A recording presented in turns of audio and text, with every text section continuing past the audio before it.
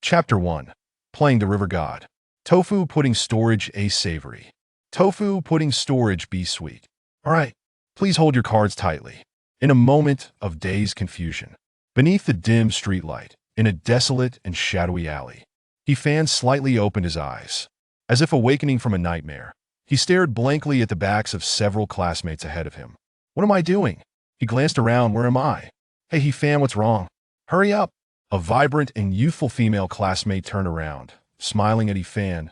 Come on, or we'll be too late. Chi, yes, Aunt will be worried. Chi? Aunt? Am I in a film crew? Fan instinctively realized that he should be acting. Not long ago, he had just been cast in a live-action drama titled Slaying the Gods, Mortal Realm. The script was adapted from a popular IP novel, rumored to be immensely popular. As a rising star in the film industry, Fan certainly would not let such a golden opportunity slip through his fingers. To secure the role of Lin Chi-yi, he had endured countless sleepless nights, scarcely eating, and diligently studied the script for a week. Ultimately, he passed the audition in one go. However, he vaguely recalled being overly excited at the time, and then everything went black. It seemed he had fainted. What happened afterward, he did not know. Am I too exhausted to the point of amnesia? I can't even recall what happened. And the crew just started filming? Fan murmured. He scanned the surroundings again, noticing the somber atmosphere of the alley. But he didn't see any cameras or crew members.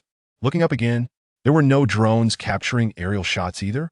Could it be that they were all hidden away to create a dark ambience, opting for clandestine filming? Before entering the industry, Fan had witnessed such film crews, where acting felt like playing a script murder mystery, with everyone fully immersed. Could this esteemed director share such a penchant?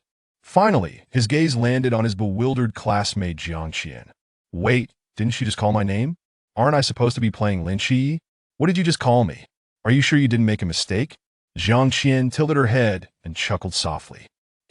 Are you joking? Hurry up and catch up with Lin Chi. Catch up with Lin Chi? At that moment, Fan felt as if his mind was about to explode. Without a second thought, he quickened his pace, passing by Jiang Qian, who was left with a head full of question marks, utterly perplexed. Ahead, a handsome young man with a black satin blindfold was conversing with a classmate beside him. That Lu Kwasan at Lin Chi? What the hell, wait? Who the hell are you? Weren't I supposed to be the lead? A surge of anger welled up within Fan. But he was no fool. He suddenly calmed down. For he had noticed that the atmosphere here was decidedly off. It was nothing like a film crew. Normally, a more professional crew would have more staff off-camera than the actors in front of the lens.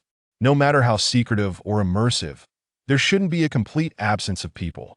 Have I crossed over? Am I in the world of Slaying the Gods? Fan immediately shook his head, chastising himself for such an absurd thought. Do you smell something unpleasant? What smell? I don't smell anything. Ugh, ugh. Here it comes. The plot thickens.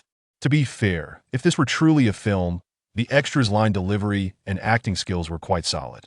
Fan pondered. Since the atmosphere had escalated to this point, he might as well join in the retching. Ugh, ugh. A putrid stench of decay assaulted his nostrils, nearly suffocating him and causing his stomach to churn violently. He had thought these few were good actors. It turned out they were not acting at all. Who on earth would produce such a foul odor? As Fan retched, his mind raced. If this were a film crew, how could they possibly use real foul smells for a scene? A camera can't capture scent. Could it be? At that moment, despite 1,000 unwilling thoughts in his mind, his inner voice incessantly reminded him, if this is not a performance, then there is only one possibility has crossed over. The bad news is, it seems he has received a new script for a fatal role. I have memorized the script for Slaying the Gods, Mortal Realm inside out. For classmates, escort the lead Lin Chi home. Li Yifei, Jiang Qian, Wang Xiao, and Lu Yuan. Ultimately, Lin Chi, Li Yifei, and Lu Yuan survive, while I, under my real name, become the sixth person among them. What fate awaits me? At this moment, at the end of the dark alley, a terrifying figure, accompanied by howls and gasps, approached. A ghostly figure, a feeble mystery. Yet even if it were weak, it was more than capable of exterminating an ordinary person. Fan would never forget the sheer terror he felt at that moment. Then came a piercing scream. Run, run!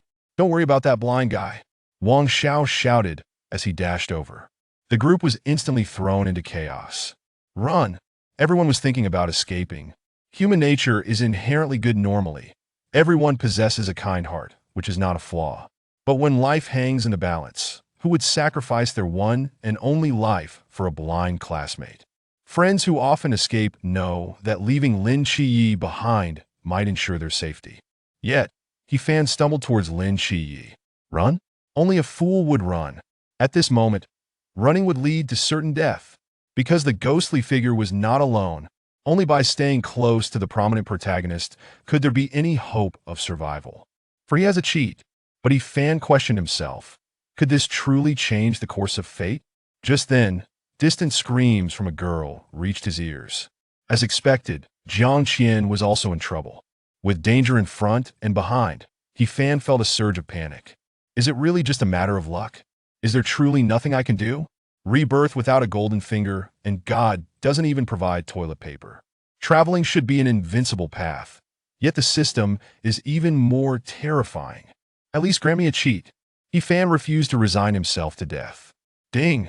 Danger detected for the host. The God-level role-playing system has been bound. A celestial voice suddenly echoed in Fan's mind. Here it comes. God-level role-playing system. Selecting a role suited for the current world setting. Role locked. Current role, River God. Role progress, 0. Currently unlocked abilities. Mastery over River 0. You can freely teleport to any river within 100 kilometers. Next target progress 1. Abilities to unlock. Spell transform water into rivers 1.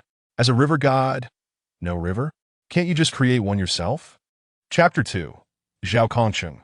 Are there still experts? At this moment, Lin Qiye's heart was a tumultuous sea of emotions that he felt gratitude towards Fan, mingled with concern for Jiang Qian and others. And of course, there was a fierce struggle against the unfairness of fate. Thank you, classmate Fan, but perhaps it would be best if you do not concern yourself with me.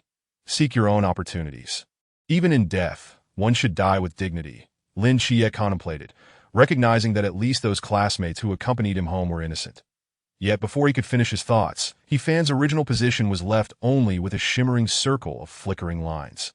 In an instant, he vanished. Lin Qiye exclaimed, Oh, where has he gone? What about my fellow classmate? A smile crept across Lin Qiye's face that it seemed that this classmate of his was indeed full of hidden depths. The world was so vibrant, yet all he desired was to survive, to live a simple and happy life with his family. Lin Qiye gripped his guide cane tightly, facing the onslaught of the ghostly figures. Was it truly so difficult? Damn it, is it really that hard? 12 kilometers away, at the Grand Canal of Jiangnan, Fan's figure appeared at the riverbed. That was a most peculiar sensation, submerged in the water. He neither needed to swim nor struggled to breathe. Fish swam past him. Having just heard Lin Qiye's polite remarks, Fan was unreserved and immediately utilized the inherent divine domain of the river god. In that moment, a map of the river's terrain within a radius of 100 kilometers seemed to materialize in his mind. Wherever he wished to go, he could simply point that my life has been spared. He mused. One could only say, as a wise elder once remarked, that the dramatic ups and downs of life were indeed exhilarating. That for Lin Qiye. There was no need for concern. He was graced with the aura of a protagonist. Following the original storyline, Lin Qiye would awaken the divine domain of the Seraphim Michael, ascending to the realm of the mundane gods, achieving enlightenment, and soaring to the pinnacle of life that in this world. Supporting characters could easily be eliminated. Although Fan had narrowly escaped disaster today, his outlook was far from optimistic. Firstly, despite acquiring a system, his body remained that of a mere mortal, devoid of any fighting skills. Secondly, why must he play the role of the river god? It sounded rather weak. Lastly, in the later stages, as numerous powerful figures congregated and deities roamed freely, could he truly hide within a river spanning 100 kilometers without facing divine retribution? He had to find a way to grow stronger to ensure his survival. At that moment, Fan sat cross-legged at the riverbed, his eyes tightly shut, regulating his breath. That I am but an actor, endowed with the role of a system. What is there to critique? The strong never complain about their circumstances. Did I not also rise from portraying minor characters to reach this point today? He resolved to excel in his portrayal of the river god. And when the time came for him to spread his wings, he would reclaim his rightful place as the protagonist. I shall ensure that Lin Chia can only ever secure second place in the competition of being Lin Chia. Portrayal progress. Zero gazing at the unyielding portrayal progress. Images related to the river god surfaced in He Fan's mind. The river god belonged to the realm of conceptual deities, and those who played with concepts were inherently formidable. He decided to start with his appearance, portraying a simple, endearing figure with a mischievous demeanor and perpetually squinted eyes. Lin Chia had merely lost his sight for one episode. I must remain blind until the conclusion. How amusing. He Fan was resolute that if he was to do it, he would do it to the best of his abilities. He was all in. He began to squint his eyes playfully at the youthful Lin Chia. Portrayal progress. 1 ding. Portrayal progress has reached the standard. New abilities have been unlocked. Current unlocked ability. Spell, Water Accumulation 1. That as the river god, how could there be no river? Shouldn't I be able to create one myself? Abilities awaiting unlock. Divine Domain Gold Silver X5. Who knows what might be retrieved from the depths of the river? Success. This is quite simple. It appears that each time an ability is unlocked, the next stage's progress value and ability description are displayed. However, the next stage's ability caused He Fan's eyes to shine with excitement. Divine Domain. With this, I shall no longer feel weary at that moment. In the distance, a golden pillar of light shot up into the sky, resonating with profound divine sounds. The sacred light seemed to banish the darkness of the night. Divine Domain number 003, Seraphim Michael. Lin Chia had indeed awakened. He Fan slowly surfaced, staring in awe at the magnificent spectacle. To say, he felt envy would be inaccurate at this moment. He Fan felt nothing but reverence. His awe was not directed at Lin Chia, but at this world itself. The occurrence of various supernatural phenomena, the mysterious revival of deities, the fragility of human life. Strong figures would inevitably meet their fate as time progressed. How long could he endure? The protagonist was striving so hard. He, too, could not afford to slack off. With that thought, He Fan concentrated. Once again, the blueprint of the area within 100 kilometers appeared in his mind. Unlike the last time, this time it displayed all the freshwater sources, water accumulation. In the next moment, the entire city of Chang'an stirred inexplicably. An elderly man had boiled a pot of water, and in the time it took to read the newspaper, the water had vanished. A child, just seated on the toilet, was abruptly ejected by the water from the bowl. A young lady frolicking in the private pool of a wealthy heir suddenly found herself submerged. As the water had ascended to the heavens, various strange phenomena unfolded in every corner of Chang'an City, all related to water. Ordinary people were left bewildered, as if confronted by a ghost. Only a few powerful figures sensed a trace of divine presence, their expressions changing dramatically. In an alleyway, Zhao Kongqing executed a swift strike, severing the head of a ghostly figure. Sheathing his blade, he took a cigarette from his pocket, lit it, and inhaled deeply. Turning to Lin Chia, he remarked, "Am I not impressive? Would you care to join us?" "No, I do not wish to." His surprise, Lin Chia rejected him outright. "Because I cannot die yet." A straightforward and direct response, with logic that was easy to comprehend. Zhao Kongqing was momentarily speechless. He could understand Lin Chia's thoughts. Yet he shook his head slightly, that he knew that at this juncture, Lin Chia had no path of retreat, even if he did not join the Night Watchers. The ancient God Church would soon set their sights on him. The desire to continue living as an ordinary person was but a pipe dream. However, at that moment, in the night, in the alley, innumerable streams of water swirled, converging, and leaping in a bizarre and discordant manner. These streams flowed past Zhao Kongqing, sending a chill down his spine. Instinctively, he swung his sword, but the water seemed to possess a life of its own. Effortlessly evading his strike, that a faint aura of divine law emanated, revealing traces of divinity. Though merely ordinary water, it conveyed an unmistakable sensation. One could never halt its gathering. With a failed strike, Zhao Kongqing stood frozen. The cigarette in his mouth burned down to the filter, scalding his lips, causing him to spit it out. Is there still a ghostly hand? Chapter 3. Divine Domain. Gold, silver, X1 presence of the Seraphim Michael was one thing. How could there be another new twist? The river god has descended, and all waters must bow. I've never even heard of such a thing. It is quite safe here. You wait for me and do not go anywhere. You must wait for me, understood?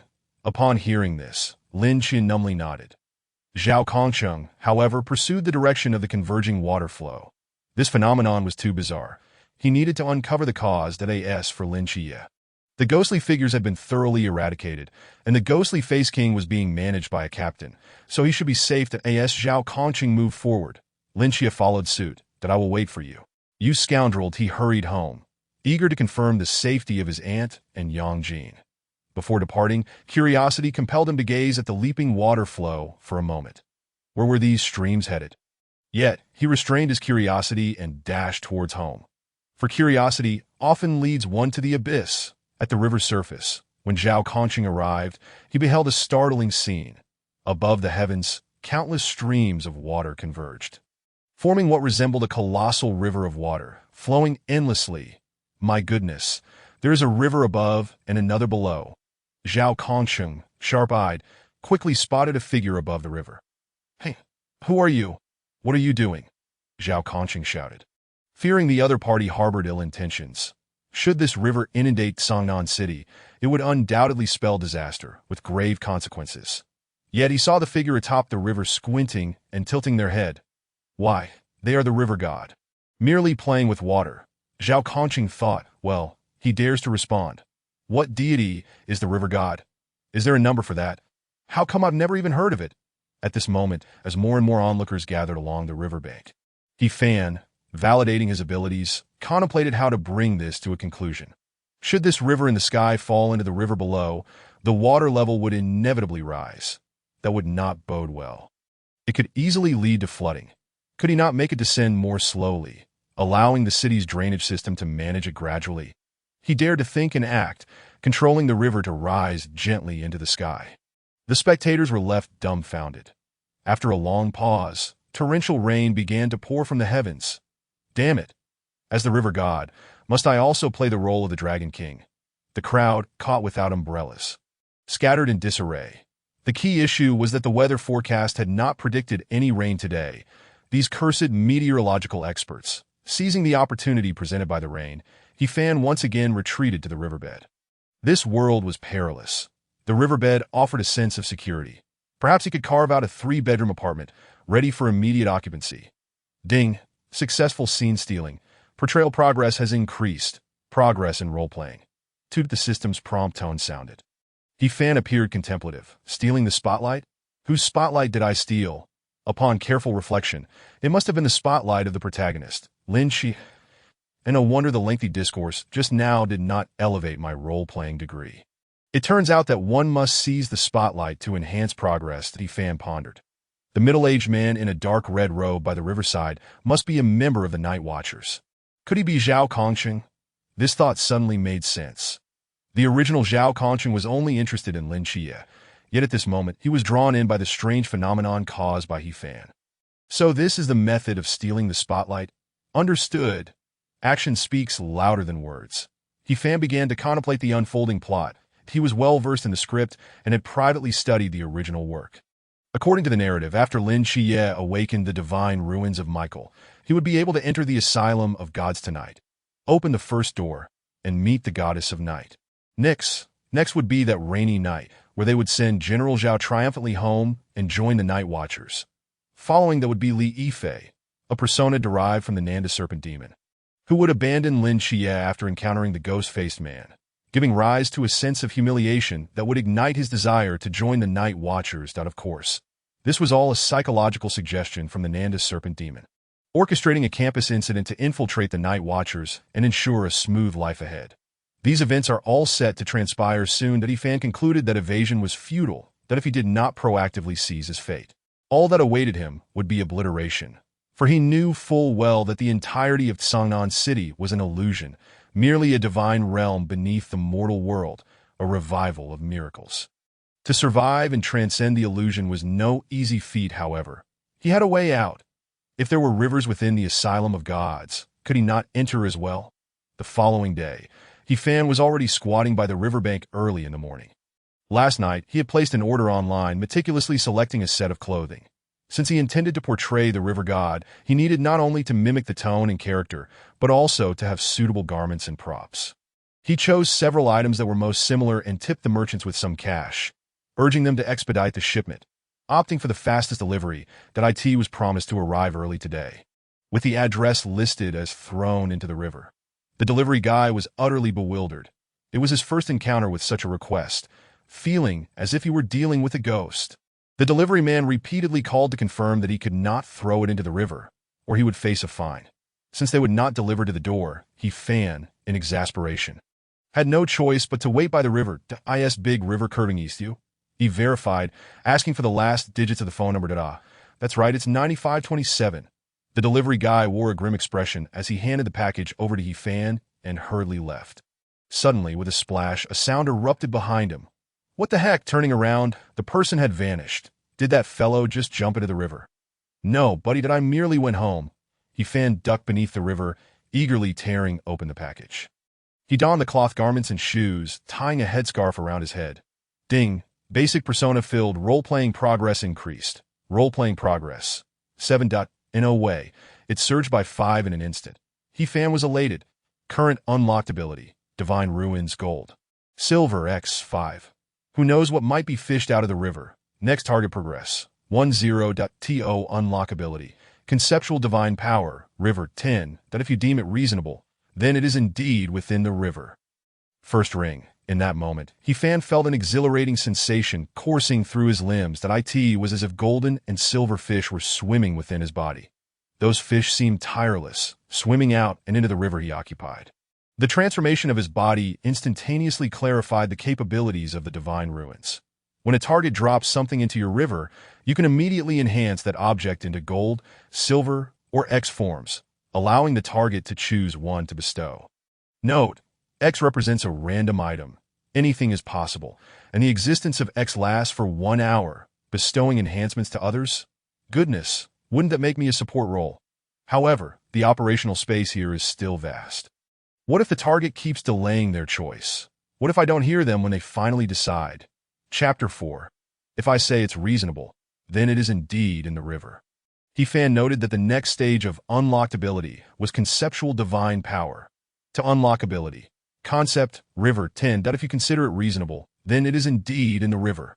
First ring, the text suggested reasonableness, but it sounded somewhat unreasonable. This ability should fit perfectly with gold, silver, and X. That I don't care what you think. I care about what I think. Moreover, one intriguing point was the mention of the first ring in parentheses. Is the first ring a soul ring spanning tens of thousands of years? Truth be told, He-Fan was becoming increasingly fascinated with his abilities. Just 3 more to unlock it. Besides stealing the spotlight, what else could he do to elevate it to 10? Today, there were no opportunities to steal the spotlight. According to the narrative, today was the day Lin Xie would visit the Sunshine Asylum to consult on Nix's condition. Unless he also ventured to the asylum to preemptively deliver Lin Xie's lines that no need. Such dirty work should be left for the protagonist with the thick brows and large eyes. After some thought, He-Fan decided to get a haircut. From head to toe, the only thing left to work with was his hair. That if memory served, the river god had gray hair, slightly aging, taking a chance. Let us permit. The key issue was that he seemed to only have the identity of a high school student and lacked funds for a perm since all his money had gone to purchasing clothes. He-Fan tilted his head, suddenly sensing something. With a thought, a wallet floated to his hand, carried by the flowing river. It seemed to belong to some unfortunate soul who had accidentally dropped it into the river last night. Now he had some money. It was a pity it was from last night. Otherwise, it could have been transformed into gold or silver, but he opened the wallet to find a stack of cash inside, along with an ID card. Zhao Kongcheng. A day in the life of Zhao Kongcheng. General Zhao had smoked 3 packs of cigarettes throughout the day. In the morning, he waited by the entrance of the second high school, hoping to catch Lin Xie by chance, but he did not. In the afternoon, he lingered by the river trying to find He-Fan, but to no avail. Damn it, where could these 2 crucial boys be hiding? One claimed to be Michael's agent, and the other called himself the River God. Zhao Kongcheng wore a weary expression, utterly perplexed as to where things had gone awry. Both of these extremely important kids had slipped away right under his nose. Could it be a rebellious phase? Would my son not hate me in the future? Damn it, could it be that the kids had awakened in the forbidden ruins beneath my very eyelids? The most infuriating part was that he had also lost his wallet. After some contemplation, he still felt that the probability of encountering Lin Chia was higher. Moreover, if he wasn't mistaken from last night, the one claiming to be the river god seemed to be wearing a school uniform as well. Thus, he returned to the second high school to continue his stakeout. I refuse to believe I won't catch even one today. At the barbershop, Master Tony was on high alert. Today, a distinguished guest had arrived at his shop. This individual, possessing the visage of a youthful beauty, was clad in simple attire, reminiscent of someone just returning from a comic convention. The kicker was that upon speaking, he requested to dye his hair entirely gray. Sir, if you could take a look, are you satisfied? He slightly widened his eyes to glance at his reflection in the mirror. Oh dear, who is this grandmother? He was utterly speechless that I asked for gray hair, not to be transformed into a grandmother. All gray, understood? All gray, and what else with this gradient effect suggesting your skill level? Dear grandson, re-dye it fully gray, please. Master Tony was sweating profusely. The issue was that aside from gender and age, he resembled his grandmother quite a bit. All right, good grandmother. Oh no, sir. 2.5 hours later.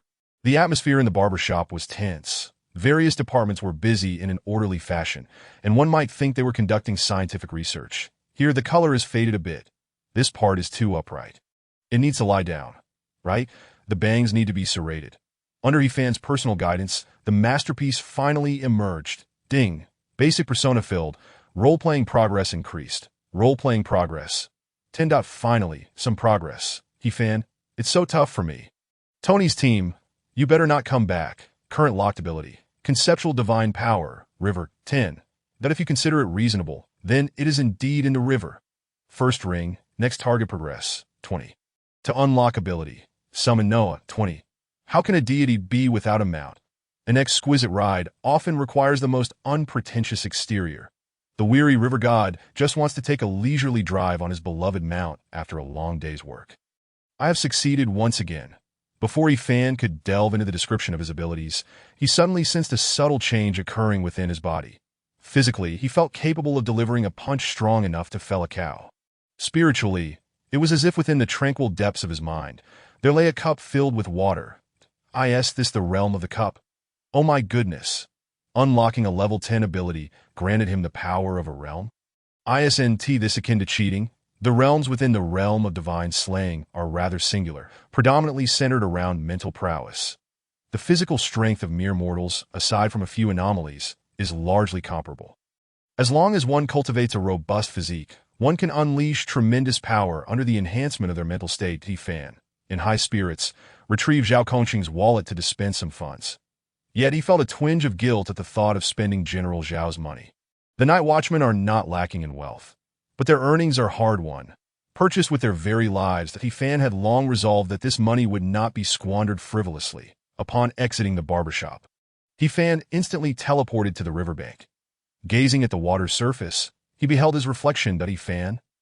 He was taken aback, for above his head, there appeared a wondrous phenomenon, a halo, much akin to the ethereal ascent of a soul after death. He hastily pulled out his phone to inspect, only to discover that the camera revealed nothing but emptiness above his head. Alas, could it be mere optical illusion? A glance back into the river confirmed the presence of the halo. Invisible to the external world, it could only be perceived in the river's reflection. What manner of trickery is this? Hefan recalled the final description of unlocking the 10th ability, the first ring. Does this first ring pertain to the halo above his head? The crucial question remains, what purpose does it serve? He had previously assumed that the first ring signified his elevation to the realm of enlightenment. The system provided no explicit explanation, leaving him to ponder its meaning alone. Fortunately, the halo was invisible to outsiders. Otherwise, he would find it exceedingly difficult to explain. Enough of such musings. Presently, his strength had ascended to the realm of enlightenment, placing him on equal footing with the formidable Lin Chia. Just the thought filled him with joy. Should he encounter the masked man again, even without mastery of any particular techniques, he could surely deliver a resounding blow with sheer force. Empowered by his newfound enlightenment, and send the masked man tumbling to the ground. Yes. A delightful day soon passed. Hefan lingered at the riverbed, contemplating what Lin Chia might be doing. Surely, he was with Zhao Kongqing, perhaps inadvertently revealing his affliction of hemorrhoids in the process. Should he sneakily assist them in settling their lodging fees? Would that be considered stealing the spotlight? Chapter 5. Two divine agents before a grand villa. A doorbell chimed. Ding dong. Who could it be at this late hour? It is I, old Zhao. Hong Ying, clad in a delicate pink nightgown, opened the door to find old Zhao, his face etched with worry, accompanied by an uncooperative young man. I wish to converse with this lad in a quiet place, but alas, my wallet has gone missing. After much deliberation, I could only trouble you. Oh, it's no trouble at all. Please come in. Once inside the villa, Zhao Kongqing settled onto the sofa and began imparting a wealth of knowledge to Lin Xie. Throughout the exchange, Hong Ying refrained from interjecting, while Si Xiaoning curiously peeked in. Both women discerned that old Zhao exhibited a particular concern for the young man named Lin Xie. Upon hearing their conversation, they realized that this young man was, in fact, the divine agent of the Seraphim, Michael. The allegiance of each divine agent is of utmost significance. They finally grasped why Zhao Kongqing held such regard for the young man before them. Yet, according to old Zhao's usual practice, he ought to have sought a hotel room. But of course, old Zhao mentioned his lost wallet, likely rendering him temporarily penniless and without identification. Hong Ying knew well that old Zhao was a devoted family man, diligently transferring his salary to his wife's account each month, leaving himself with only a modest allowance. After some contemplation, Hong Ying returned to her room and retrieved a stack of cash. Here, take this for now. Do not deem it insufficient. Zhao Kongqing sat on the sofa, staring blankly at the thick wad of money before him, then furrowed his brow, protesting, No. This is already too much of an imposition. I cannot possibly accept more of your generosity. Surely, we need not involve the family over a mere wallet mishap. Are you truly willing to be the first general among the night watchmen to perish from hunger before payday? Hong Ying, uninterested in further debate, pressed the money into his hands. I in Songnan City. We are your family. Why the need for formality? With the atmosphere having reached such a point, Zhao Kongqing could no longer refuse. Grateful, he remarked, one must commend our kind-hearted Hong Ying. Any young man fortunate enough to marry, you would surely find his ancestors smiling down upon him, and if my son could possess even a fraction of your filial piety, I would offer prayers of gratitude to our forebears. Hong Ying shot him a disapproving glance, though warmth blossomed in her heart. Observing this, Zhao Kongqing seized the opportunity to jest. Rest assured, I shall repay you next month when I receive my salary. But what if, before that time, I were to meet my demise? You would be inconsolable, I wager. What nonsense. Speak no more of it. Lin Xie remained silent. He could sense a unique camaraderie among the three within the villa. Yet, he was unfamiliar with this greasy middle-aged man, nor did he know the benevolent sister before him. I believe our conversation has concluded. I must take my leave now, for others await my return. Zhao Kongqing had imparted a wealth of knowledge regarding deities, agents, and the forbidden realms, as well as the significance of the night watchman, granting Lin Xie a fresh perspective on the world. However, this did not imply that Lin Xie was inclined to join the ranks of the night watchman.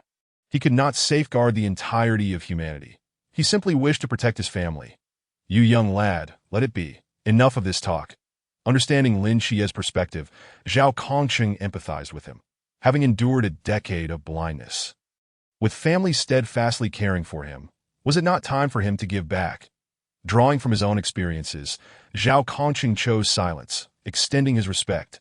Young man, wait. Do not rush off. There remains one last question, of great importance. Yesterday, I encountered another young man clad in your school's uniform. Do you recognize this individual? With that, Zhao Kongqing produced his phone to show Lin Xie that it was an exceedingly blurry photograph, hastily captured by Zhao Kongqing at the riverbank the previous night, which was precisely when he had lost his wallet in his haste. Lin Xie stared at the photograph for quite some time before shaking his head in resignation.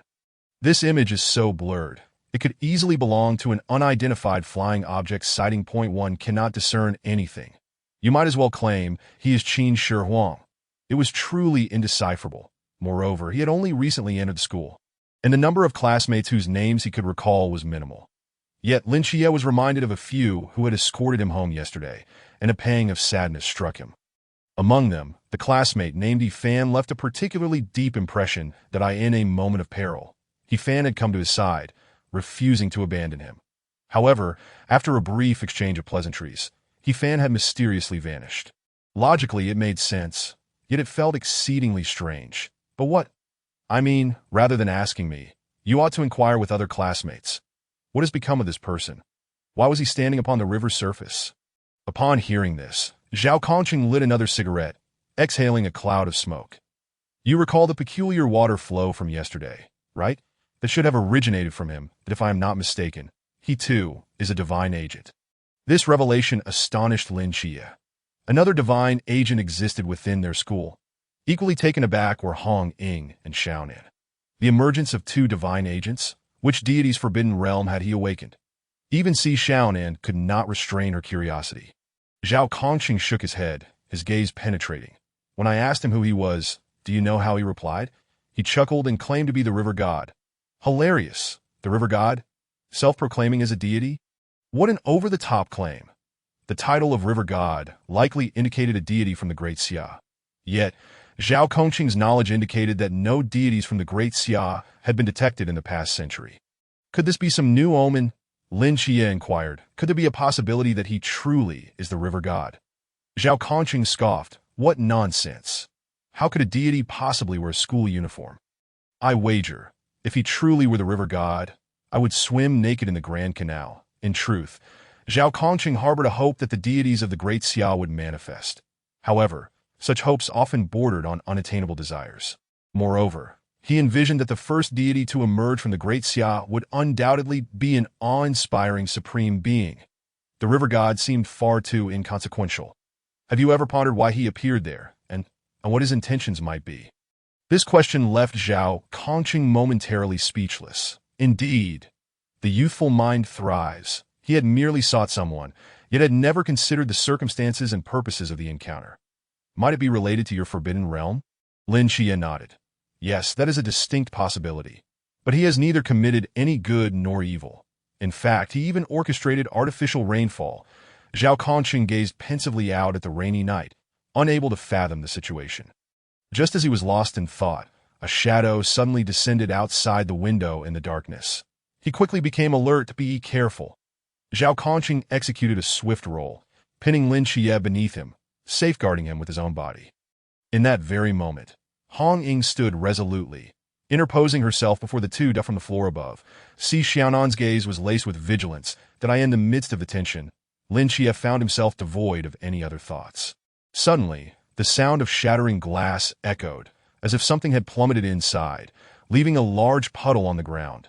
The impact was minimal, resembling the act of someone tossing a brick through the window. Zhao Kongqing rose, filled with suspicion that he and Hong Ying shared the same sentiment. It seemed merely a prank. A people truly gone mad, if one cannot find a partner and seeks to take revenge on society. I can comprehend them smashing a couple's hotel window, but why target the glass of our Hong Ying family? As Zhao Kongqing grumbled, he finally discerned what had been thrown in. This object was all too familiar. What the hell? Is this not my wallet? Like a ravenous wolf, Zhao Kongqing snatched up his wallet, and as he opened it, his smile gradually faded. Why was there a substantial amount of cash missing?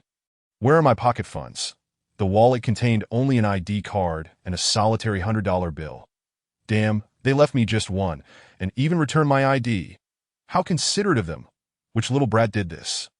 Don't let me catch you, Zhao Kongqing shouted out the window. However, Lin Xie's mind was increasingly troubled. Hadn't Zhao Kongqing just mentioned that his wallet had fallen into the river? Who would dive into the river to retrieve a wallet, pilfer its contents, and then accurately find their way back here to return it to Zhao Kongqing? It made no sense. There was only one possibility. That river deity might be lurking nearby. Outside, by the roadside, He Fan was lurking in the shadows, grinning with delight. This operation was simply stellar. Ding, successful in stealing the spotlight. Acting progress increased. Acting progress. 11. Chapter 6. River God Danados. Losing an ID card is a hassle, and General Zhao is perpetually busy. He Fan feared delaying his daily work. Thus, it was out of kindness that he returned the wallet to its rightful owner. As for how he found Zhao Kongqing, as a river deity, he could remember the essence of every individual he encountered. Within a 100-kilometer radius, as long as a person was exposed to the moisture in the air, he could sense their location. With a mindset to give it a try, He Fan decided to make his move, and indeed, he succeeded.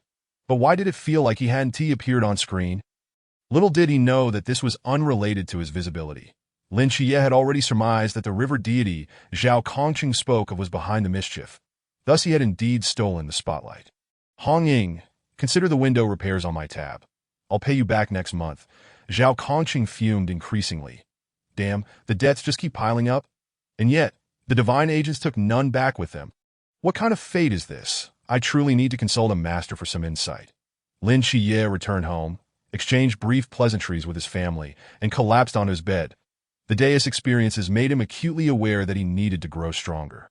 He was astute. Although Zhao Kongqing had not explicitly stated it, he understood that it was Zhao Kongqing who came looking for him today. What about tomorrow? The day after? What challenges awaited him in the future?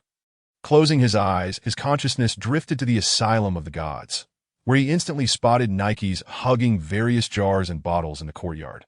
Her exquisite visage radiated a loving smile, reminiscent of a painting from a bygone era. Yet at that moment, Lin Xie sensed something amiss, and an astonishing scene unfolded before him. Suddenly, another figure materialized, clad in simple garments, with hair the color of ash. The figure turned slowly to face him. Who could this be?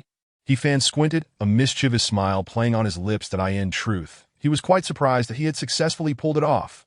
After all, the river of consciousness is still a river, right? Lin Xie could not comprehend his words. However, in that instant, he felt a strange familiarity in the spiritual waves emanating from this fellow. That he fan? Indeed, Lin Xie exclaimed, astonished that it truly was him. He fan could also enter this asylum. The critical point was that this fellow's demeanor yesterday was not at all like this. Are you really he fan? The other was indeed the genuine river deity. Upon hearing this, Lin Xie instinctively took a step back. This retreat was serious. That he fan, the river deity, was actually the same person? In that moment, his mind raced. Lin Xie speculated that perhaps last night, he fan, like him, had also awakened to the forbidden ruins. After awakening, he had fled and verified his abilities by the river. Understood this way, the logic fell into place.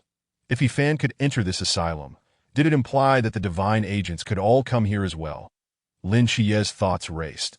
Unbeknownst to him, he fan had also suddenly sensed a shift in the 100-kilometer map, which revealed a hint of an ancient, profound divine aura. That he instantly recognized that Lin Xie had opened the door to the asylum. That he fan couldn't pinpoint the river, but he thought, what else could be termed a river?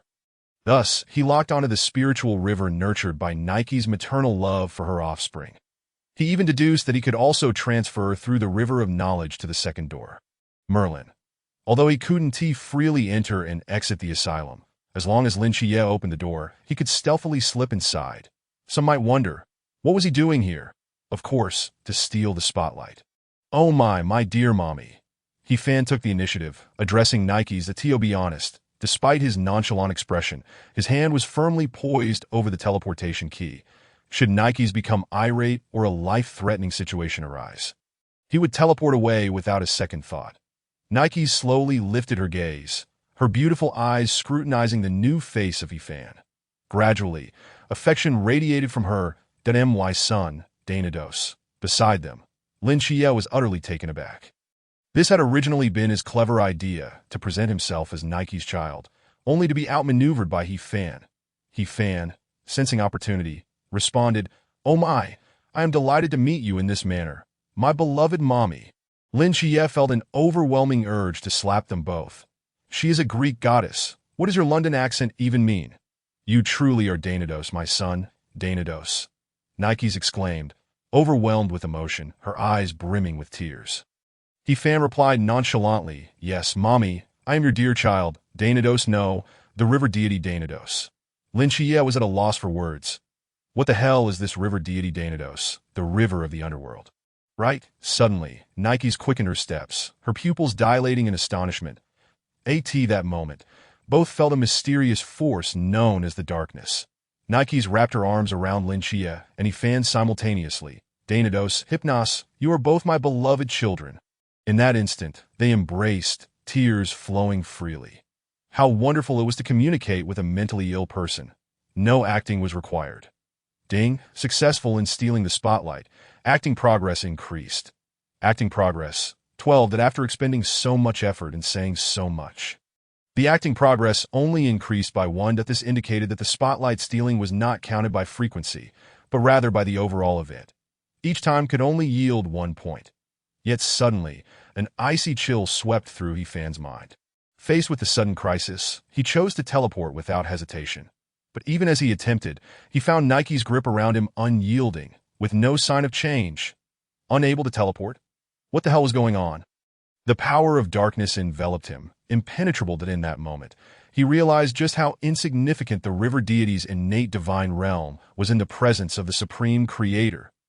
Dainados, why are you so late returning? You've always been such a playful child. Today, I must give you a proper lesson. As she spoke, Nike's gently waved her jade hand, aiming precisely at He-Fan's behind. No, please don't. Had I known Dainados was this mischievous, I would have played Hypnos instead. Danger had officially arrived, with a hand infused with divine power. Would He-Fan's behind not burst forth? In a moment of peril, He-Fan's eyes glimmered with tears, 2 streams cascading down his cheeks. Mommy, the child understands his mistake. The child has always missed you. The basic cultivation of an actor. Precious footage of early humans in dramatic encounters with deities. Nike's trembling hand ultimately did not descend. She gently caressed He-Fan's face, burying him deeply in her embrace. That He-Fan. Lin Xie was utterly dumbfounded that if he could resolve such a crisis. This child was surely destined for greatness. Following this was a heartwarming scene of maternal affection. Nike's gradually became lost in the chorus of Mommy. The 2 little rascals were conning Nike's, playing her like a fiddle. Without a hint of shame, that at last, Nike's healing progress experienced a change. Nike's healing progress. 30 Chapter 7. Extraordinary birth. Let him give birth. Astonished, the healing progress had suddenly surged to 30. That He-Fan pondered, if his acting progress could increase so dramatically.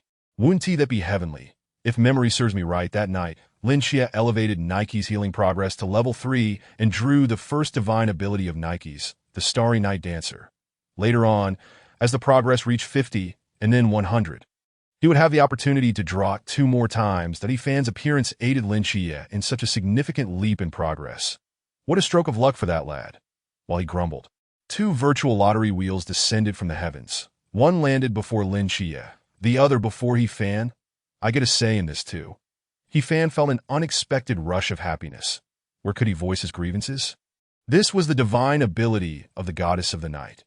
At that moment, He-Fan finally tasted the thrill of being a protagonist in a novel, with over 20 divine abilities to choose from.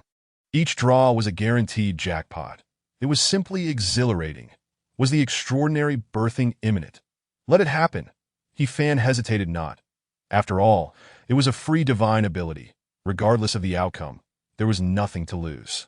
The sooner he used it, the sooner he could enjoy it, and he immediately spun the wheel. That as fate would have it, the pointer landed precisely on the extraordinary birthing segment. Who was it just now that shouted for him to give birth? Everyone, go reflect on your actions. In truth, He-Fan was quite curious about this extraordinary birthing. Was it a matter of giving birth himself or with another? If it were the former, then logically, this ability would indeed be quite lethal, potentially bringing one to laughter-induced demise. That if it were the latter. Ha. No lewdness allowed. Ding. The system detected that the host had acquired a divine ability, and fusion commenced. Fusion successful. Extraordinary birthing. You may conceive your very own river deity offspring. River deity offspring. Your offspring shall all be river deities. That it has been detected that the host is male. The process of conception will be exceedingly lengthy. You may select a suitable caretaker, divine agent, to nurture and expedite their growth. Note, the emergence of the river deity offspring is uncertain, as are their abilities. After reading the introduction, He-Fan finally exhaled in relief. The system had fused Nike's divine ability into a new one. It appeared he wouldn't have to endure the burden of pregnancy after all. What a false alarm. The new divine ability, in layman's terms, simply meant that one day, the system would notify him of impending conception. But as a man, he was ill-suited for childbirth. Thus, he would need to find a divine agent for the child's growth. Simple as that that moment, He-Fan noticed Nike's gazing at him with newfound warmth. He couldn't help but swallow hard. Had she realized she might soon become a grandmother? Was this extraordinary birthing her way of gifting him? After Nike's fell asleep, He-Fan and Lin Xie returned to the courtyard. Did you draw anything? Lin Xie inquired tentatively. Had Fan not seen the wheel, he would have been hard-pressed to understand the question's implication. Extraordinary birthing. Starry night dancer. They exchanged knowing smiles, after a night of mutual cooperation. Lin Xie and Fan had grown somewhat familiar with one another.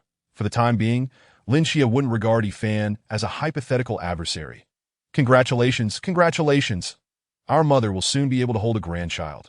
Lin Xie observed that Fan appeared significantly more serious than before. He speculated that as a divine agent, Fan had perhaps received a task from the river deity, instructing him to maintain a certain eccentric demeanor.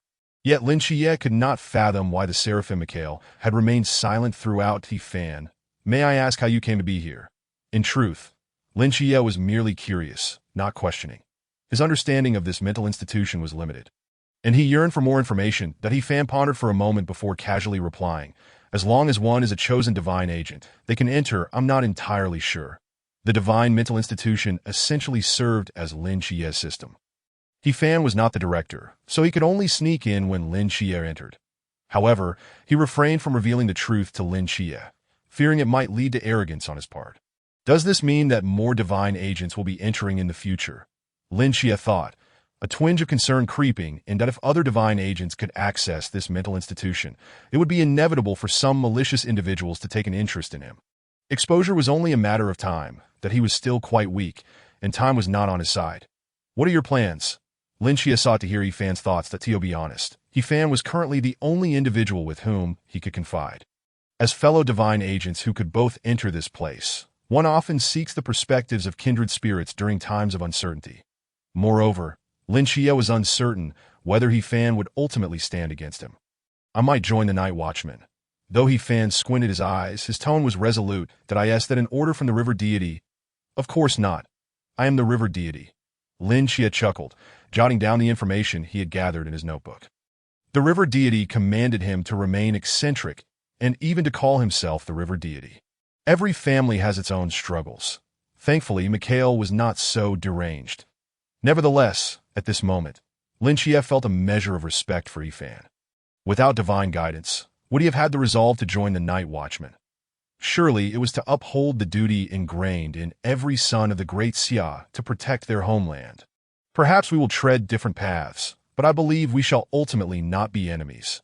Lin Xie smiled as he extended his hand to Fan. Fan did not refuse and shook his hand. Silly boy, I was just joking. I'm joining the Night Watchman for you, of course. You think I want to follow you? If I don't follow you, how can I steal your spotlight? Moreover, to ensure my survival, I must transcend the constraints of Lin Xie's divine kingdom. The wool must be pulled from Lin Xie's body. Solutions must be sought from him. See you tomorrow, young Lin Xie. In the next instant, Fan vanished without a trace. Lin Xie stood in place for a long while, lost in thought. What could Fan have meant by see you tomorrow? Perhaps it was merely a polite expression. Little did he know that the so-called tomorrow awaited him with a torrential downpour. Chapter 8. Rainy Night. The Gods Weep. The following day, in the morning, after much hesitation, Lin Xie ultimately decided to inform his aunt about the restoration of his sight. The cloud of gloom that had loomed over the family was instantly dispelled. Xiao Qi, come home early tonight. I'll prepare a grand feast to celebrate the return of your sight. Lin Xie proceeded to school, as usual, and his classmates were astonished by the news of his restored vision. During this time, Li Yifei sought Lin Xie out for a private conversation, sincerely apologizing for abandoning him during the encounter with the Phantom Mask. Naturally, Lin Xie chose to forgive him. Yet, for reasons unknown, he felt that conversing with Li Yifei lacked the depth he experienced when speaking with Fan. It seemed Fan understood him better. Understanding. Those two words hold immense significance among friends. As the day drew to a close, Lin Xie adhered to his promise to return home early. A gentle rain began to fall. Xiao Qi is back. Your teacher and classmates have come to see you. Lin Xie was taken aback. What teacher and classmates? Where did they come from? Before he even entered the house, he overheard a heated conversation within. You little brat, you claim to be the river deity. Did you steal my wallet? I merely found it and returned it, didn't I? What about the money inside? Money is meant to be spent. Do you expect me to refrain from spending money? But you spent my money. I found it. Forget it. I won't hold it against you, but you're just a student. A few $100 could lead you astray. You know, I've already spent it. You got a perm, didn't you? Damn it, this little brat is infuriating. Zhao Kongqing nearly spat out a mouthful of blood. Just then, Lin Xie pushed the door open and entered. Zhao Kongqing smiled slightly. Back already? He Fan grinned mischievously. Oh ho! How did you find my house? Lin Xie was at a loss for words regarding these two pesky followers, unsure of whom to address first. To ensure I can find you anytime, this thing has a locator. Am I clever, or what? Upon seeing Zhao Kongqing fiddling with the emblem, Lin Xie suddenly realized it had been secretly slipped into his pocket the previous night to locate his home. I told you, I won't join you. Are you trying to force me? In truth, Lin Xie felt a surge of anger, for family was his Achilles heel. Zhao Kongqing's presence in his home seemed to convey some form of threat. He glanced at Yi Fan and shifted the topic. He seems quite eager to join you. You can find him. Spare me. Unbeknownst to Lin Xie, his words led Zhao Kongqing to misunderstand. Just the night before, Lin Xie had explicitly stated he did not know any river deity. Your tone now clearly suggests you're lying. Are you willing to join us, the Night Watchman? Are you certain? Zhao Kongqing regarded Yi Fan with suspicion. If he truly wished to join the Night Watchman, then losing a few $100 would be worth it. You Night Watchmen are terrifying. You've scared me to death. I suddenly don't want to join anymore. Upon hearing this, Zhao Kongqing's heart, which had been hanging in suspense, shattered at last. Damn it, I should have never held any expectations for this guy. You rebellious children, alas, do as you wish. I am not here for that purpose. With these words, Zhao Kongqing withdrew a bundle of cash wrapped in craft paper from his pocket and handed it to Lin Xie. Skipping the formalities, he opted instead for a more emotional appeal. When I was 6, Zhao Kongqing recounted some of his childhood experiences, nearly lulling Yi Fan to sleep. Back then, I made numerous choices I believed to be correct. In hindsight, they are tinged with regret, yet accompanied by a resolute self-consolation. But you are different, Lin Xie. You have resolutely chosen to protect your family, and I, Zhao Kongqing, respect such a decision. I am aware that your family is currently facing difficulties. Take this money and live the life you desire. As for your burdens, leave them to us, the Watchers. Lin Xie was suddenly touched. Yet he still declined, saying, I have my principles. I cannot accept money from a soldier, and besides, this cash seems rather familiar. Upon hearing this, Zhao Kongqing chuckled and patted him twice. This is the money Hong Ying lent me last night. Your memory serves you well. It is no longer military funds, so you may accept it. Correct. Despite their prolonged tug-of-war, Lin Xie ultimately refused to accept the money, as he disliked being indebted to anyone. Stop always thinking about helping others. Do you not have any dreams of your own? My dream? My dream is to become a general, adorned with medals, and return to my village in glory, making those who look down upon my mother reevaluate their opinions. Alas, it seems that in this lifetime, such an aspiration may be difficult to realize. The Watchers have their own peculiarities. Even if I were to don the cloak, I could not flaunt it before the world. Seeing Lin Xie's obstinacy, Zhao Kongqing sighed. Then I must take my leave. I wish you a bright future, Lin Xie. May you one day don the cloak, General Zhao. Zhao Kongqing departed. Before leaving, he discreetly slipped the money to Yi Fan, hoping he would understand and find a way for Lin Xie to accept this gesture. His purpose for coming was to convey a message to Lin Xie. I can help you conceal your identity, but not indefinitely. Even if you do not wish to join the Watchers, the ancient God Church will find you. Therefore, take this money, gather your family, and leave swiftly. Hide away in a place where they cannot locate you. Otherwise, everything you wish to protect will ultimately be lost. As a Watcher, allowing Lin Xie to escape already contradicted the organization's intentions. Thus, he could not articulate these words openly today. As teacher Zhao left. Little 7, why didn't TU invite him to stay for dinner? Annie inquired. Somewhat reproachfully, he had matters to attend to and had to depart in haste. Lin Xie looked at Yi Fan. Do you have something to do? Yi Fan gently shook his head. No, I'm just here to enjoy a meal. Lin Xie replied. Fine then, if it's just for a meal, I suppose it's acceptable that I in light of Yi Fan's honesty. Lin Xie felt somewhat helpless. This guy truly was an enigma. Last night, he had accurately located Zhao Kongqing and managed to enter the asylum of the gods. Tonight, he found my home as well. What is the true nature of his divine abilities? Dinner was lavish, with Annie preparing 7 dishes. The family shared a warm atmosphere.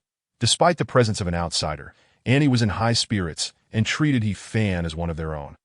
In fact, she was delighted that little Seven had made a good friend so soon after transferring schools. Xiao Fan, come, have some vegetables. Andy persistently served Fan. But at that moment, Fan's chopsticks suddenly paused. The rain is going to come down heavily. Yang Jin, sitting nearby, instinctively glanced at Fan, then fell silent. Lin Xie also sensed Fan's unusual demeanor and, for some unknown reason, felt a surge of anxiety. Outside, the rain fell in torrents, as if the heavens were weeping for someone. Zhao Kongqing received orders from a superior. They had discovered the whereabouts of the Ghost-Face King, after being wounded by the captain. The Ghost-Face King had taken refuge in the sewers, where the search party found traces of its blood, deducing that it could only flee in two directions, one towards the city center, and the other towards the old district. Coincidentally, Lin Xie's home was situated in the old district. This fortuitous intersection was precisely where Zhao Kongqing found himself. That moment, a nauseating stench assaulted his senses. So foul it could induce retching even amidst the rain-soaked night. Zhao Kongqing's pupils contracted as he held the walkie-talkie. Report. Watcher Zhao Kongqing has discovered the Ghost-Face King in the old district. Chapter 9. The young Zhao Kongqing. Old Zhao. Remain calm.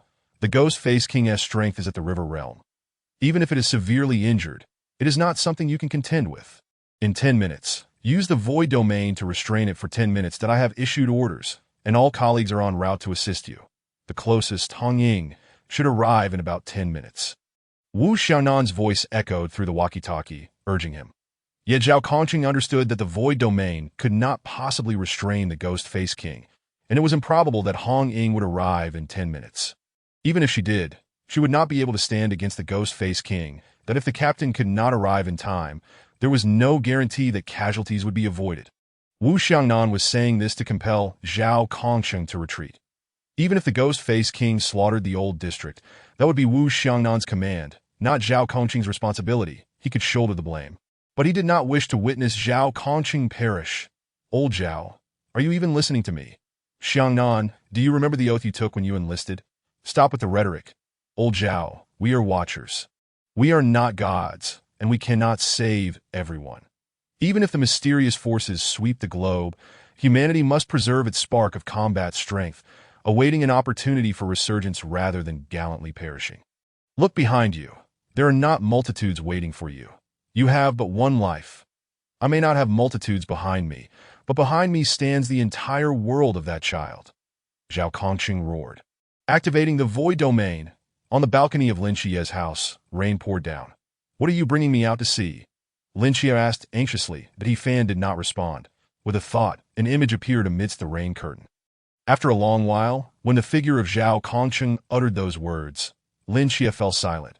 His heart constricted that it was a building near my home. What happened to him? Is the Ghost-Face King about to appear? The Ghost-Face man we encountered a few days ago was weak, but this Ghost-Face King is of the river realm. The river realm? Lin Xie gasped in shock. The light, the pool, the river. It is 2 realms higher than him. Could it be that Zhao Kongqing is in danger? He was no fool. He had just heard Zhao Kongqing shout he could have retreated, and his superiors had ordered him not to engage with the Ghost-Face King. Yet he chose to protect his back. Lin Xie's warm family dinner. What are we waiting for? We must save him. Just as Lin Xie was about to leap off the balcony, Fan seized him. It is not yet time. He has his mission, and you are not a match for the Ghost-Face King. Even if you go, he will not allow you to assist. So you want me to stand by and watch him die? Lin Xie's eyes widened in despair as he shouted inside, and he looked somewhat troubled. Why are these 2 well-behaved children arguing? Little Seven, you really ought to be more accommodating to guests in our home. Yang Jin interjected. Mom, it's all right. Boys only forge friendships this way. Really? In the shadow of the rain, the battle between Zhao Kongqing and the Ghost-Face Man was on the verge of erupting. Zhao Kongqing, seasoned by countless battles, was holding his own against the injured Ghost-Face King with his mortal frame. But reality was cruel. The mysterious, so aptly named, is not something mere mortals can casually confront. Clang, clang, clang.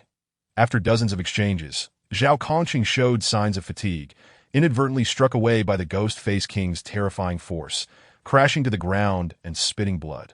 This was the disparity of realms, damn it. If I had the forbidden domain, I would have killed you 800 times over. Yet, Zhao Kongqing forced himself to rise, showing no signs of retreat. The Ghost-Face King, now increasingly arrogant, instantly activated the Ghost-Face Domain.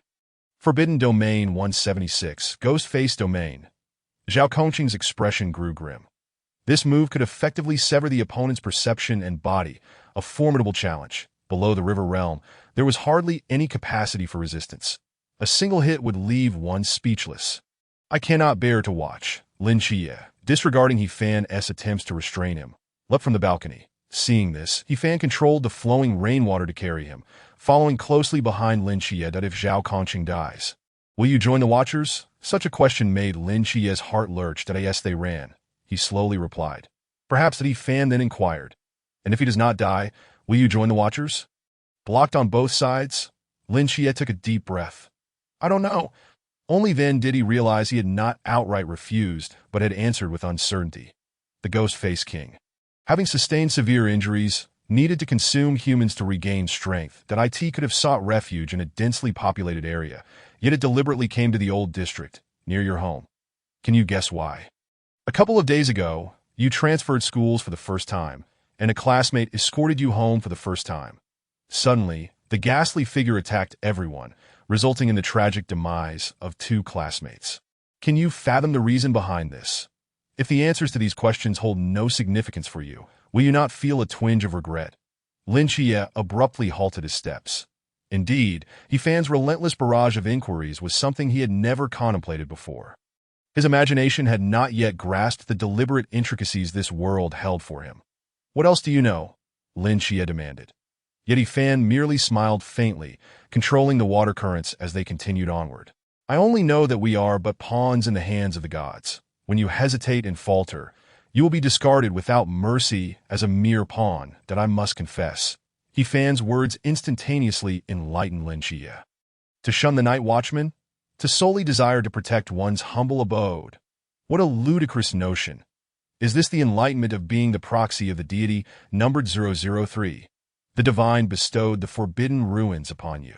Is he a philanthropist? Today it might be Zhao Kongqing who sacrifices himself for you. Yet tomorrow it could be your aunt or Ajin. In that moment, Lin Xie seemed to grasp the path he must tread. Regardless of the motivation, he needed to take that step to avoid becoming a pawn of the divine. I understand now. Thank you, He Fan, but for now, we must first save lives. General Zhao is on the brink of collapse. He Fan nodded as he had surmised. Even if Zhao Kongqing survived, Lin Xie would inevitably join the Night Watchman. This was a game orchestrated by the gods, and it would not be easily unraveled. As for General Zhao, to be frank, He Fan wished for him to survive, even if he would later be resurrected. He Fan still desired his survival. But could a character destined for demise truly endure? Furthermore, Zhao Kongqing possessed his own convictions. Things he fought desperately to protect. He Fan chose to respect that if all else fails, they could join forces with Lin Xie to confront the ghastly figure of the river realm. Logically speaking, the two of them, as formidable as they were, could at least hold the ghastly figure for 10 minutes, right? No rush. I'll give it a try first, He Fan reassured. You must have faith in General Zhao. Within the boundless domain, Zhao Kongqing had just unleashed his lifelong knowledge. Finally seizing the opportunity to unravel the ghastly figure's forbidden ruins, he burst into laughter. I thought I was done for. I truly am a genius. Yet, despite his bravado, he was acutely aware that he was running on fumes. Another roar echoed, drawing nearer, and in the clash between Zhao Kongqing and the ghastly figure, his blade was knocked away, spinning several times before plunging into the puddle. The sound of clinking metal was drowned by the torrential rain. Zhao Kongqing struggled to rise again, his face etched with bitterness that if not for his blade blocking, he would have lost his life just moments ago. He slowly retrieved the emblem. At long last, the moment has arrived. I have waited for this for many years. The emblem is the Night Watchman's final song, that it contains the venom of the ghastly spirit. Once utilized, there is no turning back.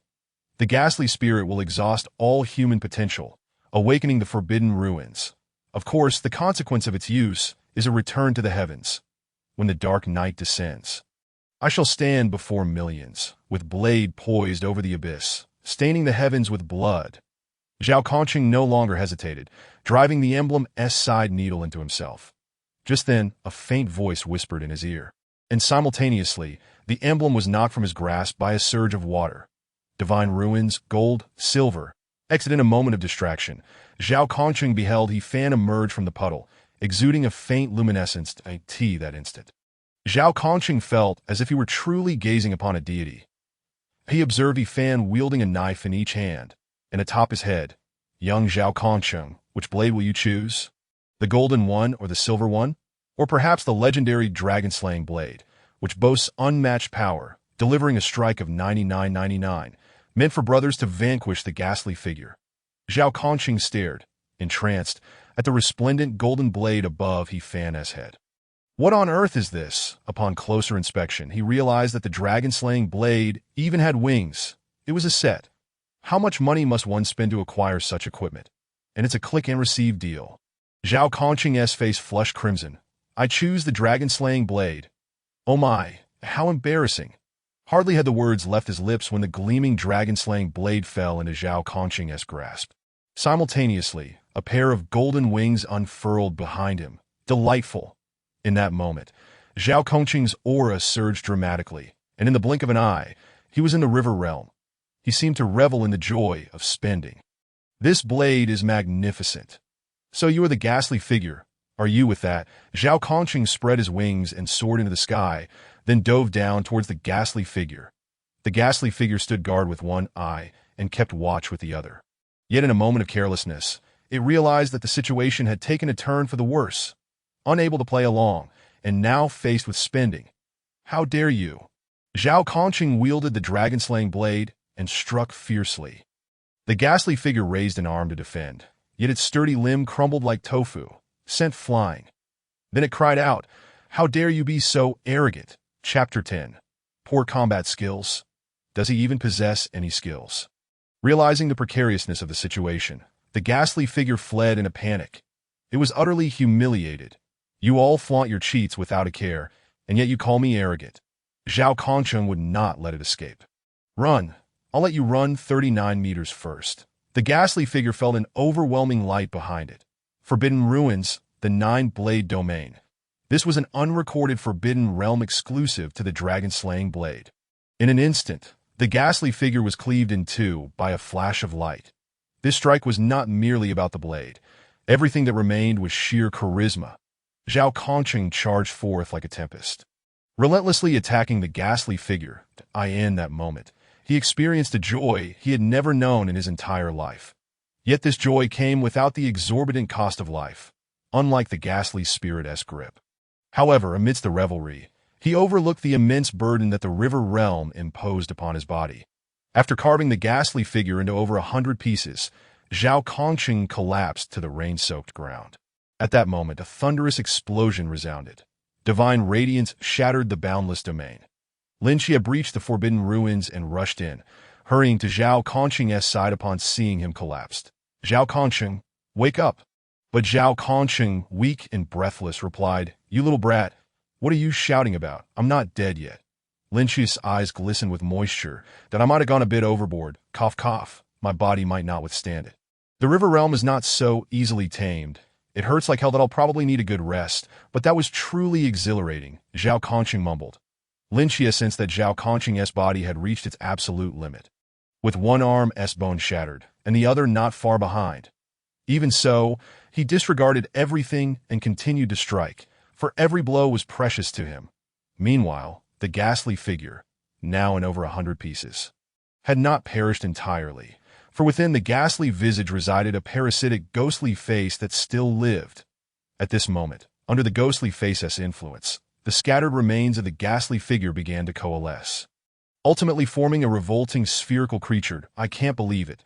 The ghastly figure truly is resilient. 7 nights. Quickly help me up. I can still cough, cough. Zhao Kongqing's body was nearly limp, yet his spirit remained unyielding. At that moment, let me take over. The night is my domain.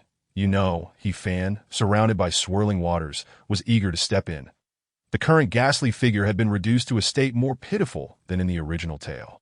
He Fan mused that he should be able to handle such a dirty and laborious task. Ding. Hidden mission completed. Progress enhanced. Progress. 17. To his surprise, there was a hidden mission, resulting in a sudden increase of 5. He never anticipated this. He merely wished to prevent General Zhao from meeting an untimely end, for his dreams had yet to be fulfilled. The completion of the hidden mission was a delightful surprise. Perhaps by resolving certain regrets that did not conflict with the original plot, one could complete the hidden mission.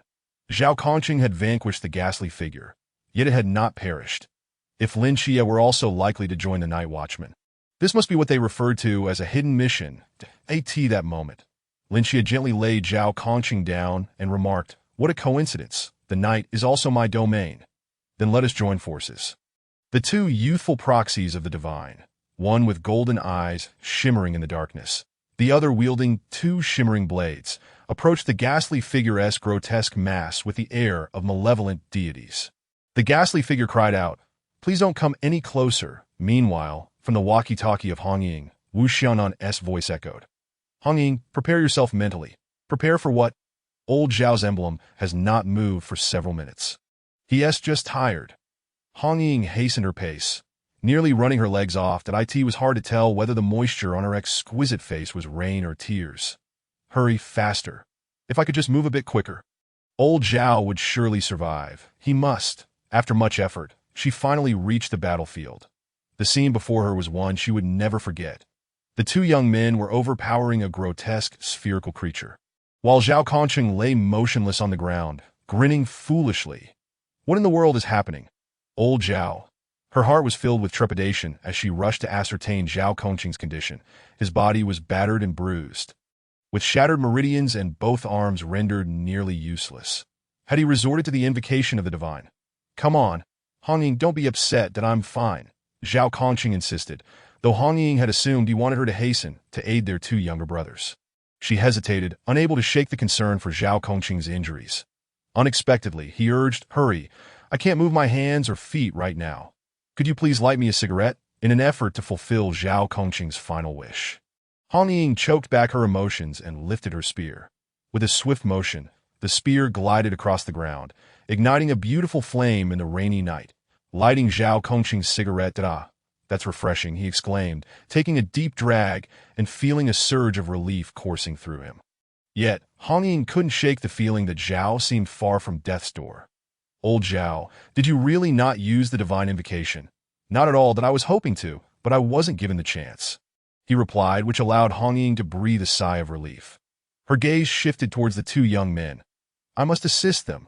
"There's no need. Do they look like they are in danger of losing?" Zhao Kongqing chuckled. "To be able to battle against two divine agents simultaneously. The Ghostface King is truly outmatched." In that moment, Ghostface was being thoroughly pummeled, having attempted to retaliate multiple times, only to find that it could not inflict harm upon the two youngsters. Lin Xie moved with the grace of a fish in water amidst the darkness, while Yi Fan, though seemingly wielding a kitchen knife haphazardly, had water flowing around him as if it possessed a life of its own, automatically converging to shield him from attacks. How could one possibly contend with that? In a moment of desperation, Ghostface's limited intellect began to work. Analyzing the situation, IT concluded that the boy with the knife appeared intimidating but was not particularly formidable, save for his almost supernatural defensive capabilities that rendered him invulnerable.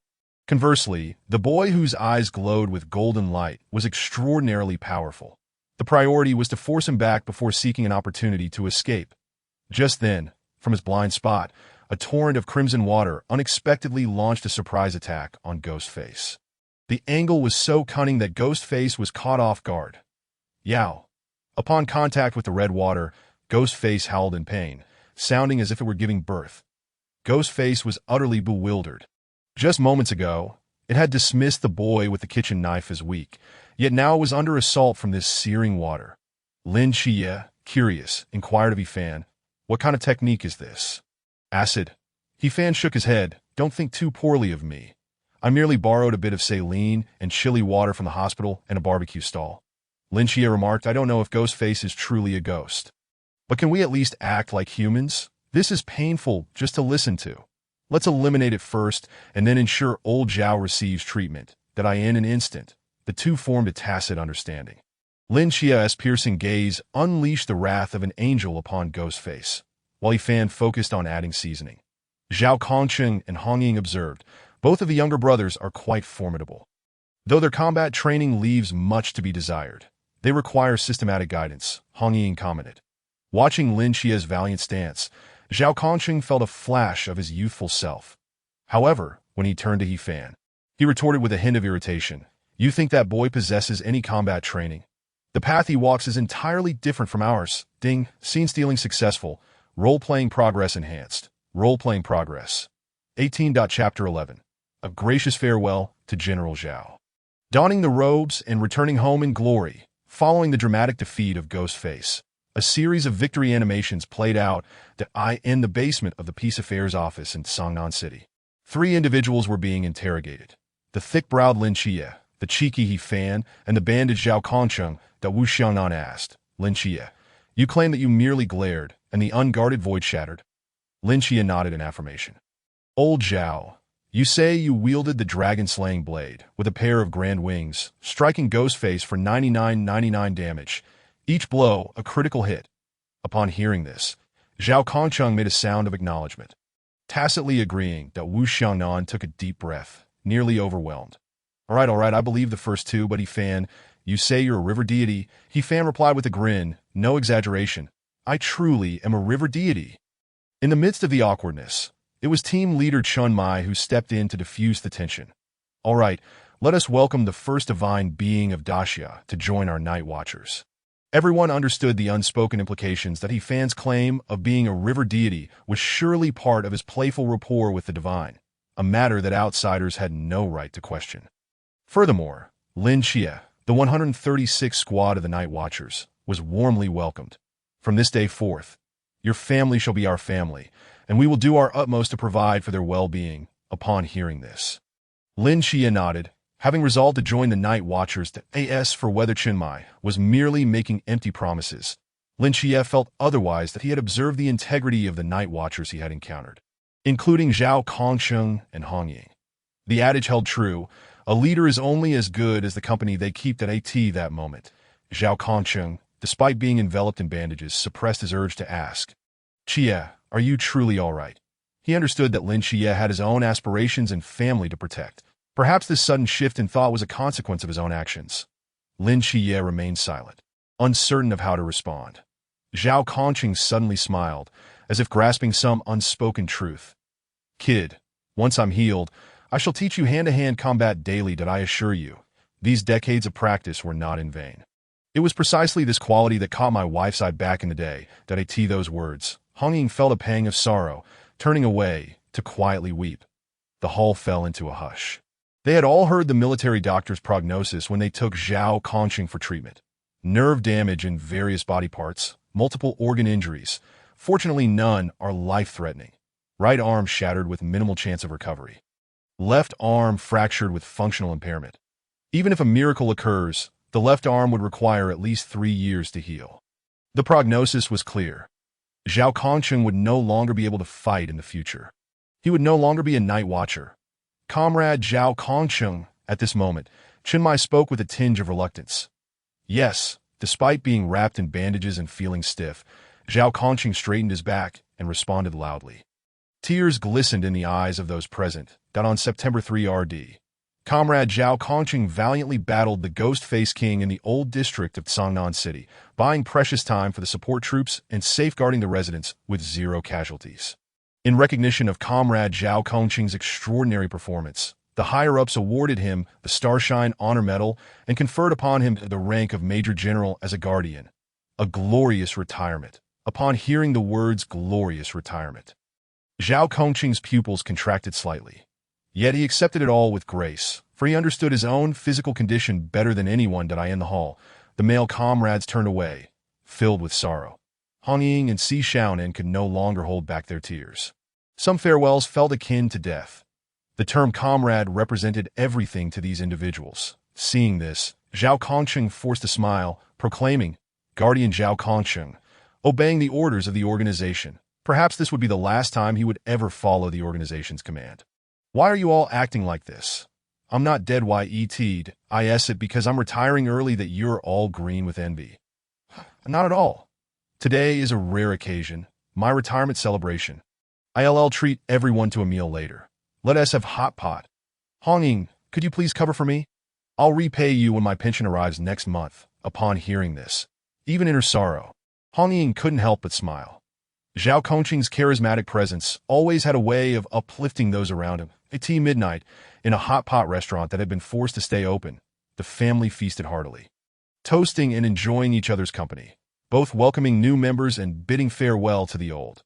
Zhao Kongqing was honored with the seat of honor, watching as everyone indulged in the feast. Come on, my brothers and sisters, why aren't you serving me some meat? Am I just meant to watch? Si Xiaonan adjusted her glasses and teased. Uncle Zhao, the doctor said you're injured and shouldn't eat rich, greasy, spicy food, nor drink alcohol. All right. Zhao Kongqing replied with feigned annoyance, which doctor said that I really ought to thank him later. Despite the banter, Zhao Kongqing felt a warmth in his heart as he observed the joyful atmosphere among his family. His only regret was that after today, such gatherings might become rare. Yet, one grows through the continuous process of lost. That moment, Lin Qies suddenly stood up, a glass of orange juice in hand. I'd like to return home first to bid farewell to my family. Here I say toast to everyone. Everyone understood. Lin Qies' family awaited him for dinner, and he must have felt a pang of guilt indulging outside. After downing his drink, Lin Qies prepared to leave. Qies, wait. Chen Mai called out, standing up with a straight knife in hand, offering it to Lin Qies. It's late. Take this for your protection. Lin Qies took hold of the straight knife. Its hilt boldly inscribed with 3 prominent characters. Zhao Kongqing, go, and inform your family of the path you have chosen. They shall undoubtedly take pride in you, Chen Mai said with a smile. Lin Qies nodded solemnly. He grasped the weighty knife, casting a confident smile at the intricately complicated Zhao Kongqing before departing. Once Lin Qies had left, everyone began to ponder. Didn't Yi Fan need to return to bid farewell to his family? However, they found Yi Fan flaunting his strength in an inconspicuous corner, displaying astonishing combat prowess. This was far superior to the crew's meals. After a hearty feast, everyone returned to their respective homes. The Wu Xiangnan took on the responsibility of caring for Zhao Kongqing's daily needs. Perhaps to numb herself, or perhaps genuinely relieved for Zhao Kongqing's narrow escape from death, Hong Ying drank copiously, becoming truly intoxicated. Under the fervent invitation of Hong Ying, Yi Fan, unable to refuse her hospitality, spent the night at her villa. Hong Ying's villa was grand and elegant, yet there was a conspicuously new window in the living room, its style and material somewhat out of place. Upon entering, Hong Ying swiftly discarded her sneakers and, with long strides, hummed a tune as she walked into the bathroom. Yi Fan, feel free to choose any room. Don't be polite with your sister. Treat it like your own home, she said. Just then, the sound of running water echoed from the bathroom. Merely hours earlier, Hong Ying had been in a state of anxious despair. It seemed that Zhao Kongqing's rebirth had lifted a great weight off her shoulders. Si Xiaonan chuckled, wished Yi Fan good night, and returned to her own room. She wasn't concerned about Yi Fan having ulterior motives towards Hong Ying. Unless he was tired of living, this was likely his only chance. Yi Fan ascended to the second floor, discovering that apart from Si Xiaonan's room, the other bedrooms were unlocked. After a brief comparison, he chose the most modest one, that the room contained only a simple desk and bookshelf, a hardboard bed neatly made with bedding, and a small teddy bear placed nearby. Living under someone else's roof, having a place to stay was sufficient. He harbored no lofty aspirations. Stripping off his clothes, he crawled into bed, clutching the teddy bear. Look, how wonderful it is to be in a wealthy household. They even prepared a teddy bear for you. Yet Yi Fan couldn't shake the feeling that the blanket and the teddy bore a faint, familiar fragrance. Memories of the past surged forth, and Yi Fan realized this is likely the room of Hong Ying from the original story. At that moment, a soft click echoed as the doorknob turned. Wrapped in a bathrobe, Hong Ying, humming a little tune and slightly intoxicated, stumbled into the room. She collapsed onto the wooden bed. Lying beside, Yi Fan thought to himself, this is a disaster. Hong Ying was oblivious to his presence. Mumbling, old Zhao, you can finally rest easy to be a good husband and a good father. We are all happy for you. Rest assured, in the future, Songnan City will have us. Moments later, soft snores filled the air. Yi Fan sighed in relief, quickly returning the blanket and teddy bear. And with a thought, he hastily transported himself back to the riverbed, feeling as if he had narrowly escaped a life-threatening situation. The following morning, a military aircraft landed on the hillside of a remote area. Zhao Kongqing, wrapped in bandages and clad in a military cloak adorned with his medals, was pushed in a wheelchair onto the plane. After a night of indecision, encouraged by Wu Xiangnan, Zhao Kongqing ultimately resolved to return home in glory, bringing his wife and child along to visit his mother, who had long since remarried on the hillside. Team 136 members, including Lin Xie and Yi Fan, were present. They respectfully saluted as Zhao Kongqing boarded the aircraft, bidding farewell to General Zhao, cloaked in prestige, as he returned to his homeland. P.S. General Zhao, a mere mortal, stands on the front lines of mysterious revival. Such a charismatic figure shall undoubtedly be granted the realization of his ideals. Friends reading this, please follow and add to your bookshelf to avoid getting lost. Eagerly anticipate further updates, and any free little gifts would be even better. The protagonist 1T merely be a bystander. More thrilling plot developments await, so stay tuned. Chapter 12. The River of Love is still a river.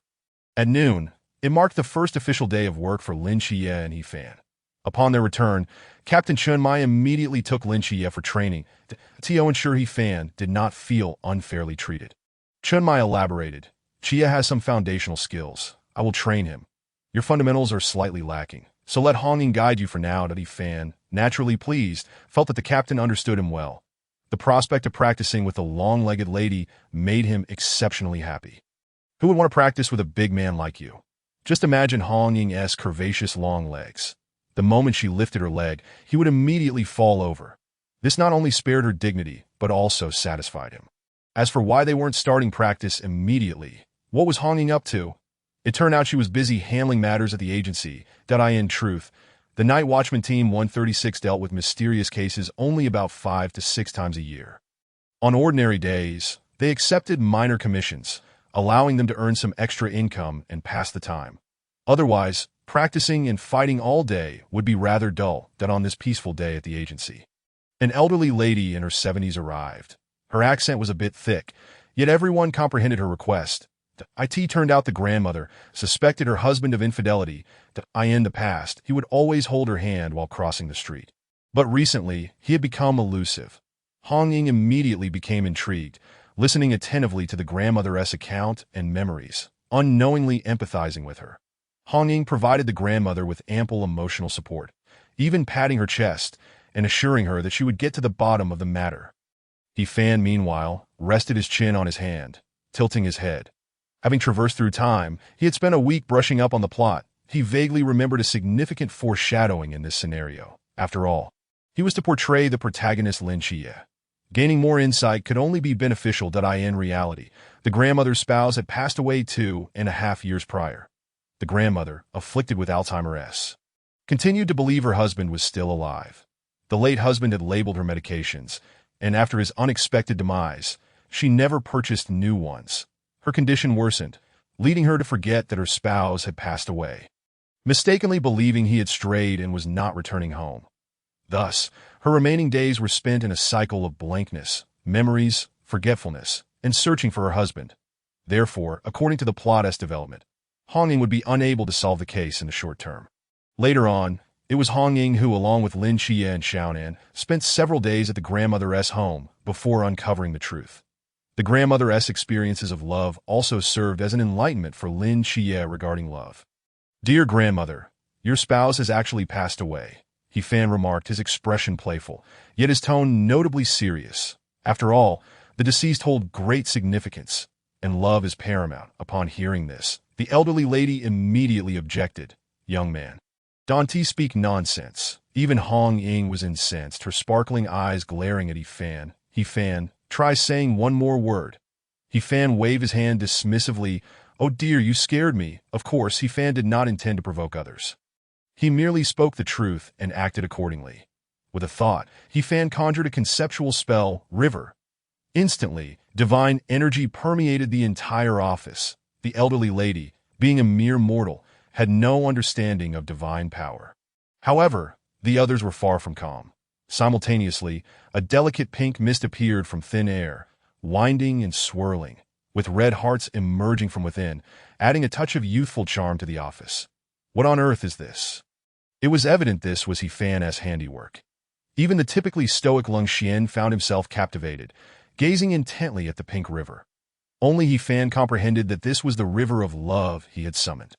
Rising from his seat, Yi Fan approached the elderly lady. Divine realm, gold, silver, X'd out at that moment. He-Fan radiated a divine light, and two statues of elderly figures materialized beside him. Dear young grandmother, which would you prefer? This golden old gentleman, or this silver old gentleman, or perhaps this lively, animated elder?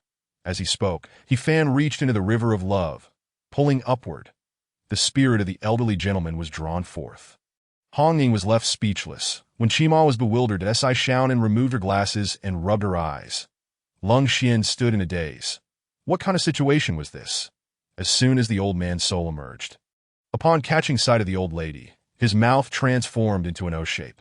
His spirit, in a state of muddled confusion, was unaware of why he had returned to reality to behold his beloved wife once more. If souls were capable of tears, he would undoubtedly be weeping uncontrollably at this moment. The old man extended his pale, translucent arm, gently brushing against the old lady's face. However, he encountered nothing but emptiness. Though his dearest companion stood before him, they could not recognize each other, nor could they touch, which filled him with an overwhelming sense of impotence. Ordinary individuals, who had not awakened the forbidden ruins, lacked the spiritual power to perceive the existence of souls. Despite a tinge of disappointment, the old man found solace in this fleeting moment, as his spirit received the utmost comfort. Yet, at that instant, a voice rang out. Hey, you old rascal, where have you been wandering off to? Hurry up and tell me. Is there someone outside? The direction of the old lady's speech aligned perfectly with the position of the old man's soul. Could she actually see him? Regrettably, the old man's spirit was unable to respond. Initially believing that their happiness had come to an end, destined to continue the agonies of separation, he was taken aback when the old lady suddenly grasped his hand. At that moment, the old man once again felt the warmth he had long lost. Come on, let us go home. What are you still looking at? Come with me. The old lady tugged at the old man's soul, taking small steps as they exited the office. Before leaving, she did not forget to greet Hong Ying. Thank you, little girl. She seemed to still harbor some resentment towards He-Fan for mentioning her late husband. Hong Ying was left speechless. I didn't mean to. It's not like I wanted to. As the two elderly figures gradually distanced themselves, Hong Ying gazed at He-Fan with a look of bewilderment, akin to witnessing a monster. How did you do that? How did you know? Was that truly a soul just now? Hong Ying stammered in confusion. After contemplating for a moment, He-Fan provided an explanation. The river of love is still a river. As long as it is a river, it falls under my jurisdiction. Huh. Then why could the old lady grasp the soul? He-Fan elucidated, because I granted her that ability. Thus, she can hold on to it. But the old man's soul can only last for an hour. That I in the realm of the divine ruins. The variable X, the greatest anomaly, can only exist for 1 hour after a target is chosen. Although it still sounds heart-wrenching, utilizing that hour to mend the regrets accumulated over the course of their lives holds significant meaning. Ding. Successfully captured attention. Role-playing progress increased.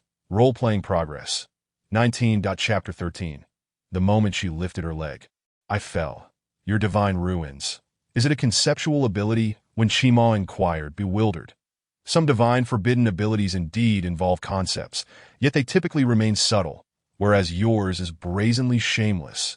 Who decreed that the old man must dwell in your river of love? Is that reasonable? What I deem reasonable resides in the river, and everything within the river is under my control. The others expressed their utter bewilderment at his words. At that moment, Lin Xia pushed open the training grounds door. His thick brows and large eyes reflecting a sense of despair, with bruises adorning his face. Observing this, the veteran team members exchanged knowing smiles. Xia, don't lose heart. During my first spar with the captain, I crawled out, and he was the one who opened the door for me. When Qima sighed, only old Zhao can hold his ground in close combat against the captain. Hearing this, Hong Ying felt a tinge of defiance. He-Fan. Let us go and spar. She was self-aware enough to recognize that she was no match for Chunmai. However, she also possessed a competitive spirit, as long as she could defeat He-Fan more thoroughly than her opponent. It would be considered a victory. Alternatively, if He-Fan managed to triumph over Lin Xia under her guidance, that would also count as her win. The others, familiar with Hong Ying, seemed to comprehend her thought process. That's it. He-Fan is done for today. That a hint of sympathy flickered in their gazes towards He-Fan.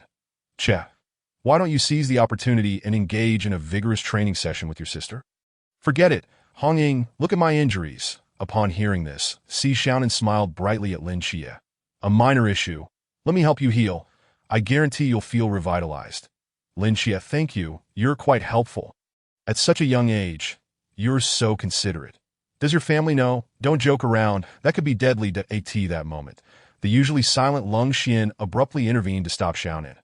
When Shima concurred, let Xie rest for a bit. After He Fan's training concludes, I still need to impart some theoretical knowledge. And in the afternoon, Lung Xian will teach them how to use firearms.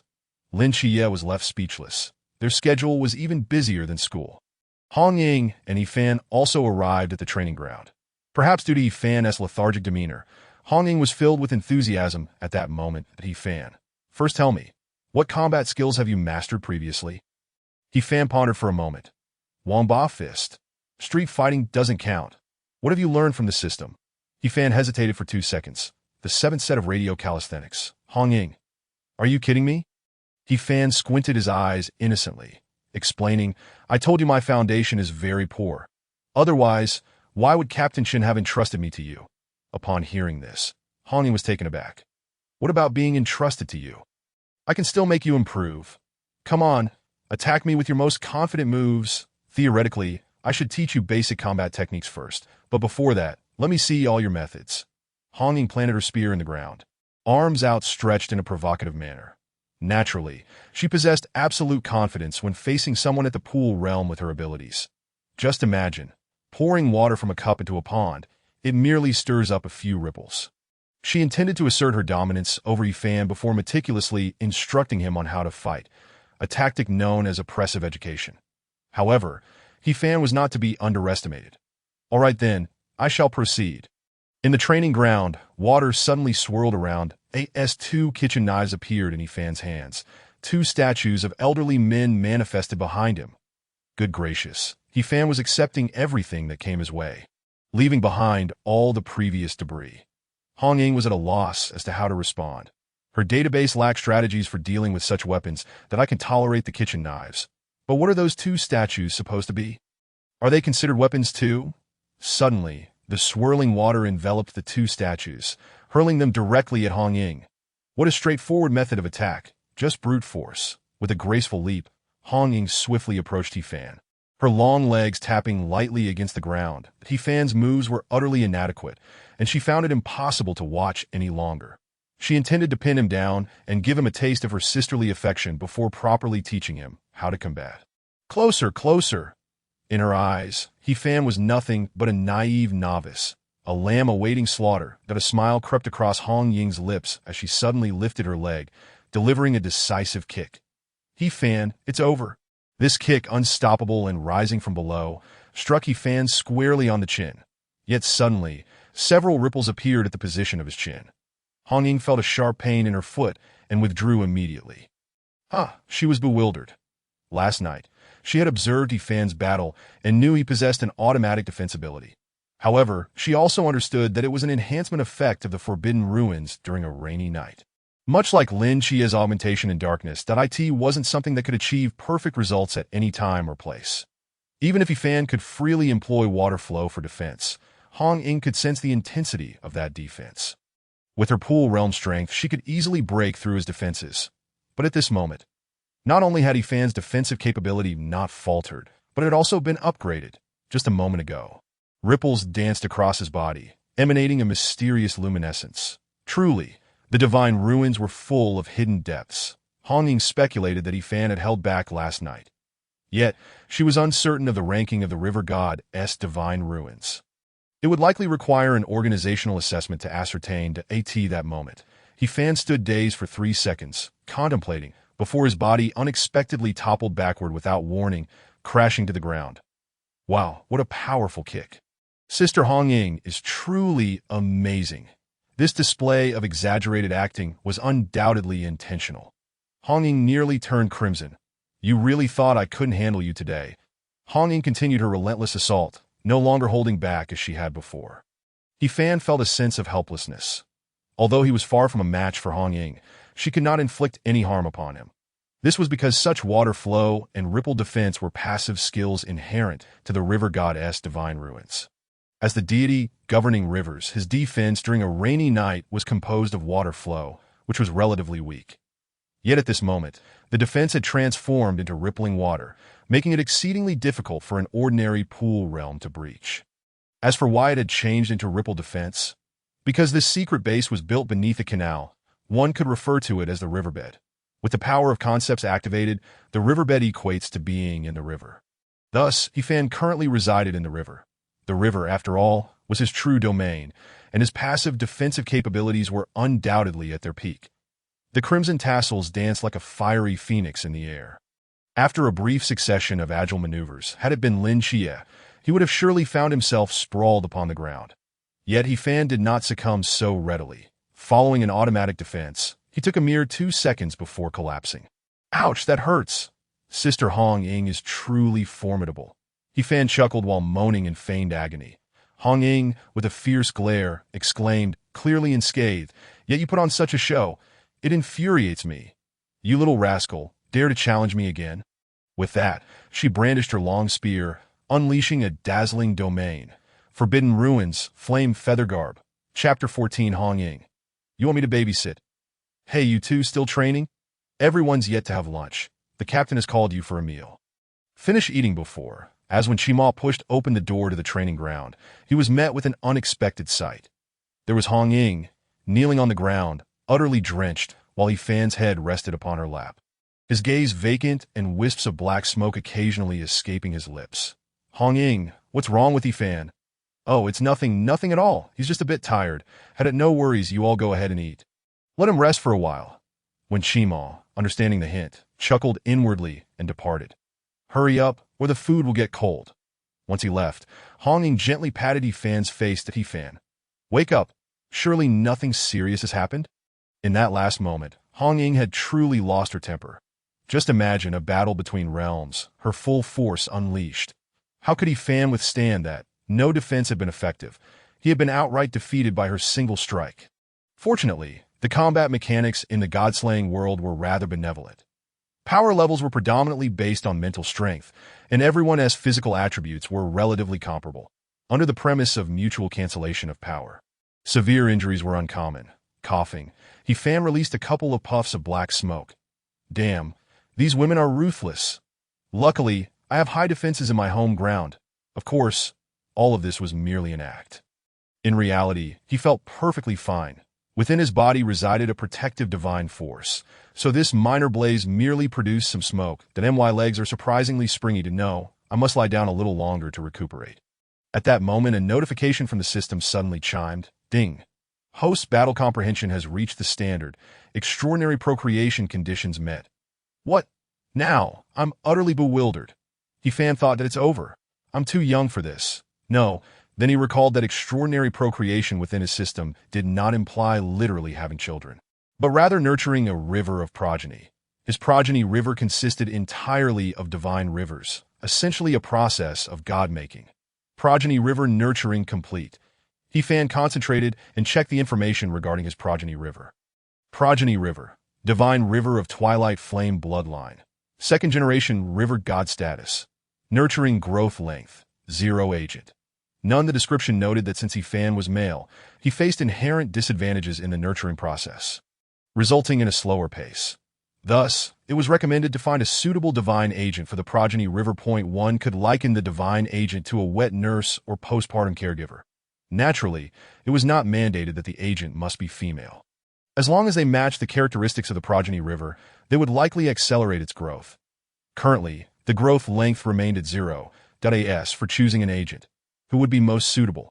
Ifan lay upon Hong Ying's lap, slightly opening his eyes. Goodness, something is obstructing her face. Let me select an agent for my child, the river god of the divine river of twilight flame. Isn't that an easy question? Hey, don't scare me. Little brother, what if I really didn't mean to? What should I do? Seeing Ifan remain unresponsive, Hong Ying began to panic. She reached out to check his breath, relieved to find he was still breathing. Then there's no need for mouth-to-mouth resuscitation, right? Oh, the regret. It was only Ifan's first day joining, and she, as a senior, had struck him so hard. Ultimately, her temper had been too volatile, having already beaten me to a pulp. Is regret even useful? One must take practical action, right? For instance, help me raise a child. Sister Hong Ying, do you wish to become a divine agent? Suddenly, He Fan snapped awake, uttering this statement, leaving Hong Ying momentarily speechless. Wait, you're not about to die, are you, passing on your identity as the river god to me before your demise? He Fan chuckled. Such a delightful thought. The waters are too murky for the original river god. I fear you might falter. The second generation is certainly a consideration. Are you certain? Absolutely. Any god will do, right? Yes, what exactly are you trying to say? In truth, Hong Ying had always envied those divine agents. If only she had a divine ruin of her own, she would undoubtedly take on the noble duty of saving the masses, dispelling mysteries, and rescuing more common folk from peril. Seeing the determination in Hong Ying's beautiful eyes, He Fan concentrated, and a contract appeared within her spiritual consciousness, Duong. The emergence of the contract startled Hong Ying, causing her to rise, while He Fan's head fell to the ground. This is a divine agent contract. Isn't it? You're serious? I thought you were joking. You truly can do it. In an instant, a river of flames manifested within Hong Ying's spiritual realm. Understanding fire, she instantly discerned that some of the flames were infused with overwhelming laws of power. This was far superior to her flame feather garb. Without hesitation, she completed the contract, becoming the agent of the divine river of twilight flame. Only then did Hong Ying remember the sprawled He Fan and hurried to lift him up. My dear He Fan, I never imagined you possessed such abilities. Who could have guessed that this little rascal could write recommendation letters for other divine beings? Hong Ying was overjoyed, enveloping He Fan in a big embrace. At that moment, hey, are you two done yet? The food is getting cold. When Shima once again pushed the door open, and upon witnessing the scene, quickly turned away, shutting the door behind him. Sorry to interrupt. You two carry on. Feeling somewhat embarrassed, Hong Ying hastily released He Fan, who shook himself and managed to stand firm. Sister Hong Ying, this is our little secret. You mustn't tell anyone. Otherwise, everyone will come to me for connections. And what shall I do? Hong Ying certainly understood this reasoning, that I understand. Thank you, dear He Fan. This is our secret, He Fan chuckled, indicating there was no need for thanks. You helped me raise a child. And I ought to be thanking you. Once the progress bar hits 100, and I summon a divine river with a mere gesture, you'll grasp the situation. Chapter 15I, Lin Chia, officially report He Fan. At the dining table, everyone ate in silence, their heads down.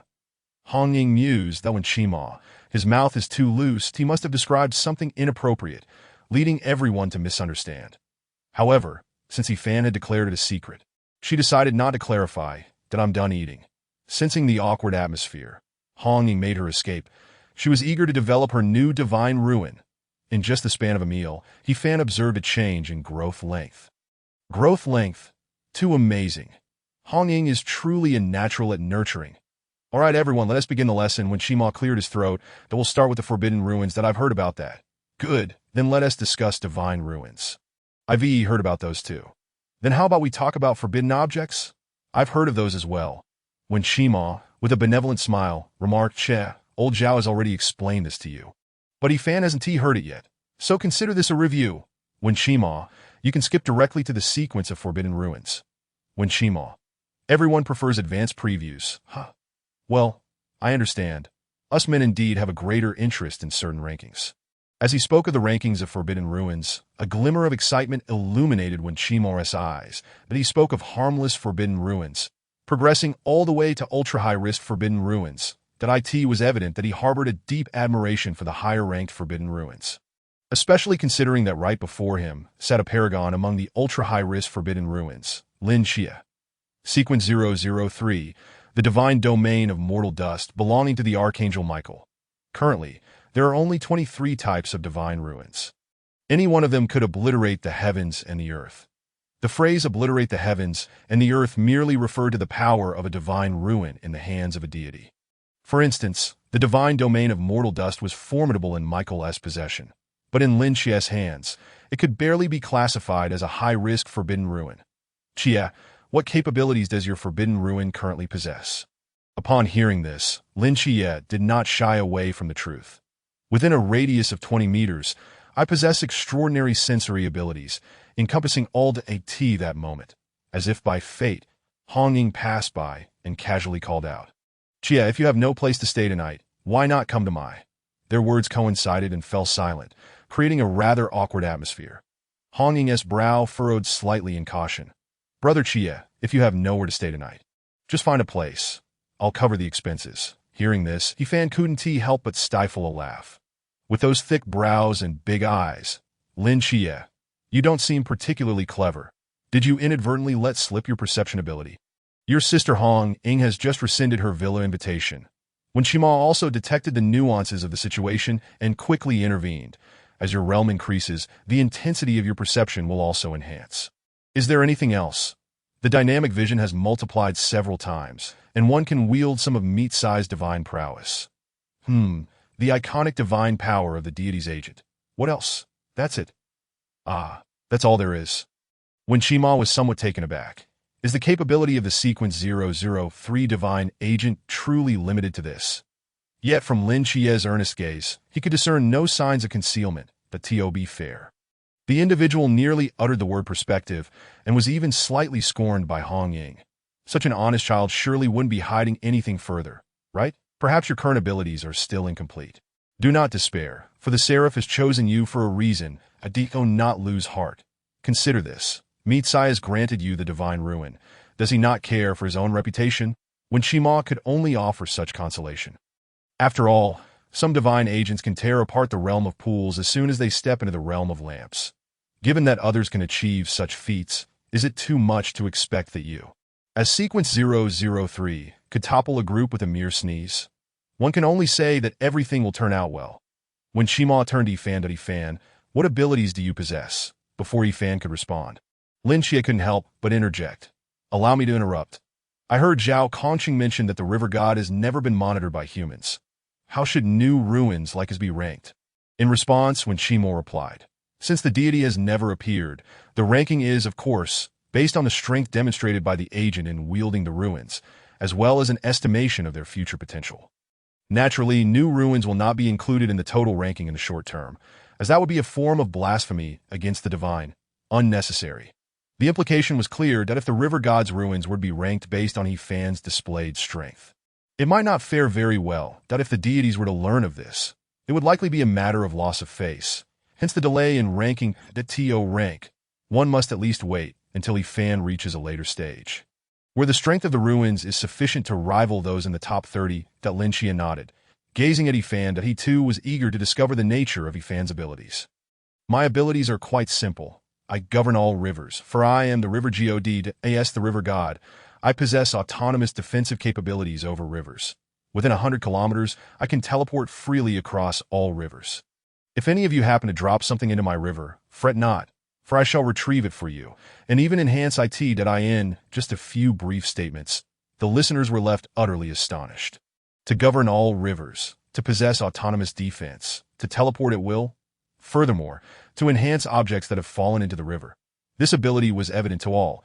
Even the soul of an elderly man had been snatched back from the netherworld. Truly remarkable.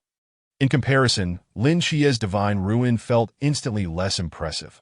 What was more concerning was that Lin Chia was acutely aware that Yifan was still concealing some details that in truth, he could actively manipulate the water flow, allowing it to accumulate into rivers. That was a power of law. Even summoning a river was child's play. The most extraordinary aspect was that he could view scenes elsewhere through a light screen. In terms of lewdness, Yifan's voyeurism surpassed his own perspective by 100-fold. I, Lin Chia, formally report that I can at most glimpse the color of undergarments, while Yifan can directly peep at others bathing. When Shima jotted down Yifan's description in his notebook, among the night watchers of Daxia, whenever a new ruin is born, someone must record and observe it over the long term. Ding, successful spotlighting. Role-playing progress enhanced. Role-playing progress. 20. Current unlocked ability. Summon, Noah, 20.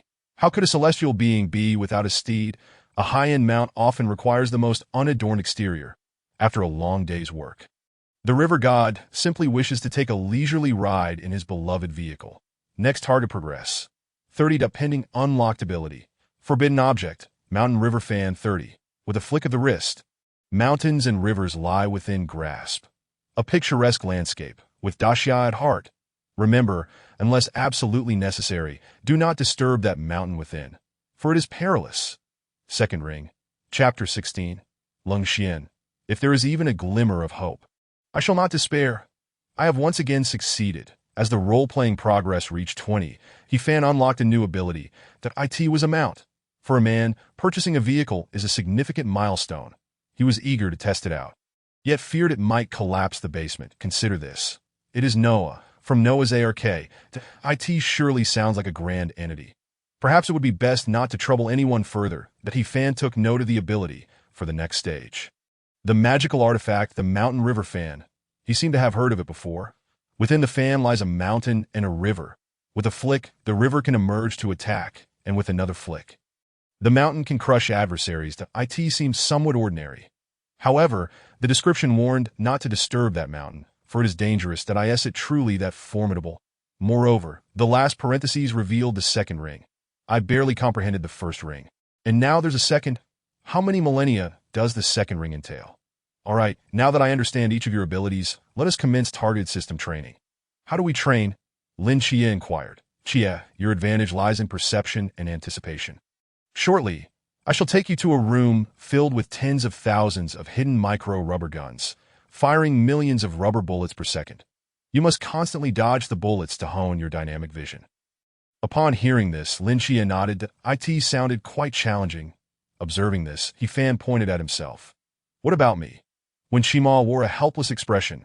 Little he, your advantages are all advantages, with no weaknesses that at least. I have yet to find any training methods for you, that I shall consult the captain shortly. When Shima spoke the truth, to be honest, with the ability to teleport freely across rivers spanning 100 kilometers. Who could claim he has a weakness? Unless your ruin can overwhelm him, preventing his teleportation. Think carefully. After all, he is a divine ruin. How could one overwhelm him? Only a supreme deity could do so. Upon hearing this, He Fan felt quite embarrassed. Another successful completion. At this moment, the taciturn Lung Xian suddenly spoke. He Fan, come, let's practice shooting. Saying this, he casually picked up a submachine gun and walked off, exuding a cool demeanor. After meticulously analyzing He Fan's abilities, Lung Xian deemed him more suited to be a sniper. Just imagine, if he were to remain by the riverbank, He Fan would be a moving sniper. How terrifying. An endlessly mobile one at that. One moment, the enemy is far away, and the next, the sniper rifle is aimed directly at their mouth. Observing Lin Chia and He Fan receiving special attention, Si Xiaonan felt her status as the group's darling was precariously threatened. In the shooting room, Lung Xian donned his goggles and fired several rounds at a moving target. However, the center of the target bore only a single bullet hole. He remarked, a gun is the crystallization of human wisdom. Although it may seem child's play to divine beings, it is often the most effective weapon against lower-tier mysteries. That if it were Lin Chia, he might only teach two things: shooting techniques and firearm principles. But you are different. I will teach you how to use the gun in your hand to instill despair in your opponents. Lung Xian delivered the coolest, most ruthless words. Meanwhile, He Fan maintained a rather cheeky expression. In that instant, Lung Xian even began to doubt whether his words were appropriate. That if He Fan couldn't open his eyes, how would he aim? He Fan randomly selected a handgun from the wall lined with firearms. Upon seeing this, Lung Xian switched the moving target to a fixed one. Come, give it a try. You can do it. He Fan was quite excited. Before his crossing, he had acted in police dramas, but those were all prop guns. Fake. Now he held the real deal. He raised the gun, the scene appearing rather peculiar. That a figure clad in ancient attire wielding a gun seemed to proclaim, "Good sir, times have changed." He thought to himself, just like this, pulling the trigger stylishly to achieve a new accomplishment. Click. Yet the instant he pulled the trigger, hiss, to his utter astonishment, water erupted from the handgun. Ding, triggered the hidden rule of the river god. All effects on your firearms will be nullified. Role-playing progress enhanced. Role-playing progress. 23. What? He Fan was left dumbfounded. Lung Xian was equally wide-eyed, filled with incredulity. What is this? Magic. Yet He Fan, still unwilling to concede, tore a Barrett off the wall. Upon pulling the trigger, the Barrett unleashed a water projectile. What the heck? This is ridiculous. He Fan pondered. This is it. Another successful completion. He realized he was not suited for diligent training. After a day of practice, what was he achieving? Just completing tasks. Meanwhile, Lung Xian watched as the wall of firearms was transformed into a series of water guns by He Fan, plunging him into deep self-doubt. How could I attempt to teach him how to instill despair in his enemies when he first taught me? Who gave me the courage to teach him? As Lung Xian led Yi Fan out of the shooting room, the light in his eyes had long since dimmed. Yet, being a true man, he quickly rebuilt his mental fortitude within a few minutes. Perhaps Yi Fan does not need my assistance. That is fine, for there is still Lin Xie. After a considerable amount of time, Lin Xie stumbled out of the training room, sporting a despondent expression. In stark contrast stood Wen Qimo, who had thoroughly analyzed Lin Xie's data. Lin Xie could not help but lament that the essential course for joining the Night Watchers was, indeed, to endure beatings. He observed that Lung Xian and Yi Fan should have emerged long at first glance. Yi Fan still wore a radiant smile, which sharply contrasted with his earlier miserable demeanor. This guy is remarkably resilient. Does he learn everything this swiftly? Xie, come, let's practice shooting, Lung Xian commanded. Lin Xie was taken aback. Bro, I just came out. Lung Xian, resembling an emotionless NPC, dragged the weary Lin Xie towards the shooting range.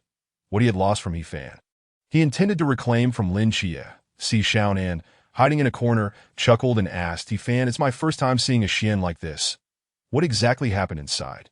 Yi Fan shrugged, expressing his own innocence. On the first day of joining the Night Watchers, he learned absolutely nothing. Don't ask. Just consider it a level up. This god-tier role-playing system seems to exempt me from all other burdens, right? Yet I yearn for improvement. At that moment, Captain Chinmai returned from an outing. He had just taken the time to visit Lin Xie's Aunt's family and had placed the protective artifact, Wei Yang, at her home. Captain Chinmai asserted that protecting Lin Xie's family was not merely lip service. Wei Yang, such a protective artifact, could instantly transport its target away when faced with unprovoked harm. Before his return, he had also read the messages sent by Wen Qimo and Lung Xian. Wen Qimo, Captain, Yi Fan seems to have no weaknesses, possessing all advantages. What should I train him in? Lung Xian, Captain, Yi Fan is not suited for shooting practice, but if there were even a glimmer of hope, I wouldn't despair. Trust me. Chunmai, Chapter 17. Oh dear, it's quite challenging to seek a beating. Chunmai wore a puzzled expression. By midday, he noticed that Yi Fan only bore a few charred marks, most likely inflicted by Hong Ying. Could he have compelled Hong Ying to the extent of invoking the Forbidden Realm? The afternoon was even more absurd. He understood his team members well. What on earth transpired? Yi Fan, come, let us practice, Chunmai said. Upon hearing the captain's words, the onlookers, including Si Xiaonan, felt a surge of excitement. The captain was going to take matters into his own hands. Back in the training room, Yi Fan resolved to truly learn something this time. Look at Lin Xie, with his expressive eyes, who had gained so much in just one day. Meanwhile, he was forced to level up. If Captain Chinmai couldn't teach him anything, then the Night Watchers were of no use either. With this time, he might as well take a nap at the riverbed or take a leisurely drive with Noah. I shall teach you some close combat techniques. Come now, strike me, Chinmai said, tossing a straight knife to Yi Fan. Yi Fan felt an ominous premonition that at noon, Hong Ying had suggested a similar approach, urging him to attack first. Truth be told, he was utterly clueless in weapon usage and was eager to learn. After all, which man does not yearn for stylish techniques? Gripping the straight knife, he recalled his graduation exam from the physical education class in university. He had chosen Tai Chi's sword as an elective. Yet during the exam, he had indeed been very Tai Chi, completely forgetting all the moves taught by the instructor. To muddle through, he had to improvise a set of sword techniques on the spot. The instructor had been utterly dumbfounded. Although he ultimately failed, he still possessed some talent, right? What was the starting stance again? Moon-gazing balance? No, that is not it. I've completely forgotten. Watching Yi Fan, full of flaws, prance over with tiny steps, Chinmai felt a headache coming on. With a gentle flick of his knife, he sent Yi Fan's straight knife flying, then swiftly knocked him on the head with the back of the blade. Don't make your movements too large. The openings you expose are quite evident. Just as he intended to offer guidance, suddenly, a ripple of water appeared above Yi Fan's head. Yi Fan emerged unscathed. Rushing over to retrieve the straight knife once more. He possessed such formidable automatic defensive capabilities. Chunmai furrowed his brow. He had heard last night about Yi Fan's automatic defense abilities, but he hadn't anticipated that even his precise strikes could be defended against. Such capabilities were akin to having a cheat code in the early stages of growth. Clang. Yi Fan's straight knife was again sent flying. This time, Chinmai carefully aimed a strike at Yi Fan. To his surprise, he realized his concerns were unfounded. This blow was once again intercepted by the water ripple. Haha, intriguing. Just now, with that strike, Chinmai had already unleashed his pool realm strength, yet it was still blocked. How absurd! No wonder he could force Hong Ying to invoke the Forbidden Realm. Otherwise, with Hong Ying's prowess, he truly wouldn't be able to harm him in the slightest. Chinmai chuckled, tossing the knife aside, then gestured provocatively towards Yifan. Though it might be somewhat exhausting, it was the only way forward. As Yifan launched another attack, Chinmai unleashed his full power, pushing his realm to the maximum. A punch aimed at Yifan's shoulder. Stabilize your footing, and come again. 3 ripples of water exploded in front of Yifan. The tremendous force sent him flying, causing his insides to churn. Rising from the ground, Yifan wore a face of exhilaration. Aside from Hong Ying unleashing her full power, someone finally managed to breach his defenses. Little did he know, Chinmai's punch had already manifested pool realm strength. Training a newcomer required him to maintain his pool realm strength at all times, which was indeed a significant drain on his energy. However, at that moment, a glimmer of excitement sparkled in Chinmai's eyes. I am genuinely curious about what kind of expectations you will bring to the new recruit training camp evaluation in a month. The captain truly lived up to his title inside the room. The squad members appeared like family waiting for good news outside a delivery room. They finally began to see the marks on Yifan's body. Haha, delightful. Look at you, having your day now. Captain Chinmai turned his trembling hands behind his back. Xiaonan, please order some takeout for everyone tonight. Go for the expensive options. I'll reimburse you. Having said that, he returned to his office alone to rest. He was quite fatigued. While practicing with Yifan, he had to consistently maintain his pool realm strength without being overly forceful that if he exerted too much strength, he could injure Yifan. If too little, he wouldn't break through Yifan's defenses. This level of intensity was no different from sparring with a pool realm opponent. During dinner, Chinmai sat at the table, a broad smile adorning his face. The duration of everyone's time in the squad was not short, yet it was the first time they had seen the captain smile for so long. Before we start eating, I'll summarize the training results of our 2 new members on their first day, as well as our plans for the future. Chinmai said with a smile that in a month's time, the new recruit training camp will commence. You both are divine agents, and your qualifications are quite commendable. However, do not let your guard down. If you falter during the new recruit trials and get eliminated, it will not only be embarrassing for you, but also for our team 136. Everyone understood this sentiment. Divine agents faltering in the new recruit trials. Achieving that would indeed be quite a feat. Such an occurrence would be exceedingly humiliating. Initially, everyone had some concerns about Yifan and Lin Chia. Now their worries shifted towards the instructors in the training camp. Chia, from now on, you will hand over your daily training plans to Wen Shima. If you find those trainings dull, you can also come to me for sparring. Find me? Lin Chia's inner self rejected this notion that he had no inclination for self-harm. Yifan, I want to require you to clock in every day. Your abilities are at your disposal whenever called upon. During my free time, I will also personally guide and train you. Everyone, what is up with our leader today? What exactly transpired in the training room? Why is it that only he can skip clocking in? Unbeknownst to them, Chinmai was a bit apprehensive. Currently, in this underground base, all training was ill-suited for Yifan, and only Chinmai was capable of inflicting harm upon him. Allowing him to skip work was not due to Chinmai's dislike for him. If he had to accompany Yifan for practice every day, it would be akin to sparring daily with a pool realm expert. Occasional practice was bearable, but every day was simply unsustainable. Chinmai wasn't that insane. He could only apologize in his heart and grant Yifan more time off, allowing him the freedom to work as he pleased. That Yifan nodded with a smile, feeling as though he had been bestowed divine favor. However, Captain Chen truly lived up to his reputation as a pool realm expert. With such a significant disparity in realms, he could indeed breach Yifan's autonomous defenses. After just one match, Chinmai had thoroughly schooled Yifan, allowing him to grasp the significance of joining the Night Watchers and gain immense benefits. Oh dear, seeking a beating is indeed quite a challenge. Yifan mused, inadvertently glancing at Lin Chia. Indeed, unlike certain individuals who were perpetually on the receiving end, bearing the full weight of love within the squad, evoking envy in others, Lin Chia couldn't shake the feeling that Yifan was teasing him. Chapter 18, Snake Woman. May I ask if you are a water snake? As night fell, Yifan initially refrained from returning to Hong Ying's villa. Instead, he ventured alone to the riverbank, eager to test his newly acquired Noah. If his assumptions were correct, the upcoming 2 weeks would usher in a period of narrative stability, making it increasingly difficult for him to seize the limelight. He also contemplated taking Noah for a leisurely ride, hoping to immerse himself in the local customs and culture.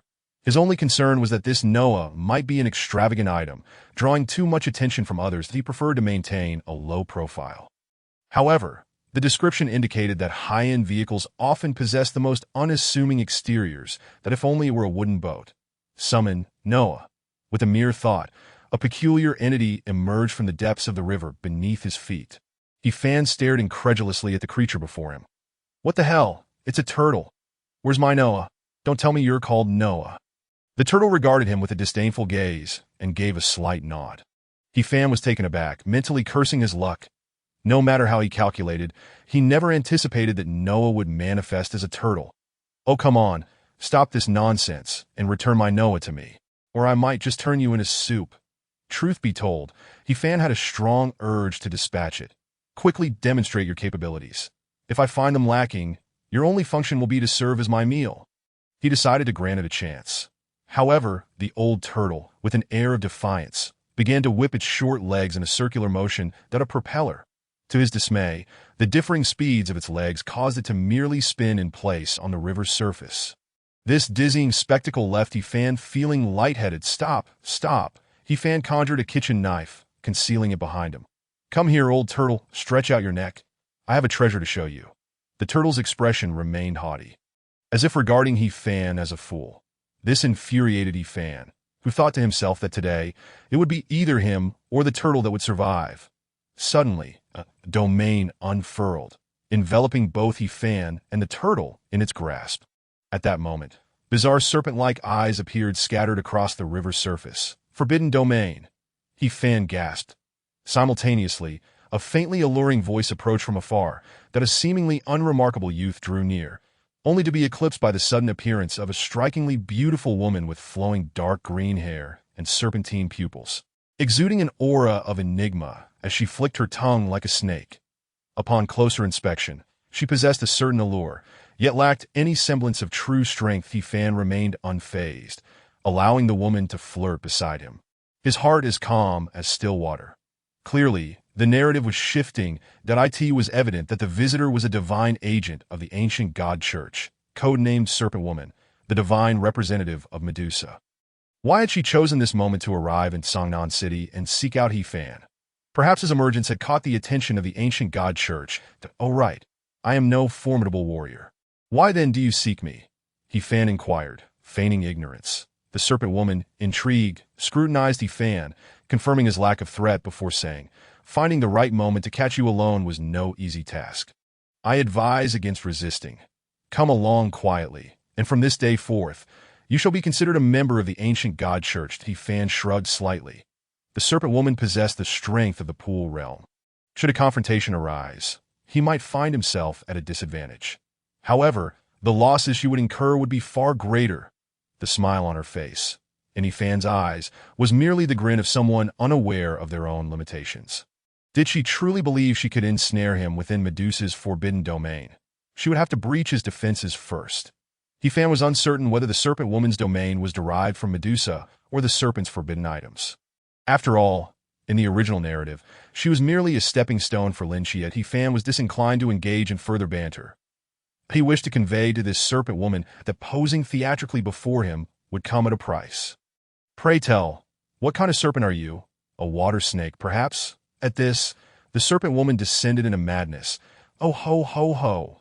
You aren't thinking of resisting, are you? Surely not. Her mission was to bring He back to the ancient god church. However, the church's doctrine was clear. Those who comply shall prosper, while those who oppose shall perish. Should He resist, the Serpent Woman could dispose of him on the spot. What could be more pleasurable than the slaughter of a divine agent? Little brother, are you still unaware of your current predicament? You must now amuse me. Kneel and become my loyal servant. Kiss my toes, and perhaps I shall show mercy by granting you a year's use of this foot. He chuckled lightly. You think you can outwit me? You've got some nerve. I absolutely adore conversing with sisters like you. A long worm has no legs, yet you still haven't answered my question. Are you a water snake? The serpent woman's smile began to harden. What sort of nonsense question is that? In an instant, her forbidden domain expanded once more to her. He-Fan now resembled a caged mouse, ready for slaughter, that a divine agent. She understood the implications of having her domain devoured by him. She knew that once He-Fan's domain was consumed, all defenses would vanish. Yet He-Fan remained unfazed. So are you, or are you not a water snake? How dare you? Have you lost your mind? She snarled, furious at being questioned thrice, that I clearly look like a human. I am a sea snake, a sea snake. Finally, in her rage, He-Fan's inquiry had thrown her off balance. Oh, so you are a sea snake. He-Fan mused, resting his chin on his hand. Rivers flow into the sea. Thus you are a river snake, and under my authority, as soon as his words fell. The power of conceptual laws surged forth, centered around He-Fan and sweeping outward. The myriad snake eyes that had once filled the river were instantly engulfed by the water.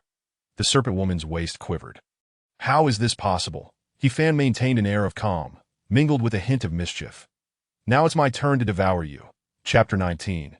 Divine Domain, Mysterious Noah, Conceptual Power. The serpent woman felt a chill run down her spine. However, bolstered by her superior realm, she did not flee, that a flicker of dark energy danced within her serpent eyes. Gaze upon me. He-Fan fixed his gaze on her eyes, momentarily dazed, scratching his head. Nothing to see here. The serpent woman gasped. What? This fool hasn't even opened his eyes? This was dire. The conceptual domain was crushing her, and he remained unblinking. This brat is my natural nemesis, she thought, clutching her exclusive forbidden item, the serpent's fang. After much deliberation, she refrained from using it.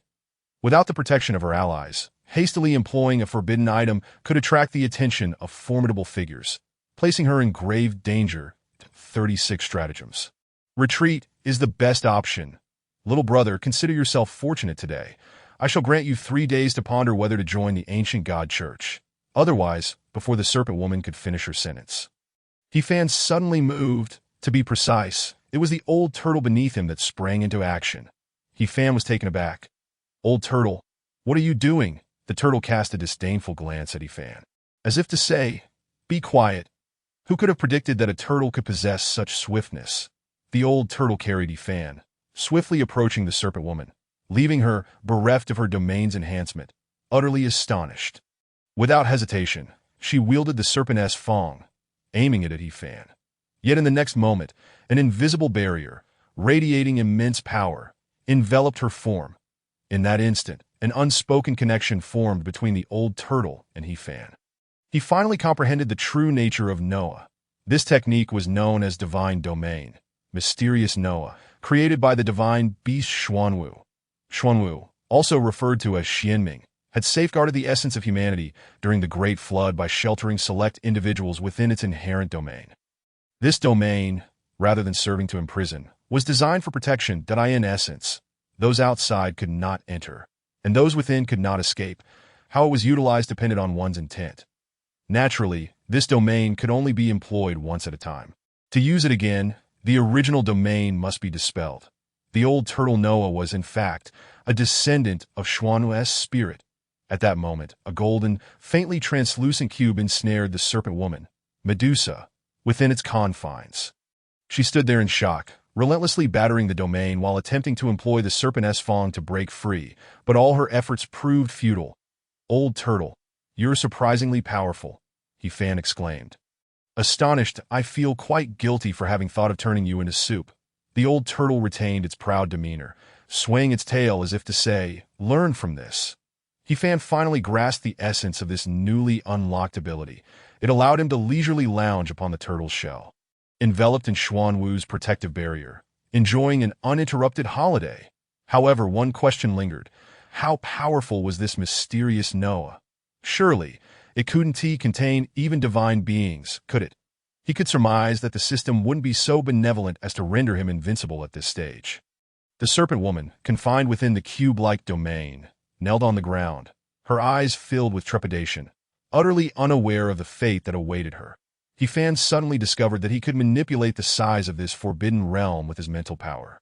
It could expand to a dimension of 10 meters on each side or shrink to accommodate only a single person. Moreover, The Xianming Forbidden Realm was capable of isolating external mental perception. This meant that even Medusa herself was currently unaware of the whereabouts of the snake woman. She might even think that she had perished, with the certainty that this forbidden realm would not vanish unless he chose to dissolve it. He felt a surge of delight, but wasn't this akin to having a fish tank? He could keep the snake woman as a pet. Since she desired his favor, he must strive to please her. However, as a divine agent, did the snake woman not value her dignity and pride? He waved his hand at the snake woman in the tank, offering a slight smile. After all, it was merely a playful endeavor. There was no need to be so petty. When the time came for him to utilize this forbidden realm again, he would surely release her. That moment, Fan's mischievous grin appeared to the snake woman as that of a devil from the depths of hell.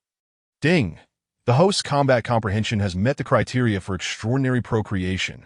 Goodness, am I expecting again? Fan pondered. Could it be that fighting with others leads to conception? But when he battled Chen Mai, nothing of the sort occurred. Perhaps it was only through combat with women that one could conceive.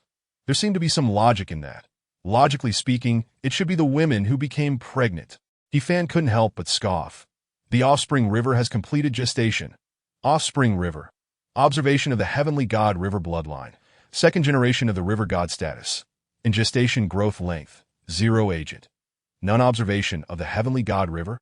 It sounds rather impressive that Fan envisioned a future where he aged, surrounded by a multitude of children, proudly declaring, "These are all my offspring." However, a dilemma arose. Who would be the most suitable divine agent? Fan inadvertently glanced at the snake woman. To be fair, one must reap what one sows, just like with Hong Ying's case. Hong Ying was of the fire attribute, yet she bore the Mei Yin God River. The snake woman's remarkable eyes resulted in the observation of the Heavenly God River. Contemplating this, Fan ultimately dismissed the idea of choosing the snake woman as his agent. That individual was purely sadistic. She would undoubtedly corrupt the children. So, who would be more appropriate? Suddenly, a name came to mind. Lung Xian. For a sniper, what is of utmost importance?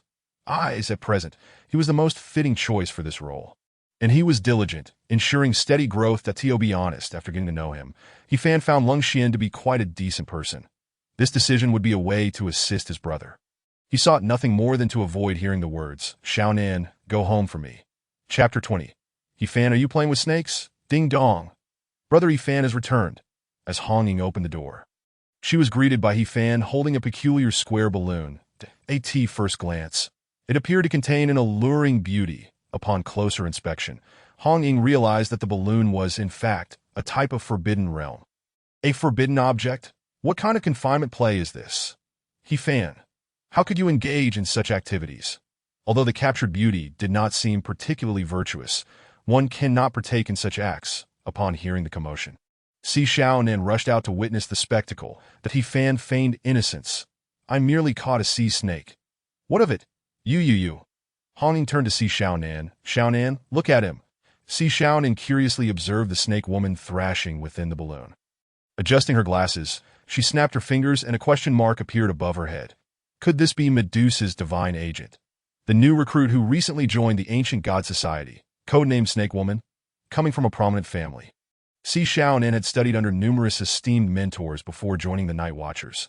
She was undoubtedly a top scholar, well-versed in various subjects. Medusa, Snake Woman, Hong Ying, peering through tinted glasses, realized it indeed appeared to be so. "Brother Fan, have you captured the Snake Woman? She came to me willingly." Hong Ying remarked, "The Snake Woman's level is at least that of a pool realm, and I am well aware of that." This made Hong Ying swallow hard. She herself was also at the pool realm. She now reasonably suspected that Fan had feigned injury after being attacked by her in the daytime. However, Si Xiaonan's attitude starkly contrasted with Hong Ying's. At this moment, Si Xiaonan gazed at Fan with starry eyes. "Fan, you're amazing. How did you manage to deal with her?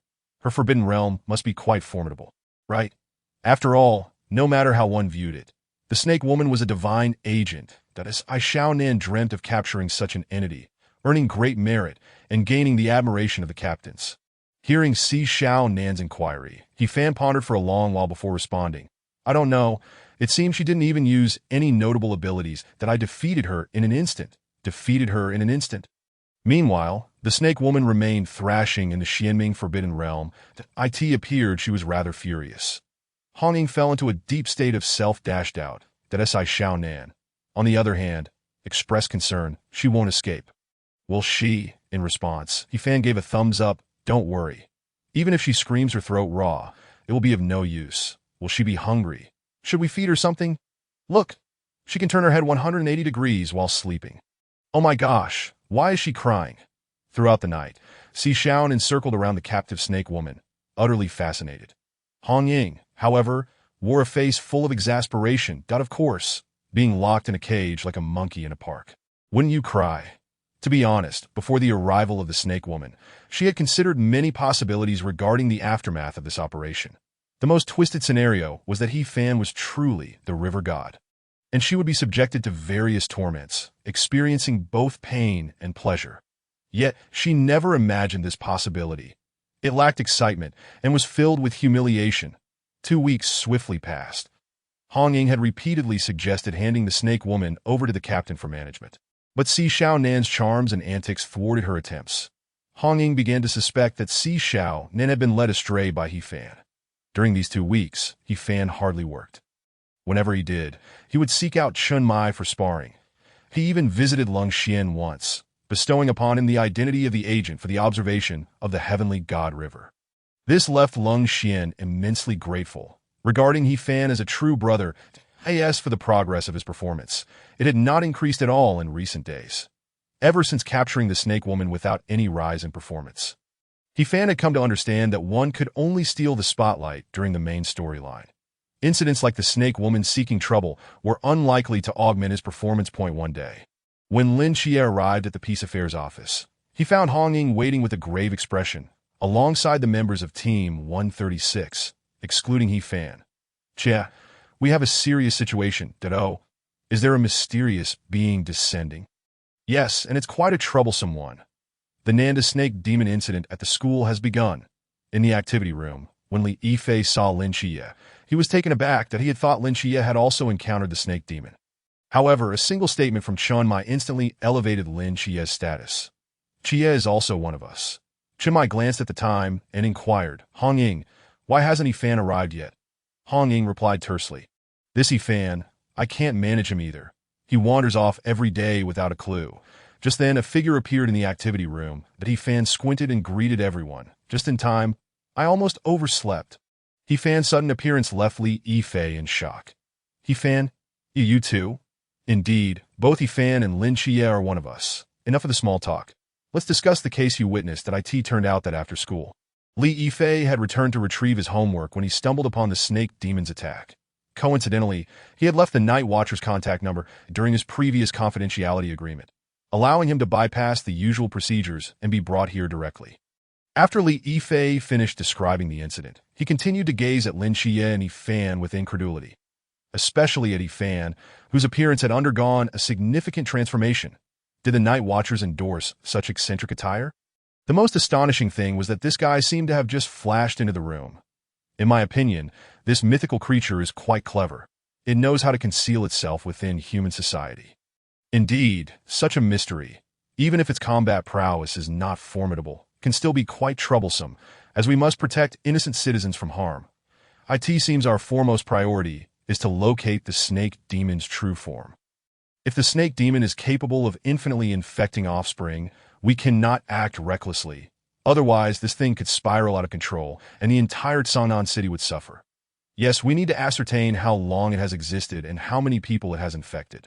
We must prepare for the worst. The team members engaged in a lively discussion, impressing Li Yifei with their professionalism. Compared to his own fear, he couldn't help but admire their composure. This is what professionalism looks like. If given the chance, he would love to join the Night Watchers. At that moment, Wu Xiangnan summarized, this operation has 2 objectives. First, to locate the snake demon's true form, and second, to ascertain how many individuals it has already infected. Xie, your extraordinary perception abilities will be the core of this operation. Upon hearing those words, Lin Chen nodded emphatically. Although he had only attended school for a single day, he still harbored the hope of rescuing his classmates to the best of his abilities. Chun Mai, noticing that He Fan had remained silent, casually inquired, He Fan, what are your thoughts? However, He-Fan did not respond for quite some time. Did I see asleep?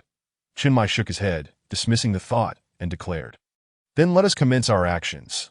In truth, He-Fan was contemplating the audacity of being asked for his opinion, wondering if it was an invitation to eliminate Li Yifei outright, that if the original entity perished, what chaos could the progeny possibly unleash? To be frank, he felt an overwhelming desire to dispatch Li Yifei at that very moment and proclaim, "Mission accomplished."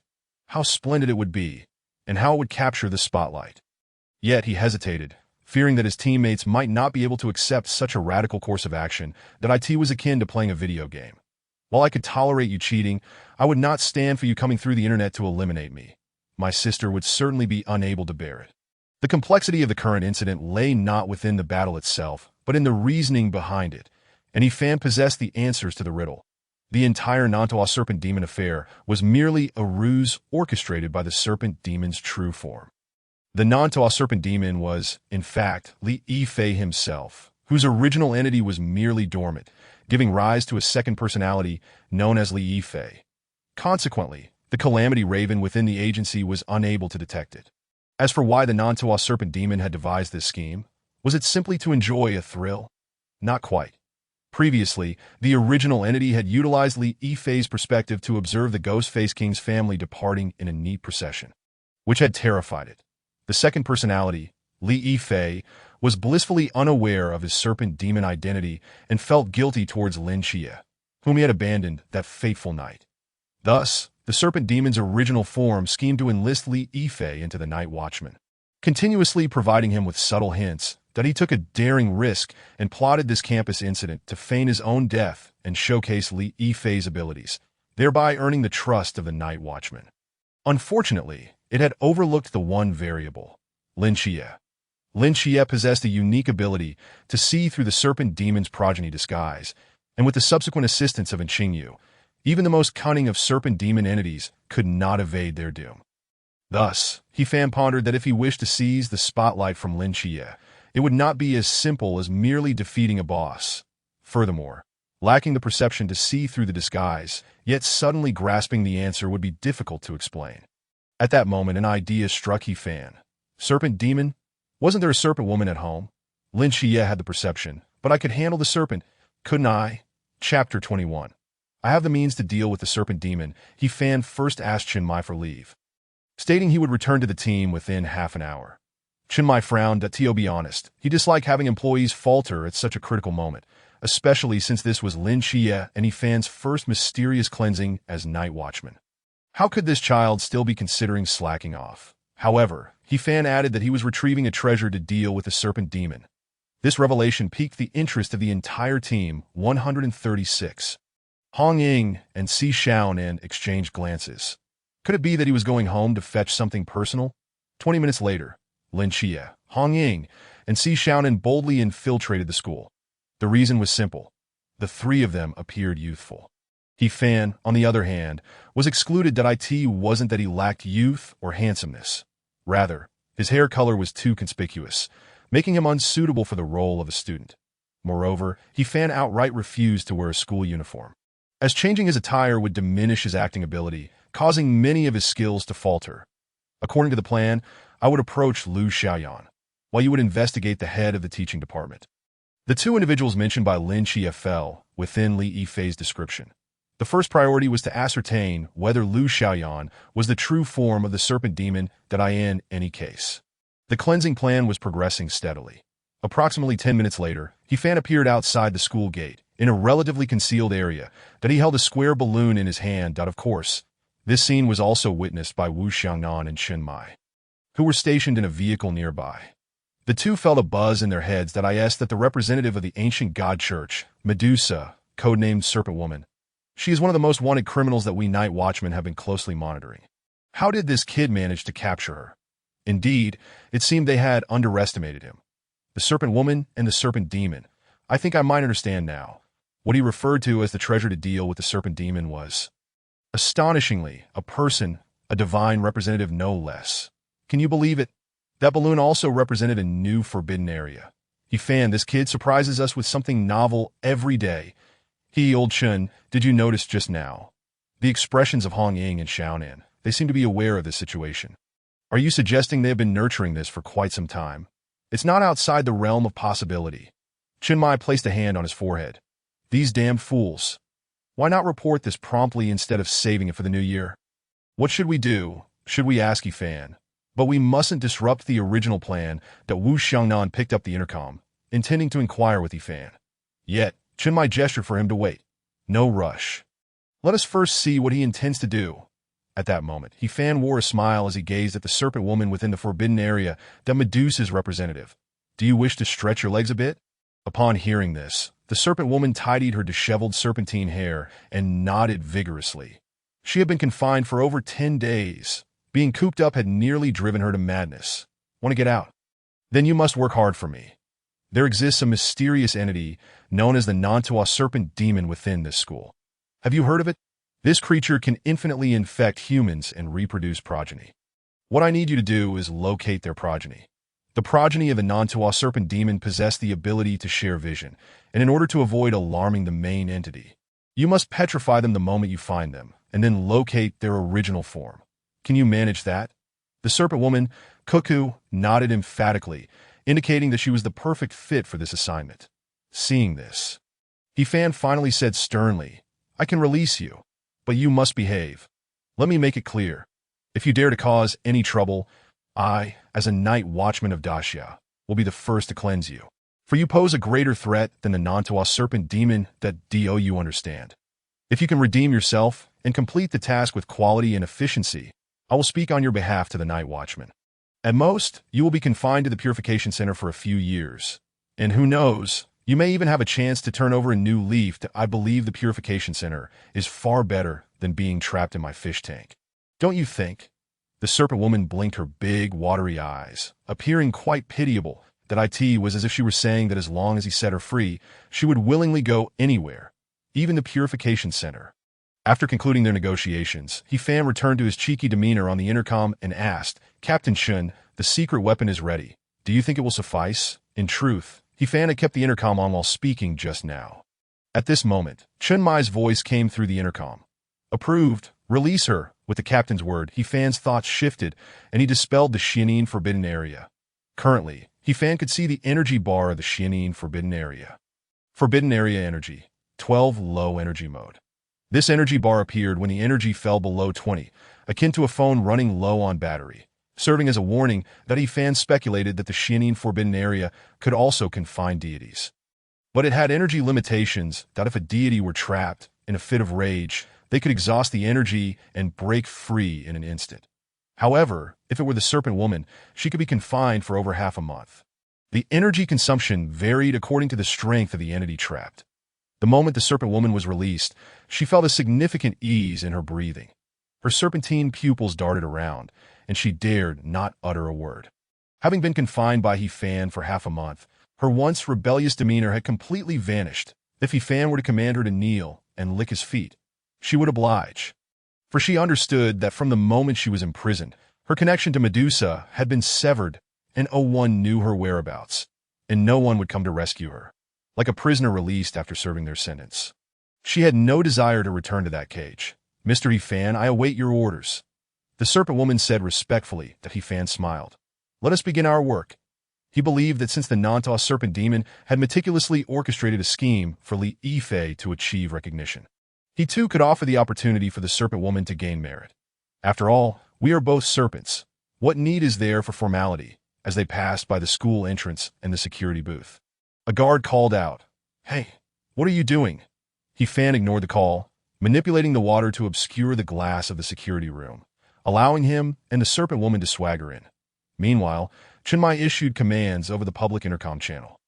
Chia Yifan, upon discovering any serpent demon infectees, notify me immediately. Wu Xiangnan, and I will investigate whether their families have also been infected. Leng Xian temporarily assumed the role of the watcher, setting up a no-escape zone around the school to isolate it from the outside world. The rest of the campus team remain on standby, ready to follow Yifan's lead. With that, Chinmai and Wu Xiangnan set off to investigate potential serpent demon infiltrations in the external world. Chapter 22. A Perfect Match, All in One Net. Thus, I proclaimed, the odd changes remain unchanged. Symbols correspond to their quadrants that I in the classroom.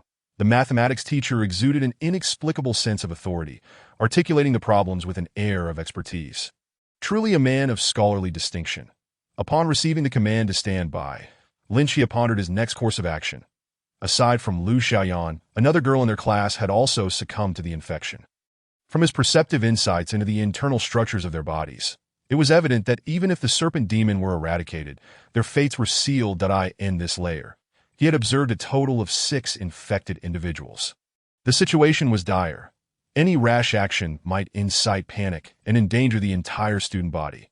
What means could he employ to silently eliminate these 2 serpent demons? Just as he contemplated this, suddenly, Lu Xiaoyan and another female classmate stood up and thud. They collapsed to the ground in a kneel, startling Lin Xie significantly. He had feared that the serpent demons were about to strike. The abruptness of the event left the mathematics teacher momentarily stunned. "Children, what are you doing? Get up quickly. It's merely a few problems we're discussing. There are far more challenging ones to come," he assumed, believing his problem-solving methods had left the students in awe. However, in the next moment, the 2 kneeling girls transformed into stone statues right before everyone's eyes. Instantly, the classroom was filled with terrifying serpent eyes on the floor, ceiling, desks, and blackboard.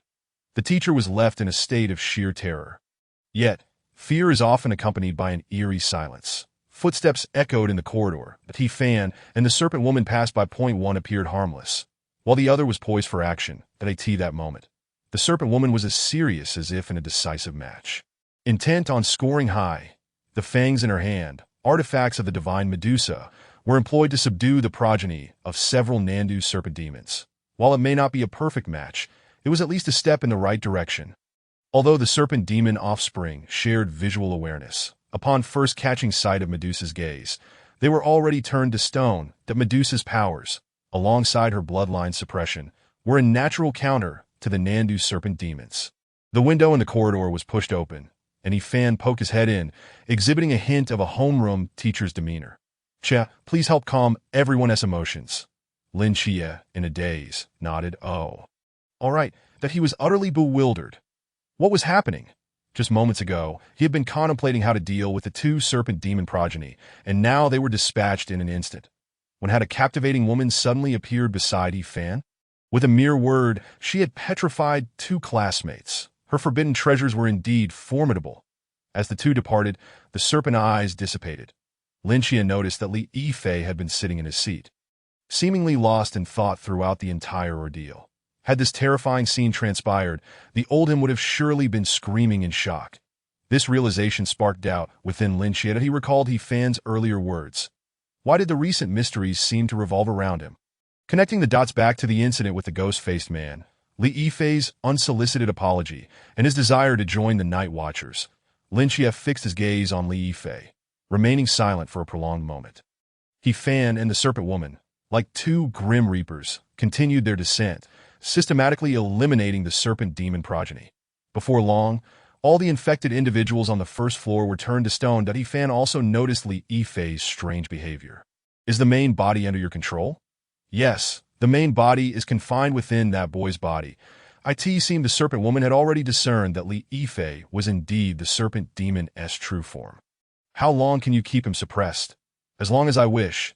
Much like how you are able to subdue me. If you can speak, do enlighten us," Fan remarked. "That's what we call professionalism." At that moment, Chen Mai and Wu Xiangnan were several kilometers away, clearing the infected family members from the school. They heard the school broadcast over the intercom that this is a flag-raising ceremony. Wu Xiangnan thought ominously. Just at this critical juncture, a flag-raising ceremony had been scheduled. Gathering the students could lead to chaos, jeopardizing the lives of many innocent classmates. Complicating matters further, there were numerous infected individuals outside, and the pair were tirelessly engaged in their cleansing efforts. Unable to return to the school to maintain control. "Captain, I believe we should delay their actions. To execute such a silent operation is to protect the children within the school. The serpent demons, relying on humanity as a shield, are indeed troublesome, especially given Chiere's description of their considerable numbers." Before Wu Xiangnan could finish her thoughts, Chen Mai grabbed the intercom. Fan, the flag-raising ceremony is about to begin. "How confident are you?" If there are difficulties, do not hesitate to speak up. He still needed to gauge He-Fan's situation. On the intercom, He-Fan inquired of the Serpent Woman, "Will the flag-raising ceremony affect you?" The Serpent Woman replied, "The only impact is that I have to search through each classroom individually. This way, I can capture them all in one fell swoop." Chen Mai and Wu Xiangnan exchanged glances. "So confident are we?" The flag-raising ceremony commenced. Only the floor where Lin Qi's class resided remained under control, with the students not emerging to TO the other students. This was merely an ordinary flag-raising ceremony. However, to the infected serpent demon progeny, it was far more complex. Just moments ago, they had lost connection with their true form and realized that several of their comrades were missing. Yet, until they grasped the full situation, they would not flee hastily. They intended to assess the situation during the flag-raising ceremony first. However, the Serpent Woman had no intention of granting them that opportunity. The school administrators noticed that it seemed a whole floor of students had not emerged for the ceremony. Just as they were about to inquire, the triumphant music began to play, and the red flag ascended. Who is raising the flag? Hasn't Tia yet begun? The alerted serpent demon progeny sensed something amiss and prepared to act. What followed? Upon seeing a serpent eye atop the flagpole, they suddenly knelt, transforming into stone sculptures. The Serpent Woman unleashed her forbidden treasures. At that moment, all the faculty and students in the school were engulfed in terror. "Report, Captain Chun, the mission has been accomplished. We've captured them all," He-Fan reported. The voice of Chun Mai resonated through the intercom. Chia confirmed quickly. Chun Mai trusted He-Fan, but he could not fully rely on the Serpent Woman. He needed Lin Chia's confirmation to feel at ease. In the next moment, Lin Chia emerged from the teaching building. "The teaching building has been verified. There are no more infected individuals." He circled the playground. "The playground has been confirmed. All infected are now petrified." I will proceed to confirm the dormitory area." With that, Lin Chia hurried toward the dormitory. Meanwhile, Chen Mai and Wu Xiangnan continued their efforts to cleanse the outside. Truthfully, while the work outside was challenging, they were far more concerned about the safety of the young individuals within the school. Fortunately, progress was smooth to be precise. It was progressing almost excessively well. It was worth noting that although the serpent demons were not particularly strong, they did possess their own realms. Standing idle while the night watchers struck would still require some time. Yet, the external reinforcements brought in by He-Fan had resolved everything in one fell swoop. One could not help but acknowledge the unmatched effectiveness of professional expertise. The workload of a single Serpent Woman could rival that of an entire team. He-Fan, have you located the Serpent Demon's true form? Chen Mai inquired. Before He-Fan could respond, Lin Chia interjected. I suspect the Serpent Demon's true form is Li Yifei that he is in my class, and I have already ensured the safety of my classmates and teacher. He-Fan, can you awaken Li Yifei? I wish to speak with him privately. Chapter 23. Have the Night Watchers and the cult of the ancient gods joined forces? Lin Chia was not trying to claim credit. He deduced that He-Fan and the Serpent Woman must have long known that Li Yifei was the Serpent Demon's true form, and had taken him under control. He simply had his own plans. He-Fan was somewhat taken aback. Lin Chia had done virtually nothing in this incident, even missing a chance encounter with Qingyu. The meticulously crafted schemes of the Nandu Serpent Demon had been thwarted before they could even unfold. Even so, this lad managed to deduce that Li Yifei was the Serpent Demon's true form. Truly the hallmark of a protagonist. He-Fan recognized that Lin Chia, recalling past grievances, wished to personally eliminate Li Yifei, ensuring he ended up in a psychiatric institution. Hired as a caregiver, that it was best not to interfere with this narrative.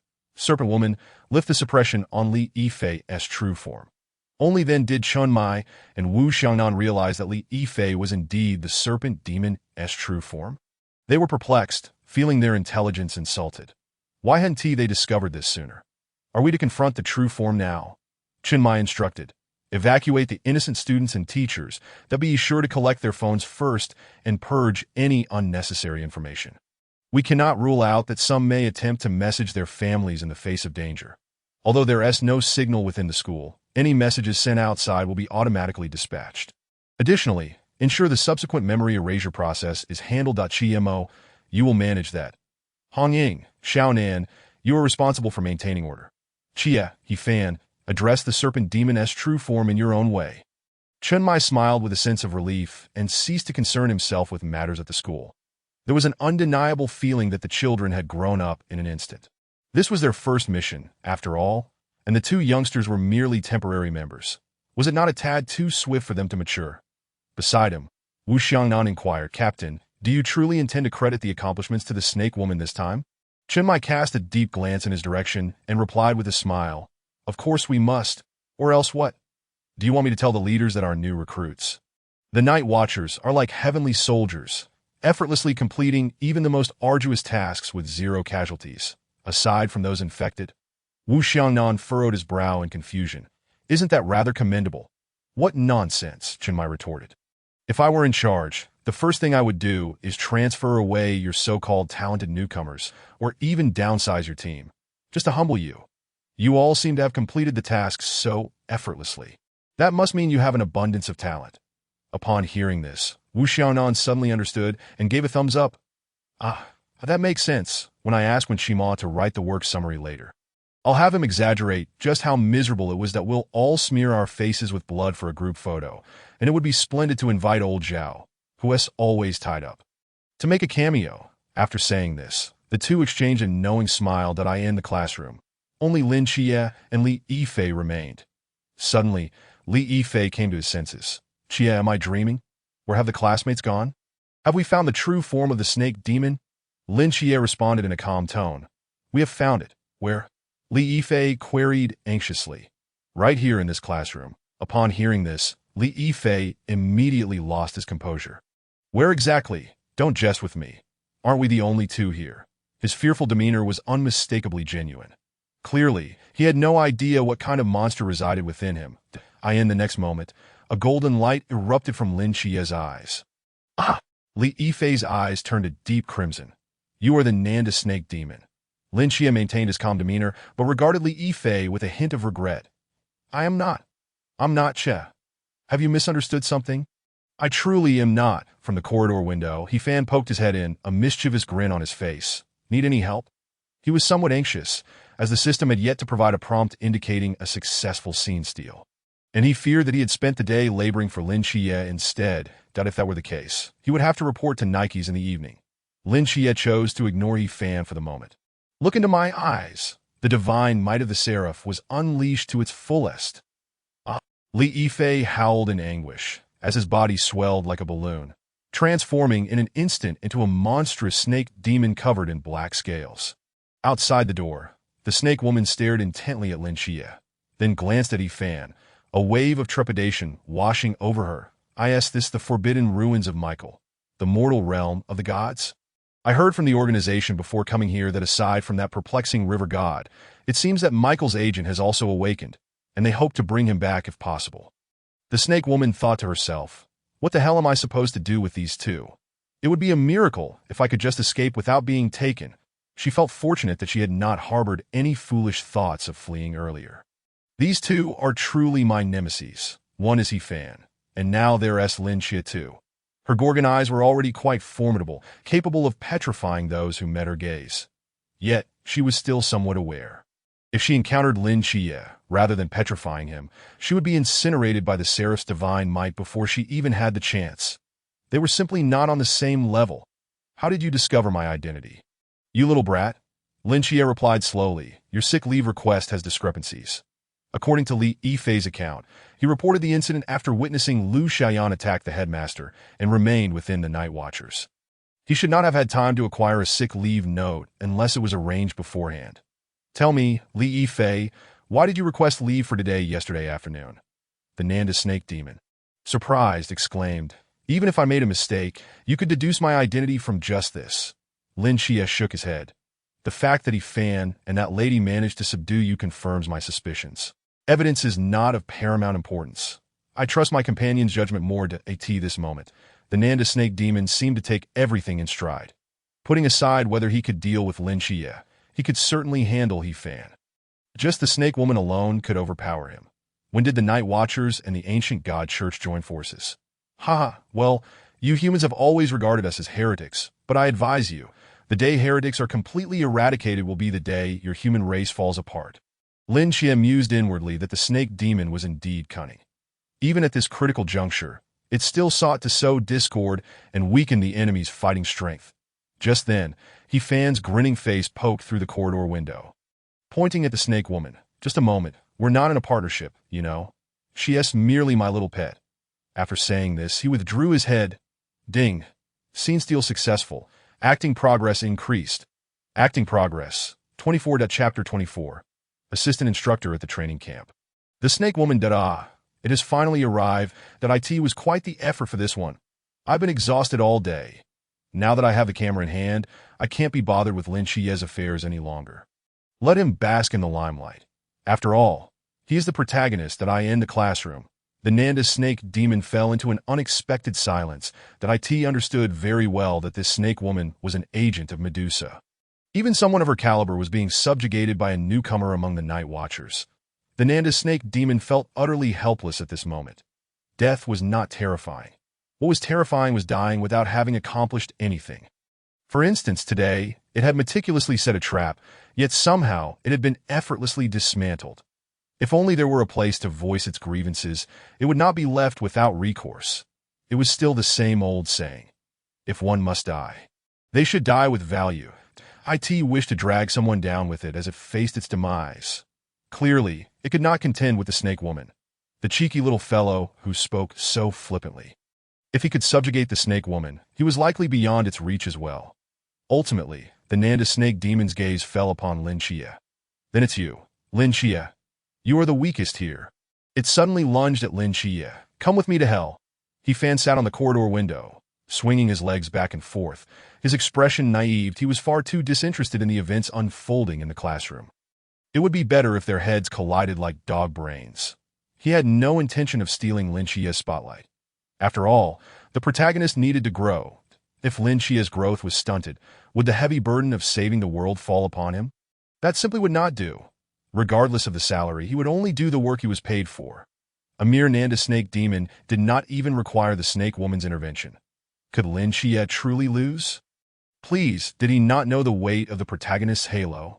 At this moment, he occasionally heard the snake demon screams from the classroom alongside Lin Chia's voice. "You think you can suppress me? Sorry. You're too slow. I'm sorry, Li Yifei. Let us meet again in the infirmary. Go ahead and act. You've finally caught a break. Why not reach for the heavens?" He Fan could hardly bear to watch, lest he become irate. Meanwhile, the snake woman was contemplating whether she should seize the opportunity to escape. Yet, thinking of the consequences of failing to flee filled her with dread. After much deliberation, she needed to consider how to secure her own escape route. As a divine agent, she was bound by certain directives from her deity.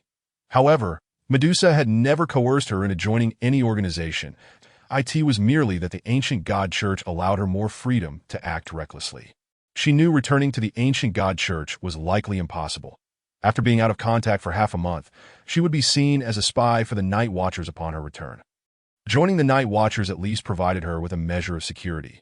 If she became a drifter, there was a risk of being eliminated by the ancient god church. Those people were all lunatics. He Fan, do you think someone like me could join your Night Watchers? Upon hearing this, He Fan smiled broadly, remaining silent. He simply tossed her a badge. "Savor this, take your time."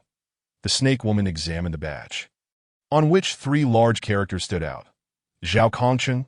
The snake woman did not recognize Zhao Kongcheng and was puzzled, wondering who this esteemed leader might be. You can disregard those 3 characters. Look below. As she looked down, she saw a line of small text. Read it out loud. That moment, the snake woman hesitated. The words were so embarrassing that they made her want to dig her toes into the ground. Who wrote this? How shameful. As the saying goes, if one does not act for themselves, heaven will punish them. What kind of context could lead someone to write such lines? Read it. He Fan, without further ado, reiterated, if the dark night descends, one must not stand before the myriad and draw a blade toward the abyss, staining the heavens with blood.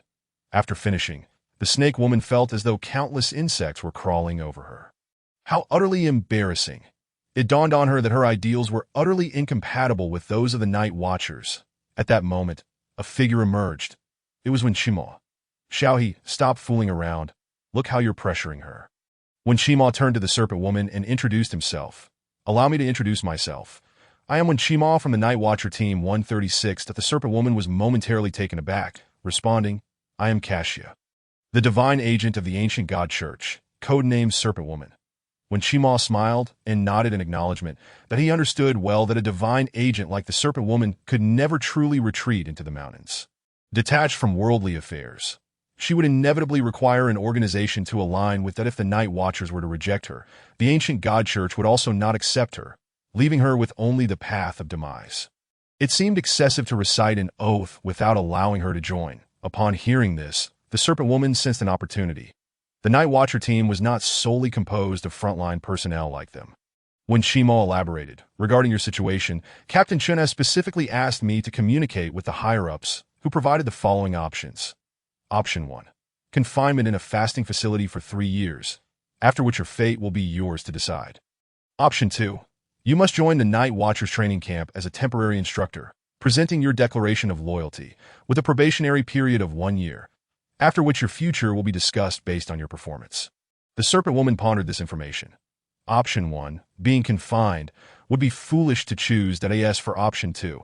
It seemed rather complicated. What exactly did they mean by the declaration of loyalty? When Shimo replied with a faint smile. The higher-ups suspect that there may be infiltrators from your ancient God Church within our training camp. These traitorous colleagues need your assistance in identifying them. Of course, we could investigate ourselves, but do you understand my meaning? The Serpent Woman nodded cautiously. She understood that if she successfully identified all the infiltrators, she would have no retreat left with the ancient God Church. Should she only uncover a few, or leave 1 or 2 behind? It would hinge on the Night Watcher's capability. If the numbers didn't match, they would not accept her. I choose the second option, to comply with the arrangements and assist you in identifying the infiltrators. At that moment, the Serpent Woman made a decisive choice, her thoughts crystal clear.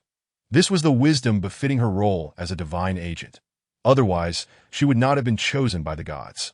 Observing her determination, when Shima added, during this period, if anyone from the ancient God Church approaches you, please express that you are compelled and wish to return to the church and follow their arrangements. Further plans will be communicated to you later. The Serpent Woman furrowed her brow and cautiously asked, You want me to act as a double agent? When Shima tilted his head slightly, well, within your capabilities. If possible, I hope you can be a double agent. The Serpent Woman? She may not have fully grasped the implication, but Fan understood that he interjected, It means you'll be a jester. Jumping back and forth, you know? The Serpent Woman felt a mix of emotions. Indeed, it was no easy task for a villain to redeem themselves. She began to comprehend the situation. Being sent to the training camp was akin to a form of disguised imprisonment, restricting her movements. Tasked with uncovering infiltrators effectively severed her thoughts of returning to the ancient God Church. The expectation to jump back and forth was designed to entangle her in a web of conflict with the church. This path was fraught with challenges. What choice should she make? Chapter 25. The Nanda Serpent Demon. Start the licking. With Lynchia slaying the Nanda Serpent Demon, the incident came to a close. The subsequent work was the well-received cleanup. The duty of the Night Watchers was to safeguard the millions, ensuring that ordinary citizens could lead normal lives. Thus, the conclusion of each incident filled everyone with genuine joy. Of course, there was also another significant reason for their happiness. Imagine the feeling as you near the end of your work week or school week. Hong Ying and Xiao Nin wandered through the school with Dream Whisper. This was a forbidden item capable of erasing memories, allowing one to forget the Serpent Demon incident while ensuring a restful sleep filled with pleasant dreams. When Shima began composing a work summary of the incident, centering on the word tragedy, and elaborated for over 8,000 words in an hour. Not far away, on the rooftop of a building, Lung Xin sat at the edge, continuously taking photographs to capture beautiful memories. When using his telescope, he discovered that it was not as clear as his own eyes. It seemed that the powers of the river goddess Forbidden Space had a more potent effect. The river goddess observation length. 21. The cleanup work off campus had also concluded, with Chun Mai and Wu Xiangnan returning. Ultimately, the incident was conveniently brushed off as an alien attack. Ding, hidden task completed. Role-playing progress enhanced. Role-playing progress. 27. Upon hearing the system notification, Fan was momentarily taken aback. Another hidden task. He pondered what the hidden task could be. The Serpent Woman joining the Night Watchers, and Qingyu not meeting Lin Xie. Some aspects remained unclear. From the previous hidden task, It seemed that Zhao Kongqing survived, while Lin Xie still joined the Night Watchers. He fans speculated that it compensated for Zhao Kongqing's demise while not affecting the main storyline, thus completing the hidden task. But what about this time? And Qingyu not meeting Lin Xie, was that filling a gap? Unlikely. Surely it must be about the Serpent Woman joining the Night Watchers. Well, even if that barely fits, it would still affect the main storyline, right? Fan thought that if he could grasp the method of completing hidden tasks, the progress bar would increase more rapidly. Yet after much contemplation, he still couldn't decipher the pattern and felt a headache. Forget it. No need to overanalyze. Let it take its course. 27 now, and the next unlock point wasn't far off before long.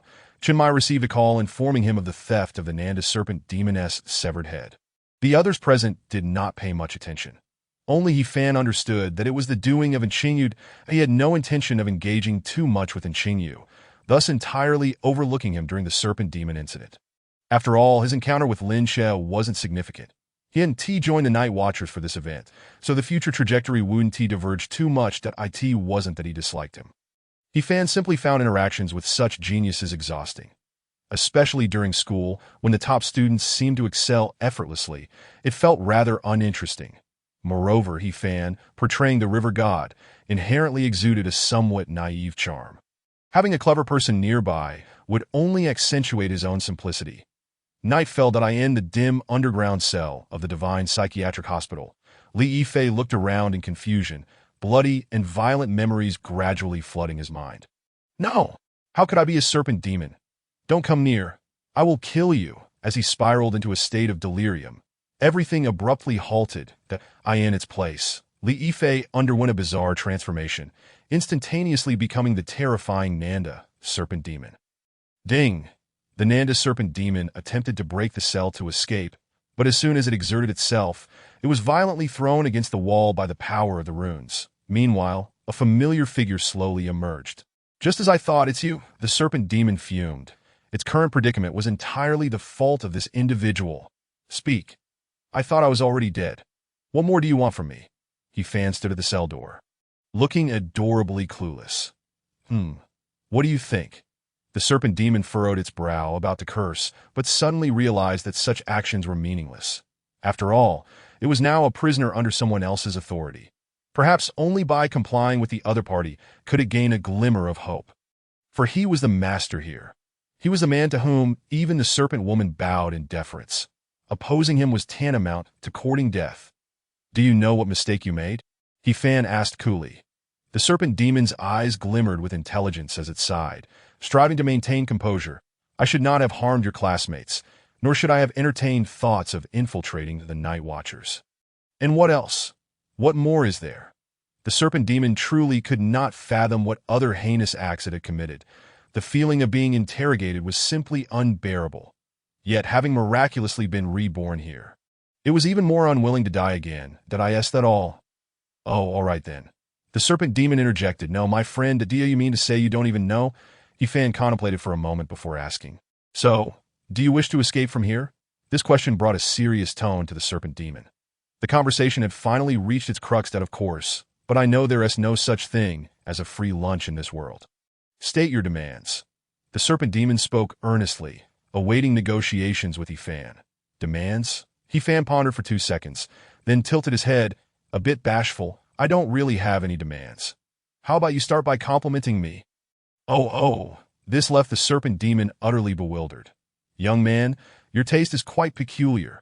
I hadn't prepared any flattery.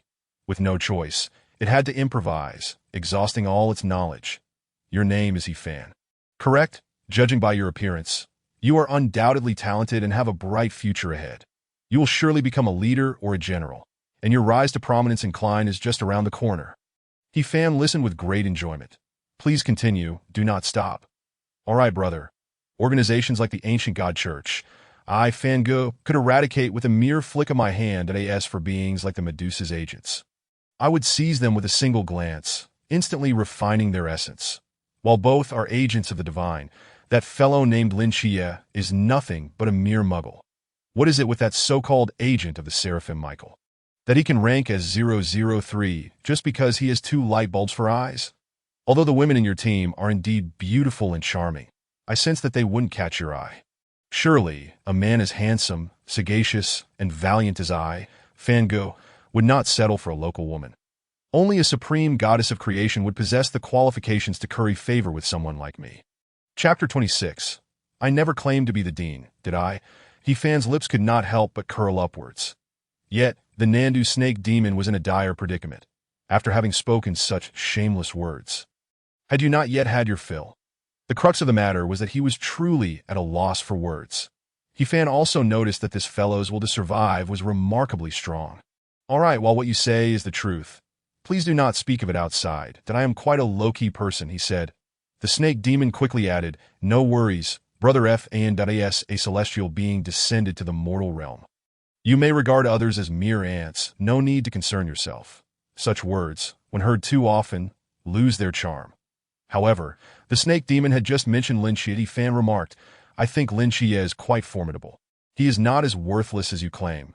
Upon hearing this, the snake demon replied, noted, understood. He a mere waste. He isn't even worthy to carry your shoes, Fango. Your kind heart and the identity of the Night Watcher saved him. Otherwise, each time you met him, you would have struck him, and he wouldn't dare show a hint of temper. If he dares to appear before me now, the Nandu snake demon was thoroughly enjoying itself when it suddenly heard footsteps approaching. Lin Xie appeared abruptly. In that fleeting moment, the snake demon's body began to ignite, subjected to divine torment. How novel! It was the first time it had heard of a prisoner confined in a cage daring to insult the dean. Speaking of which, what enmity do we share that you hurl such filthy curses? Lin Xie stared at the repeatedly tortured Nandu snake demon with a perplexed expression, but he then turned his gaze towards the innocent-looking Fan. Fan, you say you went to relieve yourself and ended up here. Fan chuckled. Oh dear, I must have taken a wrong turn. Lin Xie was left speechless. Who would believe you got lost? Just moments ago, after Lin Xie's arrival, Fan had unexpectedly visited the mental asylum that it had been days since Nikes had seen Danao, and he missed him dearly. The two had been engaged in conversation with Nikes. Lin Xie thought to himself that he would wait until Nikes fell asleep before returning to this basement. Little did he expect that Fan would suddenly declare he needed to relieve himself and sneak off to this place. You could have just come directly. Why incite this snake demon to insult me? Such a lack of martial virtue. Lin Xie withdrew his divine aura. The Nandu snake demon was enveloped in black smoke. Lying on the ground, convulsing continuously, it fixed its gaze on Fan, raising a trembling hand to point at him. You are not the master here. He is the dean. To which Fan replied with a grin. Spreading his hands, oh right, I never claimed to be the dean, did I? The snake demon spat out a mouthful of blood in frustration. Then why did you have me praise you? Fan feigned innocence. You were the one who asked me to make requests that I did give you a hint, saying that Lin Xie is quite impressive. Why the hell didn't you just say so outright? Why not be direct? The snake demon was on the verge of exploding with rage. What hints are you talking about? Did I use the hints you gave me? After all this time, you didn't even have a real matter to discuss with me. If you hadn't come to find me, would I have misunderstood? Ding. Scene stealing successful. Role-playing progress enhanced. Role-playing progress. 28.ojbk. Fan had completed his scene stealing task. Not only did he complete the task, but he also received a wave of sincere praise. Today was a good day. Everything he wished for seemed to come true. Fan hummed a little tune as he leisurely left the basement. That it doesn't matter if I lick the wrong thing. I can always lick Lin Xie again. What the hell, lick again? Just finished cursing him, and now you turn around and start licking. Do I have no pride? After Fan departed, Lin Xie felt a mix of anger and amusement. He even began to suspect that Fan might truly have a few screws loose. What was the point of his antics? What could he possibly gain? Perhaps he was simply being mischievous. Lin Xie looked at the Nandu, snake demon with a half-smile, making the latter squirm uncomfortably. That I'll give you another chance to reorganize your words. After much contemplation, the Nandu, snake demon smiled and said, Boss Xie, if being handsome were a crime, you would deserve 1,000 deaths. Another 10 days of tranquility passed. Lin Xie appointed Li Yifei as the first caretaker of his mental asylum, which raised Nikes' treatment progress to 45. It was not far from 50, and Fan was still waiting to exploit the second round of lottery draws. During this time, Chenmai provided Lin Xie with intensive training, aiming to ensure that he would shine in the new recruit training camp. As for Fan, Chenmai held little concern. Despite his seemingly naive demeanor, This lad was cunning. In the activity room of the agency, Chinmai summoned the two that the new recruit training camp was about to commence. I've already purchased your train tickets. We will set off early tomorrow morning. A big city like Beijing is not comparable to Songnan. So be cautious while out and about. I will have Hong Ying and Xiaonan accompany you to buy some daily necessities. All expenses will be covered by me and Xiangnan. The northern winter is quite cold, so remember to buy warm clothing and medicine. Chinmai fussed over them like a mother sending her children off on a journey. In the afternoon, Hong Ying and Si Xiaonan took He Fan and Lin Qiye on a whirlwind tour of Songnan City. They bought everything from Peppa Pig bed sheets, Hello Kitty suitcases, Snow White backpacks, to skirts and tank tops, shopping extravagantly. By the end of the day, Lin Qiye had accumulated several large bags of purchases, while He Fan had bought nothing that he understood that they would not actually be going to Beijing. Once Lin Qiye left his divine realm of Songnan City, all those resurrected by miracles would vanish. The higher-ups of the Night Watchers were aware of this. Hence, this new recruit training camp would be relocated to the outskirts of Songnan City. In truth, He Fan was uncertain whether he would perish the moment Lin Qiye departed Songnan City. Logically, having crossed over, he should not be part of the miracle, right? But these were merely speculations. What if he truly died? After all, He Fan's identity was established as a child born in Songnan City over a decade ago. Otherwise, how could he explain the school enrollment issue? Therefore, he needed to prepare before Lin Qiye left Songnan City. Either he had to ensure his own resurrection, or he needed to transcend Lin Qiye's divine realm. The new recruit training was about to begin, and He Fan was quite looking forward to it. For only by interacting with more people could he unlock his role-playing progress more swiftly. It seemed he needed to prepare in advance. With a thought, the entire map of Songnan City appeared in his mind. He carefully examined the terrain of the outskirts and discovered only 2 locations suitable for establishing a new training camp. Where could it be? Forget it if I can't guess, then I shall block both ends. Water accumulates to form rivers. After a night of effort, the topography of those 2 vacant lots in the outskirts underwent a dramatic transformation. 3 forcibly inserted rivers emerged. Completed. Hasn't this turned into my home ground? Chapter 27. The Twin Gods of Songnan Beijing City. What? The new recruit training in Songnan is facing obstacles. I tell you, did the leadership not provide you with funds? At this critical juncture, you give me this nonsense. What? There are 3 rivers blocking the way. With rivers, can't you avoid them? Can't you build bridges? You lot are truly a bunch of imbeciles. I tell you, the new recruit training must proceed as scheduled. Don't give me excuses, or you're all fired. Yuan Gang slammed down the phone, fuming that it was already nonsensical enough that the training location had been changed to Songnan City. Of course, he dared not question the higher-ups' decisions. Yet, now the construction team was putting pressure on him. They claimed there were 3 additional rivers. Wait a minute. Captain, did you not give me a terrain map this morning that showed rivers? I distinctly remember there weren't any. Yuan Gang double-checked the map. There was indeed a stream, but it was nestled in a mountain range, originally designated as a wilderness assessment scene for the new recruits and not within the construction zone. Hearing this, Xiaoping Gu, who had been lazily lounging on his desk, squinted at the map. Suddenly, he awoke. No way. Could it be that I got the city wrong? He hurriedly checked again, and indeed, there were no rivers. Asked the construction team where the hell they went. Is this still Songnan City?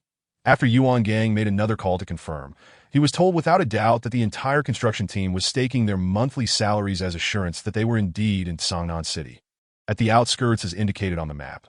Xiaoping Gu frowned. What a mess. If you say it's the rainy season and rivers have changed course, fine, I can believe that, but it can't be that 3 rivers changed course at once. Inquire with the Meteorological Bureau, then promptly contact Team 136 in Songnan City to clarify the situation. At that moment, Xiaoping Gu suddenly received directives from higher authorities. After reading the message, he was left speechless. The higher-ups instructed us to refrain from intervening and to proceed with normal construction. Yuan Gang was perplexed. For the first time, he found himself muddled amidst such trivial tasks. Just then, a spark of realization struck Xiaoping Gu, and he smiled as he asked, "Did I not mention that Songnan twin deities to you? Lin Qiye and He Fan, those 2 high school students." Xiaoping Gu nodded. "Do not forget, the boy named He Fan claims to be the river god." Yuan Gang's eyes suddenly brightened. That makes sense, but is he truly that extraordinary? Xiaoping Gu yawned. Indeed, I did not foresee that he could conjure 3 rivers overnight. However, there is one more thing. Do not forget. Forget what? Xiaoping Ji's gaze held a hint of doubt. He is merely a high school student, an inexperienced recruit preparing for basic training. How could he possibly know that this training would be relocated at Songnan City? Upon hearing this, Yuan Gang was instantly taken aback. Right, I only learned of it this morning. How did this kid find out ahead of time? Does he have such formidable connections? This new recruit training truly feels like a chaotic spectacle. Yuan Gang stared intently at the list in his hands, his eyes brimming with anticipation. Xiaoping Ge mirrored his enthusiasm, a smile playing on his lips. Though it may seem chaotic, this group of anomalies will surely struggle to escape the suppression of the Songnan twin deities.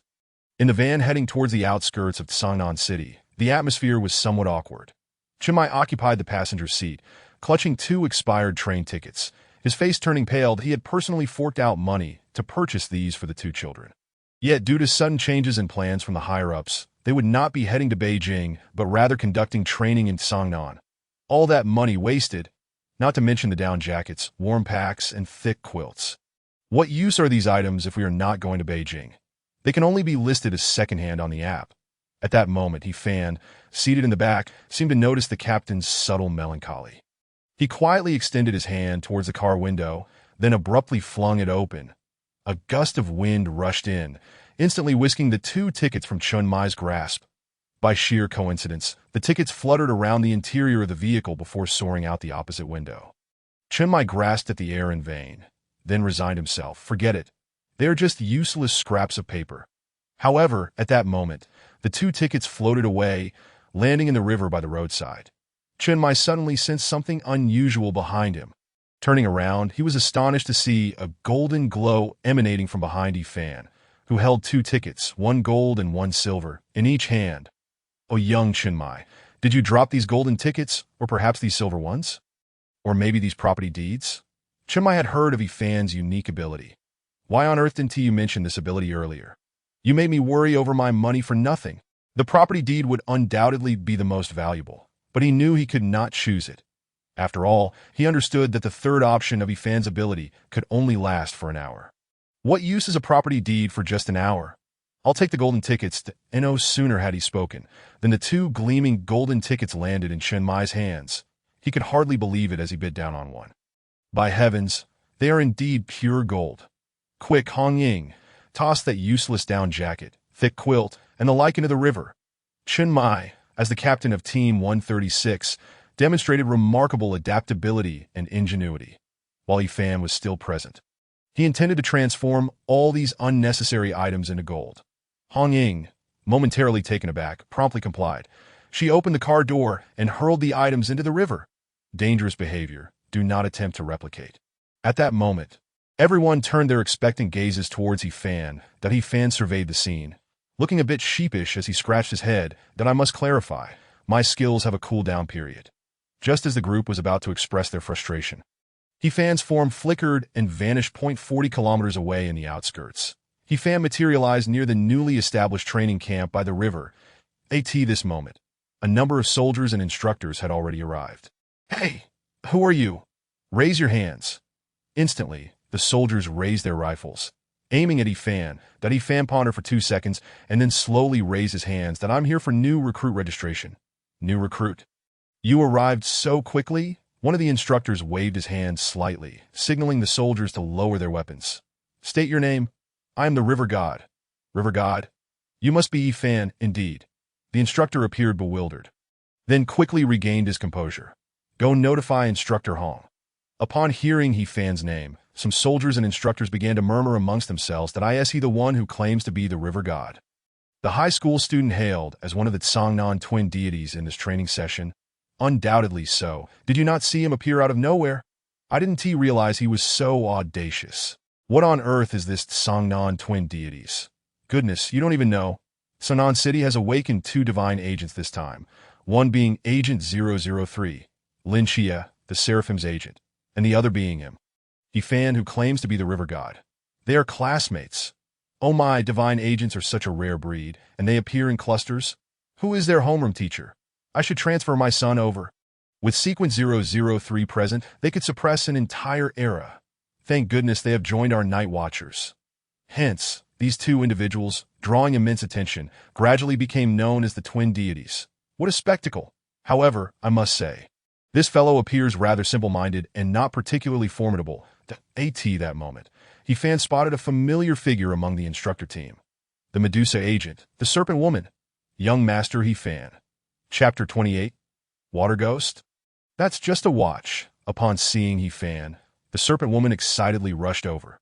Though clad in a military instructor's uniform, she could not conceal her voluptuous figure, swaying enticingly as she ran. It was evident that, over the past few days, she had fully adapted to the military camp's life. Not to say she had become the center of attention, but at the very least, she maintained a respectful demeanor towards everyone. Isn't that obvious? The soldiers in the camp are all tough yet tender-hearted. Encountering such a beauty, they'd be blushing and having palpitations. Although the Serpent Woman had toned down her once provocative demeanor, her every gesture remained alluring, as she was still the agent of Medusa, imbued with an irresistible charm. Once the star rookie of the ancient divine cult, her layers of identity rendered her a mysterious treasure in the eyes of men.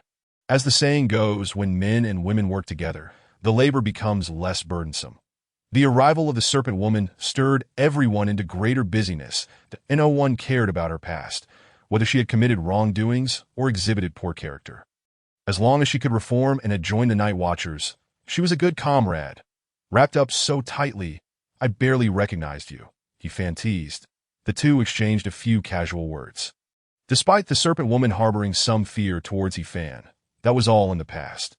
Now that she had joined the Night Watchers as a trainee instructor, they were comrades united on the same front. He-Fan was her guiding light, and she missed him after such a long time apart. Not far away, Instructor Hong hurried over upon hearing the news. New recruit He-Fan. The Serpent Woman immediately snapped to attention. Saluting, Instructor Hong. Instructor Hong assessed the two, no doubt about it. He is the river god, one of the twin deities. Even the Serpent Woman, who has recently been viewed as a treasure among the male comrades, is so warmly welcoming towards him that a few days ago, a member of the mass team had come by, and he had felt quite awkward upon encountering the Serpent Woman. Unbeknownst to him, he had almost dealt her a fatal blow in the past. It seems divine agents often share interconnected stories that He-Fan. You are the first new recruit to report this year. Serpent Instructor, you are quite familiar with He-Fan, right? Perfect. Please show him around so he can familiarize himself with the daily life here. With that, Instructor Hong patted He-Fan on the shoulder. I have matters to attend to. You will need to adapt on your own. You will be living here for the next year. After concluding his remarks, Instructor Hong departed, having exchanged a brief but respectful encounter with He-Fan, one of the twin deities that in truth, he had no pressing matters at hand. It was merely a directive from superiors to welcome Lin Xie and provide him with some level of care. Although he was somewhat reluctant, a soldier's duty is to obey orders, and thus he complied. With Lin Xie being a young master of the Guangshan Bailey Group, a twin deity, and partaking in the training of 3 high-risk forbidden zones, it was likely that things would not be peaceful. Upon arriving at the training base, Lin Xie, dragging along his Hello Kitty and Peppa Pig suitcases, was promptly greeted by Instructor Hong. The 2 divine representatives reported in sequence, igniting an atmosphere of fervor among the crowd. Lin Xie observed that the entire base was constructed with an air of orderliness. There lay the training ground, over there was the cafeteria, and there stood the classrooms. While this was the supply station, where one could procure necessities free of charge. Come, allow me to show you the dormitory, Hong instructed. The accommodations consist entirely of double rooms. Since you have arrived early, you may select one that suits your preference. Lin Xie chose a dormitory with the best natural light, while Instructor Hong assisted him with the registration that I have a classmate named He-Fan. Has he not arrived yet? Upon hearing this, Instructor Hong's expression darkened. That he has arrived. I had Instructor she show him around. Just moments ago, I saw the 2 of them leap into the river, haha, as expected of him. His antics remain as wild as ever. Instructor Hong understood Lin Xie's implication and advised, you 2 are already familiar with one another. I suggest that during the training period, you reside separately. This way, you can interact with more roommates and forge new friendships. What do you think? Lin Xie chuckled. I am agreeable to that. Having grown accustomed to hardship from a young age, he held no particular demands regarding living conditions. As for roommates, as long as they were not troublesome, he was not particularly picky. Regarding He-Fan, Lin Xie thought it best to see what his wishes were. He recalled Chen Mai's repeated admonitions before his arrival, urging him to prevent He Fan from causing trouble for their fellow colleagues. Lin Xie couldn't shake the feeling that there was a hidden meaning in Chen Mai's words. What if He Fan troubled him instead? Was he to be the sole sacrifice? Throughout the night, Lin Xie did not catch a glimpse of He Fan and went to bed early. The following morning, he visited the supply station to collect some provisions, primarily because the cafeteria had yet to open and he needed to eat. Upon returning, he discovered that his dormitory had already been occupied by a crowd no less. Young master, this room is the best. It's warm in winter and cool in summer. This dilapidated place in Sangnan is far inferior to Guangshan. Just look at this chaos. Is this suitable for habitation? If I may say, young master, we ought to head back home. You can have anything you desire there. Why endure such suffering here? Who lacks common sense and has taken over our young master's dormitory? Hurry! What are you dawdling for? Throw all these things out. Several bodyguards clad in black surrounded a plump young boy, speaking in unison. Lin Xie's eyes narrowed. Oh, so they wish to dispose of my belongings, resorting to the mindless antics of a wealthy second generation. Are we? Just then, the chubby boy erupted in anger, kicking one of the bodyguards attempting to move Lin Xie's luggage to the ground. Watch it! This is a double room, you fool. I dare you to try moving my roommate's belongings again. This left Lin Xie momentarily flabbergasted. However, the situation escalated further. What are you waiting for? Hurry and bring in the gifts I prepared. Upon realizing their mistake, the bodyguards hastily began to carry in the numerous gifts. Under the chubby boy's direction, they left in a hasty retreat to avoid giving his roommate a bad impression of bullying. Upon seeing Lin Xie, the chubby boy quickly introduced himself. Hello, I'm Bai Li Tuming. Pleased to meet you. Greetings.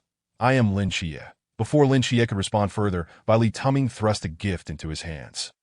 At first glance, the package contained several expensive watches, a few local specialties from my hometown, just a token of my esteem, to wish our friendship may be as solid as gold. Before Lin Xie could even accept the gift, several watches suddenly flew out. Bai Li Tuming was momentarily taken aback, unsure of what was happening. How did these watches come to life? Lin Xie felt a familiar surge of psychic energy and turned to the doorway. Indeed, He Fan stood there. Bai Li Tuming also spotted He Fan's sudden appearance and exclaimed, Hey, how did the green and black Water Go series Rolexes end up in your hands? Upon hearing this, Lin Xie covered his forehead, beginning to grasp the situation. He understood He Fan all too well. Anything related to water seems to fall under his domain, doesn't it? You even refuse to spare a watch. While Bai Li Tuming had prepared watches for everyone, He Fan still insisted on taking Lin Xie's, not out of greed but to play the part. Ding. Successful scene stealing, progress in role-playing enhanced. Role-playing progress. 29 Chapter 29. You have guts. He Fan. Nice. He Fan had been waiting for this moment, that he had arrived at the training camp first yesterday, yet failed to steal the spotlight and was quite frustrated. Now, he was on the brink of reaching 30. He had to make an effort today. This is a friend of mine, Lin Xie introduced. Bai Li Tuming immediately welcomed. Your friend is my friend too. Don't hesitate. Take whichever watch you like. I'm thrilled that you're willing to befriend a child from a humble background. Lin Xie sighed. Why can't I have even one normal person around me? Is it so difficult to find someone normal? Thank for the gift from Ling Baotian Zun. With that, He Fan vanished once more. Bai Li Tuming was left in a state of confusion, while Lin Xie remained perplexed by He Fan's antics, that He Fan was only proactive when it came to stealing the spotlight. At other times, he acted as he pleased. It seemed today as task was accomplished. With nothing else to do, he thought to return and lie down for a bit. However, upon returning to his dormitory, he was astonished to find it had been claimed by others. Two clueless youths, seemingly acquainted, were busy moving their belongings inside. Hurry up, finish packing, so we can find Brother Shin. I'm already packed. I am just waiting for you, Brother Shin. He Fan had a hunch that these two clueless youths were likely minions of Shen Qingzhu. Shen Qingzhu, the kind of man who could be a leader wherever he went, an arrogant fellow. But his subordinates cannot just seize my room. Hey, you two clueless youths, this is my room. He Fan smiled, attempting to remain friendly. While speaking, he pointed to the name he had signed at the door. I clearly wrote my name on it. The two subordinates exchanged bewildered glances. Upon stepping outside, they indeed saw the name. Oh, my bad friend. We truly didn't notice before entering. Yes, we just arrived, and no one paid attention to the name at the door. When we opened it and found no luggage inside, we just walked in. Indeed, Fan had not brought any luggage, leaving the room emptied and no problem. Then please switch to another room, Fan requested. The two subordinates exchanged glances, anxious to finish packing and find their leader. After all, Brother Shun was in a new environment, and the brothers were loyal, eager to support him. Friend, how about this? Since you have no belongings, could you possibly switch to another room? There are plenty of vacant ones. Otherwise, we'll have to repack everything. So let us make this convenient, Fan, with a smile, interjected, but this is my room. Faced with Fan's unwavering stance, the two were slightly miffed. Yet upon reflection, they recognized their fault and dared not retaliate. Honestly, we tried to negotiate with you, and besides, your room is empty. How was I to know you just signed your name? One of them grumbled. Nevertheless, they began to pack their belongings, intending to vacate. That moment, a figure appeared behind them.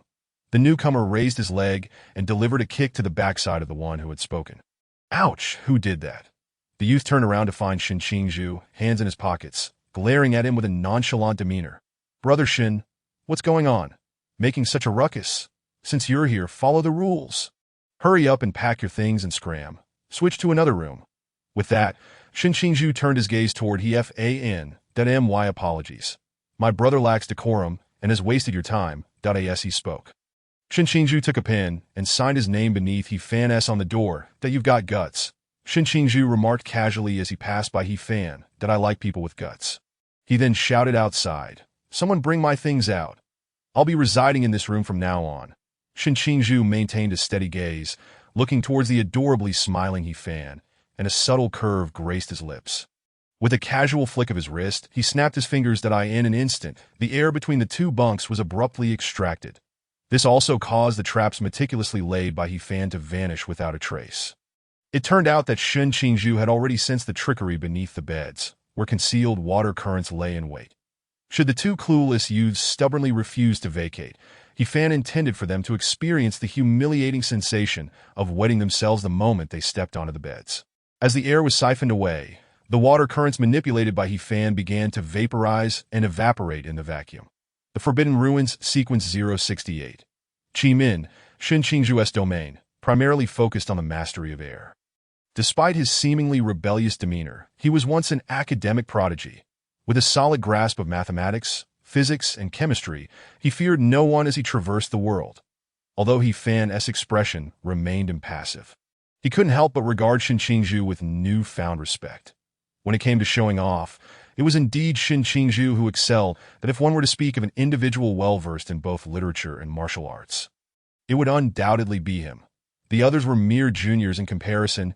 You're a good person, but I simply don't fancy men, Fan retorted playfully. Shin Qingzhu? No, my friend. Have you misunderstood something? What I meant was a brotherhood founded on mutual recognition. My preferences are perfectly normal. Chapter 30. Instructor, your words are quite demeaning. Everyone assemble at the training ground. As the call echoed, all the new recruits participating in the intensive training hastily exited their dormitories. Rumor had it that arriving late would incur penalties. However, for someone like Bai Li Pang, who struggled even to put on his trousers, it was a bit overwhelming. Fortunately, he had amassed a number of steadfast friends who helped him pull up his pants. In the training ground, the new recruits lined up, varied in height and stature. The intensive training was officially underway. On the demonstration platform, over 20 instructors stood tall, exuding an inexplicable authority. Among them was the Snake Woman, who continually smiled at Fan. Leading the group was the chief instructor, Yuan Gang, but he looked down upon the recruits with an expression that conveyed authority without anger. Stand at attention, as he spoke. An invisible pressure descended upon the recruits, akin to the oppressive aura of battle, causing some to struggle for breath. You are all geniuses from the Great Xia, I acknowledge that. However, in my eyes, you are currently nothing more than insignificant beings. Faced with formidable mysteries, you are merely snacks for them, unworthy even to fill the gaps between their teeth. As a series of belittling remarks echoed, the expressions of those below varied. Some felt genuinely inferior, while others had lofty aspirations. What? Do you disagree with my words? At this moment, many raised their heads. Indeed, they were all unconvinced. Yet no one dared to speak out in retort. Heh, too scared to speak, are we? But I know for certain that you all harbor resentment. Do you think you're particularly impressive, believing that I can chastise you here merely because I was born a few years before you? Today, I shall make you realize that even if you are currently at the Klein level, you are just slightly larger ants. When faced with seasoned warriors, you would be nothing more than easily dispatched waste. Do you believe me? Down below, many recruits were incensed, flames of fury igniting within them. Shin Qingzhu let out a cold snort. He was about to raise his hand and shout that he didn't believe it, only to find that Fan had already lifted his hand. What the heck? Shin Qingzhu frowned slightly. See? What did I tell you? This kid is indeed bold. On stage, noticing Fan, Yuan Gang inquired, that recruit, why have you raised your hand? To which Fan cheekily replied, reporting, sir, that I seem to have contracted a peculiar illness. Whenever someone insults me, I can't help but raise my hand. At this proclamation, laughter nearly erupted among the recruits present, as well as some of the instructors on the demonstration platform. Everyone was eager to see what sparks would ignite between the two. Am I insulting you? Am I wrong in my assessment? Yuan Gang retorted angrily that Fan, with a smile, responded, whether you are right or wrong, I cannot say, but your words are truly quite demeaning. The crowd fell silent, momentarily stunned. Child, you possess great courage. You dare to speak such words. Yuan Gang's expression became somewhat dazed. Perhaps he had anticipated someone might raise their hand to assert their strength. But he never imagined someone would raise their hand to label him as demeaning. Am I really demeaning? I've always trained new recruits like this. Isn't this the tradition of the military? Am I truly that demeaning? Recruit, what is your name? He's the river god. After this peculiar exchange, Yuan Gang exclaimed, good, very good. Is there anyone else who believes my words are demeaning? I, demeaning man, demeaning mon, Yuan Gong. With Fan leading the charge, the recruits no longer cared about the appropriateness of the term demeaning. They erupted in a chorus of dissent. Among the crowd, Lin Chia also shouted. Demeaning man beside him, Bali Pang Pang asked, do you also find the instructor's words demeaning? Lin Chia nodded. If he merely said I was weak and asked if I accepted that, I would, for I have faced the mysterious before and know their formidable nature. Thus, even if he insults me, I must acknowledge my own weakness. However, the real issue is not whether I am weak, but whether the instructor's words are indeed demeaning, and I think they truly are. Everyone isn't a fool and possesses self-awareness. Why should he insult me?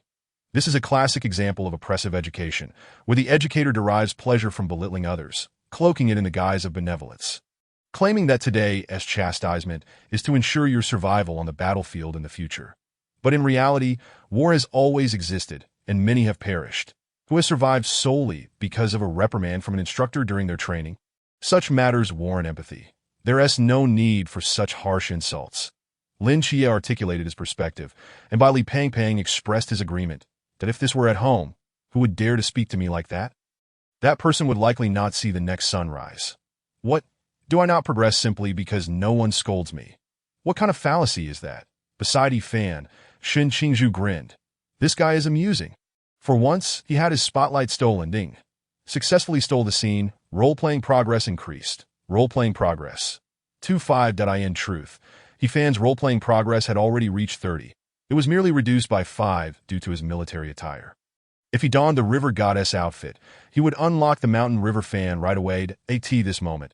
A smile crept across Yuan Gang's face, but he spoke into his walkie-talkie. Next scene. The crowd was left bewildered. Soon, those with keen eyes spotted something unusual in the sky. Look, there are people in the sky. The recruits all looked up to see 7 masked figures descending from the heavens. They had jumped directly from an airplane, without parachutes. Fan shielded his eyes from the sun. Their descent was fierce, like divine warriors descending upon Earth. As they fell faster and faster, just when everyone thought they were about to crash. The member wearing the scale mask merely flicked his fingers. The 7 figures landed gracefully, as light as a feather. The masked squad. Wang Mian, Tian Ping, Chang Wei, Xin Wu, Yu Gei, Tan Xiang, Xinghen. All members present. Chapter 31. unlocking the Mountain River Fan, an unconstrained pool realm. The masked squad struck handsome poses. However, at that moment, the member wearing the swirling mask suddenly stumbled and plopped down onto the ground. Unbeknownst to him, Xian Wu was acrophobic, and the descent had nearly cost him his life. After shouting for a while, having completed the ceremonial greeting, this fool even mentioned feeling hungry. The scene fell into silence. Wang Mian's lips twitched, while Yuan Gang held his forehead. What a disaster! In an instant, this unexpected greeting had the recruits in fits of laughter. Everyone began to wonder if this was indeed the special squad known as the Masked Squad, or perhaps a low-quality imitation. Lin Qi's expression was grave. As a fellow divine agent, he could sense the divine aura emanating from Wang Mian. These 7 were undoubtedly the genuine Masked Squad. Silence. At this moment, Yuan Gang stepped forward, and the entire area fell silent. This is the special squad, masked. Just now, each of you claimed that I was demeaning and that my words were flawed, correct? Then prove it to me, among you 240 recruits. Regardless of the means employed, if any of you can remove the mask from any member of the masked squad, you will win. Should you succeed, I shall keep my promise and allow you to graduate tomorrow, completing this intensive training ahead of schedule. Conversely, if you fail, you will obediently follow my arrangements and trample your cheap pride underfoot. Do you understand? Certainly, I shall instruct all members of the masked team to restrain their strengths to the realm of Zhan. Under the premise of all being within the Zhan realm, it shall be 240 against 7. Do you dare? Upon hearing this, the entire venue erupted with excitement. With 240 against merely 7, the numerical advantage is indisputable. What is there to ponder? Not to mention, there must be over 200 who are eager to cut in line. Of course, we dare. Everyone raised their hands in agreement. At this moment, sensing the fervor of the new recruits, Wang Mian spoke slowly. Dealing with you novices requires not 7, but merely 5. That upon hearing this, the new recruits nearly boiled over. How audacious, with 2 shoulders supporting a single head. Who do you think you are? However, some astute individuals quickly grasped Wang Mian's intent that if there are shortcomings within the team, just state them plainly. No need for pretenses, Zhuaiga scoffed. Hey, shall we join forces to eliminate one first? Fan remained silent, while Zhuaiga pondered in confusion. How is this guy even more arrogant than me? But when he turned around, he was stunned. Where did that big fellow go? Fan had already teleported to the riverbed, conveniently donning the attire of the river god. That I shall only instigate trouble.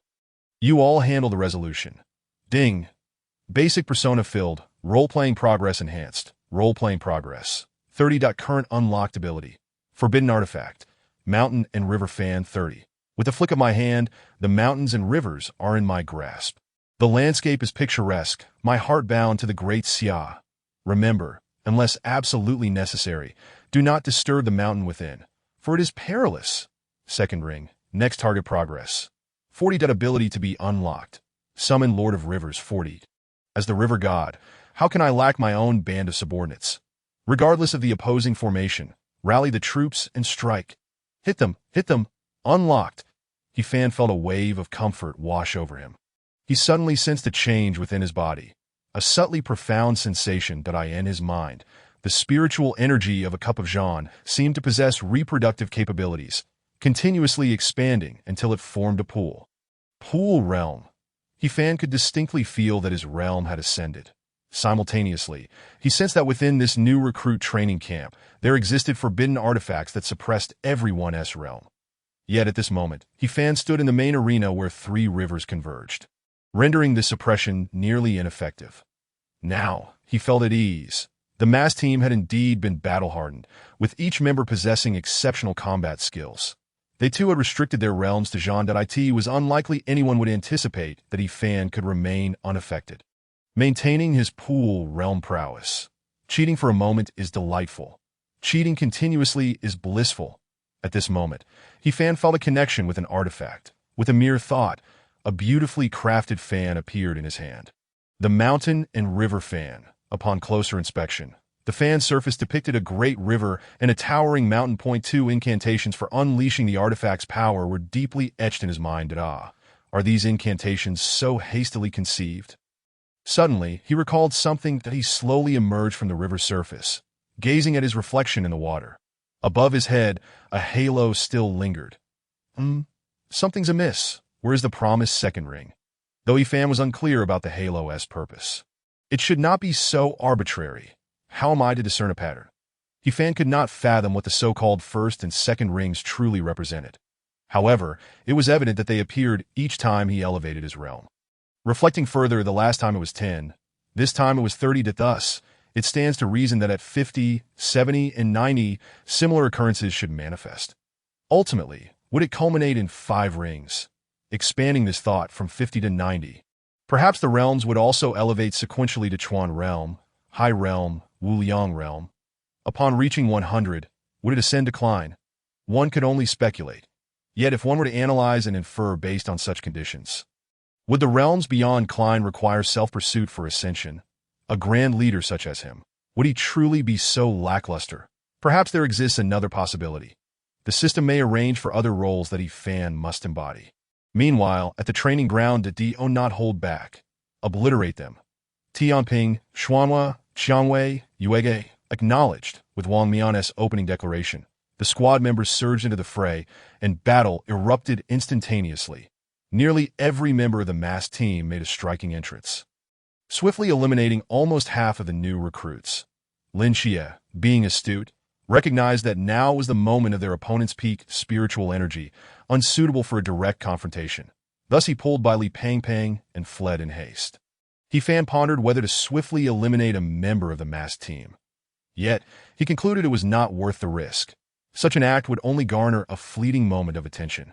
Sacrificing much potential role-playing progress, it would be far more advantageous to follow the broad-eyed Lin Xie, consistently vying for the spotlight, at the entrance to the weapon warehouse. Xie, I'm so tired, I can't run anymore. Bai Li Pangpang plopped down on the ground. Lin Xie was still contemplating how to breach the weapon warehouse's heavy door when suddenly, make way, a tall and graceful woman appeared.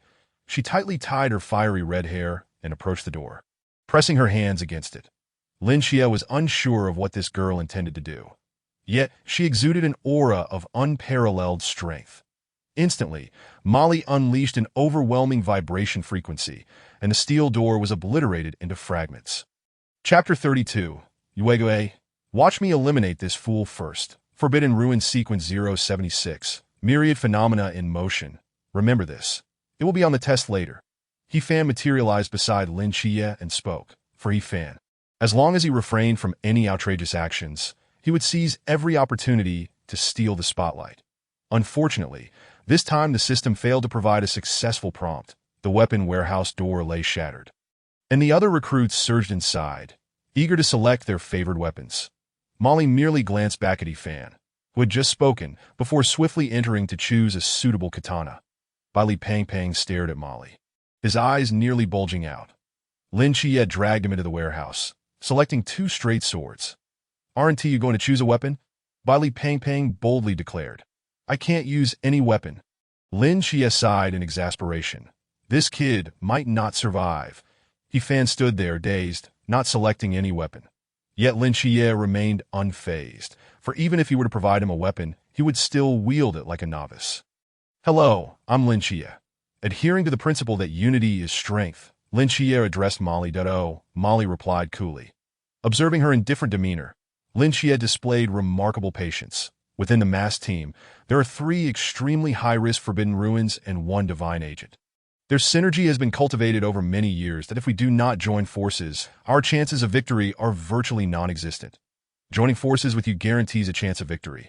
It does. Why? Are you also a high-risk forbidden ruin? No. Lin Xie shook his head. I am a divine ruin, an agent of the Seraphim, a divine agent. Upon hearing this, Molly regarded him with newfound respect. Ifan scoffed. Damn it. Let my guard down and let him show off. Just as Ifan was about to interject, attempting to reclaim the spotlight, suddenly, Lin Xie's extraordinary perception kicked in. His pupils dilated as he turned to shout towards Ifan. Be careful, due to the distance. He could not provide support in time, only able to warn that a formidable threat loomed behind Ifan. A glint of cold light flashed as a short sword appeared at Ifan's side. Yet in the next moment, Ifan remained expressionless, not even turning his head.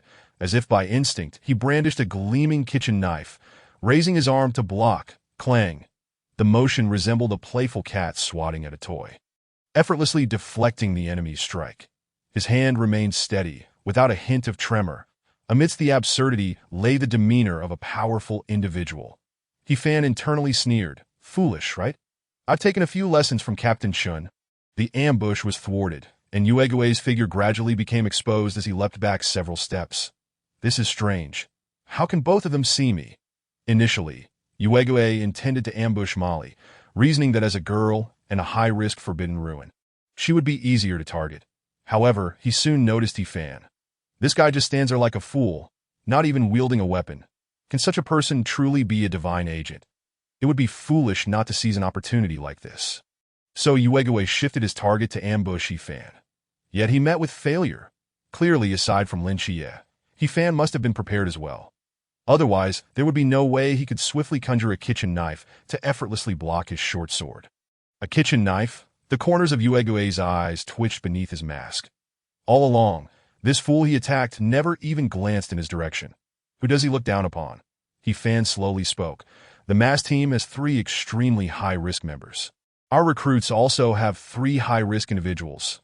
Is he continuing to discuss what Lin Xie just mentioned? No, my friend. You just got ambushed. Can you not show some respect for the one trying to ambush you? The mass team has 1 divine agent. Our recruits also possess 1 divine agent. Is he still on that topic? It seems that topic holds great significance. However, among our new recruits, an unexpected river deity has emerged. It is indeed a god, yet the mass squad is devoid of any divine presence. Uegue was momentarily speechless, while Lin Xie remained silent. Molly and Bailey Pang Pang appeared utterly bewildered. After all the build-up, was it merely to declare you as the river god? My dear brother, just how significant is this boast of yours that it must be proclaimed regardless of the occasion? Ding. Successfully stole the spotlight. Acting progress enhanced. Acting progress. 31. Achieved. Fan was uncertain whether it was his utterance that stole the limelight or if he had been regarded as the weakest target for such a purpose. Regardless, success was all that mattered. He chose to disregard the finer details. Uegue, slightly irked by Fan's indifference, thought to himself, if I can no longer endure this, then let us eliminate this river god first. With that, his figure approached like a specter. The earlier ambush had not been a life-and-death struggle, so he had held back.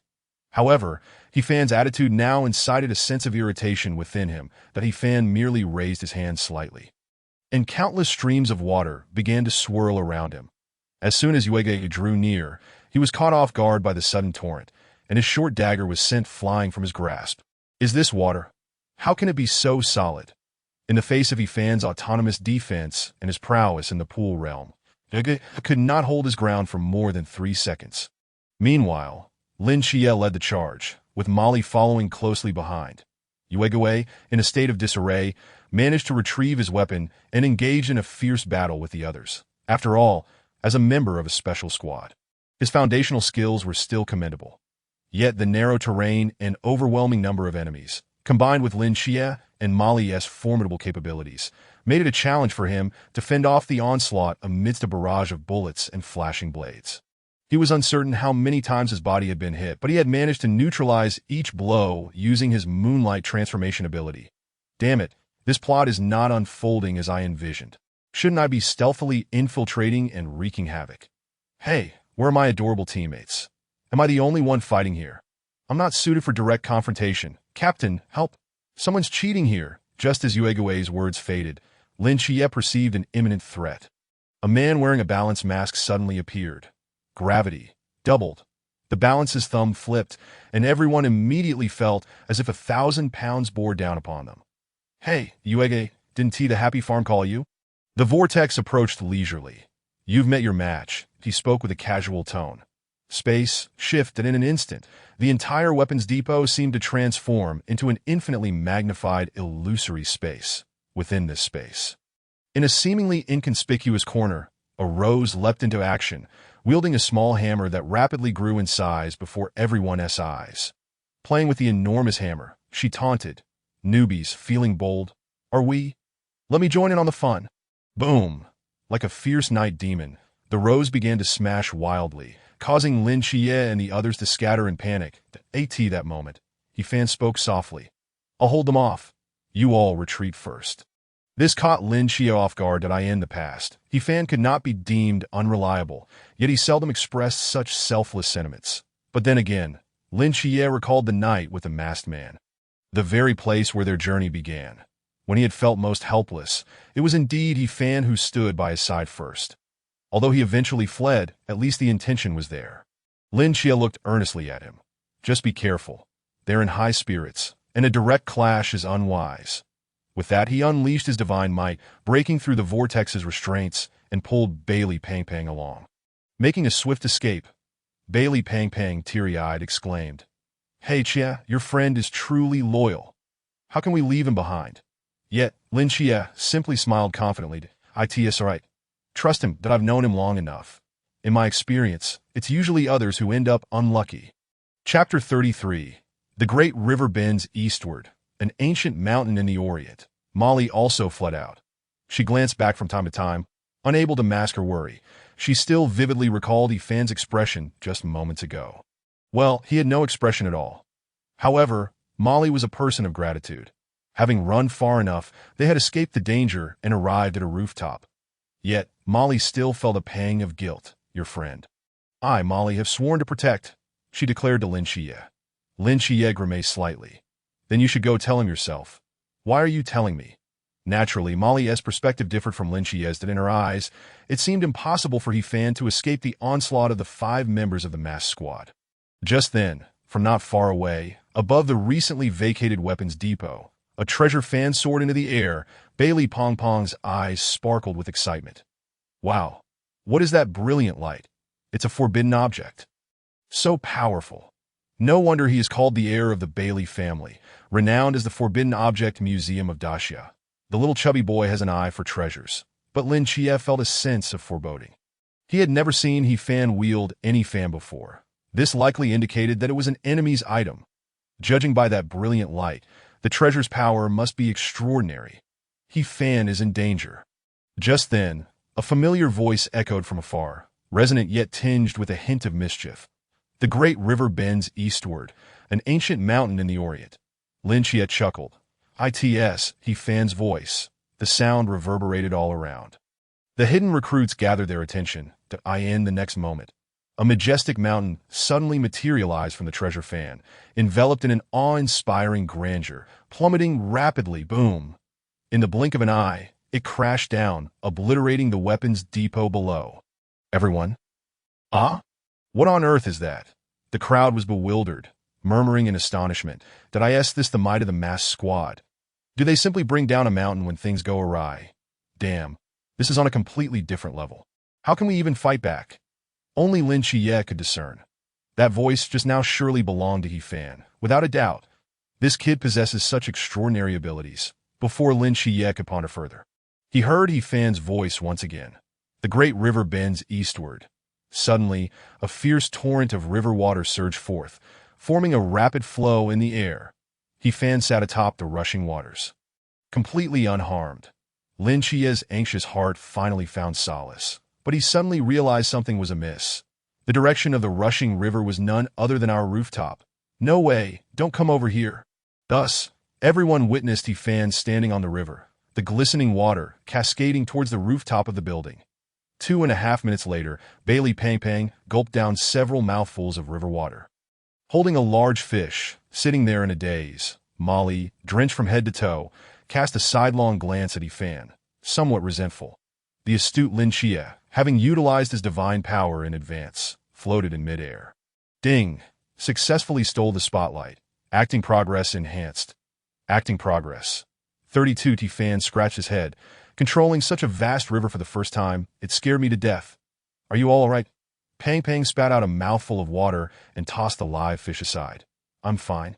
"Of course, I'm fine," Molly, recalling He Fan's loyal demeanor earlier, smiled. "No worries, thank you." Lin Xie descended, asking helplessly, "Are you all right?" His inquiry was merely polite, lacking genuine concern. "Just take a look for yourself. How could it be that the ones suffering are not others?" Not far from the great mountain, there lay a wasteland. The vortex manipulated space, releasing several teammates. They sat on the ground, panting heavily. Yuege looked up, gazing at the sky at a 45-degree angle, feeling a sense of rebirth, and began to rant. "Captain, how much did old Yuan pay you? Do we really need to go to such lengths?" Had it not been for the captain's timely intervention in slowing down time, we might have been done for. The vortex expressed its unease. The balance crouched on the ground. Done for. Not quite. Had the captain not intervened, I fear I would have first lifted the suppression on my realm before moving that mountain away. The rose brushed off the dirt from her clothes, so we almost lost within the confines of the rules. 5 of us nearly fell to one person's single strike. Hearing their remarks, Wang Mian shook his head. "Did you all not notice? That fellow named Yifan has already reached the pool realm." Upon hearing this, everyone felt a sense of disquiet, and no wonder he was so formidable. We had suppressed our realms to the lantern realm, while this kid was effortlessly dominating us from the pool realm. Yet upon further thought, they found it puzzling. Why was he not affected by the restrictions of the forbidden objects, still able to retain his pool realm strength? Wang Mian shook his head in response. Every divine agent possesses extraordinary uniqueness. It cannot be assessed by ordinary logic that I suspect his strength is somehow linked to the rivers surrounding us. Before we arrived, I had heard that there were originally no rivers here. Suddenly, 3 rivers appeared the night before the new recruits' training. You all witnessed his ability to manipulate the river, did you not? And let us not forget, he claims to be the river god. Indeed, Yifan had boisterously proclaimed, moving mountains and commanding rivers, leaving a lasting impression. What shall we do if we continue to suppress our realms? Would that not allow this kid to ride on our heads and pound us? Uegue expressed his indignation. 2 choices lay before them. Wang Mian spoke softly. There are 2 strategies. One is a confrontation of kings. You may hand him over to me.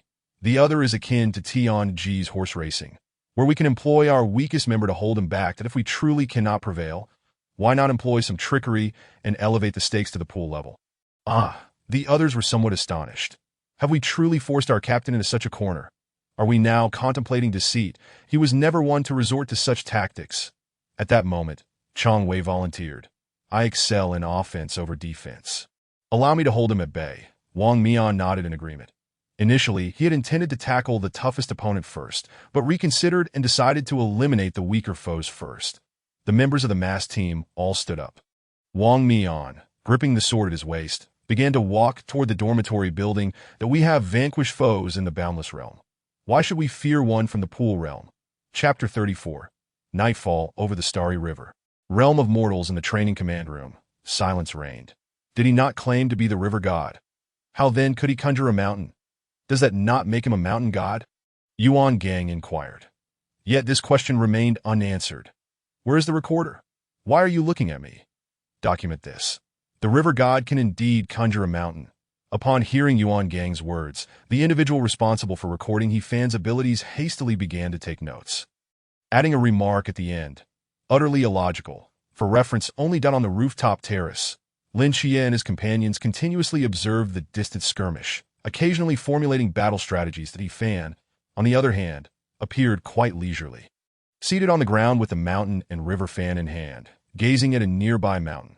Then he glanced at the new mountain appearing within the F and at a T last. He comprehended the implication of the phrase in the fan's description. Unless absolutely necessary, do not disturb the mountain within, for it is perilous. Perilous? He had merely extracted the mountain, and it plummeted like a free-falling object. Could that not be dangerous? Even if it did not land on a child, it would surely wreak havoc on the flora. To put it plainly, while you may use the mountain, you cannot control it. After usage, another peak will emerge from the fan, effectively providing limitless ammunition. However, the mountain that has descended cannot be retrieved. Upon reflection, aside from a rather foolish premise, there lies a thread of logical coherence. You are merely the river god. By what right can you command a mountain? It is a privilege to utilize it. Thus, the warning. Unless absolutely necessary, do not employ it. That if you are unashamed, go ahead and use it, and you will find it silent. Yifan was not one to be overly critical, on a whim. He had wished to test the power of the mountain and river fan, thus volunteering to cover the team's retreat. The effectiveness had indeed been demonstrated. Now, the masked team perceived Yifan as a formidable obstacle, hardly daring to provoke him. However, Over by the dormitory building, the situation was rather dire for Zhuagu and his companions. According to the original storyline, Shen Qingzhu commanded authority wherever she went, gathering over half the new recruits in the dormitory area. Well-armed and poised for a counteroffensive against the masked team, even managing to take down a soldier. Had it not been for Wang Mian's fortuitous intervention, the masked team would have faced bitter defeat in the northwest. But this time was different. Under He Fan's pressure, the masked team approached their mission with a sense of grave duty. Each movement was executed with utmost caution, and with their synchronized efforts, Shen Qingzhu and the new recruits faced elimination. Ultimately, the 5 members of the masked team surrounded the seated Qiao Yuan. "Are you truly not going to resist?" Tian Ping, arms crossed, inquired. Chang Wei brandished her hammer. "Such a spineless individual hardly qualifies as a man. Stand aside. I shall deliver a blow to awaken him." At this moment, Wang Mian interposed himself before Chang Wei. She said nothing further and stepped aside. With hands clasped together, Qiao Yuan closed his eyes and softly spoke. "Wang Mian, I have come solely to seek passage for one, that if you wish to eliminate me, so be it. My karmic burdens are beyond your capacity to absolve." Upon witnessing this, Wang Mian did not rush to act. Why had Yuan Gang summoned the masked team? Was it merely to torment the newcomers? Surely not. Wang Mian had some understanding of figures like Qiao Yuan, who were recorded by the Night Watchers. The arrival of the masked team carried the weighty responsibility of nurturing exceptional talents. Qiao Yuan, classified as Sequence 031 of the Forbidden Ruins, Black King Annihilator, had genuinely reached a level beneath the divine and above all living beings. I surmise that the temple's esteemed monk would inform you that your past transgressions are not your fault, but rather the result of the power within you. Yet, I must assert that regardless of the past's right or wrong, your current faults are undeniably yours. The power within you is overwhelming. Yet you remain feeble, that do not continually use your childhood as an excuse. Wrong is wrong, and it is merely the bystanders who choose to forgive you. However, it is undeniable that your inherent weakness is your original sin. Cease seeking others to redeem you. Take up your weapon and face me. Only by transcending your frailty and mastering the power within can you hope to save yourself. Upon hearing these words, Qiao Yuan slightly opened his eyes, gazing at his guilt-ridden hands. "That I do not wish to kill again," in response. Wang Mian replied calmly, "You are mistaken. You are incapable of killing me." Noting Qiao Yuan's continued hesitation, Yu Gui interjected. "Who is the one the old monk instructed you to seek? Look how our captain is concerned for you. What if the person you seek is him?" Qiao Yuan recalled the monk's words before his departure. The monk had not directly revealed the name, but had only given him 8 characters. 8 characters. The curiosity of the 5 members was piqued. Qiao Yuan once more clasped his hands together and recited, "Nightfall over the starry river, realm of mortals." Upon hearing this, the masked team members tilted their heads in unison. Understood. Indeed, the old monk did not instruct him to seek Wang Mian. This answer was rather obvious, was it not? The realm of mortals is none other than the domain of the Archangel Michael. The person you seek is Lin Xie. Wang Mian sighed. "Look, he is currently on the rooftop of that building."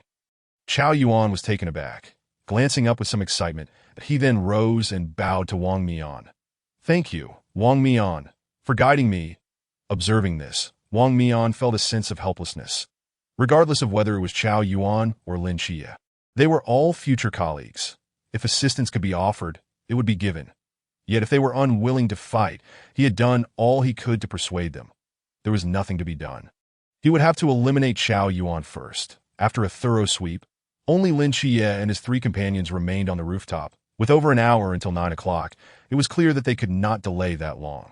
It seemed they would have to engage in battle to in the center of the dilapidated training ground, for stood on the left, 5 on the right. Wang Mian gently gestured. "Group battle or one-on-one? You may choose." Lin Xie pondered for a moment and quietly conferred with his companions. "In a group battle, we would undoubtedly suffer in a 4-against-5 scenario, so a one-on-one would be preferable. I refuse to believe that we cannot unmask even a single one of them in 4 matches." At that moment, Wang Mian seemed to have guessed their thoughts. That I too believe that one-on-one is fairer. "Do you not agree?" The representative of Michael? As he spoke, he caressed the black blade, Yuan, hanging at his waist, while his other hand made a slight provocative gesture. The leader of the mass special team. Sequence 017 of the Forbidden Ruins, the Agent of Time, Kronos, Wang Mian, challenges the agent of the Archangel, Lin Xie, to battle that you dare accept. Lin Xie stepped forward, resolute in his refusal to retreat, this moment. Both the mass team and Lin Xie's side, along with the observing command room team, were ignited with excitement. The two divine agents were about to clash. If this were an anime or a drama, this would be the perfect episode ending, leaving viewers in suspense for the next installment. However, He-Fan suddenly expressed his discontent that I'll be damned if I allow this to conclude. Damn it, am I to let you two go at it? If you finish, then there will be no room for us. No, absolutely not. I cannot allow these two to engage. While Wang Mian is powerful, he cannot match Lin Xie's divine might, and the mass will inevitably shatter. Once you two finish, it's game over, and I'll lose the spotlight. Summon, Noah as He-Fan concentrated. His body suddenly grew taller, that a large tortoise materialized beneath him. As the tortoise emerged, it expressed its disdain. Why am I not in water? Summoned to land. What a nuisance. The attention of those present, along with the instructors watching the live broadcast, swiftly focused on He-Fan and his conspicuous form, while the two were about to engage.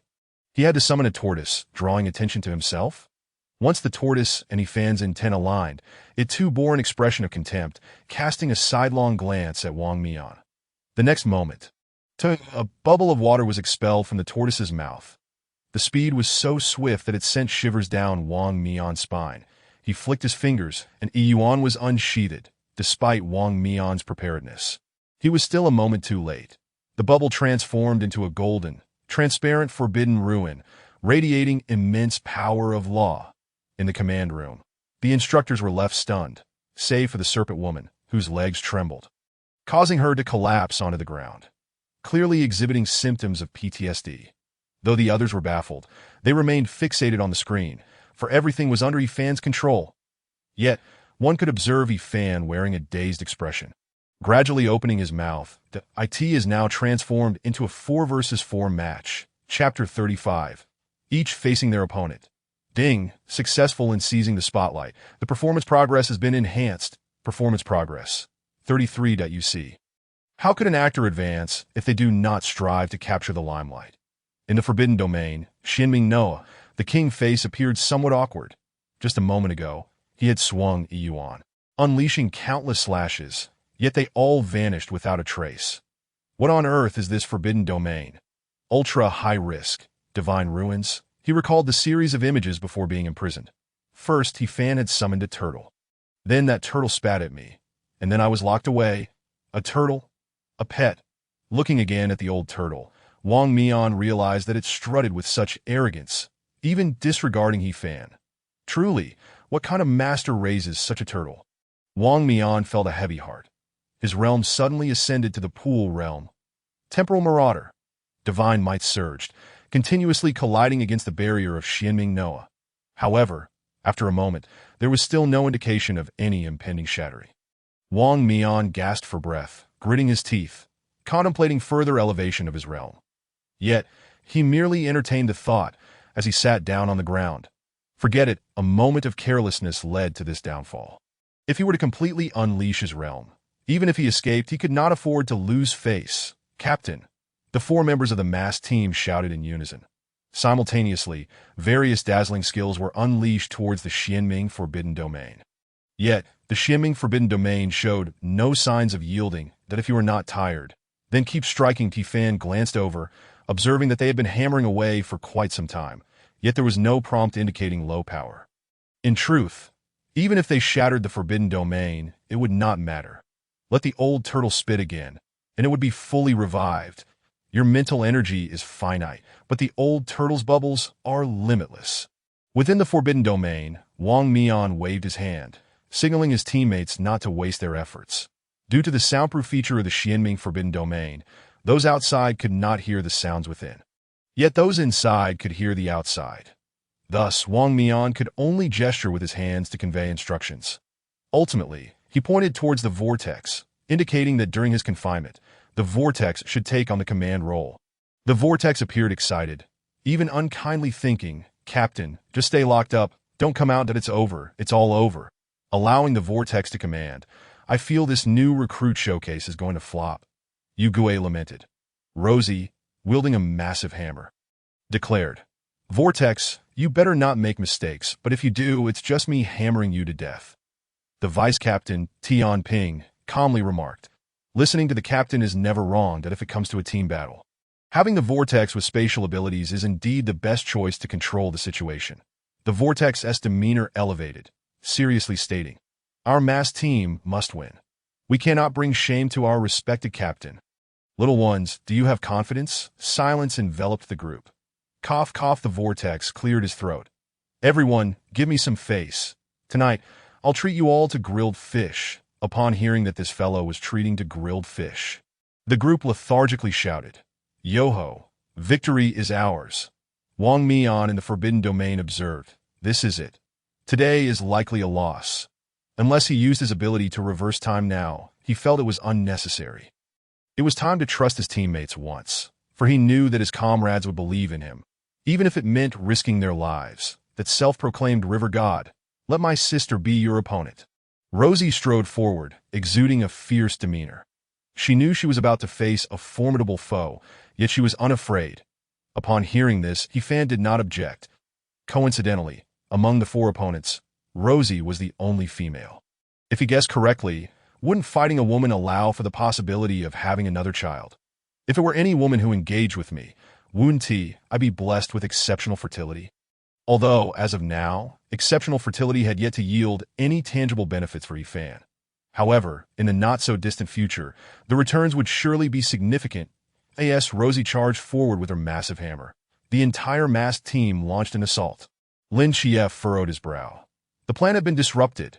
Initially, he intended for Molly to battle Rosie, as they were both violent female warriors that he planned for the chubby one to face Yugue. Since the chubby one confidently claimed he had forbidden items that could unveil the opponent's invisibility. Lastly, he would contend with Wang Mian himself. The result, chubby, according to the plan, you deal with Yugue. Molly, you face Tian Ping. His gravitational field conversion is quite tricky, so be cautious. After deploying the battle strategy, Lin Chief focused on the Vortex. With the enhancement of the Starry Night Dancer, his speed was astonishing. Although I cannot teleport, that does not mean you can match my speed. Clang. Lin Chief collided fiercely with the Vortex, after a period of settling, combined with the boost from the Starry Night Dancer. Every strike Lin Chief delivered brimmed with confidence, almost chasing the Vortex down to slash. The Vortex incessantly cursed, what the hell is this, a rookie? Molly and Tian Ping also engaged in combat. She was harboring a seething fire within her. In the time elapsed, apart from the incident in the warehouse, she had hardly made a move that it was evident that the masked team feared He-Fan, allowing her a leisurely afternoon, this moment. She was brimming with combat spirit, continuously approaching Tian Ping. Tian Ping manipulated the gravitational field, repeatedly imposing gravitational limits on her movements while directing debris to attack her. It appeared to be playful.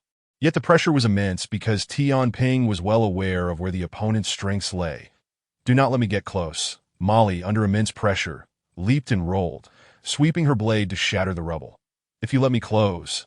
You redone for. As Molly relentlessly closed in, the pressure shifted to Tian Ping.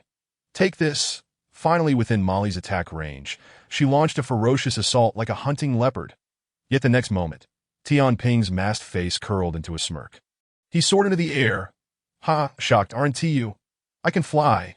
Tian Ping initially intended to exploit this to penetrate Molly's psychological defenses, seeking a flaw to defeat her in one strike. However, to his surprise, the opponent's gaze remained resolute, fixated on him. Then you better not come down. If you do, you're finished. She remained calm, fully aware. You think flying is such a big deal? Don't consume mental energy while doing so. You might as well not come down. Whether it's early death or late death, it's still death. At that moment, Tian Ping felt a chill run down his spine. Women, indeed, are the most terrifying beings. Meanwhile, Chubby Bai Li, witnessing Molly being bullied, shouted, You scoundrel! How dare you bully my Miss Molly? Watch as I smash you. Saying this, he drew out a large broom and hurled it at Tian Ping with all his might. Take this, you scoundrel! The broom stirred a whirlwind, accompanied by arcs of electricity, sending Tian Ping into a panic as he fled in terror. What on earth are these rookies? At that moment, a transparent figure appeared behind Chubby. Yu Gue, in an invisible state, wielding a dagger, launched a surprise attack. This move had always proven effective, except for that one time with Fan. Yet suddenly, a golden shield enveloped Chubby. The dagger in Yu Gui's hand shattered into multiple pieces upon contact with the shield. Chubby turned around, their eyes locking to, "Oh, I forgot to mention, I have the Radiant Shield. This is Sequence 171, a high-risk forbidden domain." Yu Gue sensed the situation was dire, vanishing once more.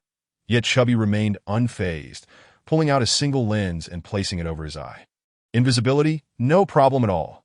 Sequence 315, Eye of True Sight, specifically designed to dispel your illusions. Yu Gue felt as though he had forgotten to check the almanac before leaving the house today, in front of Chubby. He suddenly felt as though he was left with nothing but his underpants. What the hell, teammates, who can swap with me? This guy is a professional support type bringing True Sight out with him. On the other side, facing the fierce Rosie, Fan stood calmly in place. Although Fan appeared dazed, standing there like a fool who wouldn't resist, Rosie understood that it was all a facade. She raised her massive hammer, striking downwards towards Fan's head.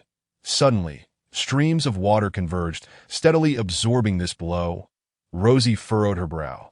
This was her full-force strike from the Lantern Realm. How could it be so effortlessly neutralized? Yet Fan murmured softly, 40. Chapter 36. Small hammer 40, big hammer 80.40, 40, 40, 40, 40, 40, 40, 40. Fan waved his small hand, grinning mischievously, laughing, and running while continuously calling out the number 40. Rosie, wielding her large hammer, chased behind, striking wildly.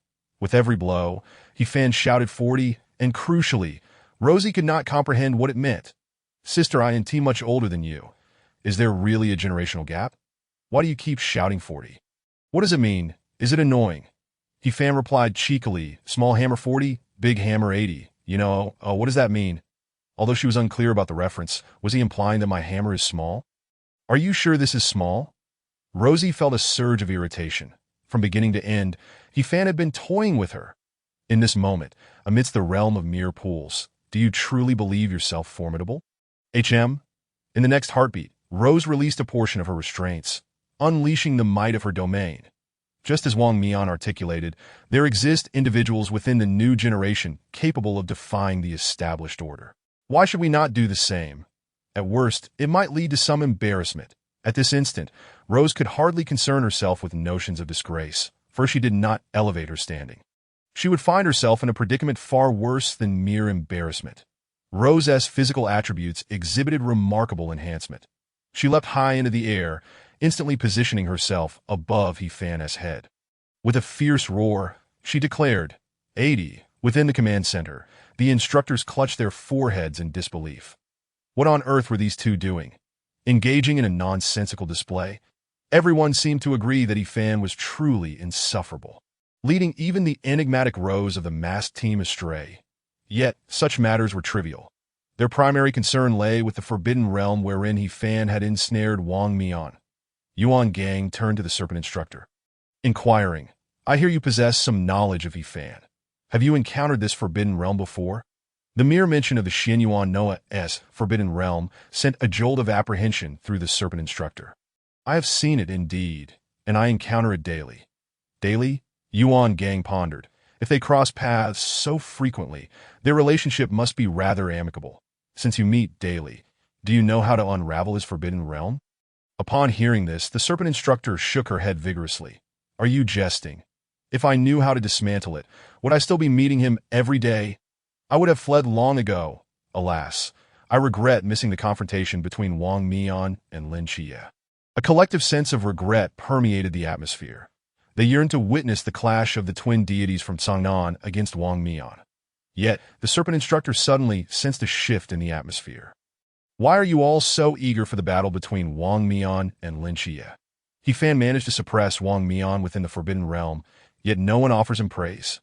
"It feels as though only Lin Xie is the protagonist, that I cannot comprehend you righteous individuals." At that moment, a data analyst detected anomalies in the statistics of Rose and Fan. "Commander, it appears the forbidden items are unable to suppress Fan's realm. Both he and Rose have activated their domains. Should we intervene?" Yuan Gang had already discerned this. He shook his head. "No need. They are of the same realm. making it relatively fair. Just as Yuan Gang finished speaking, the recorder's gaze fixed upon the screen, and upon scrutinizing the displayed data, his eyes widened in shock. "Commander, you must look. This is no longer fair." Yuan Gang, upon seeing the visuals and data, gasped sharply. He immediately seized the loudspeaker and bellowed, "Rose, what are you doing?" In the dilapidated training ground, Rose realized a critical issue. Even with her realm elevated to the pool level, her mighty strike of 80 could not breach Hefan's defenses. Enraged, she liberated her realm, ascending to the river level. The crux of the matter was that Hefan was exceedingly infuriating. During the lamp realm, he had mockingly provided commentary, 40, 40, to even in the pool realm. He continued, 80, 80 to you pest, I command you to stop that. The hammer in Rose's hand was colossal, towering 10 stories high. One could only wonder how she managed to wield it. What is the value of this strike? Speak. Faced with Rose's overwhelming blow at the river level, Hefan squinted his eyes, remaining utterly unfazed. This strike. It's on the house, and no sooner had he spoken than he vanished, teleporting to the riverbed, leaving behind only a shimmering trace. Boom! Rose's hammer crashed down, accomplishing nothing. Where did he go? She roared, nearly bursting with fury. Rose, what are you doing? Have you lost your mind? You have violated the rules. Withdraw immediately, and take a moment to compose yourself. Upon hearing the loudspeaker's words, Rose adjusted her breathing, realizing her impulsiveness. She retracted her hammer, slowly departing, silently placing her hopes in her teammates. Meanwhile, the other teammates were not faring much better than on Lin Chia's side. Bolstered by the Starry Night Dancer, he had the vortex completely under control, leaving it with no option but to flee. One must understand, the concept of speed multiplied several times over is a staggering one. When the vortex heard the announcement, his mindset nearly shattered. He had no time to contemplate what transpired with Rose. He merely felt it was unjust. The agreement was for a fair match, yet they were unable to suppress the rookie's realm while forbidding their own elevation. Hey, old Yuan, you said we should keep our realms at the lamp level, yet you failed to suppress the opponent's realm. Wasn't this assessment meant for the rookies to evaluate our mass team? The vortex shouted vehemently, indignant that at that moment the loudspeaker responded once more. Cease your shouting. Rose has ascended to the river level, which constitutes a serious violation. The vortex was taken aback. Are you mad? You merely allowed her to elevate to the pool level for a relatively fair confrontation. Yet she hastily advanced to the river level. Why didn't she just unleash her full power and obliterate everyone here? Yet, upon further reflection, he wondered, could it be that the pool level could not contend with Hefan? The vortex felt a chill in his heart. Their captain was restrained by Hefan, and Rose had been cornered into committing a violation. The current situation rendered their mass team at a disadvantage. Though Hefan was currently unseen, he could re-emerge at any moment to disrupt the balance. Most critically, no one knew how to counter him. At this moment, a fire ignited within the vortex, with a mass team merely engaging in a farce, where victory or defeat held no significance. Losing was acceptable. If it were a surprise attack leading to an unexpected victory for the rookies, they could all take it lightly and accept their fate. It would be inconsequential. However, they had all been striving earnestly. Each of them was treating this rookie showcase with utmost seriousness. Yet, what was the outcome? They were being trampled by these newcomers on equal ground. Suddenly, the vortex ceased his retreat. Confronted by the formidable Lin Chia, he planted his feet firmly, clang. The clash of metal resonated, sending both combatants staggering back several meters. Lin Chia, the agent of the divine, is it? Lin Chia sensed a shift in the atmosphere from the figure before him, adorned in a swirling mask, exuding an aura akin to that of a ferocious wolf. Despite the mask obscuring his features, Lin Chia could perceive the glint of ferocity in his eyes. The vortex formed intricate hand seals, space shifted. The forbidden realm opened, and Lin Chia was ensnared once more within that boundless, peculiar expanse. However, this time, the vortex had no intention of releasing him. I shall make you aware that our special team, the Mast, is not here to serve as stepping stones for rookies. Simultaneously, within the realm, hundreds of violet whirlpools materialized out of thin air. The vortex had not elevated his realm. Yet at this moment, he showed no signs of holding back, that he understood that the captain had entrusted him with command. This bore great significance. The honor of the entire masked team rested upon his shoulders. Rookies, if you wish to claim my mask, you may attempt, but you shall tread over my lifeless body to do so. Chapter 37. Removing the mask. Meanwhile, Yu Ge and Tianping also sensed the impending crisis. Their inner resolve ignited. They sought an opportunity to collaborate, leveraging their strengths while avoiding weaknesses. Their synergy was a product of years of refinement. In contrast, the partnership between Bai Li Pang Pang and Mo Li was not as seamless. "You clumsy fool, where are you striking? You nearly hit me. My sincerest apologies, Miss Mo Li. It was entirely unintentional." On occasion, when Mo Li became frustrated with Pang Pang, she would unleash indiscriminate attacks, causing the chubby boy to yelp in alarm. "Miss Mo Li, do be mindful of your own strikes." Yu Gue and Tianping exchanged glances, both sharing a sardonic smile. "Our mass team shall not fall to foes of such a caliber." Enough chatter, let us engage. The remaining 3 members of the mass team now fought with a ferocious resolve, swiftly turning the tide of battle. Meanwhile, Fan lingered at the riverbed. Successful scene stealing, progress and role-play enhanced. Role-play progress. 3-4. To be honest, he had already captured a considerable amount of footage today. Moreover, following his recent battle with Rose, he had indeed come to a realization. Host combat insights meet the standards. Extraordinary reproductive conditions met. Offspring river stream completed. Offspring river stream. Broken army divine river. Bloodline, 2nd generation river god. Status, in gestation. Growth length, 0. Agent, none. Indeed, engaging in combat with a female opponent can trigger extraordinary reproduction. The attributes of the offspring river stream are fundamentally related to the capabilities of the opponent. This time, his adversary wielded a colossal hammer, resulting in the emergence of the broken army divine river. The name suggests that this divine river leans towards attributes of strength. To whom should the identity of the divine agent be attributed? It seems fitting to grant it to Rose, who contributed to its emergence. After all, she had been thoroughly vexed, and it would serve to soothe her wounded spirit. However, there was one caveat. She belonged to the mass team, and Fan's interactions with her would not be frequent. Perhaps once this confrontation concluded, she would depart the next day. Moreover, Fan had yet to glimpse her true appearance. He might not even recognize her on the street in the future. That simply wouldn't do. He ought to at least ascertain what she looks like. What if her eyes, nose, and mouth were all askew? Finding a caretaker capable of instilling fear in children. What a predicament that could be. With audacity and determination, Fan summoned his thoughts once more, teleporting away. Within the vortex space, the battle between Lin Shiyi and the whirlpool escalated to a fever pitch if Lin Shiyi could suppress the majority with his protagonist aura. The whirlpool was no ordinary adversary, far beyond the realm of the average foe. In terms of fundamental combat techniques, the whirlpool was nothing short of a textbook example. Should he become serious, even under life-threatening circumstances, Lin Shiyi would find himself at a complete disadvantage.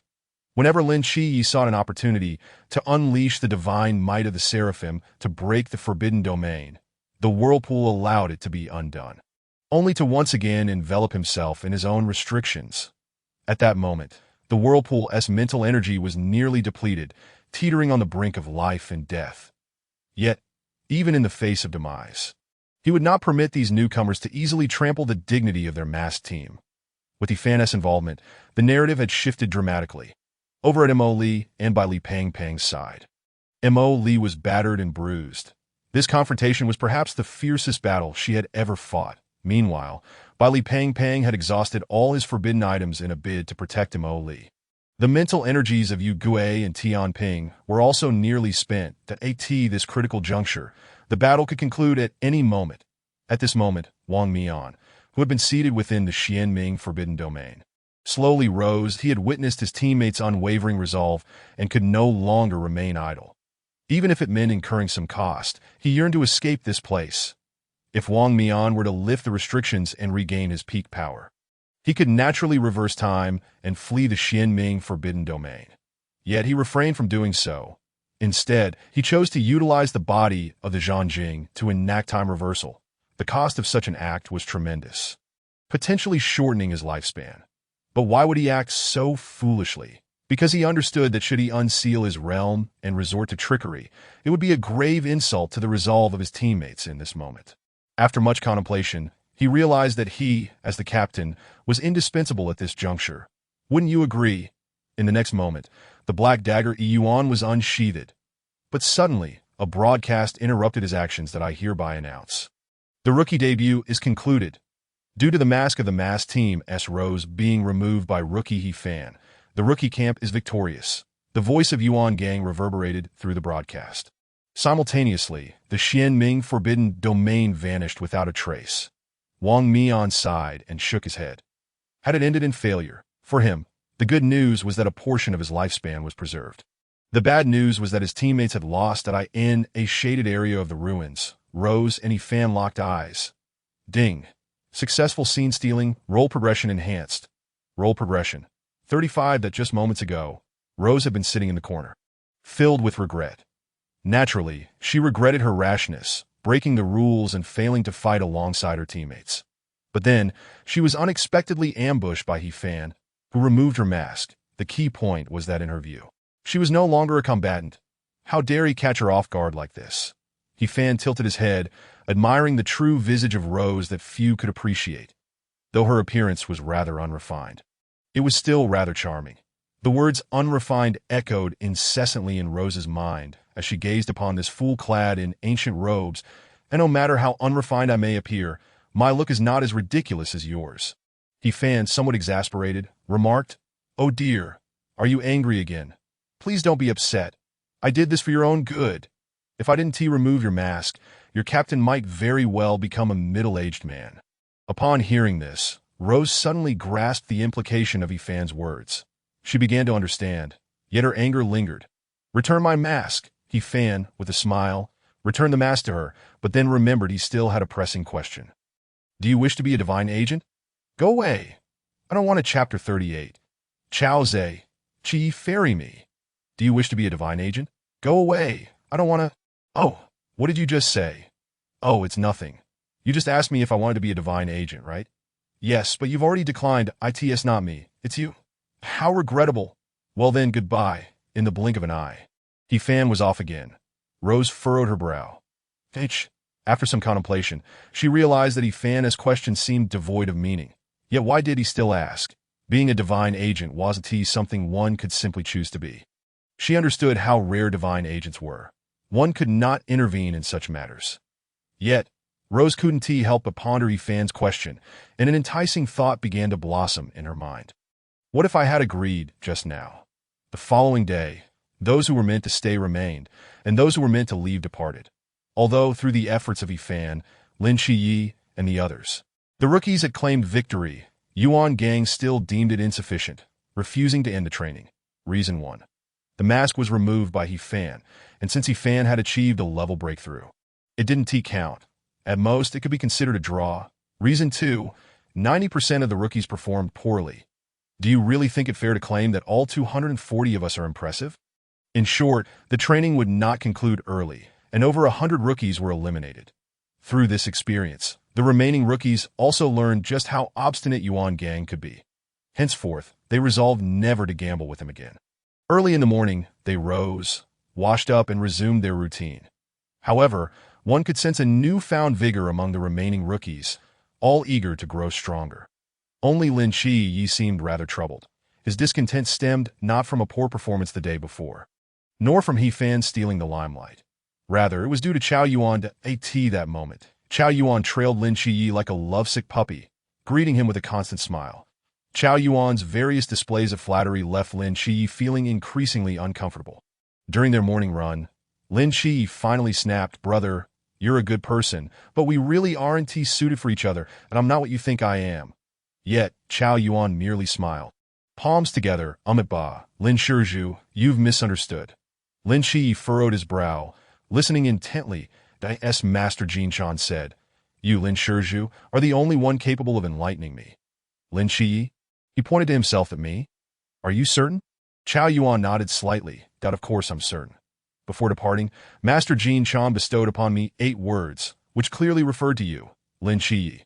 Lin Shiyi was filled with questions. What 8 words? Entering the night's starry river, the mundane realm of the divine. Upon hearing these 8 words, Lin Shiyi was rendered speechless. The mundane realm of the divine was indeed closely tied to him. The critical question was, how could he enlighten him? Captain Shinhenti taught him any of this. Wait. Lin Shiyi mulled over the 8 words again, feeling something was amiss. Entering the night's starry river, aside from the word night. What connection did any of this have to me? At that moment, He-Fan suddenly appeared behind Lin Shiyi. Good morning, the representative of Mikhail, endowed with the divine might of the seraphim, capable of dispelling darkness, bringing forth light, alleviating worldly suffering, rescuing those ensnared by curses, and cleansing all sins. Lin Shiyi. Lin Shiyi. Did I wake up on the wrong side of the bed today? Where do all these prefixes come from? The latter part. Does it truly pertain to me? Upon hearing He-Fan's description, Chao Yuan became even more convinced that the one who could bring him light was none other than Lin Shiyi. Seeing the fervor in Chao Yuan's gaze directed at Lin Shiyi, He-Fan finally breathed a sigh of relief. That old monk, why is he spilling secrets left and right? If I recall correctly, it was supposed to be 16 words, yet somehow it's morphed into 8 since I arrived. Entering the night's starry river, the mundane realm of the divine. Why not just read my ID card instead? He-Fan mused inwardly, relieved that he was clever enough to redirect the focus onto Lin Shiyi, keeping the foolish crowd oblivious. During lunch, everyone gathered in the cafeteria, only to discover the food was rather subpar. Raw meat, steamed buns, pickled vegetables? No, my friends, they're no cook here. What on earth? Can anyone eat this? In a fit of rage, Zhuang Gu smashed his bowl. Upon hearing complaints, an elderly man emerged from the kitchen, wielding a ladle. Who taught you to cause such a ruckus? If you don't want to eat, then get lost. Lin Shiyi, ever observant, noted that the old man was holding a ladle, but there was no soup in the food. Just then, several figures clad in gray cloaks entered the cafeteria, each holding a mask. Everyone immediately recognized them. The masked team? Oh dear, you guys returned without informing me. The old man's demeanor shifted instantly upon seeing the masked team, his smile returning. Sit down and wait a moment. I'll whip up some of my signature dishes for you. His attitude transformed in an instant. Wang Mian also greeted them with a smile. Sun Lao. You've worked hard these years, It is merely a matter of preparing a meal for the new recruits. It is neither arduous nor bothersome. Lin Shiyi and the others grew somber at this remark. Just pickling some vegetables and steaming buns. Of course it wouldn't be laborious for you. Wang glanced around, his gaze settling on He-Fan and Lin Shiyi. Would you mind sharing a table? The members of the masked team took their seats, with Lin Shiyi on He-Fan's left. Yet on his right, no one dared to sit at that moment. After a brief hesitation, Qiang Wei took the initiative to sit beside He-Fan, leaving everyone momentarily stunned. Particularly, the comrades of the masked team seemed to catch the scent of gossip. Qiang Wei chose to ignore them. Although feeling somewhat awkward and shy, she mustered her courage and whispered, I pondered your question again yesterday. What would be the outcome if I said I wished to become a divine agent? Chapter 39 Instructor Han. Why aren't you all laughing? He-Fan furrowed his brows. Such intimate matters of raising children should not be discussed openly. Ah well, if it must be said, ignorance is no excuse for punishment. He-Fan's thoughts shifted, and he sent the divine agent contract to Qiang Wei. Upon receiving the contract, Qiang Wei was taken aback. Wait, is this for real? He-Fan gestured for silence. Understanding his cue, Qiang Wei quietly signed her name on the contract. Divine Agent. Zhao Weiwei. Well, if it's to be given. So be it. That He-Fan was indifferent. After all, they weren't playing the role of a caretaker. As long as the individual was reasonably competent, it mattered little to whom the title was granted. Whether granting Qiang Wei the identity of an agent would alter the fate of the masked team remained uncertain to He-Fan, but he glanced once more at the progress of other divine offspring within the system. Offspring River. Mei Yin Xinhe. Length of progress. 51. Agent. Hongying. Offspring River. Guan Tian Xinhe. Length of progress. 47. Agent. Lung Xian. Offspring River. Pajun Xinhe. Length of progress. 0. Agent. Zhao Weiwei. Not bad. He-Fan knew that once the length of the divine offspring river exceeded 50, the agent could wield a measure of divine power. Upon reaching a length of 100, He-Fan would be able to utilize the full capabilities of the offspring river. and simultaneously, the agent's abilities would undergo a transformation. Currently, Hong Ying had achieved a length of 51, undoubtedly elevating her combat prowess. Lung Xian was close behind and needed to put in more effort. At that moment, He Fan suddenly recalled that Nike's healing progress had already reached 49, that if he exerted himself tonight, he could strive to reach 50 and unlock the second lottery, that in comparison to the original plot. Nike's healing progress had not advanced significantly. With He Fan's assistance, he had elevated the initial 3 to 30. After all, it was perplexing how Lin Chia seemed to squander opportunities, failing to make effective use of them. However, upon further reflection, if all of this were the design of some extraordinary force, perhaps it was meant to prevent certain narratives from being disrupted. At the dining table, a lavish spread of steaming dishes had already been set before them. Everyone was at ease, indulging heartily in their meals, much to the envy of the other recruits, whose eyes nearly bulged in longing. Chie Fan, you both must rapidly enhance your strength. Only then can you confidently confront the challenges that lie ahead. Wang Mian remarked suddenly during dinner. Lin Qian nodded in agreement, as did he. In contrast to the fierce confrontations of the previous day, they now shared a meal together, united as friends that a special team.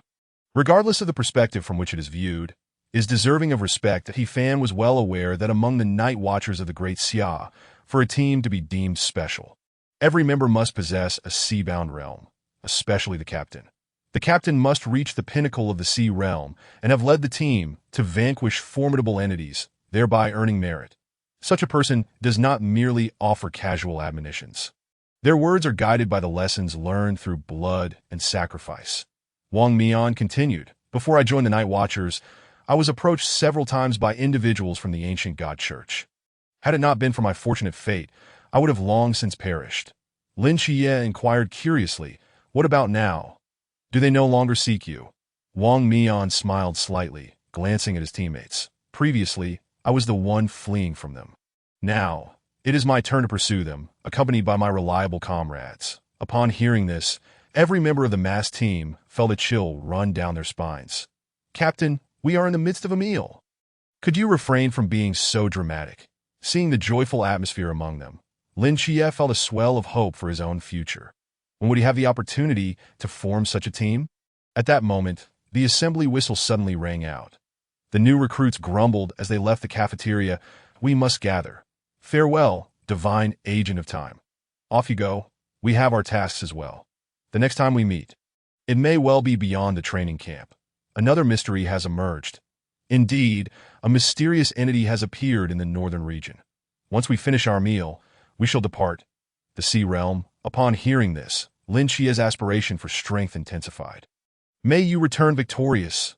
As the new recruits assembled, the massed team bid farewell to Elder Sunday, according to Vortex's words, without the envious gazes of new recruits upon them while they dined.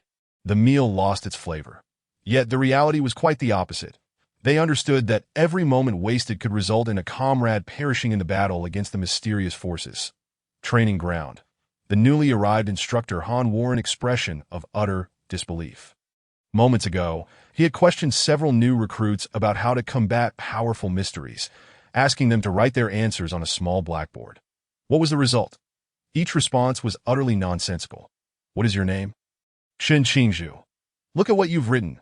You believe that countering mysteries requires an explosive forbidden realm. Goodness, I'm not belittling you, but do you honestly think your lackluster forbidden realm can be so explosive? Forbidden Realm Sequence 068. Chi-Min instructor Han turned away and glanced at Molly. And you, the girl? Forbidden Realm Sequence 076. Wan Xiang Pindong. Instructor Han wiped the sweat from his brow, that he then looked at a chubby little boy whose answer was simply, with money. Seemingly having forgotten the earlier unpleasantness, Instructor Han burst into laughter. So, you are quite wealthy, are you? Bai Li Pang Pang replied. I'm just a child from an ordinary family. Instructor Han chuckled. Come here. Use your monetary prowess to defeat me. In teaching, one must first select a typical example, and Instructor Han felt that this chubby boy was perfect for the role, that he feared injuring the students, so he picked up a wooden sword. Watch closely. This initial move is called one-cut soul severing, a technique created by my ancestors. Its power is as the name suggests, soul severing. With a crack, the wooden sword snapped, before their eyes by Li Peng, as Xiaoguang, Jin Zhao nearly blinded Instructor Han's titanium alloy eyes. Whether or not the soul was severed was uncertain, but the wooden sword had indeed broken. Yes, typically such soul-striking techniques appear to possess little outward force. You may step down now. Instructor Han had stumbled thrice, feeling a pang of bitterness within. How careless. Had he known, he should have first acquainted himself with the recruits' backgrounds that he proceeded to examine the next recruit. What a fool. Why can't you even open your eyes? Do you have some hidden ailment? How did someone like you pass the first round of assessments? What is your name? He Fan. Steady now, of all names, why He Fan, which suggests a fate of merely taking a lunchbox. Kid, you are fortunate to have encountered an instructor as good as me. Rest assured, once I've trained you, you won't easily face the fate of a lunchbox. Instructor Han glanced at He Fan's answer on the small blackboard. Question: how to combat powerful mysteries? Answer: toss them into the river. Huh, so you intend to throw all powerful mysteries into the river. Have you considered how the river might feel? Instructor Han erupted in laughter. After he finished, he noticed that, apart from him, the recruits wore serious expressions. Why aren't you all laughing? Is it not amusing? This batch of recruits is truly difficult to manage. Outside the command room, Yuan Gang, from a distance, observed the situation in the training ground. This Instructor Han just arrived today, didn't he? Instructor Han replied, indeed, he is a combat master with awards to his name, proficient in various weapons. His potential is considerable, but he still needs to integrate with our team. Indeed, his potential is not merely considerable, Yuan Gang nodded. You should inform the relevant department overseeing lottery management in our Great Xia to blacklist Instructor Han. He must never be allowed to buy a lottery ticket. Chapter 40, The Adventures of Instructor Han He Fan. Is it? Allow me to impart this wisdom. When facing formidable foes, you must safeguard your vital areas. You may not be able to withstand this move, but the focus is on your protection. As he spoke, Instructor Han's aura shifted dramatically, his eyes gleaming with a chilling light. Advanced sword technique. Swift as lightning, swish, the wooden sword swung fiercely towards He Fan's head. He Fan squinted his eyes, standing there like a wooden post. Instructor Han was taken aback. The child, why don't you dodge? Are you truly this lazy? In the next moment, Instructor Han's wooden sword struck the water with a resounding splash. Unwilling to accept defeat, he changed his angle and swung again. What on earth? A lightning-fast series of 5 strikes. Instructor Han's hand left behind after images. The water surged in all directions to block his attacks. He Fan was nearly asleep. Instructor Han was drenched, unsure whether it was from splashing water or his own sweat. He fixed his gaze on the seemingly harmless He Fan. This kid was quite the enigma, wasn't he? Speaking of which, weren't these new recruits' abilities supposed to be suppressed by the forbidden objects? How could he still wield such power? Little did he know, the suppression of forbidden objects on divine ruins was minimal, and He Fan had several divine ruins at his disposal that moment. He Fan's lips curled into a slight smile. It's my turn now. Instructor Han suddenly felt an ominous premonition. He saw that He Fan had, unbeknownst to anyone, produced a beautifully crafted small fan from his hand. The instant he revealed it, many spectators below the martial arts platform turned pale. Lin Xie dashed forward in a single leap, hastily restraining He Fan's hand and covering his mouth.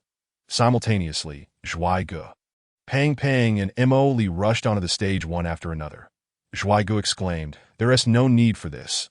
Don't stoop to his level." Bai Li Pang added, "Bro, just do me a favor and let it go." "All right," Mo Li pleaded, "there are so many innocent people here. Please consider the bigger picture." Instructor Han, "What on earth are you doing? Are you putting on a play?" The crowd forcibly pulled He Fan back. After this commotion, Instructor Han sensed that his day was off to a rocky start. He had already dealt with 3 individuals, each more troublesome than the last. Yet, the lesson must go on. He couldn't skip the class. Could he? Instructor Han noticed that the few individuals who had just come up were quite skilled, particularly Lin Xie. His movements and footwork clearly indicated he had undergone rigorous training. The astute Instructor Han quickly understood that he merely needed to avoid these individuals. He scanned the crowd. Come, the one with his eyes closed, reciting scriptures. You step up. A devout Buddhist. Surely this time there would be no mishaps, right? Chao Yuan opened his eyes. Me? Oh, upon stepping onto the platform. Instructor Han tossed the wooden sword to Chao Yuan. Use all your strength and come at me. However, Chao Yuan did not reach out. and the wooden sword fell directly to the ground. What does this mean? A germaphobe? Should I get you another one? I cannot touch swords. Instructor Han was left speechless. Damn it, am I not going to be able to deal with this group of rebels today? Pick up your weapon.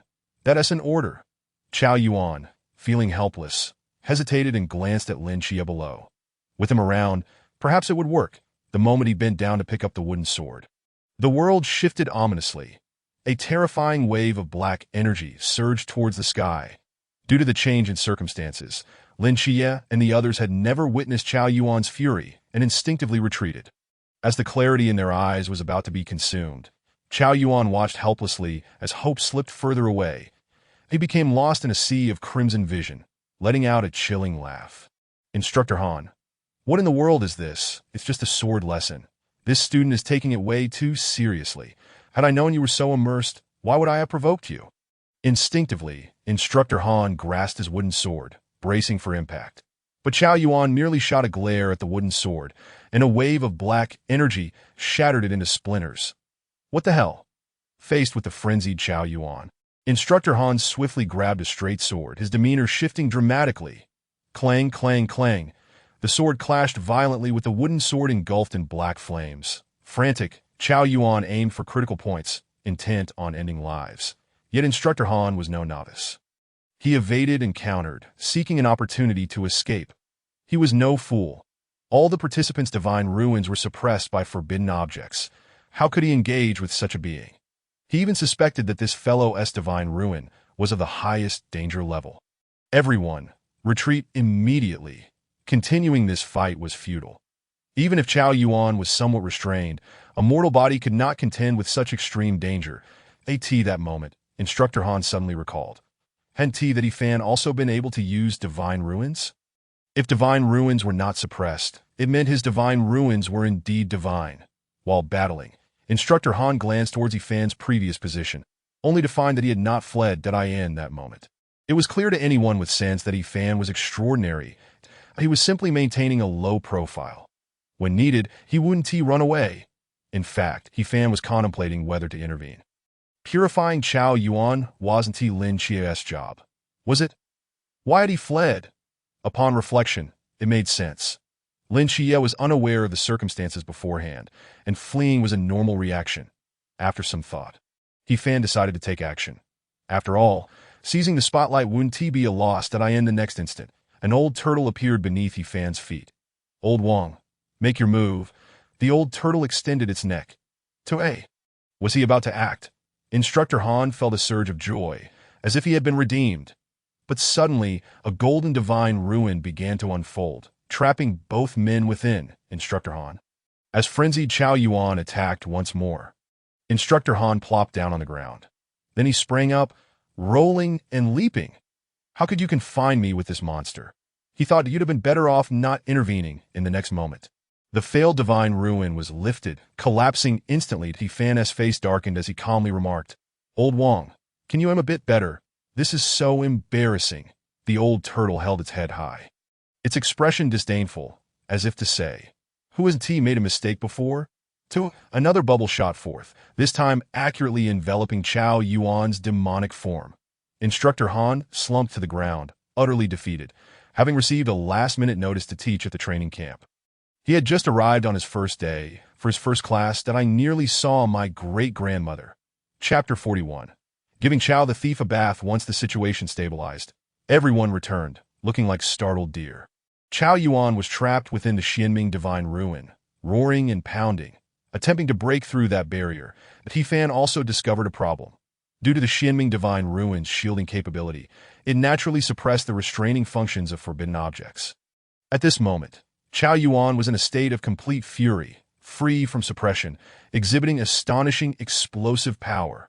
The onlookers gasped, retreating once more, fearing that this demon would shatter Fan's divine ruin. Of course, only Fan knew that it wouldn't break for the time being. It would notify him when the power was low. However, seeing Chao Yuan's state, Fan felt a twinge of concern for him. Well, given his ghastly appearance, he looked perpetually distressed. Do you think Chao the thief will be all right? Keeping him trapped like this doesn't seem like a solution. The very least, it could suppress the power within him, preventing greater losses. But how long would he be confined? Would he collapse from exhaustion inside? Uncertain. It was hard to say. After a brief interaction, Lin Xian by Li Pang had grown closer to Chao Yuan and naturally did not wish for any misfortune to befall him. He pondered. Normally, this sort of exorcism would be better suited for Lin Xie, but hadn't he missed his chance to shine? The Seraphim's divine power could purify Chao Yuan. Could other divine powers not? Logically speaking, while the purity of an angel's holy power was reliable, it was still an abstract concept. When it came to purification, what could be more direct than water? With a thought, he summoned water that flowed through the barrier of the Xianming divine ruin. Entering within, the water under his control carried a faint divine aura. Otherwise, it wouldn't serve as a means of defense. Compared to Lin Xie's angelic power, its potency was somewhat lacking. Yet its advantages were apparent. Durability. At that moment, Chao Yuan continued to pound against the barrier, producing sounds inaudible to the outside world. Moments later, the water filled the cubic confines of the divine ruin. Gurgle, gurgle, gurgle, although the sound remained unheard. Everyone could see bubbles emerging from his mouth. Gradually, Chao Yuan's frenzied demonic form began to calm down. The black energy that continuously erupted from within him stained the water he had introduced, turning it pitch black. There was no choice. The water had become dirty, and he could only replace it. Damn, this is truly a fish-keeping endeavor, and a cuttlefish at that, after changing the water a dozen times. The frenzied form gradually reverted, returning to Chao Yuan as original state. Remarkably, it worked, without using forbidden objects or relying on Lin Xie. This was akin to diluting the demonic energy of the Black King within Chao Yuan. Simply put, it was a bath. Thus, when it came to cleansing capabilities, water was indeed the most practical thing. Spotlight successfully seized. Acting progress enhanced. Acting progress. 36. That with the spotlight successfully seized, Chao Yuan was safe as well. He quickly withdrew the basin, leaving no trace behind, lest this fellow wake up and blame him. After a while, Chao Yuan slightly opened his eyes that he vaguely remembered what had transpired before losing consciousness. However, he had forgotten everything that followed. Was it you who just gave me a bath? Chao Yuan noticed he was drenched, assuming this was some form of cleansing ritual. Upon hearing this, Lin Xie shook his head vigorously. The one who healed you was he. Think carefully about the 8 words the monk left you. The 4th and 5th words as Lin Xie spoke. Chao Yuan's eyes widened in realization. He thought to himself, this is a disaster. Hasten to deny. Do not heed his nonsensical claims. I assure you, I have done nothing at all. Alas, it seems my secret is out. What shall I do now? It appears I have acquired yet another unyielding duty, to bathe Chao Yuan. The crux of the matter is, he offers no remuneration. Surely, one must spend a little to indulge in a bath. No, let us not even mention the cost of ascending to the 2nd floor. You must at least pay for the admission, correct? He would never engage in a loss-making venture. Unless, of course, Chao Yuan becomes an ally of his. Should Chao Yuan continue to align himself with Lin Xie's Nightfall Squad, he cannot shake the feeling that he is merely supporting someone else's spouse. Upon hearing Fan's refusal, Chao Yuan was momentarily taken aback. That it was evident that both of them were evading responsibility.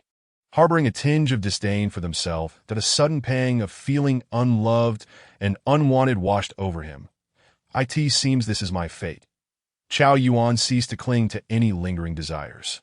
He turned away, leaving behind a solitary silhouette. That moment, however, he spoke. Very well. In light of your pitiable circumstances, I shall lend you a hand from now on. Chao Yuan abruptly turned, his excitement palpable. Really? Of course, he mused, contemplating how he might find an opportunity to create a child, or rather, a suitable offspring to suppress the forbidden void within him. In doing so, he would gain the means to contain the forbidden void within himself. Afterward, Instructor Han promptly submitted his resignation. That I feel unfit to serve as an instructor. I nearly caused an accident. Instructor Han's gaze was complicated, yet he ultimately faced his misstep with composure. However, Instructor Han patted him on the back, offering comfort. Do you know what a horse trader is? What? A horse trader? Just the name suggests they are not of good character, right? But if a horse trader were to apply their wits to righteous endeavors, do you know what they would be called? What? Ebola. Instructor Han listened as Instructor Han continued. Just now, General Yuan mentioned to me that you seem to have awakened a rule-type forbidden void, known as picking hard persimmons, which is not something just anyone can possess. Moreover, would you truly allow these hard persimmons you selected today to go without a capable melee or weapon instructor for an entire year? Upon hearing this, Instructor Han fell silent. That I understand. I've caused trouble for the leadership. With that, the two instructors exchanged a knowing smile, saluted each other, and Instructor Han returned to instruct the new recruits. During dinner, hopeful yet disappointed, everyone arrived at the cafeteria, only to find the same dreary offerings of raw meat and steamed buns with pickles. What era are we in? Still serving this if we eat this? How can we train? The cafeteria's sole chef, Old Sun, maintained his usual demeanor. Eat if you like. If not, then leave. This infuriated everyone, and they collectively decided to leave it untouched. At that moment, Old Sun suddenly grinned and said, "You little rascals think you can starve yourselves? Let me tell you, when humans encounter dire circumstances, they eat whatever they can find, even toxic food, as long as it does not kill them." The recruits remained defiant, with someone shouting, "Then why don't you serve us some toxic food? Who do you think you're fooling with this bun and pickles?" Old Sun squinted, seeing their defiance. "Oh, you want to play, do you? Fine, this is what you asked for to name a toxic food you desire. And I will procure it for you first thing tomorrow morning and add it to your personal menu. But it must truly be toxic. No switching concepts, so who was it that said that? Step forward and let me see." In response, everyone shrugged and thought, "Forget it, you old coot. Why bother being so serious? Who in their right mind would choose to eat toxic food?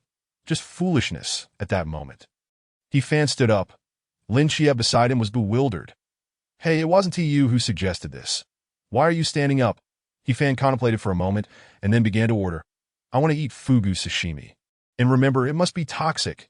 The recruits had no choice but to concede. Truly, He Fan, one of the twin gods of Tsangnan, always knows how to stir the pot, though they were accustomed to his eccentricities. His appetite was equally bizarre. Old Sun chuckled in agreement. "All right, first thing tomorrow morning, I'll get you some fugu to your heart's content. But if you don't eat it," at that moment, an announcement crackled over the intercom. "Tomorrow marks the beginning of your first extreme training. Everyone get to bed early tonight." None knew what extreme training entailed, except for He Fan, who was somewhat aware. The training would take place on Jinan Mountain in Sanan City. However, He Fan vaguely recalled that the extreme training was supposed to commence in the afternoon and continue into the night. Why has it been shifted to the morning? It was evident that some reason had prompted this change, perhaps due to He Fan's involvement or the presence of an undercover agent among the Watchers. As for why, well, it all revolved around one person, Lin Xie. Why? Because Lin Xie's Starry Night Dancer gains a boost during nighttime that if training commenced in the afternoon, it would likely extend into the evening, allowing Lin Xie to fully recover his stamina by nightfall. However, if it started in the morning, Lin Xie would probably be unable to endure until evening and would be eliminated. Why eliminate him? He Fan had yet to deduce the answer that, of course, it could merely be a butterfly effect caused by He Fan's arrival, a mere coincidence. That night, Lin Xie and He Fan entered the Divine Psychiatric Hospital to visit Nix. Nix's treatment progress had reached 49. With a little more effort, they could draw again. The two displayed their utmost acting skills, reenacting a heartwarming scene of maternal affection. Finally, Nix's treatment progress. 52 large spinning wheels descended from the sky once more. Lin Xie was elated, while He Fan remained indifferent. After all, what more could one desire from a godhood attained without cost? "I am willing to sacrifice 1 year of He Fan's life. Please, do not draw the extraordinary fertility. I am willing to sacrifice 10 years of Lin Xie's life. Grant me a soul-invoking shot." They both exclaimed simultaneously. Then they exchanged glances, communicating wordlessly. Lin Xie thought, "What the hell? You're going all out." He Fan replied, "Apologies, I preempted your preemption." Suddenly, 2 delicate white hands reached out, pinching their faces, causing their cheeks to sting. Nix pulled He Fan and Lin Xie closer. "You two silly children must not speak recklessly in the future." It was then they realized Nix was aware of their discussion regarding the spinning wheels. Moreover, the two had just called each other by their real names. Yet Nix did not appear disturbed. She continued to regard them as her children. Perhaps her condition was not as severe as it seemed, and she was merely indulging in the familial role. As they were being admonished, the pointers on the wheels gradually came to a stop. Anticipation glimmered in their eyes as they beheld where the pointers landed. Lin Xie, Darkest corruption, lifespan -10. He fan, unknown, lifespan -1. What the hell? He fan exclaimed in shock. Isn't that the one? Did I really just get a soul-invoking shot? Unstoppable. Simultaneously, several pop-up notifications surged forth. Acquired Nyx's unknown ability. Ability analysis in progress. 838-78100 analysis complete. Unlocking the essence of the night. In an instant, an overwhelming darkness surged into He fan's being. How delightful. What did you draw? Lin Xie inquired. He fan placed his hands on his hips, grinning. Hey, I'm not telling you, Lin Xie pouted, casting an expectant gaze at Nyx. Nyx affectionately ruffled his hair, as if to say, Child, do not fret. It's merely bad luck this time. Next time, I shall ensure you receive that one too. What your brother has, you shall have as well. Uncertain about Lin Xie's feelings, He fan was in high spirits. He embraced Nyx tightly and planted a kiss on her cheek. Mommy, rest early. It will aid your recovery, that I shall return to sleep now, that Nyx's loving gaze sparkled. Go on. Sleep early. Do not play too much. And remember to come back to see me. Upon returning to the dormitory, He fan startled his roommate. Dude, why are you out at this hour? Shin Qingzhu noticed that He fan's face appeared unervingly dark. What's wrong? Are you unwell?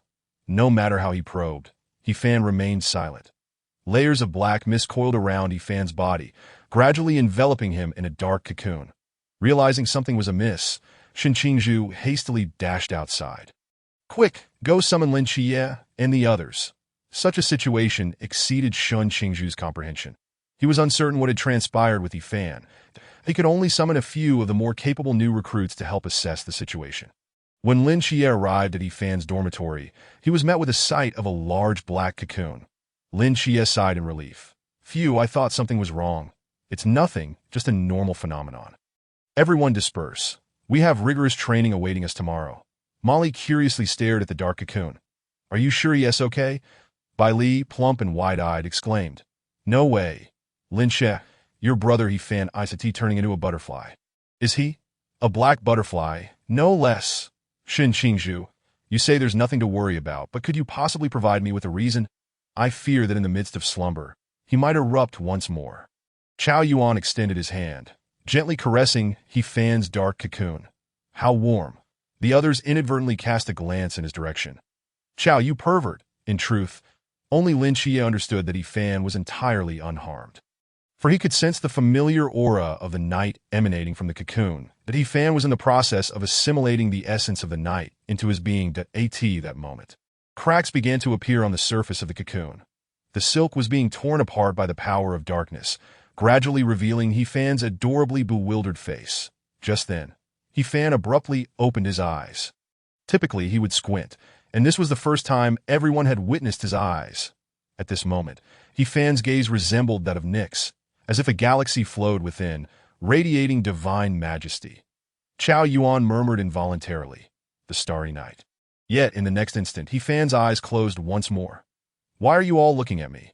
Chapter 43044, just as everyone intended to explain to He fan what had transpired, his expression subtly shifted.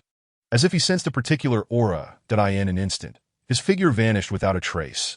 Simultaneously, Lin Xie was taken aback, but he too felt a familiar presence and dashed out the door, racing towards the riverbank outside the dormitory. Within the camp by the riverbank, Nyx gently closed her eyes, allowing the evening breeze to caress her face, in the next moment, He fan appeared beside her. Mommy, why did you come out by yourself? He fan suddenly recalled that once the treatment progress reached 50, Nyx gained the ability to venture outside, allowing her a brief escape from the divine mental hospital that moment. Lin Xie also arrived, panting at the riverbank. Upon seeing Nyx and He fan's silhouettes, he breathed a sigh of relief. The manifestation of a deity could lead to immense trouble. Thankfully, He fan had arrived early, and there should be no issues. Danos, do you often visit the realm of Hypnos for leisure? Nyx inquired with a pleased smile. The implications of her words were quite substantial. Although the two had been playing the roles of Danos, the god of death, and Hypnos, the god of sleep, for some time, they could still distinguish between one another. However, Lin Xie felt somewhat perplexed at my realm. Mother, this is not a divine realm. This is the mortal world. The mortal world. Nyx replied, puzzled, yet it clearly resembled a divine realm. Perhaps she felt that Hypnos was still too young and did not pay much heed to it. Seeing you two brothers so close and harmonious brings me great joy. Nyx continued, turning her gaze to Hefan. Danos, if you have the time, be sure to take your brother to your realm for a visit. Hefan tilted his head to my realm. After speaking, Nyx gently lifted her head, her bright eyes sparkling as she gazed at the endless starry sky. Hefan followed suit, seemingly recalling something. Was she referring to the Milky Way? Nyx's nonsensical ramblings had long become commonplace in Lin Chia's eyes, and he did not dwell on it.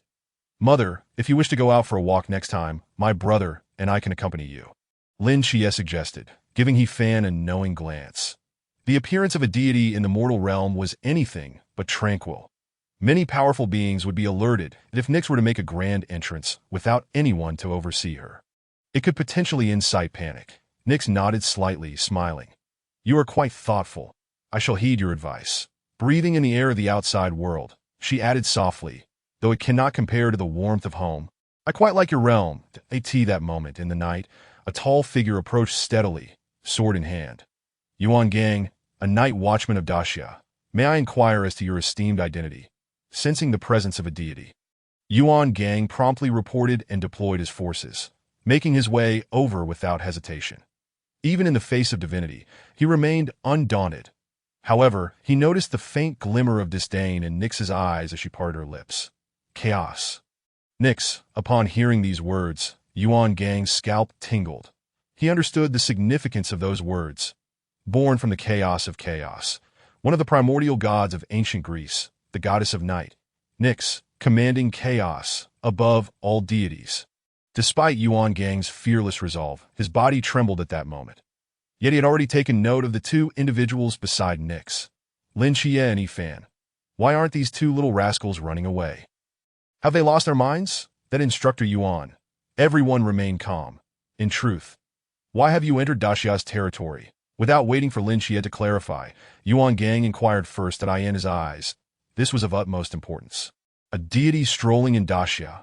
I could accompany you, but once your walk is over, I kindly request your departure. Should you intend to commit any outrageous acts in Daxia, then I must apologize, regardless of your status as a primordial god. Even if it means sacrificing lives, I shall expel you. Just accompanying my two sons for a stroll. That Nyx's tone was gentle, as if greeting a neighbor downstairs. Two sons. A stroll? To be honest, Yuan Gang had imagined 1,000 scenarios. Yet this was one he had never contemplated. With 4 individuals present, 3 stood over there, leaving him alone here. She is accompanying her 2 sons for a stroll. Isn't that clear enough? Are they truly your sons? Nyx nodded, remaining silent. Yet this gesture caused Yuan Gang's mind to explode. He gazed at Lin Chia and Hefan, his expression reflecting confusion. Lin Chia hurriedly explained, it means looking for agents. Oh, Yuan Gang suddenly understood. Indeed, upon encountering a deity, he had been somewhat reactive to a deity descending to the mortal realm. Who else would they seek but agents? Have you found them? After asking this question, Yuan Gang felt rather foolish. She had already stated she was taking her 2 sons for a stroll. How could that not be clear? Among those 2 sons, did he, Yuan Gang, wish to vie for a position? It was evident that these 2 little ones had already become the divine agents of Nyx. This was indeed a momentous occasion for the night watchman of Daxia. Excellent, excellent, Yuan Gang exclaimed excitedly. Congratulations, Lady Nyx. This is a tremendous boon. After speaking, he felt as though something was amiss, yet he could not pinpoint what was wrong. In any case, he was too exhilarated. For from this day forth, these 2 children would be dual divine agents. The title of the twin gods of Tsangnan should be revised accordingly. It should be called the twin gods of Tsangnan. While it may sound convoluted, the buffs are plentiful. Feeling somewhat fatigued, Nyx realized that her presence here might cause trouble for her sons, and I shall return to rest for now. Danos, Hypnos, do remember to visit home often. In the blink of an eye, Nyx vanished from sight. Lin Chia and Yuan Gang both sighed in relief. Yuan Gang stepped forward, still brimming with excitement, and embraced Hefan and Lin Chia's shoulders vigorously. Well done, you two. To have landed such a significant opportunity is a blessing for us night watchmen. From this day forth, you shall be dual divine agents. This was unprecedented in the annals of Daxia's history. And now 2 had appeared at once. Lin Chia smiled awkwardly. He did not particularly care for titles. Yuan Gang instinctively glanced at He Fan, somewhat puzzled. Why does he not appear pleased? He Fan explained calmly. Not quite. I am indeed Nyx's divine agent, but I am also the river god, you know. Yuan Gang. Is your logic so meticulous? It must be said that while He Fan was not ill-intentioned, even though he was now a dual divine agent, he had not forgotten his roots. He was still executing his role with the river god. Divine Code 043, Goddess of Night Nyx, Yuan Gang suddenly murmured. It was evident that he was indicating that this was the 43rd deity monitored by Daxia. Yet He Fan disagreed that no, it's 044. The river god is 043. That upon hearing this, Yuan Gang furrowed his brow. Why was this child so stubborn? Ding, successful spotlight theft. Role-playing progress increased. Role-playing progress. 37 Chapter 44. If you can't beat them, join them. If you can't manage, enlist them the following day in the early morning. There was no morning training today. Everyone had risen early to have breakfast, for after a meal and a brief rest, they would prepare for extreme training. Arriving at the cafeteria, the old man's son had been waiting patiently for quite some time. Others, of course, still received the usual raw meat buns and pickled vegetables. However, he had specially prepared a bowl of fugu sashimi for He Fan this day. He Fan's boastful remarks still echoed in the old man's mind. Make sure to bring the poisonous parts. Ah, you think I wouldn't dare, right? That said, the old man had removed the most toxic parts, the liver and blood, from the fugu. What remained, while still toxic, would not be lethal to a divine agent, at most. It would induce vomiting and diarrhea until one questioned their very existence. Did He Fan? Come here. Old man, I keep my word. Your fugu sashimi is ready. Please indulge. The old man placed a large bowl of fugu sashimi before He Fan. Waiting for him to relent, did I ask there's soy sauce and wasabi? The old man paused, then sneered coldly. Huh, you're so particular even when seeking death. All right, wait here while I fetch it for you. He was determined to see if this little rascal truly dared to eat it. Would He Fan indulge this old man? As soon as the mustard soy sauce arrived, the concept of divine power was instantly unleashed, leading to a display of flamboyance. Dangerous actions should not be imitated. Unconventional foods should only be consumed under the guidance of professionals or in reputable restaurants. Observing He Fan devouring pufferfish sashimi with gusto, everyone could not help but drool with envy. Do you wish to partake? He Fan inquired politely. However, the consensus among the group was remarkably uniform, as they all shook their heads in unison. Witnessing He Fan relishing his meal, savoring every bite, only Lin Chia was aware of He Fan's little ruse. The pufferfish hails from the river, so it is your concern. Thus, you want to be poisoned, right? Lin Chia mused, genuinely curious to discover the taste of the pufferfish, that if memory served correctly, consuming only the flesh should pose no threat. Right.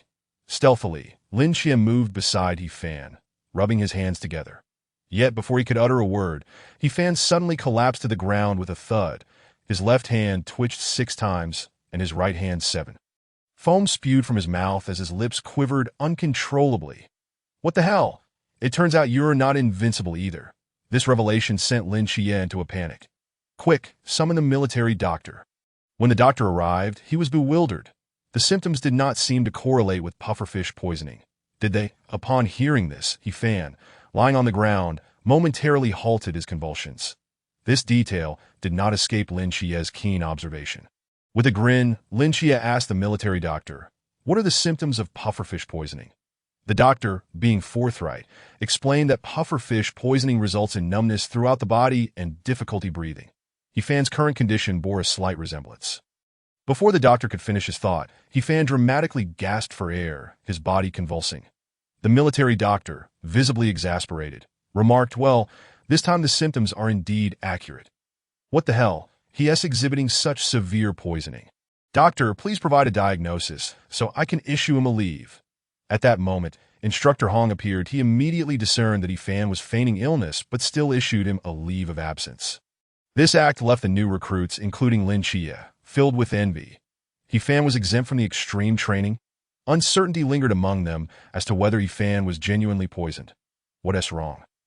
Are you all envious? Do you wish to try the sashimi pufferfish as well? Instructor Hong's words effectively silenced the recruits. Old Sun, on the other hand, appeared quite embarrassed that he had not anticipated that his playful antics would attract Instructor Hong's attention. The crucial point was that he had meticulously prepared the puffer fish, ensuring the toxic parts were removed. So logically, this should not have occurred. Old son, it's fine. It's not your fault. Don't dwell on it. Instructor Hong reassured him with a glance. Then summoned a few individuals to carry He Fan away for rest. He Fan, embodying the essence of a dramatic actor, felt somewhat fatigued after his charade. Nevertheless, if it meant evading the extreme training, the exhaustion was worth it. He understood that the instructors had his best interests at heart, training him for his own good. However, he had connections, and there was no need for such strenuous efforts. To be aware, the extreme training required each participant to bear a weight of 35 kilograms while evading drone fire and traversing mountainous terrain. During this ordeal, the use of restricted items was prohibited, and assaulting the drones would result in punishment. The most absurd aspect was that they even employed terrain manipulation to ensure escape was nearly impossible, subjecting participants to relentless torment. Those eliminated would be compelled to reveal their innermost thoughts, leading to numerous mortifying moments that He Fan declared he would not participate at all. This was akin to Bear Grylls compelling the president to drink urine. Who would actually do that? Lying on the wooden bed in the medical station, He Fan pondered the peculiar antics of Instructor Hong. Could it be that he genuinely believed me? He Fan, cease your pretense and rise. Upon hearing this, He Fan sat up, wiping away the artificial foam from the corner of his mouth. You've seen through my act. He Fan thought to himself.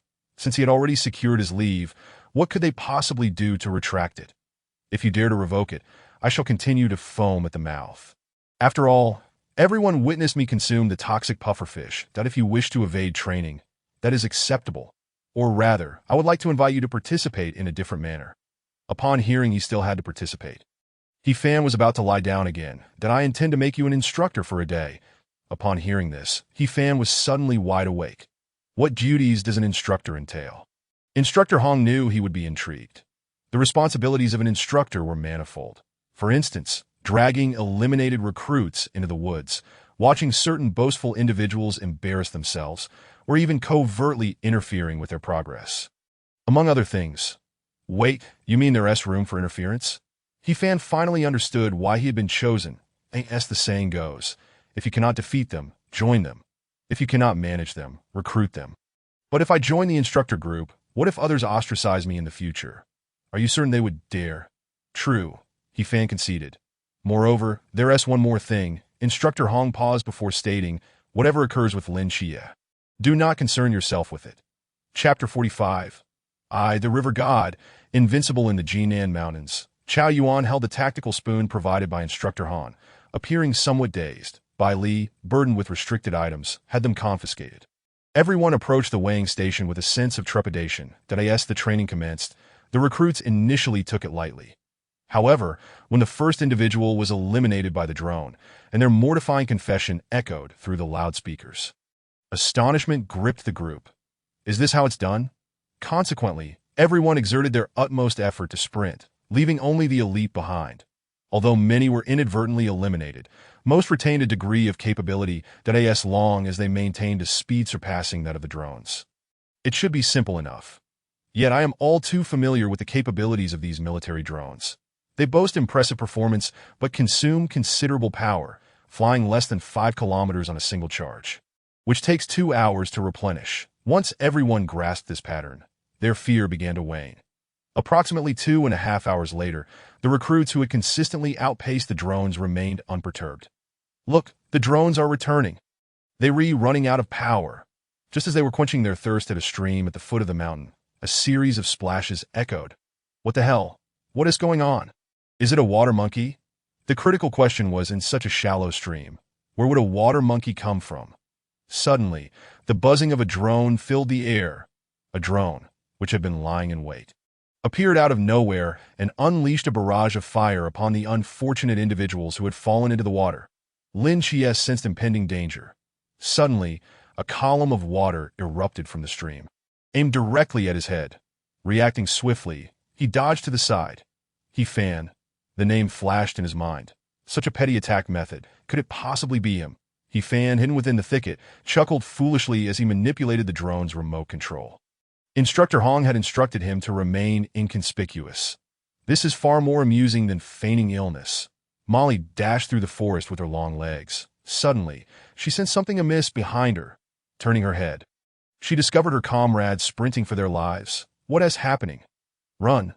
A flash flood is coming. Molly. Shin Qingzhu cast aside his carefree demeanor, treating every challenge with seriousness. However, as he noticed a massive shadow looming overhead, he suddenly felt overwhelmed by the impending challenges. A small mountain descended directly above him. Damn it. Zhuangge quickly pushed his teammate aside, but he himself could not escape in time to die in the face of danger. He fixed his gaze with determination, forming an air wall above his head. Boom! The small mountain collided with the air wall, and unsurprisingly, the wall merely slightly delayed the mountain's descent. Seizing the opportunity, Shin Qingzhu managed to escape from below. Is this the doing of that scoundrel he fan? Why is he targeting me? Do we have a grudge? With uncertainty clouding his mind, he hastily urged his teammates to continue fleeing. Chao Yuan, adopting a more laid-back approach, wielded his tactical spoon to forage for wild vegetables, digging wherever he went, ultimately filling a basket with dandelions that he thought to himself, he is already pitiful enough. He fan hasn't targeted him. Another 2.5 hours passed, and the Jinan Mountains had been utterly transformed. The terrain had been drenched by the river, while a small mountain had inexplicably intruded into the landscape. The air was filled with eerie cries. It was still only afternoon, yet the number of surviving recruits was dwindling to this moment. Lin Xie and a few others had gathered, as they seemed to have sensed a particular fact that He Fan appeared to have joined the fray and stood on the opposing side. What should we do, 7 Knights? Chao Thief, Fatty inquired. Chao Yuan discarded his burden, carrying a basket of 35 kilograms of dandelions on his back. Don't ask me. He Fan must have his own motives. It's beyond my concern. The others cast him a glance, then looked at the wild vegetables he carried. It seems you have your own issues. Zhuangge retorted defiantly. I've already used restricted items. I've long since broken the rules. If you ask me, we should band together and give that brat a good beating to vent our frustrations. I'm in. Molly raised her hand. Chao Yuan clasped his hands together. Ba. Brother seeking death is no concern of mine. Lin Xie nodded slightly. Indeed, taking decisive action against him could resolve our predicament.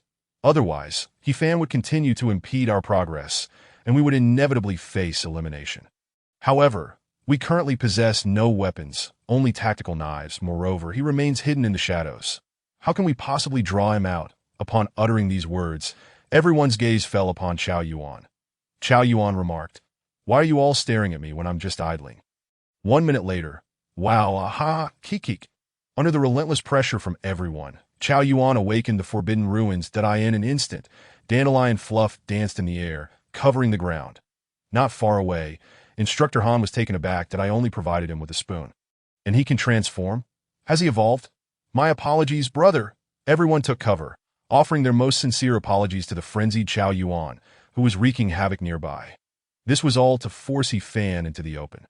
He Fan, too, was concealed.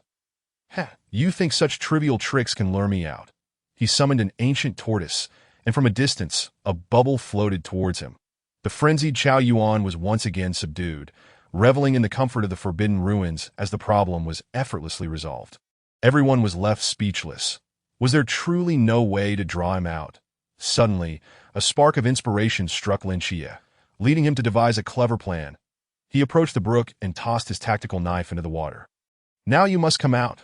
Ripples spread across the flowing stream, and He Fan's figure gradually emerged. Everyone was astonished. Such an unconventional summoning method, truly worthy of the dual deities of Tsangnan. You two know how to play. Young Lin Xie, did you drop this golden knife, or this silver one? Or perhaps this cutting knife used by the river god? Lin Xie replied, Damn it, I can't shake the feeling that something is being concealed from me. Let's get him. Lin Xie shouted. Like a hunting leopard, Molly appeared behind He Fan with a short blade in hand. Simultaneously, Shin Qingzhu locked down the space around He Fan to prevent his escape. In that moment, Lin Xie and Molly achieved perfect synergy, sealing off He Fan's escape route. He Fan, with a smirk, exclaimed, You frightened me. With a flick of his wrist, the mountain and river fan was activated. The great river flows eastward. Instantly, a mighty river surged from west to east, sweeping away the ambushing Molly. The flood was unstoppable, and the power of the law shattered the space. Shin Qingzhu felt a heaviness in her chest. Unable to withstand it any longer, and released the forbidden ruins. In the next moment, He Fan appeared behind Lin Xie, a golden knife already poised at Lin Xie's throat.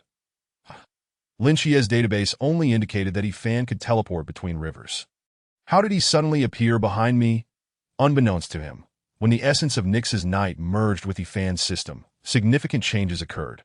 Under the influence of the law of night, everything related to darkness fell under his dominion. Including you, Lin Xie, in broad daylight. While I may not be able to control others, you alone possess Nyx's forbidden ruins of ultimate darkness. Unless Lin Xie also obtains Nyx's essence of night, all of his powers derived from Nyx will be suppressed by He Fan. Chapter 46. Nyx, the Fallen Stars? I concede. Lin Xie was a person who could both grasp and relinquish that moment. He recognized the disparity between himself and He Fan, and thus relinquished his weapon and raised his hands in surrender. He understood the magnitude of He Fan's strength. Losing to him was not a disgrace. However, at that instant, He Fan suddenly vanished. Gone again. Since the victor was clear, He Fan, like a dragonfly skimming the water, concealed himself once more. Instructor Hong had already instructed him to hide as much as possible and avoid detection. While it was known that he was the source, there had to be a semblance of subtlety. Right, Lin Xie, with his prominent brows and bright eyes, had boldly tossed items into the river. He Fan didn't mind, showcasing the gap in their abilities. Yet Instructor Hong had also stated that Lin Xie's affairs should be disregarded. He sensed that something unusual might transpire today, perhaps something that deviated from the original plot. Several hours passed. Everyone, except Lin Xie, had exhausted their mental energy. The instructor team was rather devious, employing a type of forbidden object that caused the terrain of Jinan Mountain to constantly shift, preventing everyone from finding the correct path and ultimately draining their mental stamina. But Lin Xie was different. In comparison to the original plot, he had gained the ultimate darkness erosion, allowing him to initiate the night and trigger the Starry Night Dancer. With the enhancement of the Starry Night Dancer, he could restore his mental energy that wasn't this akin to a perpetual motion machine. Moreover, when he activated the ultimate darkness erosion, he could break free from the disturbances caused by the forbidden object and gradually advance in a straight line. In the command room, Instructor Hong and Yuan Gang exchanged glances. Lin Xie truly is someone valued by the higher-ups. He never fails to surprise. But I still feel that He Fan is significantly stronger. Why don't the higher-ups seem to appreciate him as much? I have no idea what the higher-ups are thinking. In my eyes, they are all my soldiers, and I need not show favoritism. Instructor Yuan, do you think Lin Xie can pass this test? Upon hearing this, Yuan Gang's expression turned thoughtful. Which kind of test are you referring to? At that moment, a multitude of red warning signs suddenly appeared on the detection interface. Report, sir. We have detected an unknown excessive abnormal disturbance in the Forbidden Ruins, and Lin Xie's location has vanished. Upon seeing this, Yuan Gang pretended to be surprised that I asked there a malfunction. Why are you looking at me? Hurry up and fix it, sir. It doesn't seem like a malfunction. Then deploy all drones and clarify the situation before reporting back to me.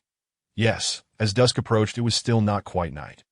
Lin Xie gritted his teeth, persevering through the final stretch.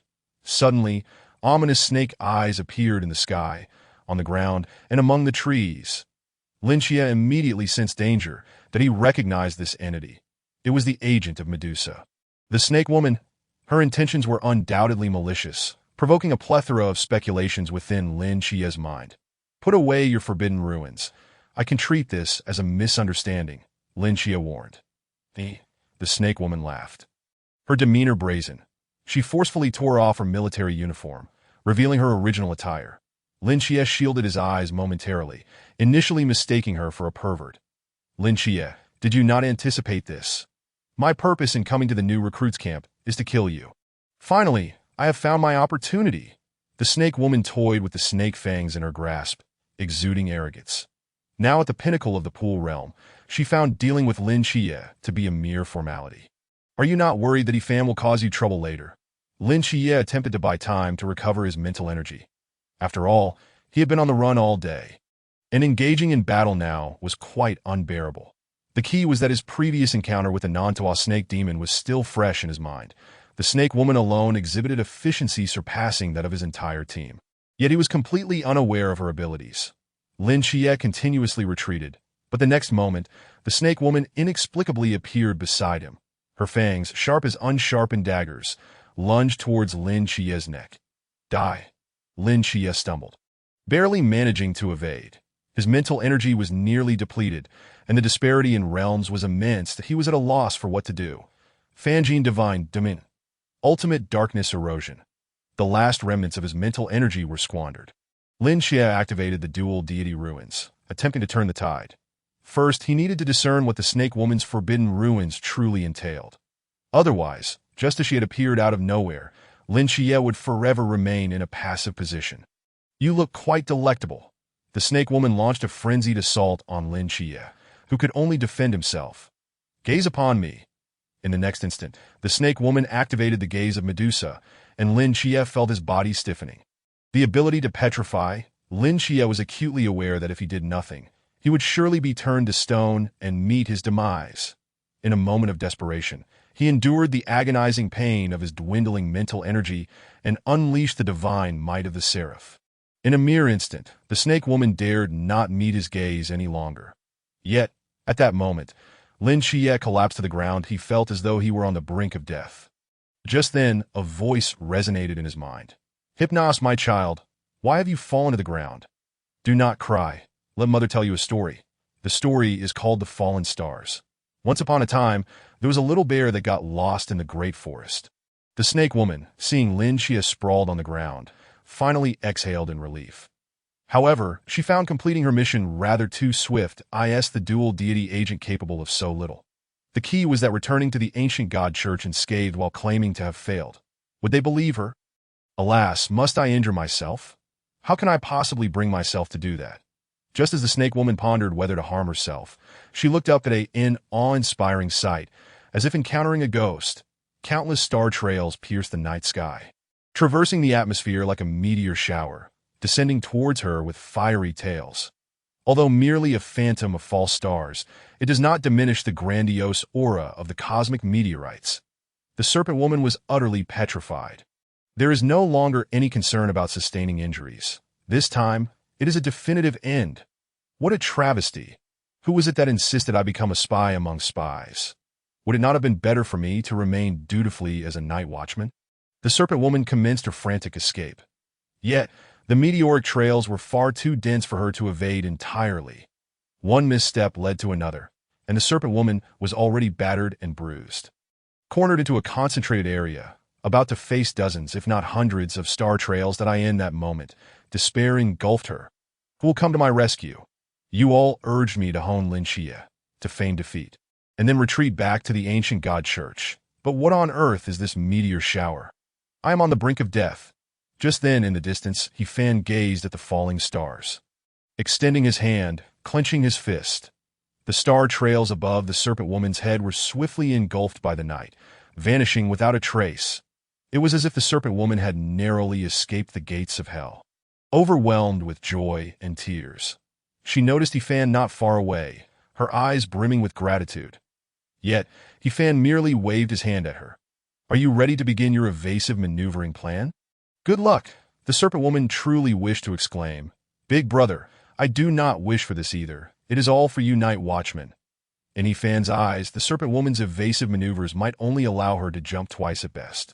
If she were to attempt a third leap, the ancient god church would likely be no more. With tears in her eyes, the Serpent Woman, burdened by her injuries, departed to execute the plan assigned by the night watchman. Yifan then went to assess Lin Xie's condition. Fortunately, it was merely exhaustion of mental energy, causing him to faint as night fell. Lin Xie remained unconscious. Yuan Gang, accompanied by all the instructors, arrived at the finishing point, taking Lin Xie for treatment. Simultaneously, the news of the Serpent Woman's defection from the Medusa agents was confirmed. The purpose of this was, in fact, to provide cover for her. After all, there were traitors among the night watchmen as well. Ultimately, due to the Serpent Woman's betrayal, Lin Xie was ambushed, but Yifan's timely rescue earned him a commendation. Ding, successful camera theft. Performance progress increased. Performance progress. 38. That after a day of extreme training, when the recruits returned to the dining hall with gloomy expressions, they discovered that Old Sun had already prepared a sumptuous feast for them.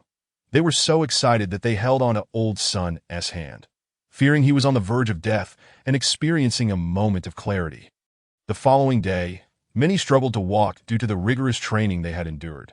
After all, in the original narrative, they were merely pursued by drones. This time, they were hunted by He Fan, the intensity being entirely different, especially for Lin Xie, who had overexerted himself to the point where his head still throbbed. The instructors felt a pang of sympathy for them and decided to reduce the training for the day, allowing everyone to relax. Thus, they organized a chess tournament. Moral, intellectual, physical, aesthetic, and labor development must be comprehensive. Anyone could participate simply by signing up. There were no restrictions on instructors or students. Of course, this also served to keep the students in check, as several instructors possessed exceptional chess skills. For instance, Instructor Hong was a chess master. Over 50 participants entered the competition, with matchups determined by a draw for elimination. Upon hearing of Instructor Hong's chess prowess, everyone prayed not to be matched against him. He Fan against Instructor Hong. What a delight! When they saw that the first round of the draw pitted He Fan against Instructor Hong, they began to celebrate with champagne. Regardless of who lost, they would not be at a loss. The chessboard used for the competition was a special board that could project a holographic 3D chessboard for easy observation. Simply input a command, such as cannon moves from 2 to 5, and it would automatically move the pieces, making it incredibly convenient. Lin Xie did not participate, as he had been blind since childhood and had no experience with chess. You're the dual agents, huh? Let me show you how to play today. When it was Instructor Hong's turn to take the stage, cheers erupted from the audience. Instructor Hong was exceedingly confident in his chess skills. Moreover, considering He Fan's young age, how much experience could he possibly have? I'll let you go first. Instructor Hong generously offered the red pieces to He Fan. He Fan scratched his head. Are you sure? Instructor Hong smiled confidently. Not only sure, but if you have any other requests, feel free to ask, like letting you have a rook or a knight, that don't ask why. Just know it's confidence. Oh, He Fan replied. There's no need for that. I'll make my move now. He Fan called out to the special chessboard. Move the king to 4.5. At the moment his words fell, the venue fell into a stunned silence. After so many years of playing chess, it seemed they had never heard such a phrase. What to do? It was so hard not to laugh, but before they could even chuckle, the pieces on the special chessboard actually moved. The king advanced a full 4.5 squares, leaping directly into the river. Chapter 47. The unresolved discontent of the plump one, that how can the king run into the Chuhan boundary? Do you even know how to play chess? And what on earth is moving the king to 4.5? You can't even move a piece half a square. Instructor Hong furiously retorted. He Fan, grinning, pointed at the special chessboard. You let me go first. I'll let you go, but I didn't say you could jump into the river. But the river god was present. Instructor Hong exclaimed, there's nothing to be done, absolutely nothing. If one were to accuse He Fan of cheating, the special chessboard validated his actions. It was utterly inescapable. Instructor Hong had no choice but to press on with the game.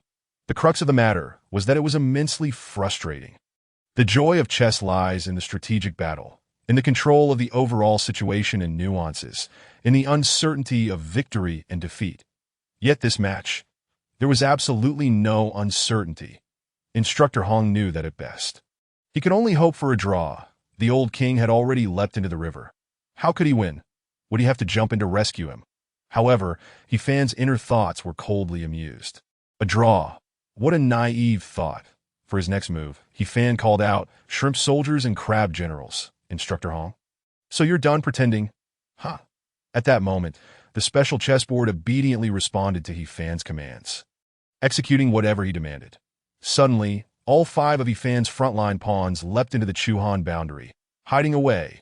This concealment was quite meticulous, as if no one could possibly go down to engage them. Instructor Hong's scalp tingled. I could tolerate your king moving to 4.5, as that at least had some logic, but what are you doing now? What is shrimp soldiers and crab generals? Are you even playing chess? Can you move 5 pieces at once? If I'm not mistaken, if I move my piece to the riverbank. Instructor Hong also moved a pawn forward to the riverbank, only to be instantly dragged down and devoured by the river soldier. My goodness, it's even a passive skill. Well done. Instructor Hong, infuriated, stood up.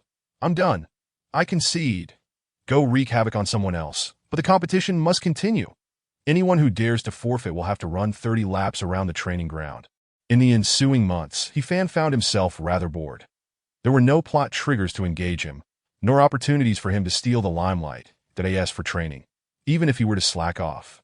His military lifestyle ensured that he appeared somewhat more robust than usual. During moments of ennui, Fan would seek out Nikes for a chat, and when fatigue set in, he would nestle in his mother's embrace for a nap. These days, thanks to Fan's extra efforts, Nike's therapeutic progress was steadily improving. Additionally, Li Yifei would occasionally showcase his talents to at long last. On this day, Nike's treatment reached a remarkable 97. Of course, Fan's intentions were purely benevolent. He did not care for the third lottery draw. Having already obtained Nike's essence, the third draw held no significance for him. Instead, he hoped that Lin Xie would ascend to the pool realm soon.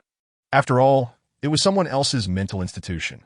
Unless Lin Xie opened the second door of the asylum, Fan would remain unable to enter.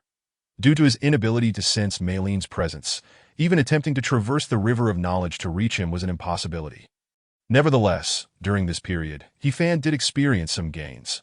For instance, through the insights gained one night, he became more adept at harnessing the essence of the night, now capable of unleashing fallen stars. Furthermore, on a day devoid of purpose, he engaged in a vigorous spar with Molly, successfully nurturing the super-frequency divine river. With another offspring added to his divine lineage, he pondered extensively but could not identify a suitable candidate, ultimately deciding to bestow the identity of the agent upon Molly. Moreover, in these past few months, the growth of other divine offspring's rivers also experienced remarkable leaps, with some even reaching maturity. Offspring River, Mei Yin Divine River Bloodline, second-generation river god status. In gestation, growth length, 100 agent. Hong Ying was the first to complete her caretaker duties, successfully nurturing Fan's child. Offspring River, Guan Tian Divine River Bloodline, second-generation river god status. In gestation, growth length, 94 agent. Lengxian was just a tad short, but progress was imminent. Offspring River, Pajun Divine River Bloodline, second-generation river god status. In gestation, growth length, 39 agent. Zhao Weiwei certainly. Weiwei had not been idle either. Each of those suddenly endowed with divine agent identities by Fan cherished their roles. With Hong Ying having met her objectives, it meant that Fan could now summon his child. Within him, at that moment, surged a torrential river of searing flames that on a January morning, the cold wind was slightly biting. Yet, the recruits continued to don short sleeves, running laps in circles, after months of rigorous training. Lin Xie had fully acclimatized to the harsh life of the training camp. The strong tended to congregate, and among them, the bonds were consistently formed among the same few individuals. Bai Li, once plump, had slimmed down considerably. As he jogged, he rubbed his hands together and approached Fan. "Bro, you've been getting quite close to Miss Molly lately, and that masked team's Rose comes to see you often. Can you teach me how to make girls clingy like that?" Fan chuckled. "Would you prefer to hear a lie or the truth?" Bai Li responded. "I want to hear the truth." "Bro," Fan mused, the truth being that both of them were helping him with his children, but he couldn't articulate that without inciting misunderstandings. That it's quite simple, really. When it comes to dealing with girls, you must use sincerity to touch their hearts. Happiness is fleeting, but unfulfilled longing can lead to a lifetime of regret. Bai Li pondered for a moment. That makes sense, but I'm also quite sincere. So what should I do to be considered sincere? His face radiated with an eager thirst for knowledge. Fan thought for a moment before calling out ahead, "Molly," upon hearing Fan's call. Molly, with her red hair swaying, halted her steps. She turned around and smiled, waving at Fan. Bai Li was about to commend her when suddenly, a foot unexpectedly extended in front of him. Thud! The little chubby boy stumbled. Kneeling on the ground, "Molly, Bai Li Tu Ming has something to say to you." Fan continued to run with the group, leaving only Molly, who had turned to a halt, and Bai Li, who knelt before her. Bai Li suddenly felt a wave of embarrassment wash over him when a voice entered his ear. That it was a message transmitted by Fan through water waves, clearly instructing him to recite the words. In the biting cold of January, the little chubby boy was so nervous he began to sweat. At that moment, even with Molly standing right before him, he couldn't help but fixate on Fan's retreating figure. What was up with this guy? He remembered their first meeting when he heard Fan mention the Ling about Tianzun. Back then, he didn't dare to respond, thinking it a mere coincidence. But now, Fan had taught him a line to recite to Molly. This sounded even more absurd. For some inexplicable reason, Under Ifan's encouragement, he felt a strange urgency, as if this line must be spoken now or else it would never be voiced again. Just as Molly was about to turn away, Bailey finally summoned his courage.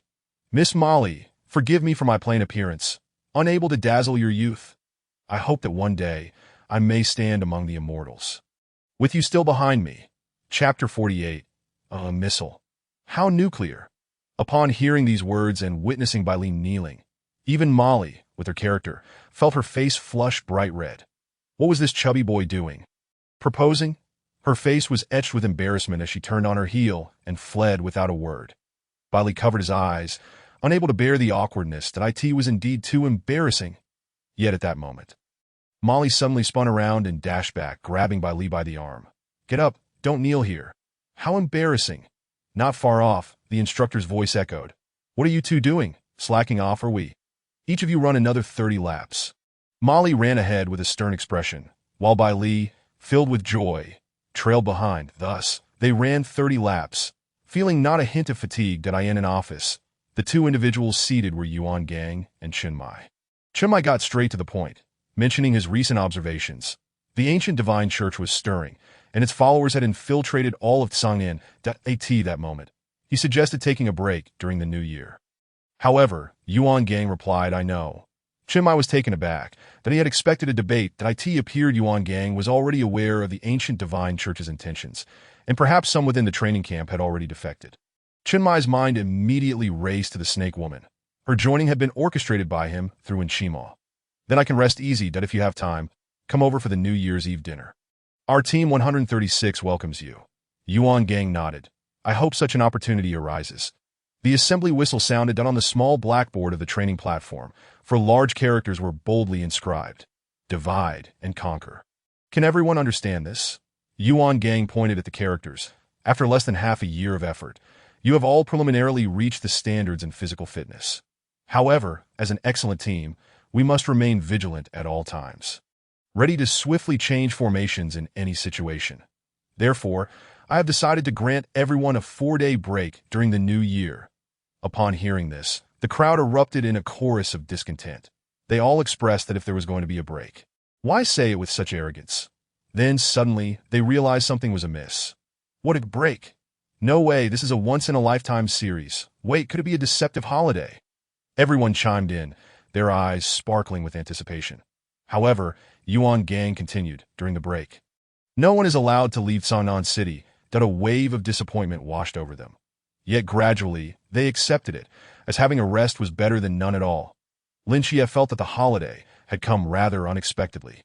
Although he might not return home, he was still looking forward to a reunion dinner with Team 136, that estimate speculated. Before boarding the bus, each person received an unregulated star knife. This holiday was certainly not as simple as it seemed. When the bus departed the training camp, everyone felt a sudden lightness. And then they all broke through to the pool realm. It turned out that under months of suppression from forbidden objects, they had reached the threshold for a dramatic rebound in mental strength. And their realms naturally ascended a level. Delightful. Even Bai Li, who had no forbidden items, sensed an enhancement in his mental strength. Fan, however, felt nothing at all, that he had never been suppressed and had always remained at the pool realm. Fan, has your realm improved? Lin Xie inquired from the adjacent seat. Fan shook his head expressionlessly. "Nope, I'm a river god. My method of advancement differs from yours." "Different? How so?" "Well, for instance," Fan, somewhat dazed, pointed at the heavens outside the bus. "Like this moment." "This moment?"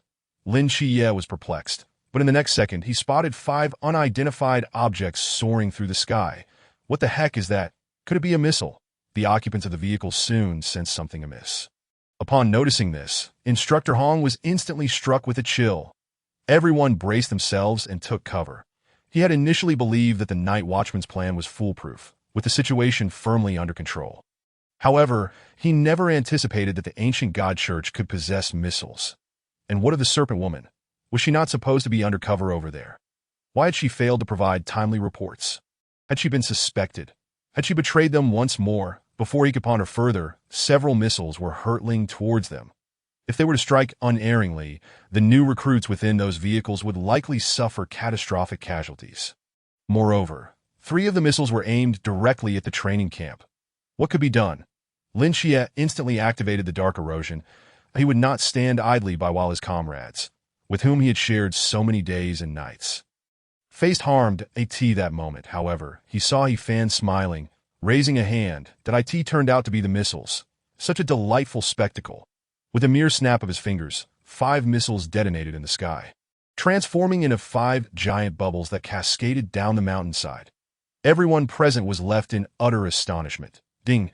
The hidden power of the River God's rules has been activated. All effects on your firearms will be nullified, and your performance progress will be enhanced. Performance progress. 39 Ding. Scene stealing successful. Performance progress enhanced. Performance progress. 40 Current unlocked ability. Summon, Lord of the River, 40. That is a river god. How could he lack his own entourage?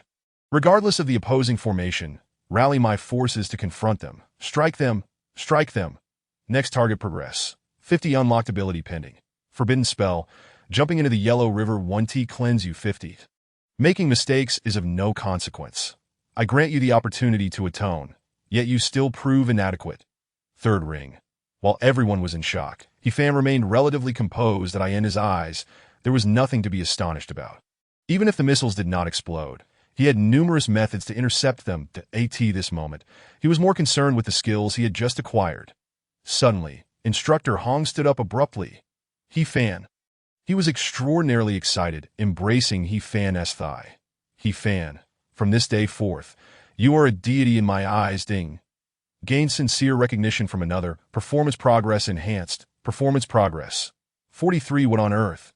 Is this even possible? In that instant, He Fan nearly shed tears. After portraying the river god for so long, and to avoid losing performance points, he had acted like a fool, incessantly declaring himself as the river god. Finally, someone was willing to believe him. Chapter 49 Merlin. New number, don't mess around. To his surprise, the first to place faith in He Fan was none other than Instructor Hong. Soldiers possess an innate spirit of defiance. However, once you conquer them, it is a complete subjugation. Just a moment ago, with a snap of He Fan's fingers, 5 missiles transformed into water balloons in midair, an act that not only conquered Instructor Hong, but also nearly all the newcomers present. Brother Zhou felt his status wavering. This kid truly possesses some guts. In the aftermath, the recruits followed the original plan, dispersing into smaller units. Those who could remain here for several months were no fools. A sudden holiday, paired with the Star Blade, and breaking into smaller units. What could this signify? Perhaps a fierce battle was looming in Songnan City. In the luxurious villa of Hong Ying, members of Team 136 had not gathered for quite some time. Chen Mai had splurged extravagantly to prepare a welcome party for Lin Xie and He Fan. Upon entering, bang, bang. Hong Ying and Xiao Nan were holding confetti poppers, beaming with joy. They startled the suddenly arrived Instructor Hong, nearly prompting him to draw his weapon. Is this the atmosphere you usually maintain? In that moment, he pondered whether the morale within the troops was excessively rigid. It felt more stifling than that of frontline warriors. Oh, old Hong, what a rare guest we have. Chen Mai welcomed him with a smile. Having personally escorted the twin gods of Songnan home, Instructor Hong felt he had fulfilled his mission and politely declined. I want tea intrude. You all enjoy yourselves. However, as he spoke, something felt slightly off that he had no intention of dampening the mood. Yet, at such a critical juncture, with Songnan City on the brink of crisis, was it truly wise to lower their guard so? Instructor Hong surveyed his surroundings. Inadvertently, he caught sight of a figure on the rooftop opposite Hong Ying's villa. Beside that person stood a sniper rifle. He was certain that this individual had intentionally made themselves visible. Otherwise, he would never have noticed them. No need to be alarmed. That is Ling Xian, another member of our Team 136, that he merely came out to greet you upon your arrival. Chen Mai explained. Yet, Lung Xian's expression remained impassive, arms crossed as he lightly swayed his fingers up and down. A subtle acknowledgement. Meanwhile, an enormous eye hovered above him in the sky, akin to death itself, gazing upon all living things. Naturally, ordinary people could not see it. Only those with a mental realm could catch a glimpse. Instructor Hong's eyes widened in astonishment, feeling a mix of reverence and envy. What a remarkable team you have. Upon noticing, Chen Mai smirked, saying, Don't be surprised. I only learned about this tonight as well. Yet, it is true that you have quite the talented crew. The two exchanged smiles. I'm off. Enjoy yourselves, safe travels. Once Instructor Han departed, the grand welcome party commenced with great fanfare. With Lung Xian guarding outside, everyone felt at ease. Halfway through the festivities, Xiaonan seized the opportunity to sneak out and join Lung Xian on the rooftop. As the group raised their glasses in celebration, they listened to Lin Xie recount his recent experiences with Yifan. So, the entire training camp currently has no means to deal with Yifan. They can only vent their frustrations on you, right? Chun Mai, true to his leadership role, adeptly summarized. Lin Xie was left speechless.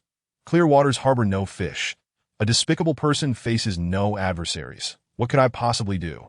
Meanwhile, when Shima jested, I also heard that the goddess of night, Nyx, has emerged, allegedly with her divine essence compromised, and you two have been recognized as her divine agents. Ahem, could you possibly inquire whether she is still in need of a son? Lin Xie was left utterly speechless that Yifan, with a mischievous grin, replied, Sure, I'll ask her when I get the chance, but becoming her son might be a bit challenging. How about being her grandson instead? If that works, I can take charge right now. When Shima, you can make decisions like that already. You wish for me to be your son? The group exchanged glances and erupted into laughter. With Yifan's antics, the entire training camp was certainly put to the test. After dinner, as everyone was cleaning up, Lin Xie turned to Yifan and said, Come to my place tonight. It's the last chance, and we must make it happen. His voice was low, yet it was overheard by Hong Ying, who happened to pass by. In truth, she had much to discuss with Yifan. The divine agent status Yifan had bestowed upon her was something she had now fully grasped, leading to her transformation in strength. She also wished to express her gratitude to Yifan. Hong Ying, no worries, you all continue your conversation. I didn't hear anything. Lin Xie's statement caused Hong Ying to forget everything she wanted to say. Witnessing the unfolding drama was far more tangible. In fact, Lin Xie was referring to the progress of Nyx's healing. Tonight he aimed to bring it to 100, securing one last opportunity for the lottery, that he was immensely eager to gain strength. As he sensed an impending crisis drawing closer, Yifan nodded, No problem. In return, allow me to observe your abilities a few more times. Although Yifan had mastered Nyx's essence, all the derivative divine powers required his own time for comprehension. Am I supposed to work hard just because I may be grade, who studies seriously? Stealing knowledge is the fastest. After observing Nyx cast the falling stars for Lin Xie, Yifan quickly learned it. Thus, he needed to watch how Lin Xie utilized the Star Dancer and Dark Erosion. Perhaps after a few observations, he could master them as well. It's a deal. No need for observation. I can teach you. Yifan nodded. Look at that. Even the prominent Lin Xie still relies on me. According to the original plot, it was still quite a while before Nyx would be discharged, likely after the fourth door is opened and they encounter Sun Wukong. The main reason was that Yifan had been idly passing the time over the past few months, spending too much time accompanying Nyx, that he was also aware that while Nyx's healing progress stood at 97, she was essentially already healed. She had been deliberately suppressing the healing progress with her divine power to spend more time with her two children. Once her healing reached 100, she would be met with rejection from the hospital's laws. Reflecting on it, she was rather pitiable. Therefore, after reaching 97, Yifan had ceased his visits. Although Lin Xie was eager to grow stronger, he remained oblivious to the fact that obtaining the final lottery opportunity would also mean bidding farewell to Nyx. Yifan contemplated whether he should allow Nyx to depart so soon. Meanwhile, Hong Ying tilted her head, observing the two, confirming that their inclinations were still normal before she departed with a smile. As night fell, Yifan and Lin Xie arrived at the Asylum of the Gods. Nyx was seated in the courtyard, knitting. Lin Xie shot Yifan a glance, intending to commence, but Yifan held him back. What's wrong? It's nothing. I just wanted to remind you that you've reached the Pool Realm. Lin Xie pondered for 2 seconds. The Pool Realm? Oh, I would have forgotten if you hadn't mentioned it. It's the second door, right? Yifan was reminding him that he was now able to open the second great door. However, Lin Xie pondered for a moment, realizing that the progress regarding Nyx was of greater importance. He decided to postpone the second door until tomorrow and adhere to the original plan that Yifan interjected. Don't blame me for not warning you. The figure behind the second door is crucial for your ability extraction tonight. Chapter 50, Divine Power, the God of Death.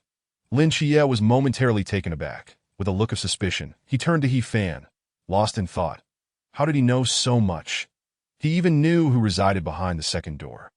Who was behind that door? The Master of Life, Merlin. And what about the third door? Even if the person was in a good mood, they could only answer one question per day. Lin Xie. He was not greedy. He would never ask what should not be asked. Currently, the two most enigmatic individuals in his eyes were Jin Yin and He Fan. Apart from himself, only these two had ever visited the mental hospital. Fortunately, with He Fan by his side, he could slowly inquire about the things he did not understand, leaving no room for dissatisfaction. All right, I will heed your advice and head to the second room first. Following He Fan's counsel, Lin Xie made his way straight to the second chamber that Li Fei curiously followed. Eager to discover who the second lady was, Lin Xie gently pushed open the grand door. He beheld Merlin, clad in a deep blue mage's robe, seated in the corner. Engrossed in a book that you're here, Merlin remarked, his gaze still fixed on the pages that a pop-up appeared before Lin Xie's eyes. Reminiscent of his first encounter with Nyx, detailing relevant information about Merlin, so it was this legendary figure from England. That moment, Merlin seemed to have made a certain resolution. He stood up. Let us go. Lin Xie was momentarily startled that in his daze. Merlin had already brushed past him and exited the room. How did this patient just leave? Lin Xie wondered, noticing He Fan following suit with a cheerful demeanor. Where are you going? Merlin turned, puzzled, and looked back at Lin Xie. Did you not seek me out for assistance? Lin Xie was taken aback that I never asked you to help me. After a moment's reflection, he concluded that perhaps this elder was a bit unwell, and hurriedly followed after him. Upon reaching the courtyard, Merlin gazed distantly at Nyx, who had already sensed his presence and offered a friendly smile. Consider it a favor owed, Nyx said lightly. Merlin sighed and nodded in acknowledgement. This scene left Lin Xie perplexed. Why did it seem as though they were familiar with each other, while he felt like the fool? Mother, what is truly happening? Seeing his confusion, Nyx did not rush to provide an answer. She picked up two knitted garments she had made and approached him with a smile. Danace, this is a sweater crafted by your mother. Do you like it? He Fan accepted the black sweater and felt the divine power imbued within it. I absolutely adore it. Of course, it's a divine artifact.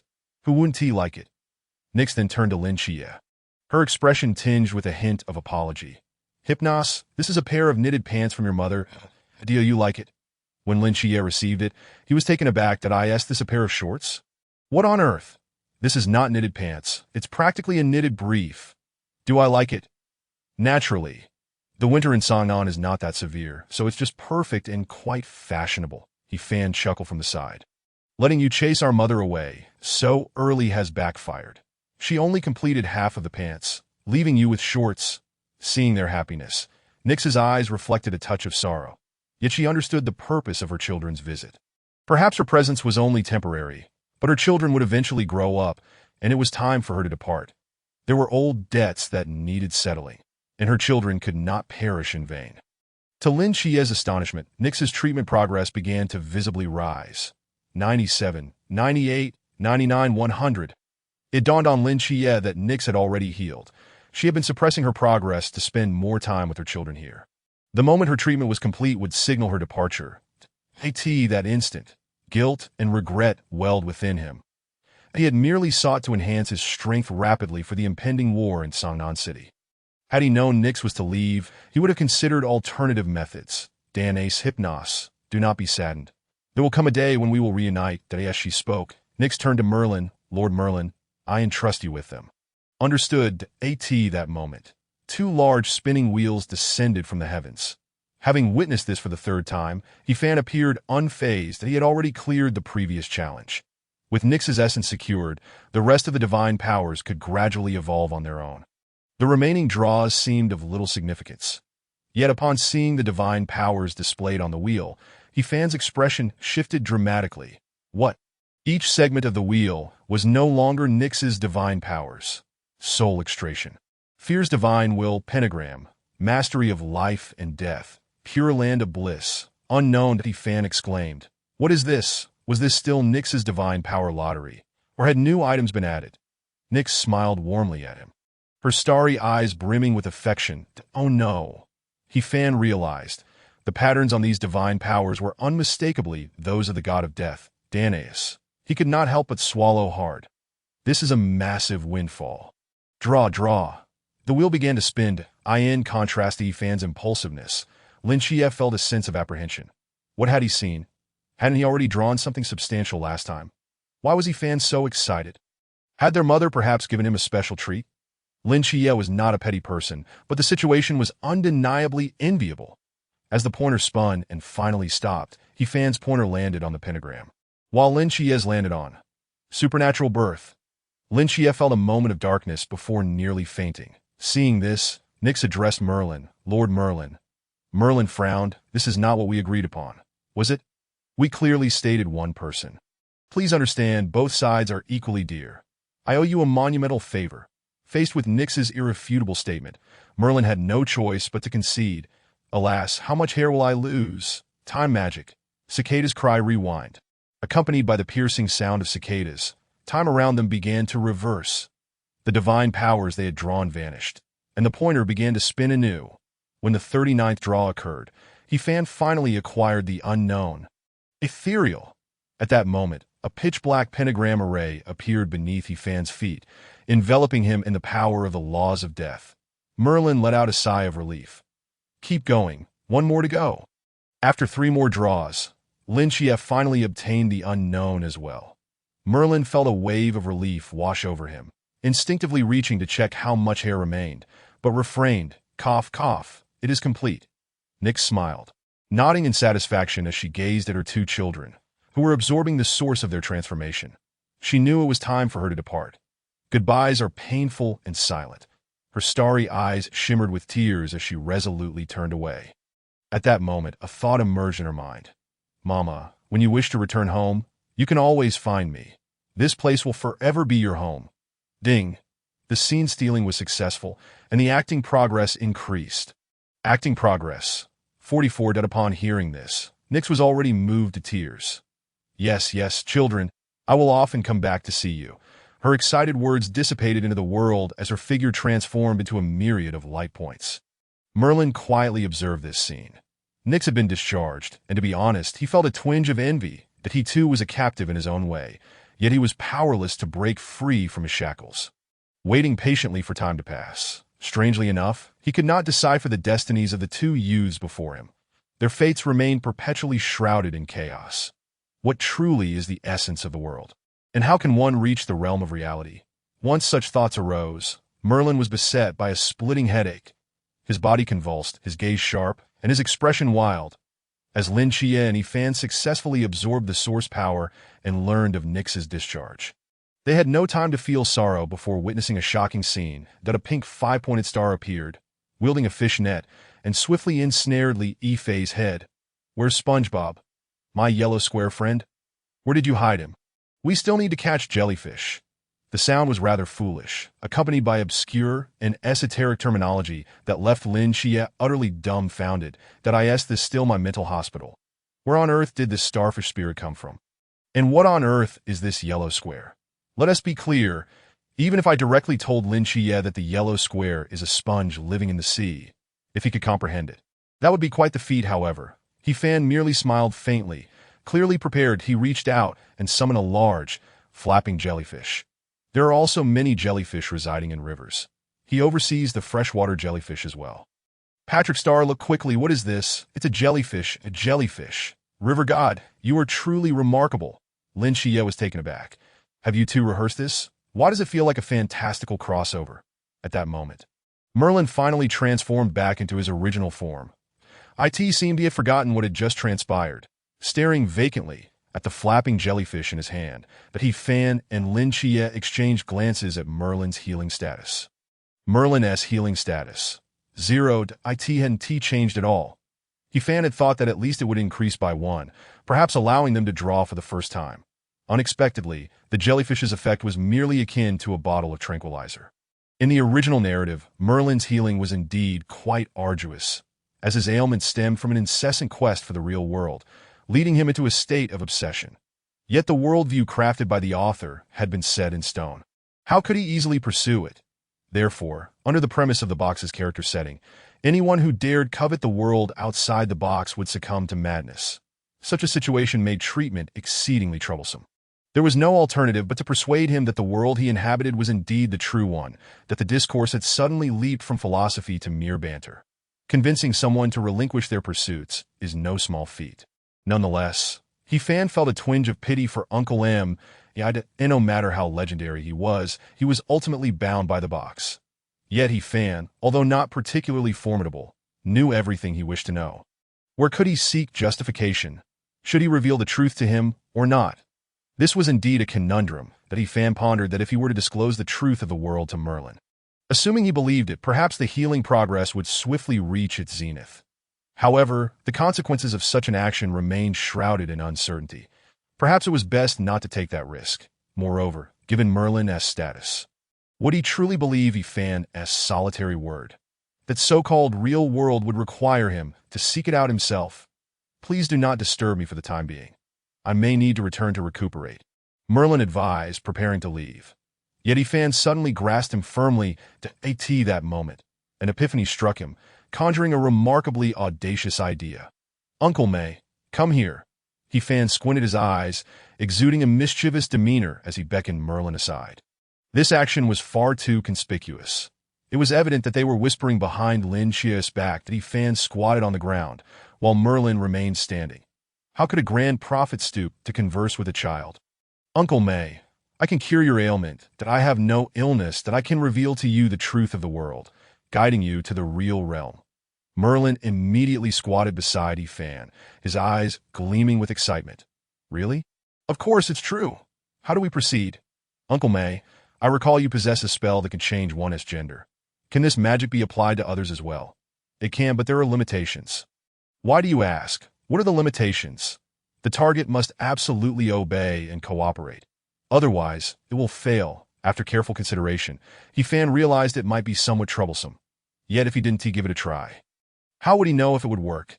He whispered to Merlin.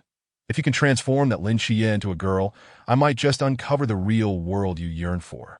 Fan's intention was to temporarily change Lin Xie into a female, then engage in combat with her, thus triggering extraordinary reproduction, resulting in a divine river imbued with Lin Xie's attributes. Who exactly is Lin Xie? He is the protagonist of the God-slaying saga, the fifth cosmic will. Fan speculated that within the realm of God-slaying, if one wished to shatter dimensional barriers and seek the so-called real world, only two individuals could accomplish this. Lin Xie and Jin Yin. Jin Yin would not be visible for a while, but there was much to be gleaned from Lin Xie. The divine river birth from his attributes might just cure Uncle May. Moreover, there was one more point. Once Lin Xie transformed into a girl, the ancient God Church would find it exceedingly difficult to recognize him, allowing him to return home to celebrate the New Year's Eve dinner with his aunt and Ajin. Chapter 52. Going home, Fan and Merlin ultimately reached a consensus that if Lin Xie refused to transform into a girl, Merlin would forever reject his treatment. Perfect. Lin Xie was left utterly bewildered. What kind of bizarre demand is this? This is truly absurd. Fan, did you suggest this to him? What is your aim? I'm doing this for your own good. Stop talking nonsense. What if he refuses to cooperate with the treatment now? You could always agree to his request, right? Besides, don't you wish to return home? Return home? Upon hearing these words, Lin Xie fell into silence. How could he not wish to return home? It was merely a matter of not daring to hope. Lin Xie shook his head and replied, currently, the ancient God Church as primary targets in Sangnan City are 3 individuals. You, me, and Bai Li Pangpang, that if I were to return home for a reunion dinner now. Do you have any idea how dangerous it would be for my family? Fan scratched his head. So, if the person returning home ISNTU wouldn't that ensure their safety? Lin Xie, damn, that seems somewhat reasonable. If I disguise myself as a girl and return home for the New Year's dinner, would that be plausible? Of course it would be, no matter how vivid the enemy's imagination. They would never suspect that the broad-shouldered, thick-browed Lin Xie would undergo a gender transformation. Furthermore, upon returning home, she could simultaneously safeguard her family. Lin Xie had to admit that this Fan fellow possessed a modicum of brilliance. Yet his own thoughts were in disarray, that he had concealed himself. What about his teammates? What would happen to the crisis in Sangnan? As if perceiving his inner turmoil, Fan smiled and reassured him. Rest assured. Aren't we still here for Sangnan? Besides, you can always provide support whenever you wish. Lin Xie contemplated this and found it valid. This notion warranted further consideration. Let me ponder it some more. For now, I shall seek out Bai Li Pangpang and the others. Though I may not fulfill my duties as a host, I should at least pay them a visit. Subsequently, the two made their way to the hotel, whereby Li Pangpang and Qiao Yuan were staying. In a certain location within Songnan City, in the underground cavity connecting to the sewer system, amidst the dim environment, a multitude of mice scurried busily. The snake woman repeatedly extended her crimson tongue, attempting to scare them away. Yet the little mice seemed oblivious, completely unaware of her threat. Suddenly, soft footsteps echoed through the darkness. The snake woman immediately became alert, spotting a severely injured divine agent that a man appeared, surrounded by a swarm of mice. As if he were the king of mice, a fugitive from the ascetic S retreat, a mercenary from the Scorpion clan. And now you, a divine agent, along with two deeply concealed Sea Realm individuals. How the ancient god church truly values a small place like Tsang'an.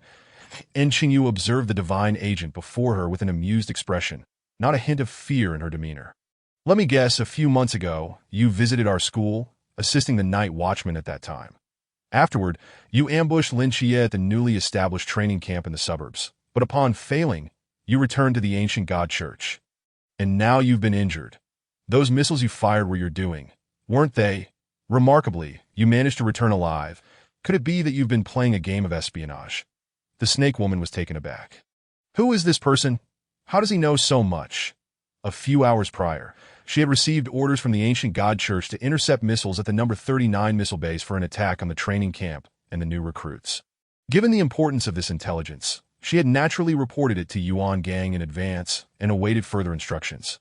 Upon receiving the information, Yuan Gang devised a counter-strategy, sending someone to swap out some of the missiles and then instructing the snake woman to launch them. In truth, those missiles would not have posed much threat, even without Fan's intervention. However, by sheer coincidence, the snake woman encountered two instructors from the new recruit camp on her way back. As a result, the two men discovered the traitor and immediately pursued her, beating her mercilessly. Back during their time at the training camp, they had treated the snake woman with utmost care. Yet once they became enemies, they truly unleashed their fury. Thankfully, as a divine agent, the snake woman possessed a certain skill in escape. Otherwise, she would have already met her end. Dragging her weary body, the snake woman intended to forcibly initiate the forbidden ruins. She surmised that Qinyu's strength was not formidable. Even if she were injured, she would still be capable of putting up a fight. However, at that moment, Qingyu unexpectedly raised her hands in a seemingly harmless manner. Don't be agitated. I mean no harm, in fact. I find what is happening to you rather intriguing. How about we collaborate? Collaborate. The snake woman scoffed. You little brat, do you even know which side I'm on? You want to collaborate? Hearing this, Qingyu shrugged. Which side? Haha, it is evident that you stand firmly with the Night Watchers. Was there even a need to inquire? This remark caused the serpent woman to cast a sideways glance. What is your purpose in collaborating? There are two intentions, and Qingyu replied with composure. Firstly, I am inclined to join the Night Watchers, hence my desire to assist. Secondly, your commotion in Songnan City, should it lead to its destruction, would impede my research, would it not? The serpent woman pondered for 2 seconds. The other party appeared to be no more than a high school student, yet the actions he undertook were wholly unrelated to that age. What assistance can you offer me? The serpent woman inquired. Qingyu smiled slightly and turned away. There is much I can do for you. Follow me. You are injured, after all, and treating wounds inflicted by serpentine venom is not a daunting task for me. The serpent woman considered, weighing the pros and cons ultimately. Grasping the exclusive forbidden artifact, the serpent Fong, she decided to follow suit. On a certain street, the fierce battle was shrouded by the boundless void. Several former Night Watchers who had escaped from the fasting site intercepted by Li Pangpang and Qiao Yuan here. 800 million, indeed, that is 800 million. Do not hold back, strike swiftly. Once we complete this heist, we shall find a place to hide, and one knows the configurations of the Night Watchers across the lands better than us. Disappearing without a trace is certainly not an arduous task. Upon hearing this, Li Pangpang exclaimed, What? Are you speaking human language? My goodness, you mean to say my head is worth 800 million? Ridiculous. Have you no manners? Ba, there is no point in further discussion. A worthless life is worth engaging in. After months of training, both were seasoned warriors. Li Pangpang drew a large sword from below, its gleam fracturing infinitely in midair. In an instant, a rain of swords filled the sky. Qiao Yuan. Without further ado, unleashed a malevolent aura while emitting a sinister cackling laugh upon striking with his blade. Observing this, the renegade Night Watchers exchanged glances, feeling a twinge of fear. Earning this 800 million is no easy feat. Why do these two have such special effects? Meanwhile, Lin Xie and Yifan arrived just in time. The two, akin to kings of the night, discerned the changes on the battlefield at a glance, that a female archer lay in ambush, capturing Yifan's interest. Leave this to me. You take care of the ones inside. Chapter 53, Black King Sniper. The two newly minted recruits in the Pool realm proved to be quite the challenge. Within the boundless void, one of the burly renegade Night Watchers attempted to communicate with his comrades. Yet he found the frenzied Chao Yuan nearby, relentlessly hacking at his companion's corpse. What the hell? He felt a chill run down his spine and sought assistance. Isn't there still an ADC on our side? Where is he? Why hasn't a single arrow been loosed yet? At that moment, a shadowy figure appeared behind him. Fueled by the essence of night, the dark erosion and night dancer enhanced Lin Xie's strength to terrifying heights, making him a top-tier assassin. The blade was drawn. The burly Night Watcher clutched his bleeding neck and collapsed, his eyes wide open in disbelief as he gazed at Lin Xie's starry pupils. You are that twin deity. Lin Xie paid him no heed and turned his attention to the approaching frenzied Chao Yuan. More troublesome than the enemy on a rooftop, the female archer loosed 3 arrows at Yifan, who joyfully dodged with leaps and bounds that I refused to believe this. She grew anxious, pondering how even fools could become divine agents these days. She recognized Yifan as one of the twin deities. However, retreat was not an option. She shot a few arrows with a trial-and-error mindset. To her astonishment, he engaged her directly. In the next second, the female archer unleashed her full power, her mental focus razor-sharp. You enjoy dodging, do you? She instantly fired 5 predictive arrows. 3 of those arrows were advanced predictions. Even if Yifan's speed increased, he would still be hit. A smirk crept across her lips, but in the next instant, Yifan halted, standing still with a playful tilt of his head, one hand cupped to his ear. Huh. What did you say? Those 5 predictive arrows predictably missed their mark. Infuriated, she thought, you little rascal. Are you playing me? Huh. But you asked me first, didn't you, ding? The host combat insight has reached the required standard. Extraordinary progeny conditions met. Progeny River has been birthed. Progeny River. Sniper River bloodline. 2nd generation River God status. In gestation growth length. 0 proxy, none. Sniper River? Is this thing even useful? Yifan could not touch any firearms, just as Chao Yuan could not wield a blade as for bows and arrows. Yifan felt they were somewhat lacking. Contemplating, he wondered who would benefit most from the Sniper River. Seeing Yifan lost in thought, the female archer grew even more furious. Drawing her bow once more, she prepared to shoot again. However, a pitch-black magic circle suddenly appeared beneath her feet, rendering her immobile. In an instant, the solitude of the night enveloped her, instilling a fear akin to plummeting into a dark abyss. In her final moments, she truly comprehended the chasm that separated an ordinary Forbidden Ruins possessor from the twin deities. Soon, the scent of death rapidly spread. She barely had time to scream before her eyes became vacant, and she collapsed to the ground. Since the progeny Divine River was already in hand, Yifan saw no reason to let her linger, swiftly eliminating her. Not far away, Lin Xie happened to witness this scene. He too was curious about the benefits Yifan had gained from the lottery. At present, the truth became clear. 3 divine proxies are rather formidable. Xie, you have finally arrived. What do you mean by 3 divine proxies? Li Pang bounced over eagerly. Lin Xie shook his head. Nothing much. Faced with the approaching frenzied Chao Yuan, Lin Xie had no time for further contemplation and engaged him in battle with a swing of his blade. Clang! The terrifying force jolted Lin Xie, leaving his palms stinging. What incredible strength! Hey, Chao thief! It's me, Lin Xie. Lin Xie found himself at a loss, as Chao Yuan remained unresponsive despite all his calls. The key issue was that as this fellow's level increased, the power of the Forbidden Ruins would also escalate. It would always be like this. How troublesome. Swish, Lin Xie retrieved the seal scroll. This was given to him by Li Pang during their previous confrontation with the masked squad. Unfortunately, Wang Mian had been defeated in a single blow by Yifan, leaving him no opportunity to use it. The next moment, the divine might of the Seraphim struck Chao Yuan, and as Lin Xie unleashed his divine power, He deftly began the sealing process. After a considerable time, the black mist dissipated, and Chao Yuan finally ceased his rampage. You can do this too, Chao Yuan found it hard to believe. Previously, Master Jinshins had explicitly instructed him to seek out a fated one. The night river of stars, the mortal divine realm. Could it be that he was referring to two individuals? Any one of these two could transform me, with a doting father and a loving mother.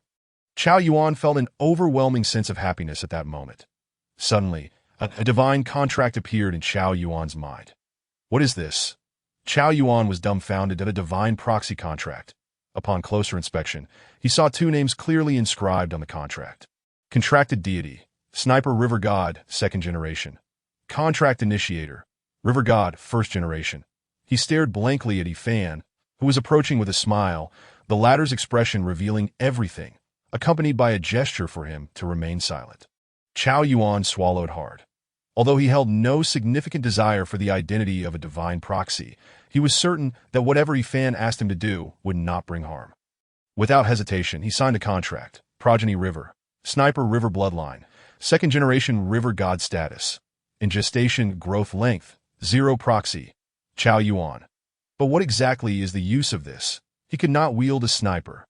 Was it meant for him to utilize the divine power bestowed to combat the Black King within him? At that moment, Yifan approached, grinning as he handed him a straight blade. Here, take this and give it a try. Chao Yuan hesitated to accept. Just moments ago, Lin Xie had expended considerable effort to seal him, even employing divine power and wasting a sealing scroll.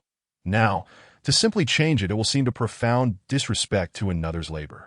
Nonetheless, Lin Xie, trusting Yifan, had no objections. Have you thought of a way to counter the Black King within him? Lin Xie asked. Yifan nodded. Perhaps, but how would I know without trying? Seeing this, Lin Xie patted Chao Yuan's shoulder. Then give it a shot. With us here, you need not worry.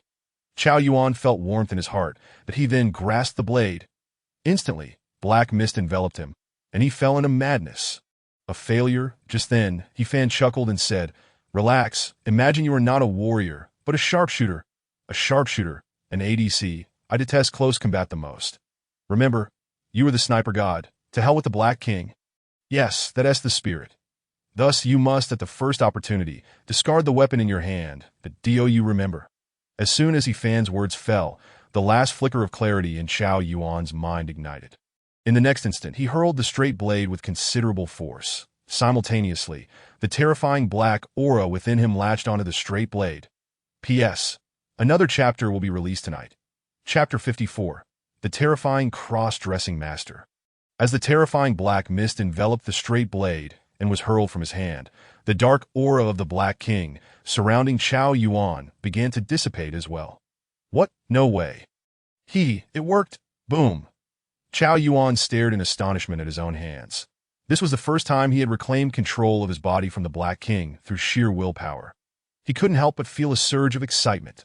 This also meant that from now on, every time he grasped the blade and transformed, he could cast it away. Initiating from frame 0, he could inflict damage while simultaneously suppressing his own power from rampaging.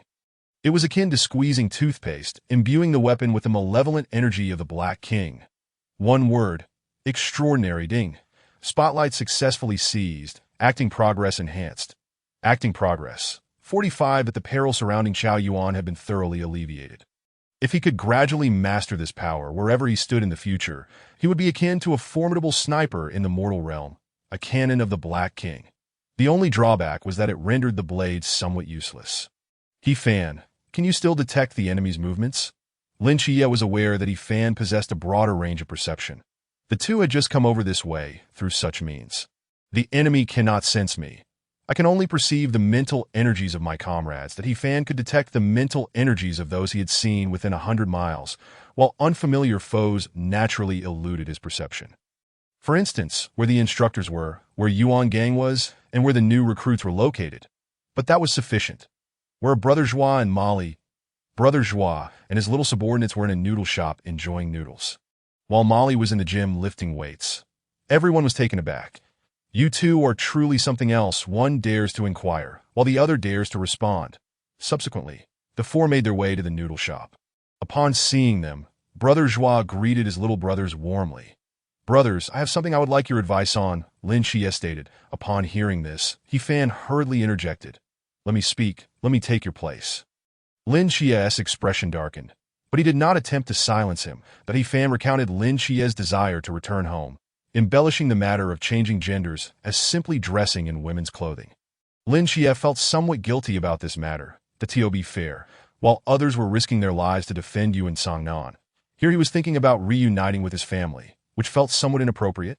Yet Lin Xie also expressed his own difficulties. Before joining the Night Watchers, I witnessed General Zhao Kongqing face death firsthand. Although he ultimately survived, I felt the weight of duty that comes with standing before countless others.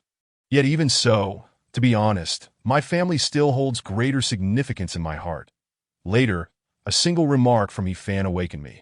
The events unfolding in my life felt overly deliberate, as if fate denied me a mundane existence. Thus, I resolved to become a night watcher and distance myself from that home, believing that only by becoming stronger could I protect my family.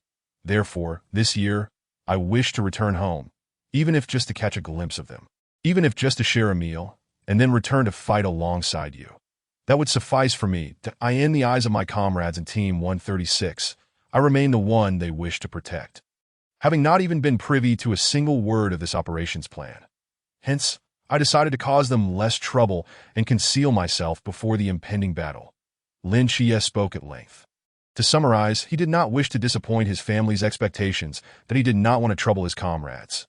Yet he also longed to fight alongside everyone. However, all these ramblings went unheard by those present. Fatty, you mean you want to dress as a woman? Ah, Brother Joie. Impressive. But I must remind you, when it comes to dressing as a woman, there are only 0 times or infinite times. A friend of mine said so. Chao Yuan. Out of nowhere, a friend? Haha. Everyone laughed heartily. Shin Qingzhu quickly changed the subject. Since Songnan is your home, how can you not return during the new year? Wouldn't that be akin to suffering needlessly? Rest assured, there is no need to worry about us, that any of us here seem timid or afraid. Lin Xie pondered for a moment before looking at He Fan and Bai Li Fatty. Once I vanish from Songnan, the spearhead of the ancient god church will undoubtedly point towards you two. That upon hearing this, Bai Li Fatty patted his chest. Don't worry, just one word from me. And the 4 guardians of the Bai Li family will be on the move to in the realm of the sea, who can contend with us. He Fan chuckled and said, Are you perhaps worrying a bit too much? Lin Xie thought about it and agreed. After all, he understood best just how terrifying He Fan was. Just now, with a single move, he had completely extinguished the life of the female night watcher at the pool realm. That dark pentagram of light must have belonged to the grave of the god of death, Danados. Lin Xie felt that his own strength was already quite formidable at this level. Yet compared to He Fan, he still had to respectfully call him the sovereign among the extraordinary. After finishing their late-night snack, they needed to find a place for Fatty, Chao Yuan, and Brother Joie to stay. Chao Yuan suggested they find a temple for a night's lodging. Brother Joie advised against it, stating that these days, staying in a temple might be even costlier than a hotel. In the end, it was Lin Xie who found them a couple's hotel. The next day, New Year's Eve, in the morning, after He Fan shared Lin Xie's desire to return home with everyone, all members of Team 136, including Lung Xian, returned to Hong Ying's villa. With bated breath, they awaited Lin Xie's grand appearance. Ha, so slow. Will He Fan's younger brother even be able to apply makeup? No, I guess I should let my sister handle it, Hong Ying said, rubbing her hands together, her eyes sparkling with excitement, drooling in anticipation. I wanna, my hands are already itching with eagerness. Si Xiaonan hopped and skipped in circles, unable to contain her impatience. Chen Mai and Wu Xiangnan wore amused smiles throughout, saying nothing. Lung Xian performed 30 minutes of eye exercises to ensure he could withstand the imminent assault on his eyes. When Shima had already prepared a notebook, ready to record the dazzling moments of the Agent 003. The Seraphim. Suddenly, the door to Lin Xie's bedroom slowly opened. Everyone was left dumbfounded. Is this what you call makeup? This is nothing short of a genuine beauty. It turned out that after Lin Xie and He Fan went to Meilin's room, she had given Lin Xie a magical sphere. Upon returning to reality, using the magical sphere would allow him to transform into a female. That moment, Lin Xie gazed into the mirror, utterly bewildered. With flowing dark golden waves of hair and delicate features enhanced by makeup, there was an air of cold, alluring beauty. She donned a fitted plaid coat that accentuated her curves, tied with a dainty bow in front, topped with a netted star-pattern hat, and stepped into dazzling silver high heels, exuding an aura of opulence and elegance reminiscent of British fashion. Was this truly the taste of Lord Maelin? Everyone stood frozen in disbelief. Can makeup really achieve such a stunning effect? These two boys seemed to possess a remarkable talent for women's attire. Ahem. Chen Mai was the first to regain his composure, realizing that he couldn't go home empty-handed. And knowing Lin Xie had little money, he instructed, Hong Ying, Xiaonan, you two go prepare some New Year's goods for Chie's family that I'll cover the expenses. Later, we'll visit his home and find a reason to keep Chie there. Hong Ying and Xiaonan chuckled and accepted the task, skipping joyfully out the door. Unbeknownst to them, a figure slowly emerged from behind a tree not far from the office, silently trailing them. Chapter 55, Divine Ruins. 5 Flames of Divine Ignorance. Approximately 2.5 hours later. Captain, you made a mistake. You shouldn't have let those 2 girls go shopping for New Year's goods. Chen Mai glanced at the time, somewhat speechless. Let us set off first. Send a message to Hong Ying and Xiaonan, instructing them to buy the New Year's goods and head directly to Chia's home, in an abandoned factory somewhere in the old city. Hong Ying and Xiaonan had long sensed that they were being followed. To avoid involving ordinary citizens in a potential conflict, they took a long detour to this location. After trailing them for so long, shouldn't they reveal themselves? Hong Ying suddenly turned her head. Whoosh! A figure swiftly fled and concealed itself. Trying to escape, Hong Ying tossed the New Year's goods to Xiaonan, taking a few steps to pursue. Yet, just as she moved a short distance, a piercing scream echoed behind her. A vines emanating an eerie flame completely ensnared Xiaonan, lifting her into the air. From the shadows emerged a man in sunglasses. He puffed on a cigarette and pulled out a lighter to ignite it. Under the guidance of the murmuring master of the ancient god church, I am a disciple of the 16th seat, El Liang.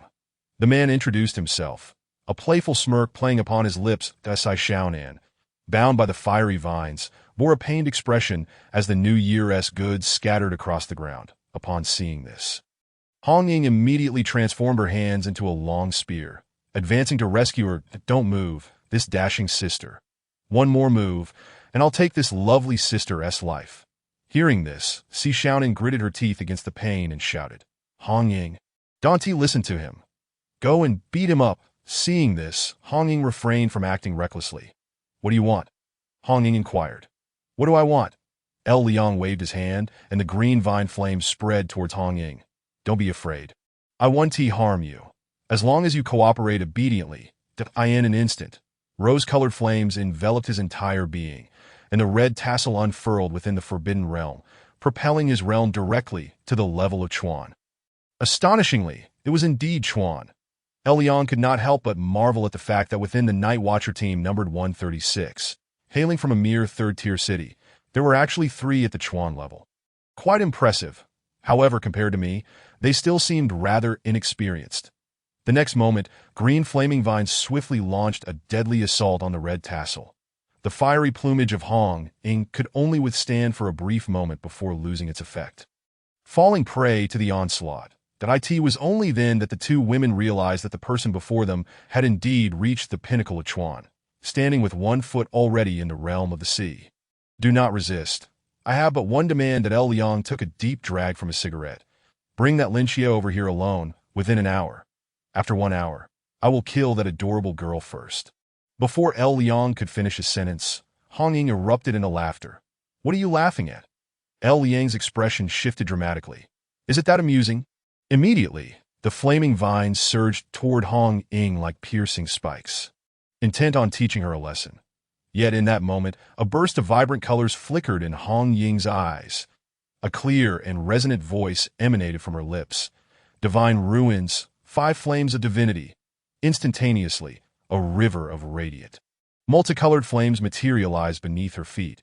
A faint divine power, coalescing into laws that swept across the surroundings.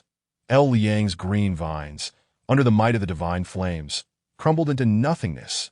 Damn it. You too are a divine agent? Overwhelmed by the crushing force of the forbidden realm, Liang's arrogance vanished entirely, and he turned to flee for his life. In that moment, he mentally cursed the informants from the ancient god church who had provided him with intel, wishing to condemn their ancestors for generations. A bunch of useless fools. Just wait until I return to deal with all of you.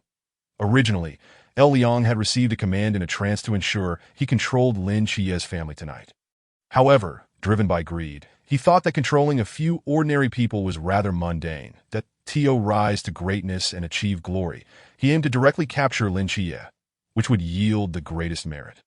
Before nightfall, he had decided to check on the situation at Hong Ying's villa, conveniently finding that the sniper with the heavenly eye was absent. Wasn't that just fortuitous? He was oblivious to the activities inside. Observing two girls heading out for shopping, he followed them closely. Confirming they were alone, Liang dared to act, intending to coerce them into luring Lin Chiye over.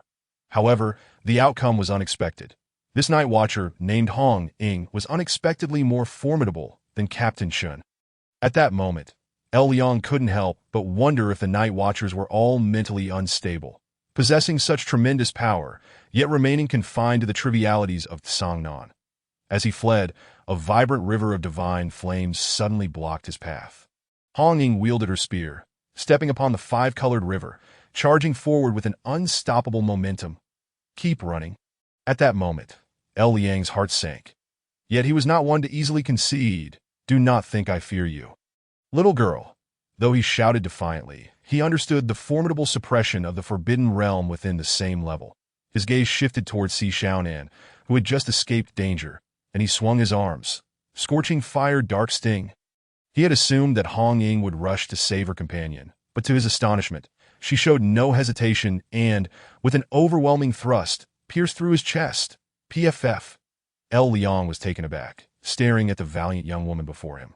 His eyelids beginning to droop. That I truly apologize. Before he could finish his words, Hong Ying withdrew her spear. When facing an enemy, one must always prioritize the extermination of that enemy. This is what our captain taught me. The momentum of withdrawing the spear caused Liang to kneel before Hong Ying, before he collapsed sideways, lifeless. For we of the Night Watcher Team 136 do not harbor those who fear death. As she spoke, Hong Ying hurriedly returned to check on Xiaonan's condition. Beneath the Yuan veil, although Xiaonan's injuries were not fatal, she had succumbed to unconsciousness. That in such a state, Hong Ying could not possibly take Xiaonan to Lin Chiye's home.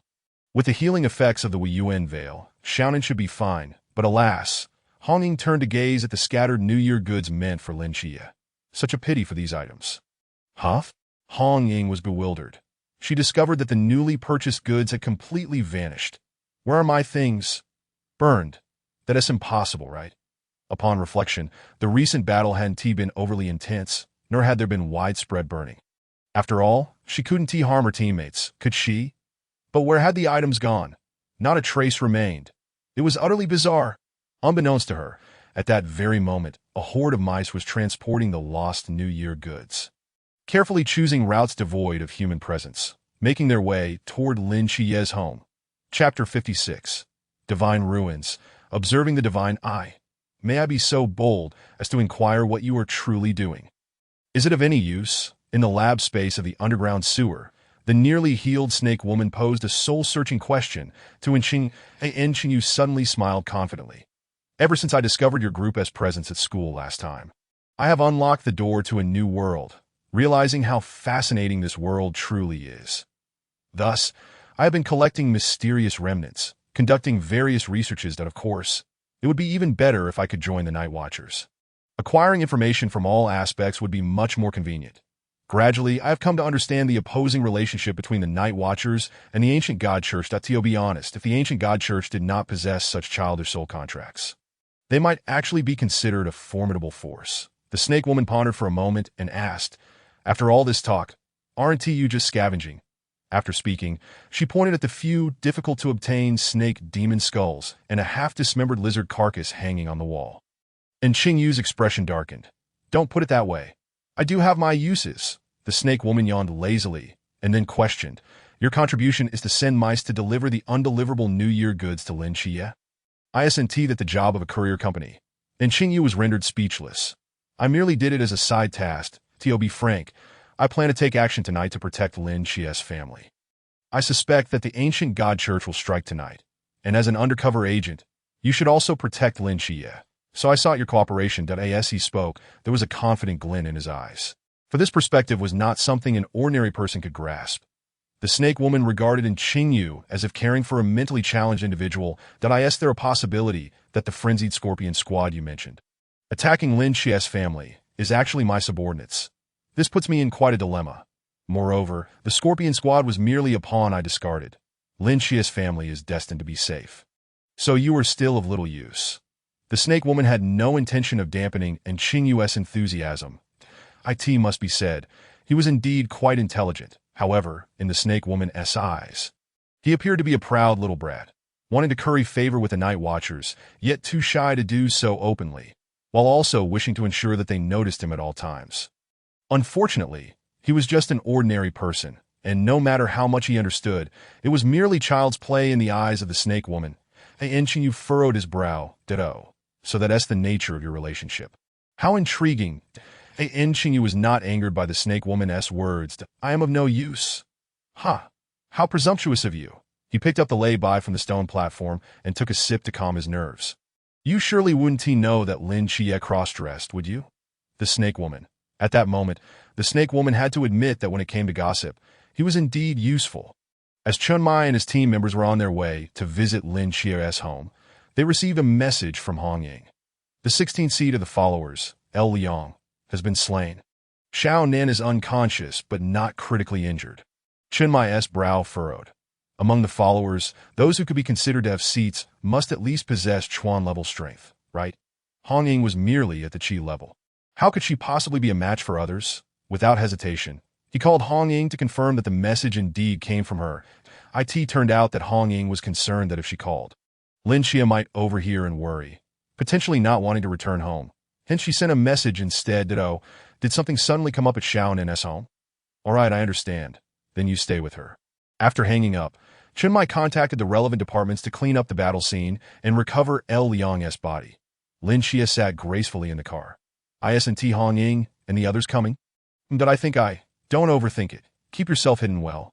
Protecting your family when necessary is also a contribution to the team. As the car arrived at Lin Xie's doorstep, everyone noticed a pile of New Year goods stacked in a corner, with passers-by pointing and discussing the strange phenomenon that had just occurred. Did Hong Ying arrange for a courier to deliver these? What kind of divine courier is so fast? Chun Mai pondered. Knock, knock, knock, that we're here. With a click, as the door swung open, Lin Xi's aunt felt a sudden jolt upon seeing Chun Mai. Could it be that something has happened to Xiao Qi? Chun Mai quickly explained. Hello. We met last time. With the New Year approaching, and since Lin Xie can't return from the army, he asked me to bring you some New Year goods. How could we trouble you like this? Please come in. Jin, come out and greet our guests. As Yang Jin emerged from the room, he was momentarily taken aback upon spotting Lin Xie, quickly lowering his head to fetch slippers for everyone. Goodness, is that my brother? Meanwhile, the little black dog nuzzled affectionately against Lin Xie's stockings. Coughing, Chun Mai promptly declined, saying, No need, with so many of us, we want to go inside. Hey Xiaoqi-chan, you stay behind to help with the couplets while we take our leave. Chun Mai pushed Lin Xie outside and hastily led the others away. Xiaoqi-chan, finish your work and head home early. If they offer you a polite invitation to dinner, don't take it seriously. All right. As they departed, when Shima couldn't resist chiming, that moment, only 3 individuals remained in the room. Under the astonished gazes of his aunt and Yang Jin, Lin Xie's eyes glistened with unshed tears. Resembling a bewildered young girl, his aunt couldn't help but inquire. I heard them call you Xiaoqi-chan. Yes, Annie. I'm here to assist you, Lin Xie replied as he began to busy himself. On the surface, he appeared to reveal no flaws, yet his adept movements and familiarity with the surroundings betrayed him. Yang Jin felt a mix of amusement and sorrow within. Brother, your sacrifices for our family have been immense. It really wasn't necessary that if you wish to return home, you should do so with confidence. The sky won't fall. On New Year's Eve, encouraged by his aunt's warm invitation, Lin Xie stayed to share a meal. Here, try this braised Crucian carp, which is Xiaoqi's favorite. And here is the braised pork and the pan-fried fish cakes. Without hesitation, his aunt piled food into Lin Xie's bowl, unable to contain his emotions any longer. Lin Xie devoured the dishes, tears streaming into his bowl. Don't cry, dear. It's the new year, and you must be missing home, right? His aunt smiled, saying, I know it's not easy for children in your line of work. Our Xiaoqi must have had a tough time in the military, but he has grown to understand the kind of person he wants to be. Lin Chie's eyes shimmered with tears, his sobs muffled by the sound of firecrackers outside. He felt that from the moment he matured, today was the most unremarkable day of his life. Even too afraid to utter a single word, for he feared that if he spoke, his family would recognize him, and he would never wish to leave again. Just then, in the darkness, the ultrasonic wave of a bat jolted him from his reverie. Is someone there? 1, 2, 3, 49 individuals. Perfect. Lin Chia sprang to his feet, but I'll step outside for a moment and be right back. As he spoke, he walked towards the door, but sensed a familiar disturbance that he slowly released the doorknob.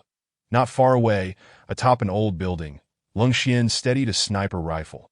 Divine ruins, gaze of the celestial gods. In an instant, countless mysterious, blinking eyes coalesced into a divine river, shrouding the night sky. Bang. 1. Bang, bang. 2, 3. Bang. Bang. Point 9. Crisis averted. The 9th gunshot, accompanied by the sounds of fireworks, marked the annihilation of the reckless Scorpion squad attempting to invade Lin Chie's home. Only then did Lung Xian rise, gazing at the window of Lin Chie's home, a warm scene that brought a satisfied smile to his face. At that moment, however, a flash of divine might flickered above the crescent moon. Lung Xian slowly looked up. Under the gaze of the divine eyes, he beheld a sight unseen by ordinary people. On the crescent moon, where no anomaly should exist, he perceived a towering figure, the Archangel. Michael, unfazed by Michael's divine presence, Lung Xian met the gaze of the hundreds, even thousands, of divine eyes that turned towards him. In that moment, he sensed that the other party held no hostility.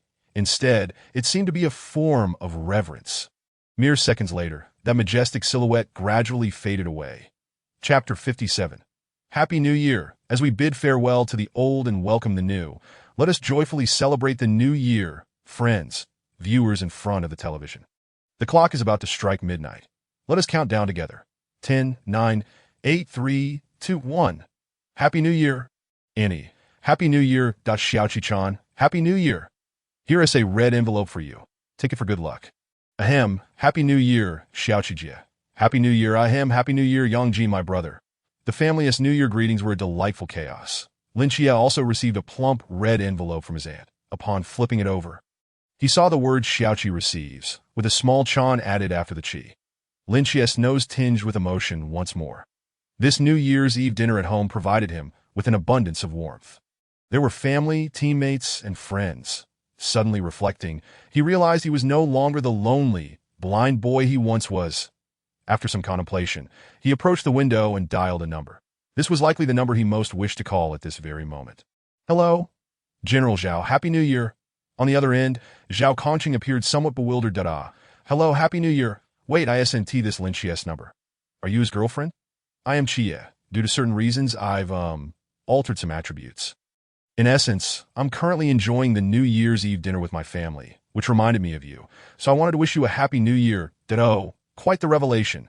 This wasn't a scheme from that rascal he fan. Was it? But it's also quite nice to be a night watchman and reunite with family. It's rare. I'm now in a situation where my family regards me as a hero. My son is so proud of me.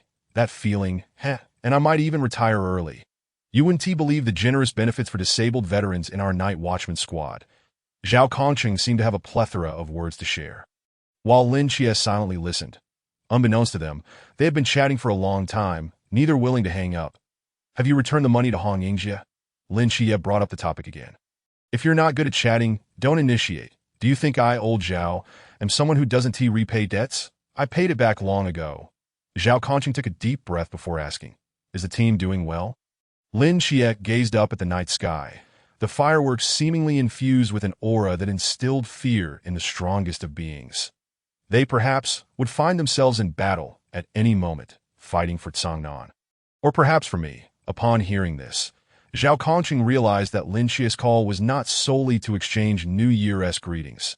He likely sought to confide in him, yearning for guidance.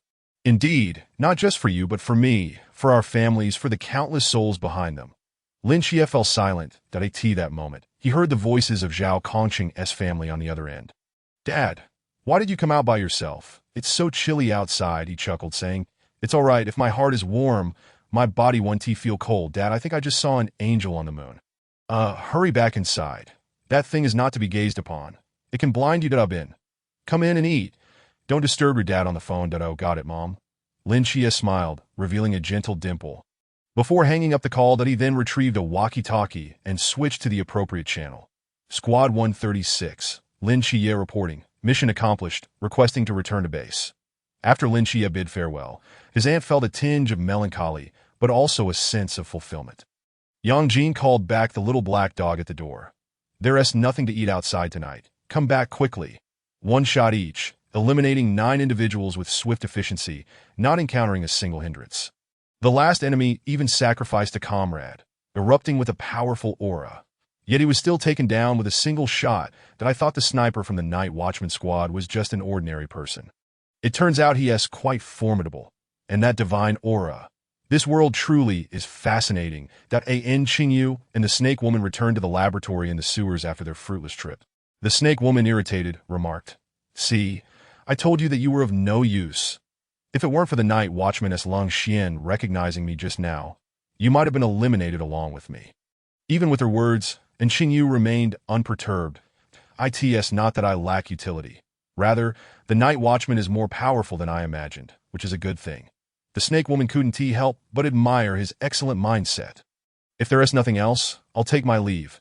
Thank you for helping me heal. That if you wish to join the Night Watchman, it's best to approach them yourself. I certainly can't facilitate that. The Snake Woman left behind a piece of advice and was about to depart when Qingyu interjected. If the high-ups in the Night Watchman squad are nurturing you, it's likely not merely for tonight's operation, but perhaps to protect you at all costs for future endeavors against a significant figure in the ancient God Church. Right? The Snake Woman froze, her silence speaking volumes. Yet Qingyu smiled. So what you said isn't entirely correct. Even if I wish to join the Night Watchman, it's still they who will seek me out. What if all my earlier assumptions were accurate? The Snake Woman retorted coldly. Even if you're right, they might still kill you. Qingyu shrugged. Don't say that. There is indeed such a possibility. Aren't you afraid? Afraid of what? Do you not find it quite intriguing? It is certainly preferable to languishing in a classroom, grappling with those tedious exercises. A peculiar individual indeed. Haha, too flattering. But returning to the matter at hand, I can assist you in dealing with that significant figure. It all depends on whether you place your trust in me, this oddball, or choose to entrust everything to the Night Watchman. Whenever you come to a resolution, feel free to seek me out. I shall be at your service. Upon hearing this, the Serpent Woman pondered for a couple of seconds before departing without a backward glance. Meanwhile, Qingyu wore a subtle smile on the stone platform. The chessboard of international chess witnessed the diagonal movement of a bishop. Happy New Year! The performance is about to commence on the frozen expanse of the Grand Canal in Jiangnan. He-Fan sat upon the back of an old turtle, reveling in speed and thrill. As the river surface had frozen over, the old turtle could only flounder about. The consequence was a ceaseless rotation, a journey that could commence at any moment, with no particular destination in sight. The so-called speed and thrill referred to the velocity of rotation, not forward motion. He-Fan felt his brain nearly shake loose when he noticed a figure approaching slowly from a distance on the ice. The person stood tall amidst the wind and snow and politely addressed him. You must be Yi-Fan.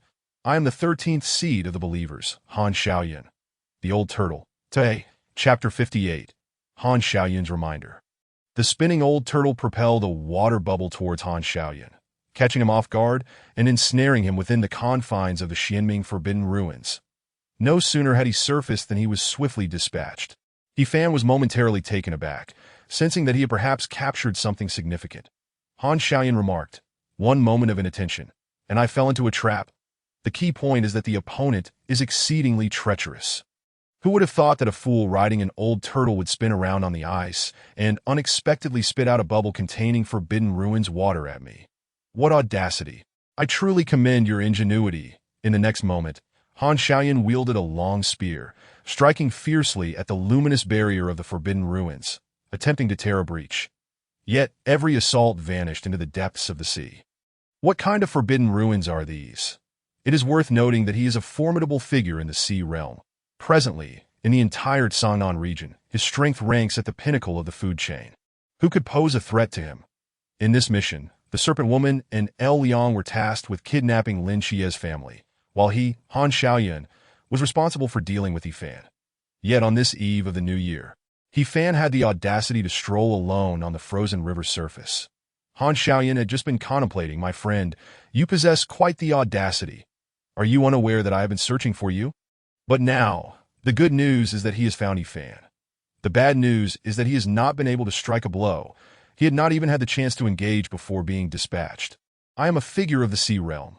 At least grant me some respect, will you?" Ding. Successful scene stealing. Performance progress enhanced. Performance progress. 48. Yifan's original performance progress was 45. Yet merely within this day, after Hong Ying and Leng Xian had each utilized the divine ruins of the Progeny River, it increased by 1 point. Just now, it had risen by another point, and he was on the verge of unlocking the next skill. However, the dilemma lies in the fact that he has yet to employ his previous skill. This also serves as one of the reasons for Yifan's nocturnal excursion to the river's surface. Summon, Lord of the Rivers 40, that as a river deity, how could one not have a cadre of subordinates? Regardless of the formation opposing him, summon forth my allies to confront him, strike him. The so-called Lord of the Rivers refers to summoning the mightiest heroic spirits from each river. However, summoning these heroic spirits is not an instantaneous process. The duration required varies according to the size and renown of each river. Naturally, the longer the summoning persists, the more formidable the heroic spirit, taking the Grand Canal of Jiangnan as an example. The summoning time for the River Lord's heroic spirit is 10 hours. During these 10 hours, he must remain within the confines of the river. Just then, Yifan had finished the New Year's Eve dinner with Chun Mai and others at the office, intending to take the old turtle out for a stroll to digest the meal. Coincidentally, he encountered Han Xiaoyun. Would the old turtle indulge him? Yifan yawned, feeling a bit drowsy, and returned to the office with the new balloon in hand. After all, he was still on the river, which would not hinder his summoning progress. The Jiangnan office, in the basement, when Chen Mai beheld the square balloon in Yifan's grasp, a flood of memories surged forth, causing him to lose his composure. Han Xiaoyun. His eyes nearly bulged out. According to the intelligence, Han Xiaoyun appeared to be the central figure in this ancient divine church operation that Yifan. Where did you capture him? Right on the river. He was out for a stroll, and noticing his suspicious demeanor, I simply brought him back. Everyone. Big brother, are you certain you went for a stroll and not to procure something? Do you think this is as simple as bringing back a meal or a pack of cigarettes for your roommate? This is the 13th seat of the believers. Reflecting on a few months prior, Yifan had utilized this very trick to confine the Serpent Woman. Yet the Serpent Woman was merely in the pool realm, and this time the stakes were drastically higher, even affecting those in the sea realm. Chen Mai understood that Han Xiaoyun's forbidden ruins were exceedingly powerful. Perhaps the entire 136 team surrounding Han Xiaoyun would struggle to gain the upper hand unless he intentionally held back. At this moment, everyone looked at Han Xiaoyun with a semblance of sympathy. What prompted you to provoke him? Furthermore, who in their right mind would venture onto the river's surface to seek out Yifan? That would be akin to courting death. Currently, the entire 136 team found themselves at a loss. Uncertain how to handle Han Xiaoyun, it seemed the only option was to report to Yuan Gang, allowing him to decide the course of action. Approximately an hour later, after Yuan Gang dealt with the traitors among the instructors, he hurriedly arrived with Han and several other instructors. Upon witnessing Han Xiaoyun's predicament, Yuan Gang and Instructor Han were no exception. The haunting memories resurfaced. Yuan Gang recalled the awkward scene when Wang Mian was imprisoned within the forbidden ruins.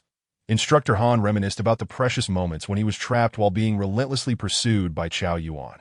Such memorable scenes are best left unexamined.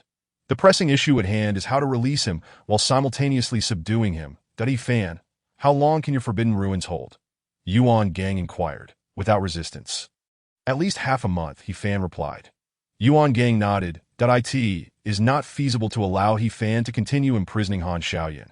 The latter's forbidden ruins pose too great a danger and must be managed with forbidden objects. The concern is that the moment Yifan releases the forbidden ruins, Han Xiaoyun might suddenly retaliate, which would lead to complications. At this moment, everyone observed that Han Xiaoyun, instead of violently resisting, appeared to be urgently communicating something. However, the Xianming forbidden ruins inherently muffled internal sounds, rendering them inaudible. What did you say? Yuan Gang scrutinized Han Xiaoyun's lips. Be cautious. What fate awaits? He struggled to decipher the lip movements and could not comprehend. Yet at that moment, He Fan's mind stirred. The range of the Xianming Forbidden Ruins suddenly expanded, enveloping both He Fan and Yuan Gang within. It can expand and contract? Why did you not mention this sooner? You did not inquire. Yuan Gang stepped forward, positioning himself in front of He Fan. With this, the situation became significantly more manageable. Within the 10-meter square Forbidden Ruins, Han Xiaoyun's large-scale destructive Forbidden Ruins were rendered ineffective. Yuan Gang could easily subdue him using his robust physique, subsequently restraining him with forbidden objects. Yet Han Xiaoyun showed no inclination to resist. He urgently stated, "You must be cautious that a significant figure from the ancient divine church has also arrived in Sangnan." Han Xiaoyun's words sent a chill down Yuan Gang's spine. He recognized this figure, Ming Lu, the judge of the underworld, the agent of Rhadamanthys. His strength had reached the boundless realm. Given the current configuration of Sangnan City, it was insufficient to confront a powerhouse of the boundless realm. Why are you revealing this to me, Han Xiaoyun? What has transpired with you over the years? Yuan Gang had little time to ponder. If this matter could be confirmed, he must promptly request assistance from superiors, dispatching experts to support Sangnan. Han Xiaoyun bore a faint smile of bitterness as he pointed to his head that I in the past.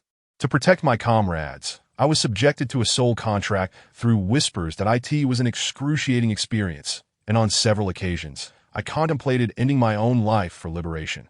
Yet under the influence of the soul contract, even suicide became a luxury to AT that moment.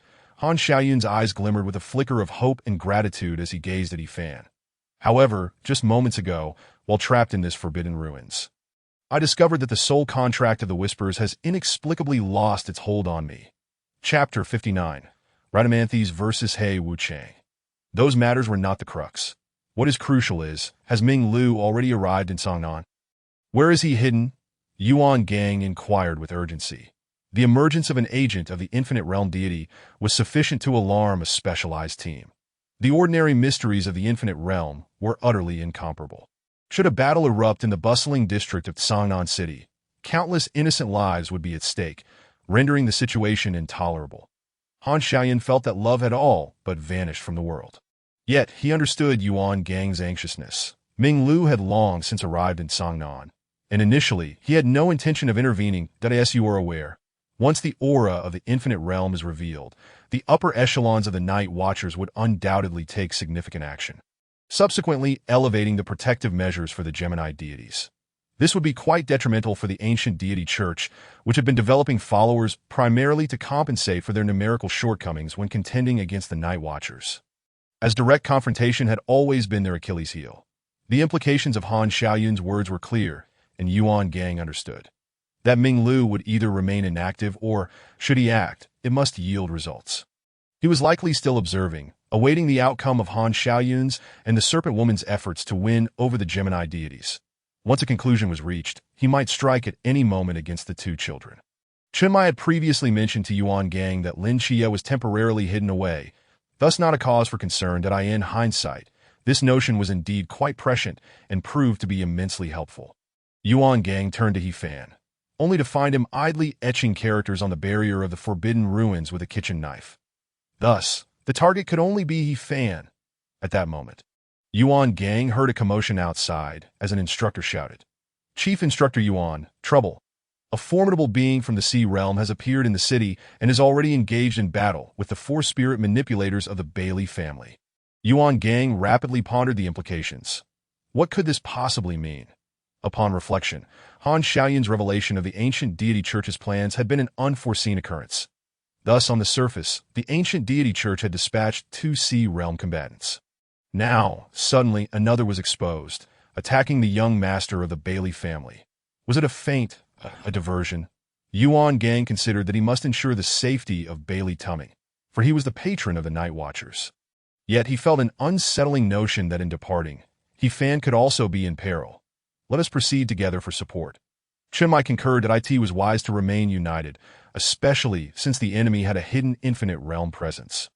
However, He Fan protested, shaking his head, "You all go ahead.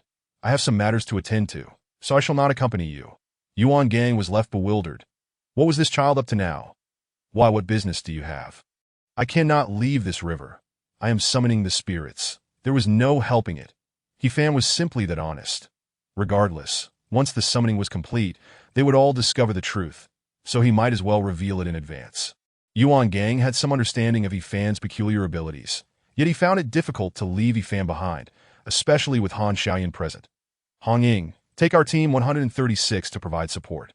I shall remain here that I tea this moment. Chen Mai spoke up. Yuan Gang had a certain familiarity with Chen Mai. Though he was currently merely at the river realm, his strength was far beyond such simplicity. After all, he was the individual who once stood shoulder to shoulder with the captain. Captain Chen, please ensure the safety of my student. Rest assured, he is also a member of my team 136. With that, Yuan Gang and the others hastened to provide assistance. Only Chen Mai, He-Fan, and Han Xiaoyan remained in the office. Let us go outside shortly. Do not damage our workspace, Chen Mai stated coolly before rushing out. He-Fan nodded with a smile and followed suit. Clutching a balloon, it was evident that Chen Mai was well aware that this was a tactic to lure the tiger from its den employed by the ancient deity church. At this critical juncture, a strong being from the sea realm suddenly emerged to engage the Bailey family's four spirit manipulators. Was the logic of the narrative not absurd? Why would someone travel such a distance merely to engage in combat with an opponent of equal standing? Even if the enemy had no plans, they would not recklessly enter a matching mode. Hence, Chen Mai chose to remain behind, providing the enemy an opportunity to eliminate He-Fan. He-Fan, do you possess a means to dispel Han Xiaoyan's soul contract? He too is a pitiful being, Chen Mai inquired. He-Fan pondered blankly for a moment before nodding. Perhaps there should be a way. That is good. Chen Mai gazed distantly. I wonder if Chie is eating comfortably. Just earlier, he mentioned wanting to apply to return to the team. I deleted his intercom from the sequence. Truth be told, I know Chie does not require our protection, yet I wish for him to enjoy a few days of peace. Even if just for this day, free from regrets. As he spoke, Chen Mai's gaze fixated on a cluster of ghostly flames along the riverbank. Are you not going to reveal yourself? Do you, an infinite realm being, truly fear an ambush? Suddenly, from the area shrouded in eerie flames, an unsettling laughter echoed. Chen Mai, the desolate black and white duality. Your bravado is commendable, though your temperament leaves something to be desired. Yet in my eyes, once a person dies, all temperament dissipates. Emerging from the ghostly flames was none other than Ming Lu, the agent of the ancient deity church, Rhadamanthys. Upon hearing this, Chen Mai slowly shook his head and replied earnestly. You are mistaken. The dead too possess their temperament. Chen Mai turned to He-Fan. Hide within the forbidden ruins. Under the night sky, Lin Xie, with flowing hair and a graceful form, leaped between the cityscapes. Adorable indeed. He could revert to his male form at any moment, but he had promised Merlin to remain as he was until the new recruit's leave concluded. Otherwise, Merlin would refuse treatment, that he was uncertain what scheme Merlin and He-Fan were concocting, and wondered why the captain had expelled him from the group chat. Feeling somewhat anxious, he hurried toward the office. Along the way, he sensed no signs of battle. However, upon nearing the office, he beheld a scene above the canal.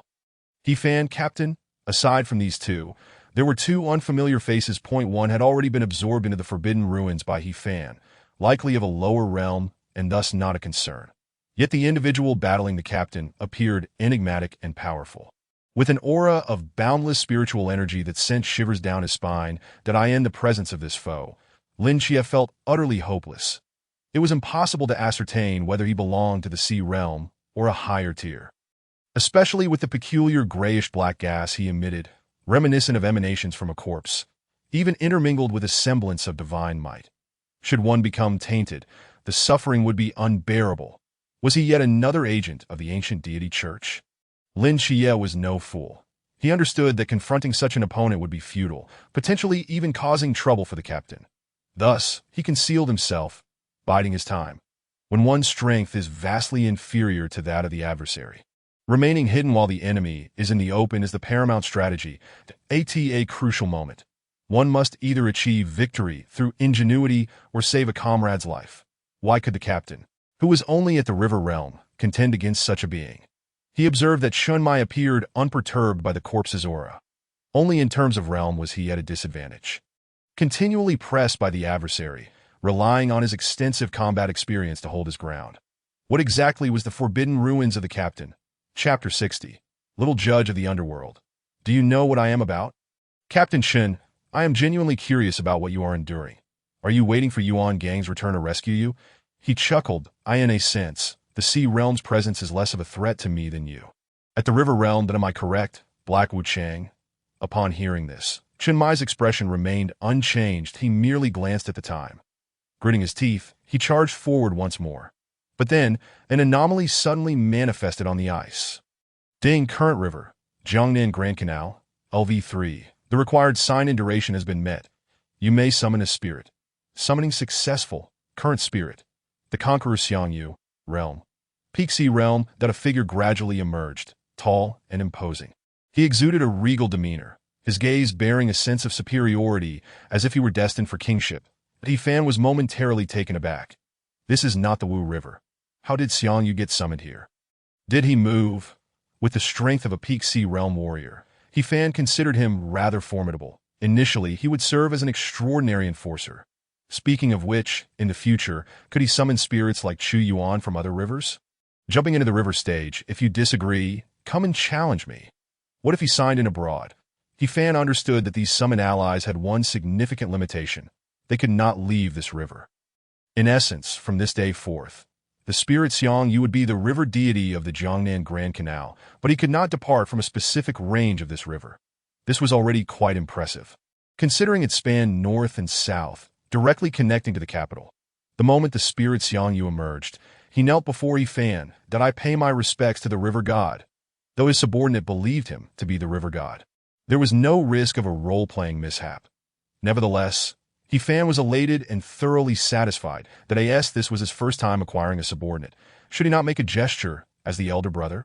Noticing that Xiangyu was empty-handed, He Fan dashed into the forbidden ruins and seized the long spear from Han Xiaoyan's grasp. Hello, may I borrow your spear for a moment? Han Xiaoyan. Looking utterly bewildered, you are surprisingly polite. Since my debut, what have I experienced? Does genuine affection still exist in this world? Han Xiaoyan finds himself in a state of helplessness as well in the moment when the heroic spirit Xiangyu grasped his long spear. His entire demeanor transformed, charging directly towards Ming Lu. With Xiangyu's arrival, Chen Mai no longer had to endure the perilous moves one after another, and finally found a moment to breathe. Just as Chen Mai was about to express his astonishment, Duong, Xiangyu delivered a powerful strike, sending the unprepared Ming Lu crashing to one knee. Chen Mai, Ming Lu, what kind of strength is this? Peak of the Sea realm? He retreated swiftly, simultaneously unleashing his corpse chi to attack Xiangyu. However, it proved utterly ineffective. That a heroic spirit is, after all, a being born of the deceased, a manifestation of a certain will. To vanquish a heroic spirit, one must shatter its will. Ming Lu looked at He Fan in astonishment, and a wonder Lord Qianma and Lord Yu had expressed their stance. Once He Fan showed no intent of submission, he had to be eliminated. Just in the pool realm, he possessed the ability to confine the sea realm in the forbidden ruins and could even summon terrifying combat power at the peak of the sea realm. If allowed to grow unchecked, what would happen? Perhaps a year from now, he would dare to challenge the gods. Ming Lu felt a heavy weight in his heart and quietly summoned a ghostly lantern. I underestimated you. It seems I must reveal my true capabilities, or else my status in the infinite realm will be the subject of mockery. The lantern appeared. Ming Lu's aura surged dramatically. Faced with Xiangyu's overwhelming assault, he began to maneuver with ease. Chen Mai seized the opportunity, launching lethal strikes from various angles, all of which were deftly neutralized by Ming Lu. Meanwhile, He Fan sat within the forbidden ruins. Observing the battle, to be honest, he was quite concerned for Chen Mai. After all, he was their captain, and feelings were involved. However, the chasm in their realms was too great.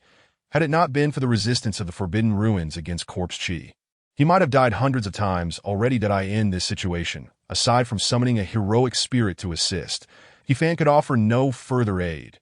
The infinite realm was beyond his current capabilities. If all else failed, he might as well suggest that the captain toss his sword into the river to see what might emerge. Fortunately, at least there was no need to worry about safety. If Chen Mai encountered danger, they could simply retreat into the Xianming forbidden ruins to wait it out. Even if the forbidden ruins were shattered, they could let the old tortoise continue to spew bubbles. How could Ming Lu's mental energy surpass that of the old tortoise bubbles? Who on earth are you? At this moment, Han Xiaoyan, also within the Forbidden Ruins, couldn't help but inquire. Under the influence of the Forbidden Ruins, he had temporarily escaped the control of Yu and thus borne no hostility towards the Night Watchman. That Fan replied cheekily, I am the River God, Han Xiaoyan. He had heard that Fan always regarded himself as the River God, thinking it was merely a playful title of divinity. Yet he never anticipated that the person just summoned would genuinely call him the River God. If he were truly a deity, how could his realm be merely that of the pool? This was also the reason why most would find it hard to believe that it was akin to witnessing a magician perform an awe-inspiring trick. You might never comprehend the intricacies behind it, but you firmly believe he is just a magician, not a sorcerer. Based on my understanding of Ming Lu, he is not one to engage in procrastination. Captain Chun is clearly stalling for time, and he cannot be oblivious to that. Han Xiaoyan immediately discerned the anomaly. Logically speaking, as someone of the infinite realm, it shouldn't be difficult for him to launch a surprise attack. There was no need for such an exchange. He should have summoned his forbidden object by now. This leaves only one possibility. Ming Lu is also stalling for time. At that moment, after a brief clash, the river surface was already marred, and the ice began to crack. Chun Mai's sharp gaze pierced through the shattered ice, finally noticing something amiss. Beneath the ice, there seemed to be a faint purple glow. Haha, so I have finally been discovered. Ming Lu chuckled. Just then, Chun Mai shouted at Fan, run. But he saw Ming Lu slightly raise his hand. Run? It's too late. At the same time, a dark purple, powerful formation completely enveloped the nearby ice surface. Dense corpse chi surged forth, all converging towards the position where Fan stood. The surrounding space was also sealed by divine might, ensuring that Fan could not easily teleport away. Ming Lu, with a strange smile, proclaimed, I am awaiting my dark corpse chi formation. What are you waiting for? Ha ha. Following the maniacal laughter, an overwhelming amount of corpse chi had already enveloped Fan's Xianming Forbidden Ruins. Bang! In mere seconds, the Xianming Forbidden Ruins shattered into pieces. Only then did Chun Mai realize that Ming Lu had also been stalling for time, setting up a grand formation. His target was none other than Fan and the seemingly traitorous Han Xiaoyan. Just as Chun Mai felt a suffocating tension, an intensely dark beam of light shot up towards the heavens. Fan, taking small, measured steps, squinted his eyes, slowly emerging from the corpse chi ditto. So you're playing in the underworld. Are you? A black, five-pointed star abruptly appeared on his forehead. Little judge of the underworld. Do you know what I am? Chapter 61. The dual executors of black and white. The battle in the underworld. Ding. Successful scene stealing. Role-playing progress enhanced. Role-playing progress. 49. Instantly, an intensely dark formation arose beneath Fan's feet, intermingled with rich principles of death. The dark divine ruins swiftly overshadowed Radamanthus divine ruins, overpowering them. To describe it, it was akin to a father beating his son. A straightforward analogy. Poof! After the divine ruins were consumed, Ming Lu felt a surge of blood and spat out a mouthful. This aura belonged to Thanatos, the deity of death. You are indeed a proxy of the three gods. Ming Lu's face was filled with disbelief. Upon hearing this, Fan shook his head. You are thinking too small, my friend. I am the river god and simultaneously the god of death. Ultimately, I am also the proxy of the goddess of night. Ming Lu's heart sank that you've managed to pull off quite the act. No one believes a single deity, and you wish to claim too. Seeing Ming Lu's expression of disbelief, Fan finally understood what it meant to be brainless. With no remedy in sight. Not even recognizing your own boss. Truly a rare feat. When the leader walks, you take a car. When the leader serves food, you turn the table, and oh wonder some individuals go their whole lives without tasting more than 4 dishes.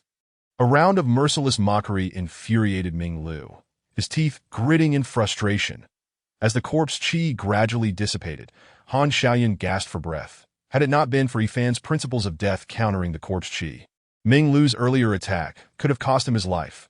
However, he had no time to express gratitude as his body and mind began to feel uncontrollable, with the Xianming Forbidden Ruins shattered. The soul contract implanted by Yu within him was activated once again. Han Xiaoyan slightly raised his hand. and suddenly, a fierce wind erupted, snow swirling everywhere. At that moment, on the ice surface, the old tortoise lay on its back, happily spinning in circles, casually releasing a bubble towards Han Xiaoyun's direction. Without warning, he topped off the old iron. Han Xiaoyun. At this moment, he was once again free from the influence of the soul contract. Returning to normal, he sat in the forbidden ruins, lost in thought. What a humiliating love! It was about to be ruined. As various crises were continuously resolved by He Fan, Ming Lu felt an indescribable sensation. To summarize it in one word, nauseating. Well then, you proxy of the three gods, today I must claim your life. As a powerful being of the infinite realm, if he could not even eliminate someone of the pool realm, he would certainly make headlines the next day, that he thought. Even if my forbidden ruins are ineffective against this lad, I can surely crush him with my fists, right? Skill immunity, does it also apply to basic attacks? Facing Xiang Yu's long spear, Ming Lu summoned the ghostly lantern, repelling it. Then he charged straight towards He Fan. Am I invisible? Chun Mai let out a cold snort, instantly positioning himself in front of He Fan. Ming Lu unleashed a punch, the force of his infinite realm's strength akin to a raging torrent. Chun Mai could only block with his blade held horizontally, while simultaneously, He Fan's water wave defense instinctively manifested in front of him. Crack, crack, crack. The autonomous defense waves shattered in succession, and blood spilled from the corner of Chun Mai's mouth as he and He Fan were sent reeling back over 30 meters. Ming Lu felt a surge of joy within. Had I known earlier, I should have attacked He Fan from the start.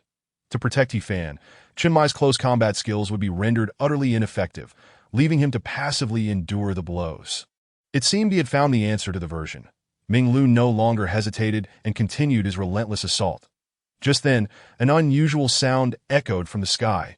An armed helicopter, accompanied by the roar of its engines, hovered above the battlefield. Upon seeing this, Chun Mai finally sighed in relief. What have I been waiting for? I've been waiting for my old friend. The cargo door swung open, and a figure plummeted heavily from the sky, ultimately landing beside Chun Mai. The man, brimming with indescribable excitement, gazed at his long-lost old friend. This person was none other than the captain of the night watch stationed in Beijing, Xiaopinga. My, it's been quite difficult waiting for you to seek my help. How could I dare to ask you for help? Beijing can't do without your carefree leadership. When you left without a word back then, I sought you in Sangnan several times, only to be turned away, leaving me to ponder day and night for 10 long years. How could I focus on work during that time? My look, once you called for my help, my motivation surged. Upon hearing these words, Chun Mai let out a sigh, accompanied by a resigned smile. You too have reached the pinnacle of the boundless realm. Surely you must have confidence in dealing with the divine agents of the ancient god sect, correct? Confidence. Xiaoping slowly shifted his gaze, locking eyes with Ming Lu as if assessing prey, a faint smile gracing his lips, before the dual specters of black and white. Even if he reclined, he would still have to report to the king of hell today. With that, the two exchanged knowing smiles. Simultaneously, their forbidden domain activated. Merging, behind them, a magnificent grand hall suddenly materialized, with a plaque at the entrance boldly inscribed with 3 characters. Hall of Yama. You go up, and I go down. Still so much bravado. As per our usual custom, I shall lead, and you shall follow. In the next moment, Chun Mai charged forward with unwavering determination that it was an offensive style that required no consideration of retreat, fully entrusting his back to the one he trusted most. In that instant, he felt as if he had returned a decade into the past. Back then, we walked with our hands in our pockets, oblivious to the concept of an opponent. At this moment, the turbulent currents within him gradually coalesced into a vast ocean, a breakthrough. While others might be indifferent to Chun Mai's advancement, the most astonished was He Fan. Is it possible for someone who was miraculously resurrected to also achieve a breakthrough? That shouldn't be the case, right? If a breakthrough were possible, Chun Mai wouldn't have remained at the River Realm for a decade. Yet at that moment, the system's notification provided an answer. Ding, hidden mission activated. Hidden mission. Elevate Chun Mai to the boundless realm before the miracle fades. Mission reward. Heroic spirit Chun Mai. This hidden mission is rather considerate. Providing a hint, He Fan understood now that it turned out that Chun Mai had benefited from his external aid, triggering the hidden mission that allowed him to enhance his strength. naturally as stipulated in the conditions. Chunmai must reach the boundless realm within the designated time. Otherwise, when the miracle vanishes, it would all be for naught. Without waiting for Yifan to ponder further, Chunmai and Xiaopingge had already engaged in battle with Minglu. A fierce battle from the underworld unfolded in an instant. Yifan pulled out a pack of sunflower seeds, sitting on the ground to snack, casually summoning the heroic spirit Xiangyu. How could he bear to disrupt such a captivating scene from the realm of the deceased? If destruction were to occur, it ought to be at my own hands. Yifan harbored mischievous thoughts. Just now, that insufferable brat wanted to kill me, didn't he? Just you wait. When you're on the brink of defeat, I'll show you a grand treasure. In the midst of the fierce clash between Ming Lu and Chunmai, he discovered that Chunmai seemed to be possessed by a dark spirit. Ever since he became a divine agent, his understanding of the underworld had deepened significantly that at the very least, he shouldn't be afraid of the entities from the nether realm, right? Yet at this moment, a flicker of fear blossomed within him. He felt that the blade in Chunmai's hand must not strike him. What is wrong with my brother taking a couple of swings at you? Are you that frightened? Just as Ming Lu pondered his next move, Chunmai suddenly vanished before him. Rather than disappearing, it would be more accurate to say he had swapped places. This time, it was Xiaopingge who appeared before him. Ming Lu could hardly comprehend how these two managed to exchange identities. However, before he could think much further, Xiaopingge's blade was not to be underestimated that a chance for wealth, a dream to ensnare the soul. Even without being struck by Xiaopingge's blade, Ming Lu felt an instant wave of fatigue wash over him, his mind heavy with an impending slumber that he raised the nether lamp to shield himself. Attempting to fend off this bizarre drowsiness, suddenly, the white specter Xiaopingge vanished again, replaced by Chunmai leaping high, delivering a downward slash, severing life, claiming souls, restoring peace to the world. This strike embodied the culmination of Chunmai's lifelong training, executed with astonishing speed and an exceptionally cunning angle. Perhaps in the eyes of some formidable figures, this strike might still fall short of incapacitating an opponent entirely. Yet the brilliance of Chunmai's slash lay in its perfect synchronization with Xiaopingge's dream-snaring technique. Swoosh! The blade struck Ming Lu forcefully, awakening him completely. Damn it! Simultaneously, Ming Lu noticed with alarm that his body was rapidly aging, his temples showing signs of gray. The black specter can indeed sever lifespans. However, Ming Lu was still a powerhouse of the boundless realm. His strength was not to be trifled with. Darkened vigilance. In an instant, a miasma of death enveloped the scene, transforming it into his domain. Beneath the eerie veil of the forbidden realm, even Chunmai and Xiaopingge could momentarily not discern his position. Just then, not far away, Yifan, munching on sunflower seeds, was dividing his snacks with Han Xiaoyan. When he caught sight of the unfolding drama and felt a twinge of displeasure. How disgusting! Always indulging in these rotten and foul things. Can't you see someone is trying to eat? Yet, Yifan's expression remained blank as he snapped his fingers lightly. Above the heavens, a gigantic eye slowly opened. Soon, 2, 3, 10, 100 to countless enormous eyes formed a divine river, exuding a terrifying aura, the river of celestial observation. Dispelling illusions. Under the might of the divine, Ming Lu, lurking in the midst of the deathly miasma, was instantly rendered visible. The black and white specters exchanged knowing smiles and launched another fierce assault. In that moment, Ming Lu felt a chill settle in his heart. He had but one thought: retreat. Not only were they outnumbering him, but his own techniques had also been suppressed. His only advantage had been his higher realm. At least he could have killed a mere river realm Yifan with ease. But now, the divine realm was being crushed by Yifan's deathly essence, and even his deceptive camouflage was pierced by the divine eye's scrutiny. Just how many hidden cards does Yifan possess? Can I truly contend with you? The enemy even had the pinnacle of the boundless realm, Xiaopingge, rendering Ming Lu's advantages utterly void. The name Xiaopingge was well known within the ancient god sect as the foremost adversary. After all, he was a significant figure stationed in the capital S squad. Presently, Ming Lu assessed that he could not kill Yifan under the watchful eyes of the black and white specters. Thus he had no choice but to withdraw at this moment. He controlled the nether lamp, fully revealing his boundless realm prowess, that he kept a vigilant eye, intent on making his escape.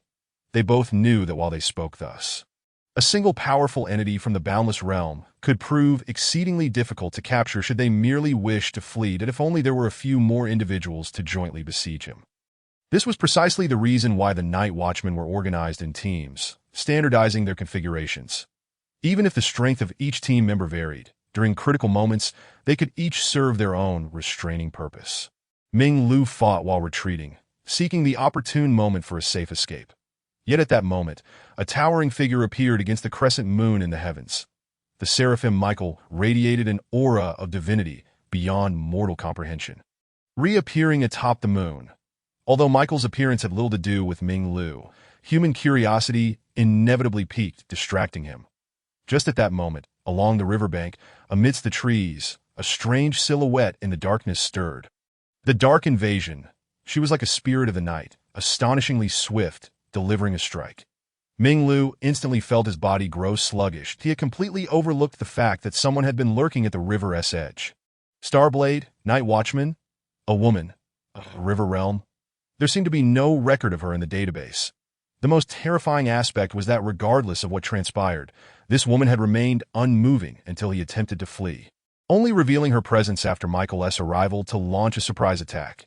Yet Ming Lu did not succumb to panic. Just a river realm. She appeared to have little awareness of the disparity in realms. A mere river realm dares to slay someone from the boundless realm? Greed. A death wish. While deflecting the blade's brilliance, Ming Lu bellowed in fury, unleashing his full strength to forcibly tear a rift through the Dark Invasion.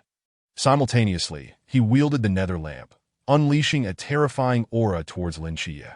Although he was unaware of this woman's identity, her demonstrated terrifying insight and impeccable timing of attack warranted her elimination to prevent future troubles. Yet, Lin Xie's expression bore no sign of alarm, causing Ming Lu to be somewhat taken aback.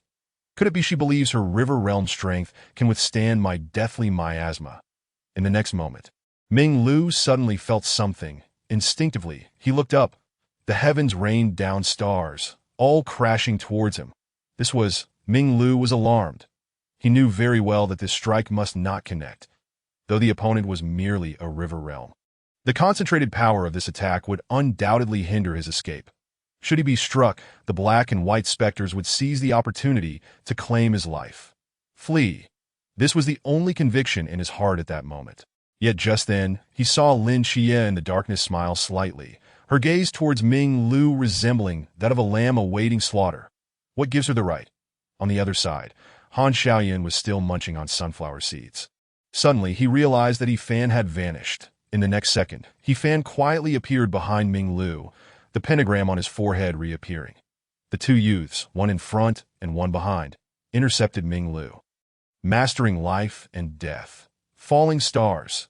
Two voices echoed simultaneously from He Fan and Lin Xie. Ming Lu felt as if the functions within his body were dissipating at that moment. He instantly understood that He Fan had harnessed the power of the Grim Reaper. Thanatos. The good news was that as a boundless realm being, resisting He Fan's ability through mental fortitude was not particularly difficult. Yet the bad news was he was forcibly controlled, and the myriad stars were crashing down upon him. At that moment, despair filled his heart. Why, in the realm of boundless existence, how could I, a being of such caliber, be outwitted by two minor specters of lesser realms? One must ponder, what audacity emboldened them? Without further contemplation, the stars descended, that in a desperate bid to evade the relentless pursuit of the enforcers of fate.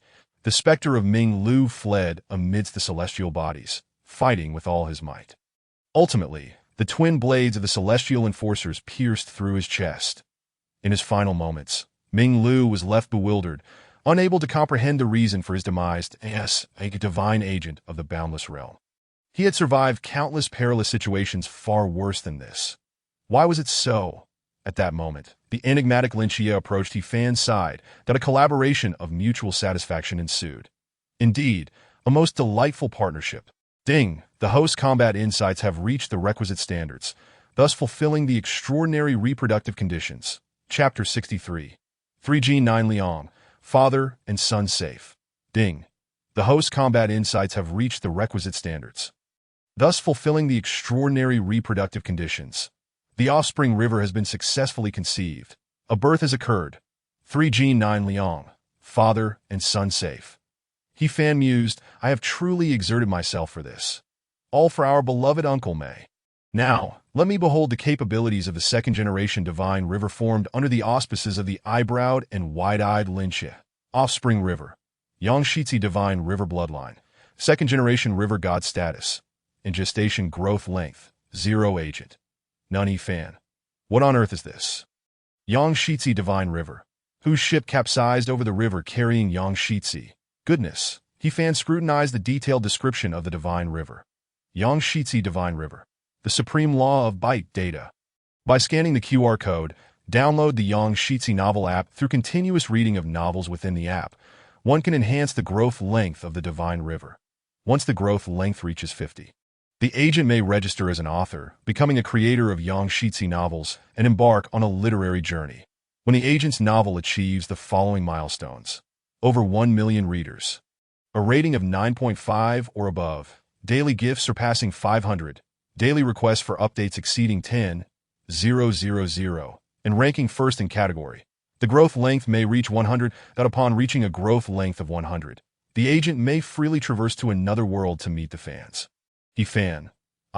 This can only be said that, as expected from a divine river birthed by the protagonist Linxia, achieving 100 is far more challenging than before. However, it is not insurmountable. Before his transmigration, he fan had acquaintances among authors. Thus he possessed a certain understanding of novel writing. 14 days to 1 million readers. A daily influx of 70,000 would suffice at a rating of 9.5 is achievable. Yangshitzi's ratings are based on phased evaluations, rising only when traffic and word count meet certain standards. Attaining 9.5 is not difficult. The challenge lies in surpassing 9.6. Daily gifts of 500 might require a bit of sob story. As for requests for updates and category rankings, they are also linked to traffic. Upon reflection, Merlin, as a paragon within the English mythological pantheon, is profoundly knowledgeable. Given his caliber, writing a novel to reach such achievements should not pose a significant challenge. Right. What he fan anticipated most was the expression on his face when he encountered the novel Slaying Gods. This would essentially allow him to grasp the truth of the world, wouldn't it? Quite reasonable. I am ready now. You may revert, he fan said to Linxia. Yet Linxia remained unresponsive, fixated on the angelic figure of Michael hovering above the crescent moon. Then in the next moment, Linxia's mind shifted, and she returned to her original form. Simultaneously, the radiant angel Michael vanished once more. Fan mused, this Michael is rather entertaining. Whenever someone here utilizes the celestial gaze, he appears to spectate idly. Perhaps, being alone on the moon during the festive season is rather dull for him. Not far away, Chen Mai and Xiaopinga approached after tending to Ming Lu's remains. Xiaopinga glanced around. Hey, where did that delicate young lady go just now? Linxia, to be honest. Neither Xiaopinga nor even Chen Mai could have imagined that the current twin gods of Cangnan would exhibit such extraordinary prowess. Not only is their strength remarkable, but their gender is equally impressive. Oh right, they should now be referred to as the Cangnan twin gods. After all, in their eyes, he fan is now a triple divine agent. Old Chen, look at these two kids. They possess the flair we had in our youth. Ha! Xiaopinga jested. Chen Mai shot him a glare. Are you certain we were ever this formidable back in the day? And you, a mere support, have the audacity to say such things? Xiaopinga chuckled, draping an arm around Chen Mai's shoulder. Come, let us go drink. By the way, I heard you can cook now. At that moment, Yuan Gang and a throng of individuals rushed back in a flurry. Upon seeing that he fan and Chen Mai were unharmed, they felt a wave of relief. However, upon spotting Xiaopinga, Yuan Gang's scalp prickled. Captain, what brings you here? Did the higher-ups approve this? Xiaopinga frowned. What is the matter? Does the capital not function in my absence? Before I left, I initiated a level 1 alert. Why disturb the leaders during the festive season? That is against protocol. You are effectively abandoning your post, Yuan Gang exclaimed. Look at you, are you not tiresome? It's a festive season. I merely came to visit my brother, that if you wish for the commander to demote me, then so be it. Better yet, transfer me to Cangnan as a vice-captain. Yuan Gang's words were forcefully repressed. Xiaopinga pointed at Ming Lu's remains.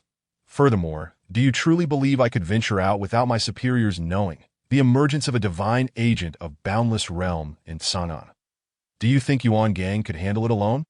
The lives of those in the capital matter, but those in Sangnan do not. Yuan Gang fell silent. Yes, you have a point. At this moment, Chen Mai cast a complex glance at Xiaopinga. Return now. The Night Watchers have no time for festivities. Do not trouble the leaders. Truth be told, Chen Mai felt utterly content to witness Xiaopinga once more in his lifetime, and to see the duality of black and white converge again was a satisfying sight. Since Chen Mai said so, Xiaopinga had no alternative. Moreover, despite his words, he remained deeply concerned about the situation in the capital. Before boarding the plane, Xiaopinga cast an intentional glance at the trustworthy teammates standing behind Chen Mai, as well as at Lin Qiye and Yi Fan. Now I understand why you chose to remain in Sangnan a decade ago. Take care, brother. The helicopter roared to life, its engines echoing as it took off. Chen Mai waved farewell from afar, a faint smile gracing his lips. What a ridiculous value you do not even comprehend. Afterwards, Han Xiaoyan continued to be confined within Yi Fan's forbidden realm, cooperating fully. He sensed that as long as he remained in this enigmatic confinement, devoid of certain divine powers, the soul contract woven through his murmurs would gradually dissipate, and rebirth would be imminent. Yuan Gang refrained from elaborating further. After all, it was Han Xiaoyan who had candidly revealed the information regarding Ming Lu during this incident, thus demonstrating a measure of contrition that if he could return to normalcy, it would indeed be a positive development.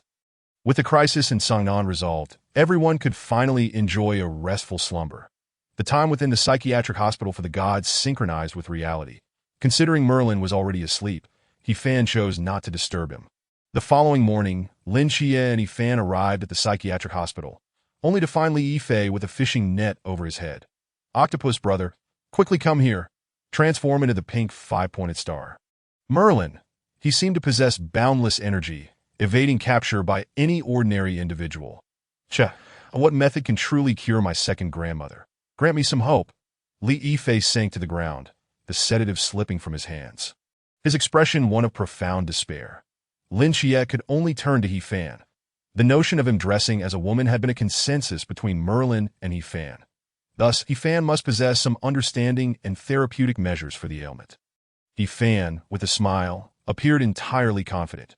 With a mere thought, the contract of the divine agent manifested within the mind of the pink five-pointed star that in that instant, Merlin reverted to his original form, suspicion dancing in his eyes as he flickered to Yi Fan's side. Is this truly your proposed solution?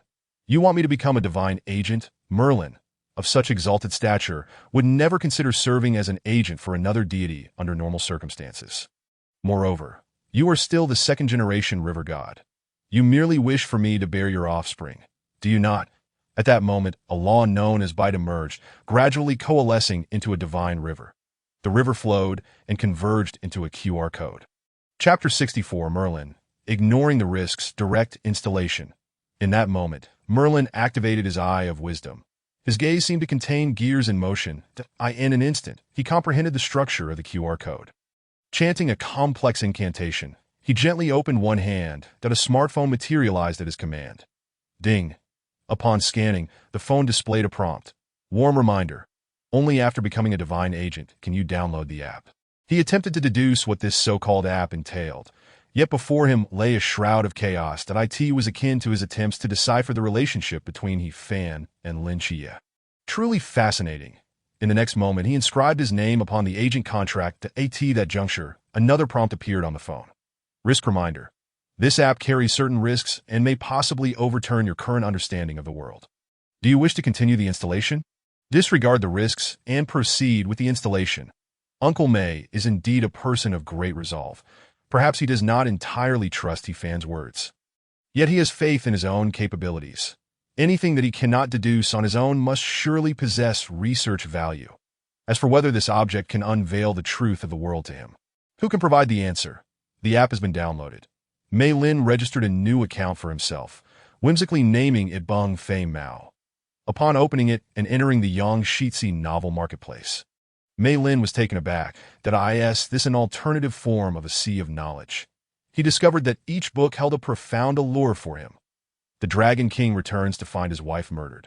His daughter sleeping in a dog's nest, 2.5 years in the east, 2.5 years in the west. Do not eat pigeon eggs. The apocalypse descends. from community war god to slaughtering through another world.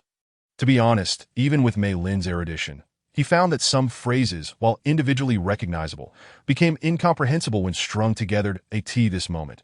Mei Lin's healing progress finally underwent a transformation. Mei Lin healing progress. Lin Shi suddenly felt a sense of surrender wash over him. Has it truly increased? Wasn't it merely a matter of scanning a QR code? Truly impressive, he fanned. Lin Shi was even somewhat curious about what software the QR code belonged to that could pique Mei Lin's interest. He fan, on the other hand, was somewhat surprised that in the original narrative, Mei Lin's initial increase in healing progress should not have been limited to just one that, however, it was of little consequence. There was plenty of time ahead. Let us provide Uncle Mei with a little shock from the online literature. He fan was confident that subsequent progress would accelerate, the key being to ease his mind. Just give him a phone to read novels on. And there would be no need to worry about healing every day to that moment. 2 large spinning wheels descended from the heavens. With the healing progress reaching 1, it was time for the exhilarating lottery segment. I'll head back to rest. You all take your time with the game. Upon seeing the 2 engaged in the lottery, Mei Lin hurriedly made his exit. It seemed that lingering too long might cost him a hair or two. With hearts racing, the 2 spinning wheels began to whirl. He fan maintained his nonchalant demeanor, believing that whatever was drawn would be a gain. Ultimately, the pointers of both wheels astonishingly halted on the mastery of summoning magic. Lin Shi appeared quite bewildered, fixated on the introduction of summoning magic. Meanwhile, he fan was delighted. Wasn't he this fortuitous? Originally, his river lord could only operate within the confines of its river. Could he now summon it to any battlefield? The thought was tantalizing that he fan utilized the designated summoning magic from the mastery of summoning. In the next instant, the heroic spirit Xiang Yu appeared before him, brandishing a long spear. What the hell? Lin Shi exclaimed in shock that I was still analyzing the question, and you just blurted out the answer. The disparity in talent among classmates living together, new recruits, night watchers, was astonishing. I pay my respects to the river god. The heroic spirit Xiang Yu knelt on one knee, placing his spear aside. Just look at the grandeur of it. Lin Shi thought to himself, no way, I must give it a try too. Summoning magic is divided into 3 categories: dimensional summoning, designated summoning, and random summoning. The first 2 require high-quality materials and mediums, theoretically limiting him to the 3rd type. Yet he had just witnessed Fan's successful summoning. Surely, that must have been the 2nd type, right? After all, I have a contracted caregiver. I should be able to do this too. The question was, what medium would be best for the summoning? After some contemplation, Lin Shi dashed over to Li Yifei, plucking 2 strands of his hair. Then he hurried back to Li Yifei. Bro, don't you have any hair of your own? Lin Shi, summon Li Yifei. Li Yifei, bro, I'm only 3 meters away. Do I really need to use a flash to get to you? A peculiar magical circle appeared, followed by rising clouds of dust. Lin Shi felt a surge of hope. After all, Fan hadn't made such a commotion earlier that he fervently prayed for success. Now that he and Fan were tackling the same challenge, if Fan could succeed, why couldn't he? After a flurry of footsteps, the dust settled. Li Yifei knelt before Lin Shi, picking up a piece of snake skin and hiding it behind his back. Subordinately, Yifei pays respects to Dean Lin. Lin Shi shot him an awkward glance. What the hell? I heard your hurried footsteps. It appeared the summoning had failed. He had summoned a piece of snake skin. Fan stifled a laugh nearby. Although Li Yifei had a contract with Lin Shi, the paperwork was in order. His summoning proficiency still fell short and required practice. As for me, I don't need practice. My system comes with the ability to summon heroic spirits. Merely having broken through limitations, ensuring a 100 success rate. Yours is a trial version. Mine is the flagship model. After a brief interlude, Fan helped Xiang Yu to his feet, noticing that the long spear had yet to be returned to Han Xiaoyan. Forget the details. Consider it rent for residing in the Xianin Forbidden Ruins. In truth, Fan summoned Xiang Yu for a specific purpose. Young Xiang Yu, the river god has entrusted me with a formidable task for you. In the span of 6 months, train Shin Mai to surpass your own strength and reach the infinite realm. Do you have the confidence to accomplish this? Chapter 65. A New Toy. On the afternoon of the first day of the new year, the new recruits boarded the bus returning to the training camp one after another. To be honest, the vast majority were utterly bewildered by the events of the past year. The atmosphere had been cultivated to such an extent. Yet nothing transpired until they heard the legend of the southern twin gods battling the ancient god church in the infinite realm. Well, nobody believed that tale. Chi, I missed you so much last night. I encountered an oceanic realm elder. You wouldn't believe how perilous it was. Thankfully, Instructor Yuan and the heroes arrived just in time, giving that elder a thorough thrashing. Bai Li Pang attempted to give Lin Qi a grand hug, but ended up embracing thin air. Chao Yuan exclaimed excitedly. He fan, the technique you taught me was incredible. Last night, I almost caught that oceanic realm elder off guard with a flying knife. His face turned green with fright. Upon hearing this, He fan observed a moment of silence for the unnamed oceanic elder that you've suffered. Shinqing Zhu wore a skeptical expression.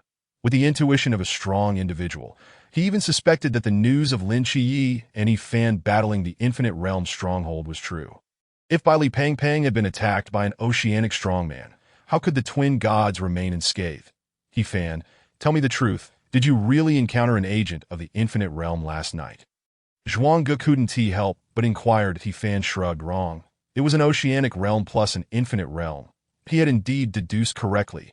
He had a certain understanding of He fan, guessing that the reality was even more outrageous than the rumors. So how did you survive? Encountering such powerful foes in concert is akin to a stroll through the gates of hell. Upon hearing this, Lin Qiyi and He fan exchanged glances and nodded in agreement. Indeed, Ming Lu had ventured into the gates of hell and never returned out on the street. Chen Mai watched the bus gradually vanish in the distance. Behind him stood a formidable being, a god of war. Yet this warrior bore no ill intent. Why do you constantly follow me? Chen Mai inquired. The heroic spirit Xiang Yu replied solemnly. It is the river goddess directive, instructing me to train you to infinite realm strength within 6 months. Through our brief interaction last night, I believe you possess this potential. Train me. Chen Mai raised an eyebrow. What is the reason?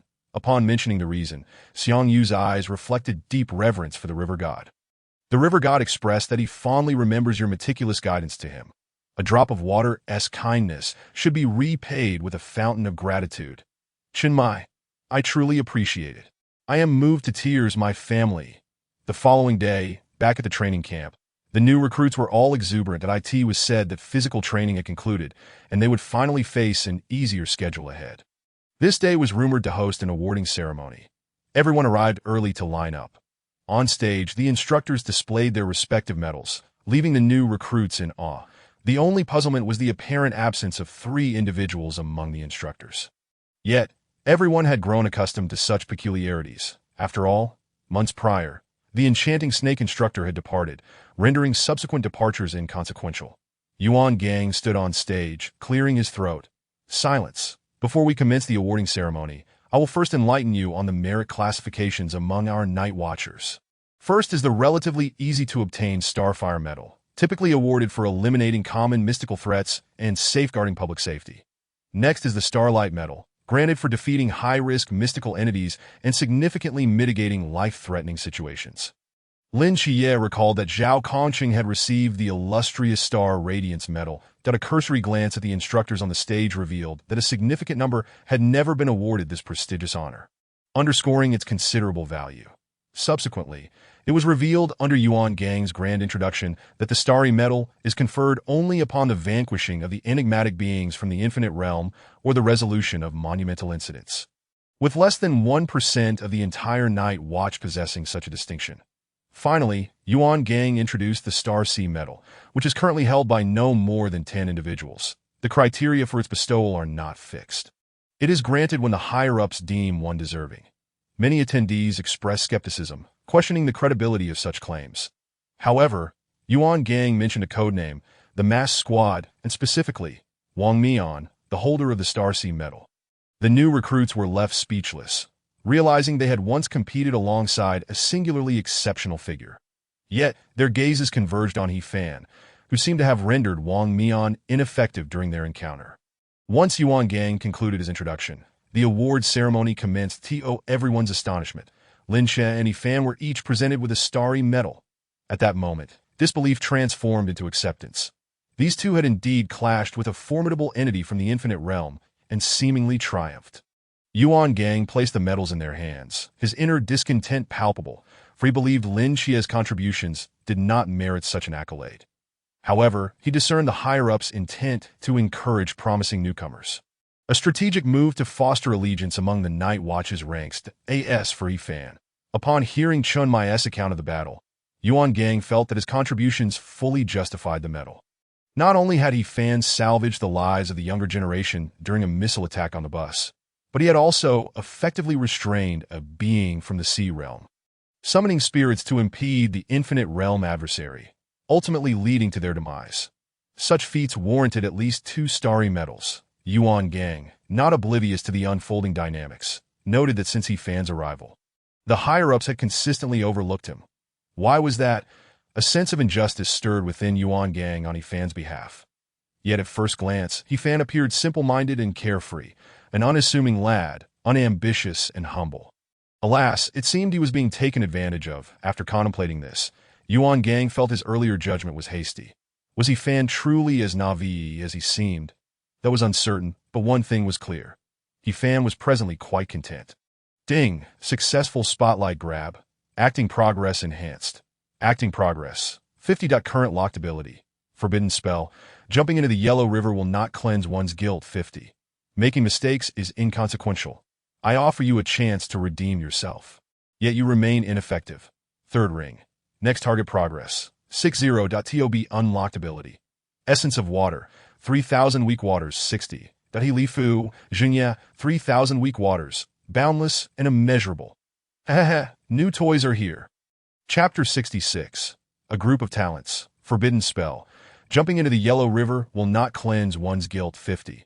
Making mistakes is inconsequential. I offer you a chance to redeem yourself. Yet you remain ineffective. Third ring. The level of ability is not our current topic. This moment.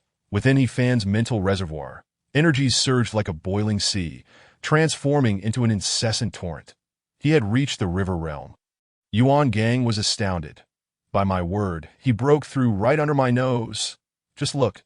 Do not be deceived by Yifan's seemingly harmless demeanor. Even the most docile individuals can exhibit temper when pushed.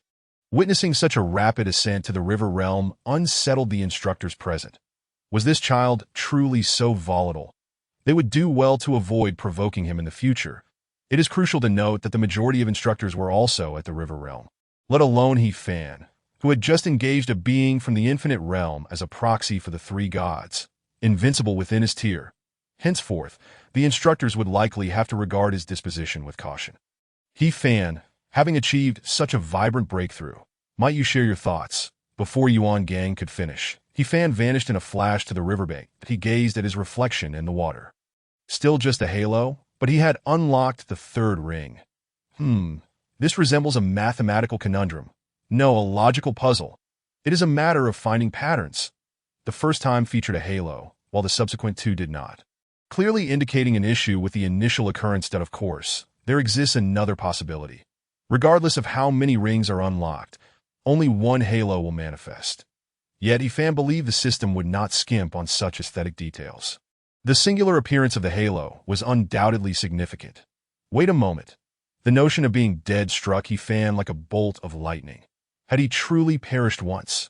For he was indeed a participant in Lin Xie's miraculous domain. Had he not received the halo, he would have truly met his end when the miracle concluded. This also elucidated the Night Watch's higher-ups' indifferent attitude towards Yifan. Did they wish to treat him thus? They too desired to nurture Yifan, but training a corpse proves futile. Little did they know, Yifan was not destined for demise. The halo's appearance liberated him from the specter of death within this miracle.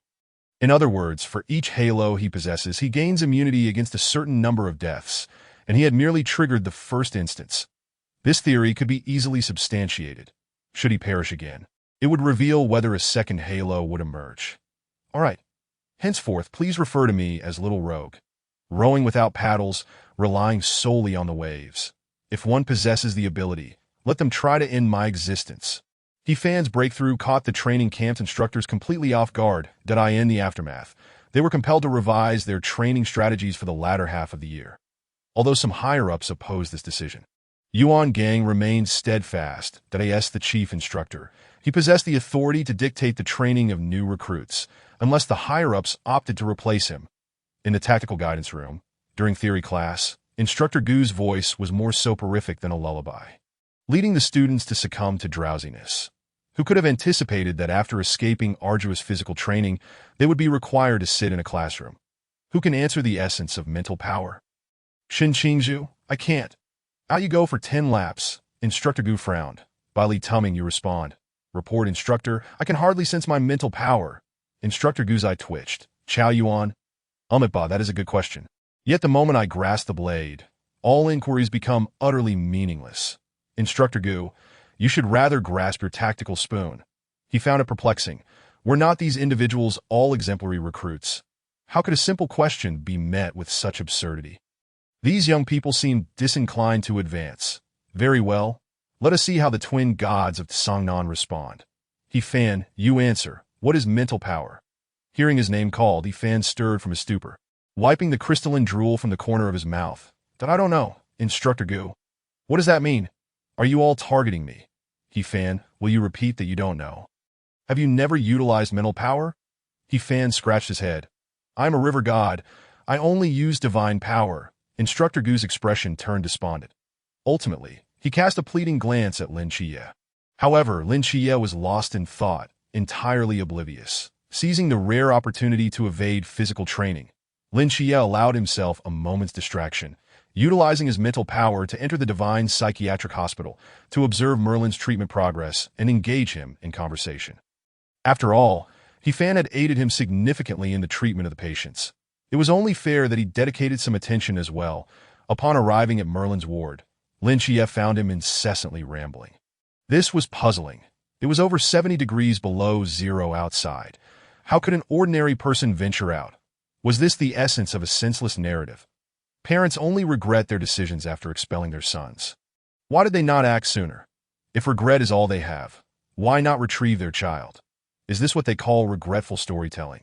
Oh my, having read over 200 chapters, the family is on the brink of annihilation. Yet the emperor is still on his way back.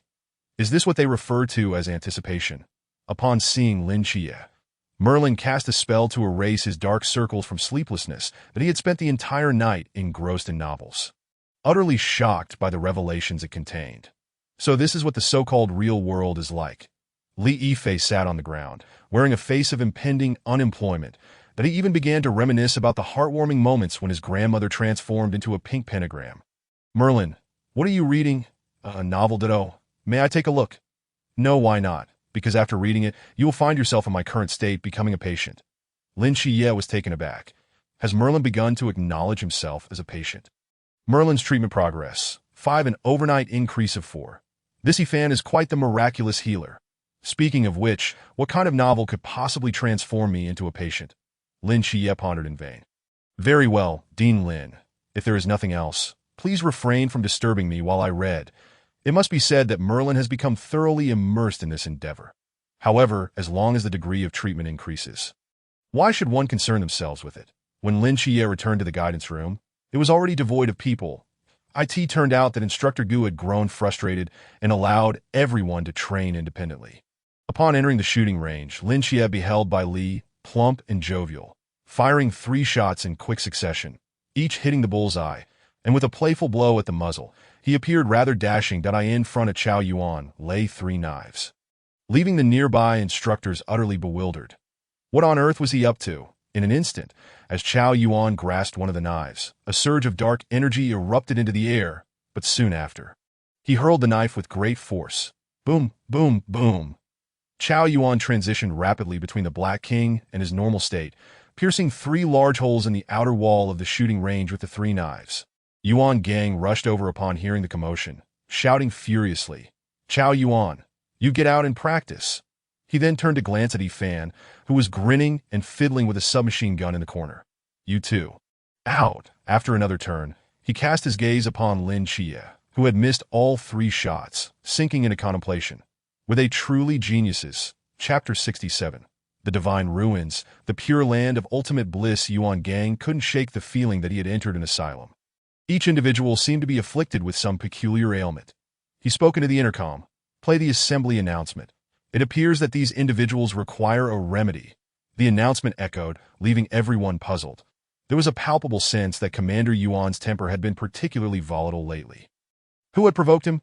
Everyone observed Yuan Gang holding two specially designed wristwatches that he produced one of them and introduced. This device is called AC, which we also refer to as the acrobatic detonator. Once donned, it will continuously subject you to a certain mental electric current, which is quite invigorating. This current will not harm you, but it may compel you to engage in some astonishing behaviors. Then, with a mischievous grin, Yuan Gang revealed the other wristwatch. This device is known as ACSR, which is even more formidable. It is the plus version of the acrobatic detonator, a new product from our Night Watchers Forbidden Objects Research Department. I went to great lengths to procure a batch for you all, and the internal staff affectionately refer to it as the Clown ID. Anyone who wears this will find it quite amusing. Not only will it shield you from multiple mental currents, but it will also transport you into a fantastical mental realm that, of course, there is no real danger, much like consuming a mild toxin. There are currently only 10 Clown IDs available, and to ensure fairness, Instructor Han will randomly select 10 individuals to wear them. Upon hearing this, Instructor Han felt a sudden pang of dread. Why hadn't anyone informed him about this segment beforehand? Wasn't this bound to cause some offense? Yuan Gang patted Instructor Han's shoulder, his expression one of encouragement. Come on, Hanli, showcase your abilities. With your knack for picking the ripest fruit, bring forth the geniuses. With a nervous heart, Instructor Han randomly drew the first name from a cardboard box. Shin Qingzhu. Steady performance. You. The second name. Molly. The third name. Bai Li Tu Ming. Goodness, let alone saying he had chosen the ripest fruit. If the order of names changed even slightly, he would no longer bear the surname Han. He Fan. Lin Che. Chao Yuan. The names of the elite recruits were called one after another, indicating that the instructors had indeed come prepared.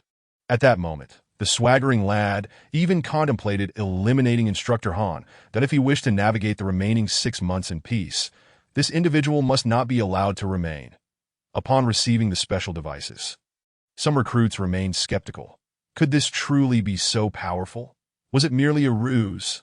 However, when the first recruit donned the AC, he immediately executed a backflip. Subsequently, his body became uncontrollable, striking various quirky poses. Holy cow! Everyone was utterly astonished. All right, stop gawking and put them on. Starting today, this will be your new normal.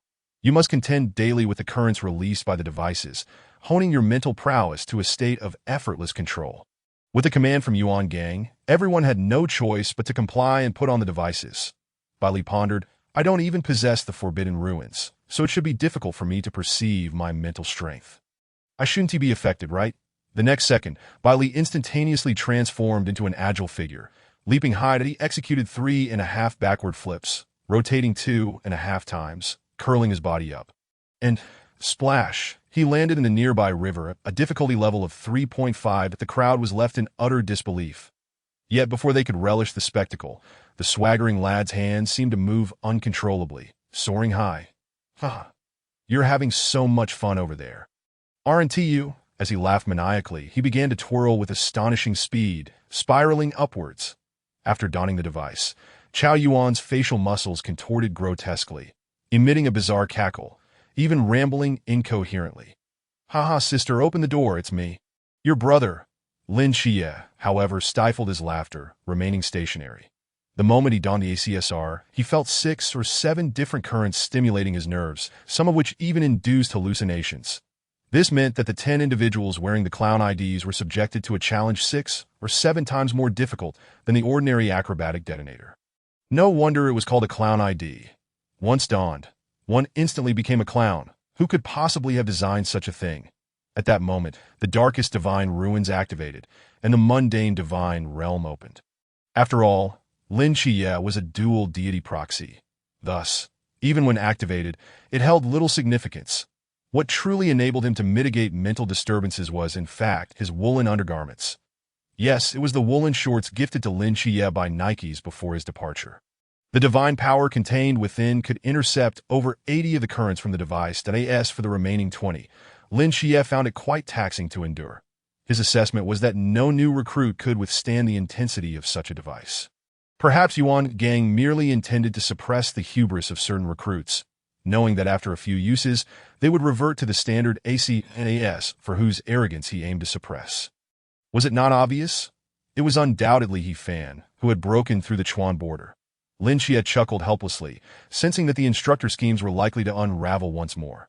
For he knew that He Fan also possessed a woolen sweater, which was an exceptionally complete artifact capable of nullifying over 90 of the mental disturbances from the device, that He Fan would certainly remain unaffected. However, just as Lin Xie contemplated this, a scene not far away left him dumbfounded. Aha! Everyone come play in the water! All around, the river seemed to come alive. Swirling around He Fan in a joyous dance, He Fan floated along, allowing the mental currents to stimulate his mental prowess without a hint of resistance. Divine ruins, pure land of ultimate bliss. The forbidden ruins activated, in an instant. Everything surrounding He Fan transformed into a veritable paradise. From somewhere, the melodious sounds of birds and fragrant blossoms wafted through the air.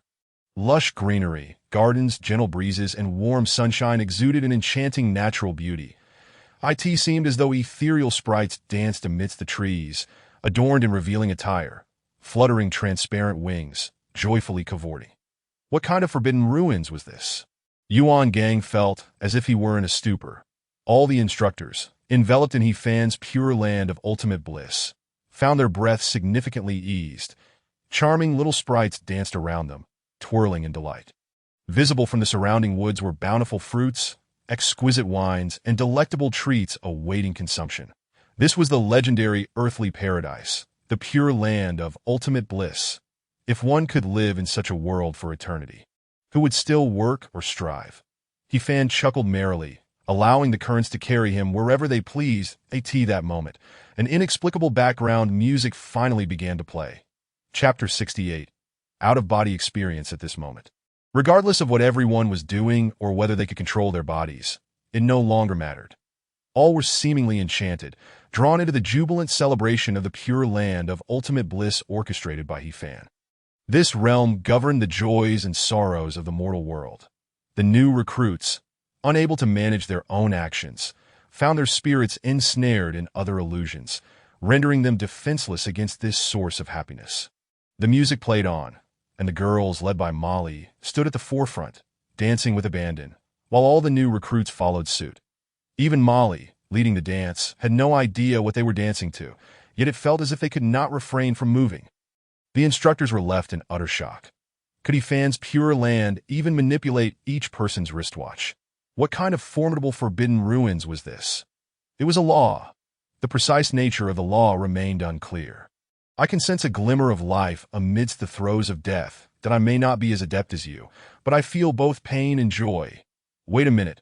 Wasn't He Fan also the proxy of the Grim Reaper? Thanatos. It was said that Thanatos and Hypnos once governed the underworld in place of Hades, which included the pure land of ultimate bliss so that is how it is. No wonder it's so enviable.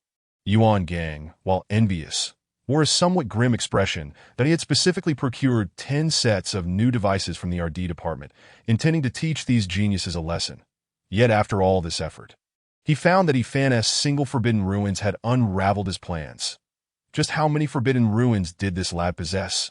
At this moment, under the influence of the sweater, He Fan was nearly impervious to the distractions posed by the clown's identification. All phenomena were merely a fade he had constructed. After all, everyone was in such a state. Surely my actions would not attract undue attention. He Fan pondered. He floated aimlessly in midair, observing his companions below as they synchronized their movements to the rhythm of paradise. Feeling a surge of joy within. Would everyone like to join me for some fun? He Fan cheerfully waved at the instructors. The joys and sorrows of humanity might be interconnected, yet the instructors had no intention of allowing the recruits to become too comfortable. You are here for training, not for a holiday. The recruits danced tirelessly throughout the day, performing Paradise, Happy Planet, Subject 3, and even pole dancing, completely oblivious to the meanings behind their movements. They simply reveled in joy. It wasn't until dinner that they discovered something remarkable.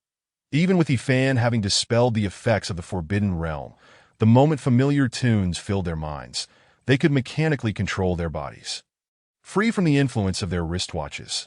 Thus, Everyone hummed along to the cheerful melodies, dining without hindrance. The instructors were left astonished. While every group contained its share of prodigies, this particular cohort exhibited an extraordinary level of uniformity. It was merely the first day, and they had already adapted so seamlessly. Truly, they were all geniuses. The pressure now fell upon Yuan Gang. This year's recruits were far more challenging than those of the previous year. It seemed that more rigorous training and assessments would need to commence ahead of schedule. Yuan Gang had always tailored his teaching to suit individual needs, often embellishing it with a touch of dark humor. Yet the ultimate results were commendable. However, Yifan's antics had disrupted the teaching schedule. Nevertheless, one could argue that the rapid growth of the recruits was indeed a positive outcome. Upon hearing Yuan Gang's words, the instructors exchanged glances. Were they truly going to unveil the assessment criteria prematurely? Another clear morning dawned at 5:30. Lin Xie awoke to find that the assembly whistle had not yet sounded. What was going on? Typically, morning exercises commenced at 5 o'clock, yet today there was not a sound outside. Had the instructors developed a conscience? Upon stepping into the corridor, he was met with silence. Fortunately, he spotted a few individuals while washing up. Otherwise, Lin Xie might have resorted to calling the authorities. Returning to his room, he noted that even at 7:30, the outside remained devoid of activity. While Li Pangpang was still fast asleep, his posture peaceful.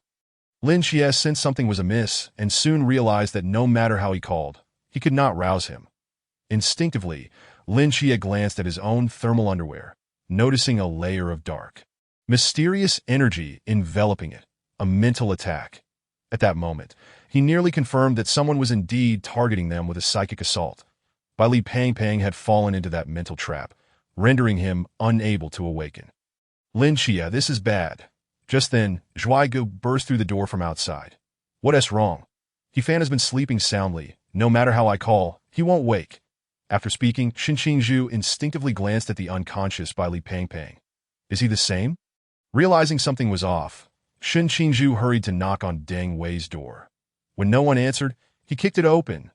Deng Wei and the others were also unresponsive. In the corridor, the recruits who had already awakened were in disarray. After all, such occurrences among comrades would alarm anyone. Lin Xie made his way to Yifan's dormitory first. Upon seeing Yifan still deeply asleep, confusion clouded his mind. Had he not worn the sweater? Hey, Yifan, wake up. Lin Xie gently patted Yifan's face. That it was a harmless gesture, but upon contact, he was startled. Why was his face so cold? With a racing heart, Lin Xie reached out to check Yifan's breath. The next moment he froze. There was no breath. Had he died? How was that possible? Lin Xie felt utterly lost. Lin Xie, come over here. Stop making noise, Lin Xie shouted. Hearing something amiss, Shen Qingzhu rushed back, and upon seeing Lin Xie's grim expression, he was about to inquire. However, Lin Xie articulated each word with precision.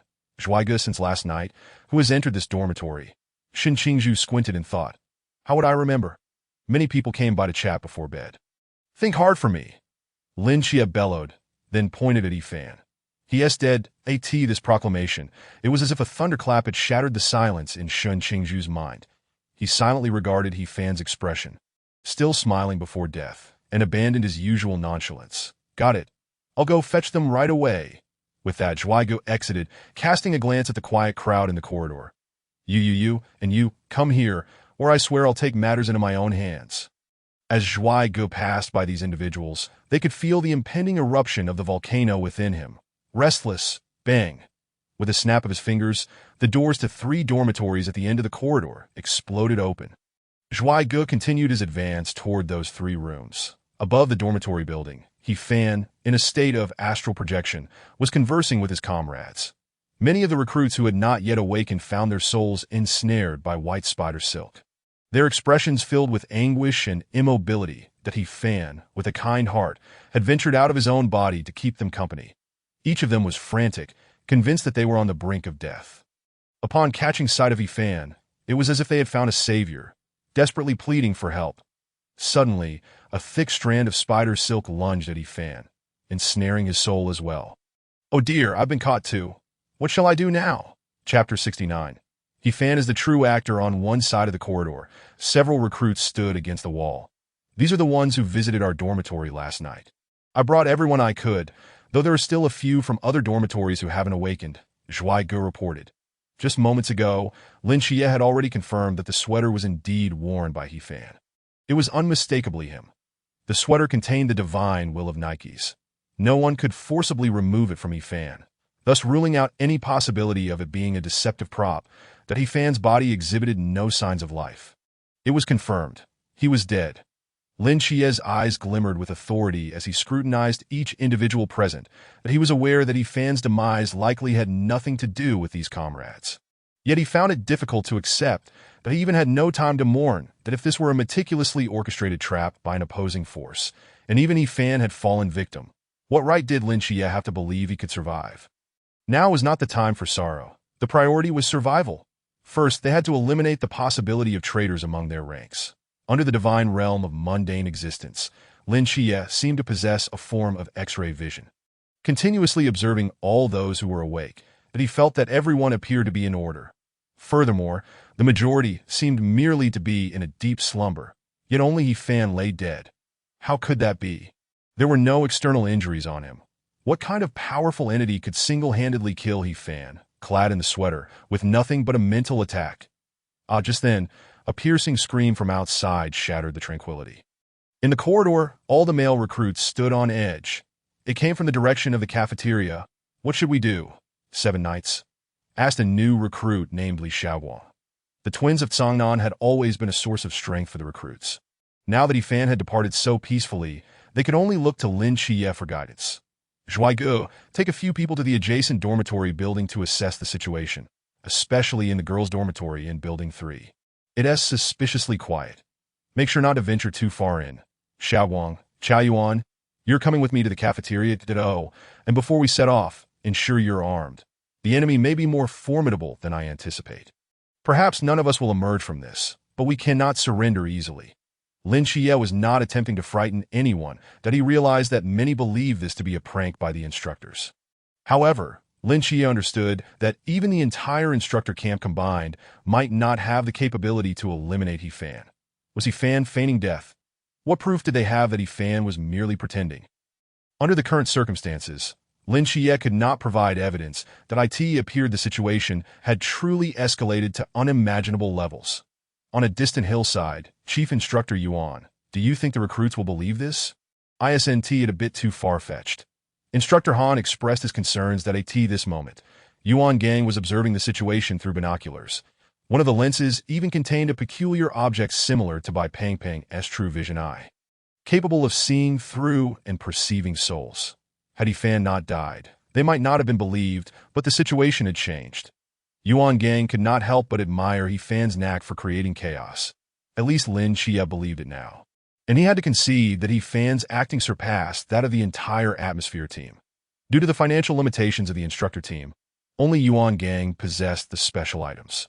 One instructor hesitantly inquired, "Chief Instructor, please ensure that He Fan isn't truly dead. We didn't arrange for him to fake his death, right? Why would he cooperate with our act?" In response, Yuan Gang shot him a glare. "Rest assured, even if you were to die, He Fan would not." Yuan Gang glimpsed He Fan's soul through the forbidden object. "I am uncertain. Perhaps he is simply born to be an actor. It is possible that he is merely experiencing an out-of-body moment, reveling in his own delight." Upon hearing this, Instructor Han let out a sigh of relief. Why do I feel that the very existence of this training camp is merely to entertain He Fan? Yuan Gang's expression darkened, leaving the matter open to interpretation. Nonetheless, he harbored a flicker of anticipation for this assessment that in all previous evaluations, some lackluster recruits were swiftly eliminated, ultimately testing the mettle of the true prodigies. One could say they were indulging in a game. Yet this time was different. Should He Fan refrain from dealing with the 3 enigmatic figures from the Chuan realm, the others would have to exert considerable effort. Furthermore, He Fan's initial conjuration of Death's aura could undoubtedly ignite their fighting spirit.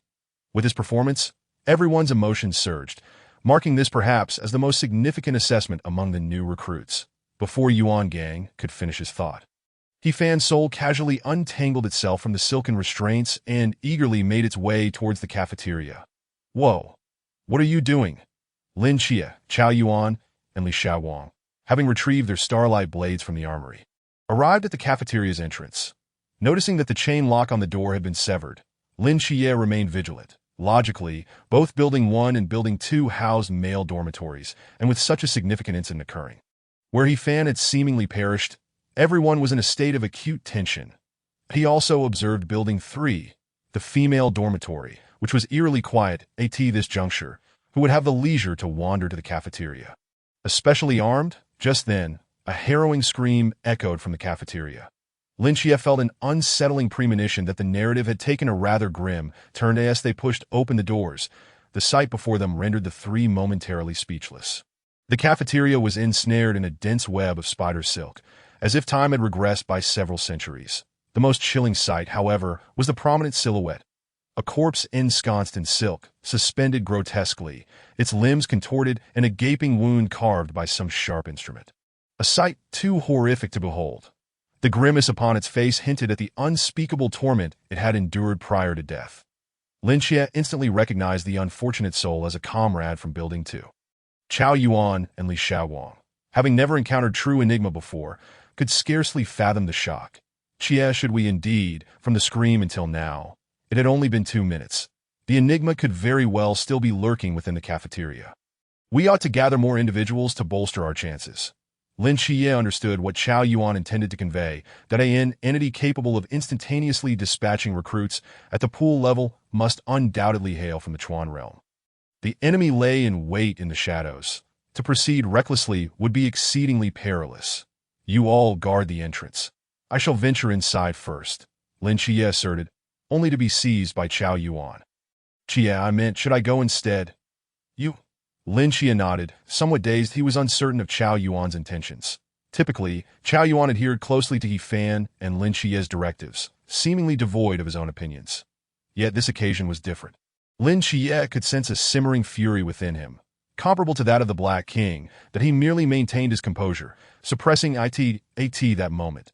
Chao Yuan took several steps back, suddenly closing his eyes and clasping his hands together. Amipa, he chanted a sutra. Uncertain whether he sought to bless the fallen recruit or He Fan himself, it appeared that He Fan's demise had profoundly affected him, in the next instant. Chao Yuan drew his blade with a fierce determination. Black King Slaughter, Chapter 70. Who is truly being assessed? Since the enemy lurks in the shadows, why should we fall into their trap? Let us obliterate them directly. The frenzied Chao Yuan, wielding dual blades, surged into the cafeteria with a single leap. Boom!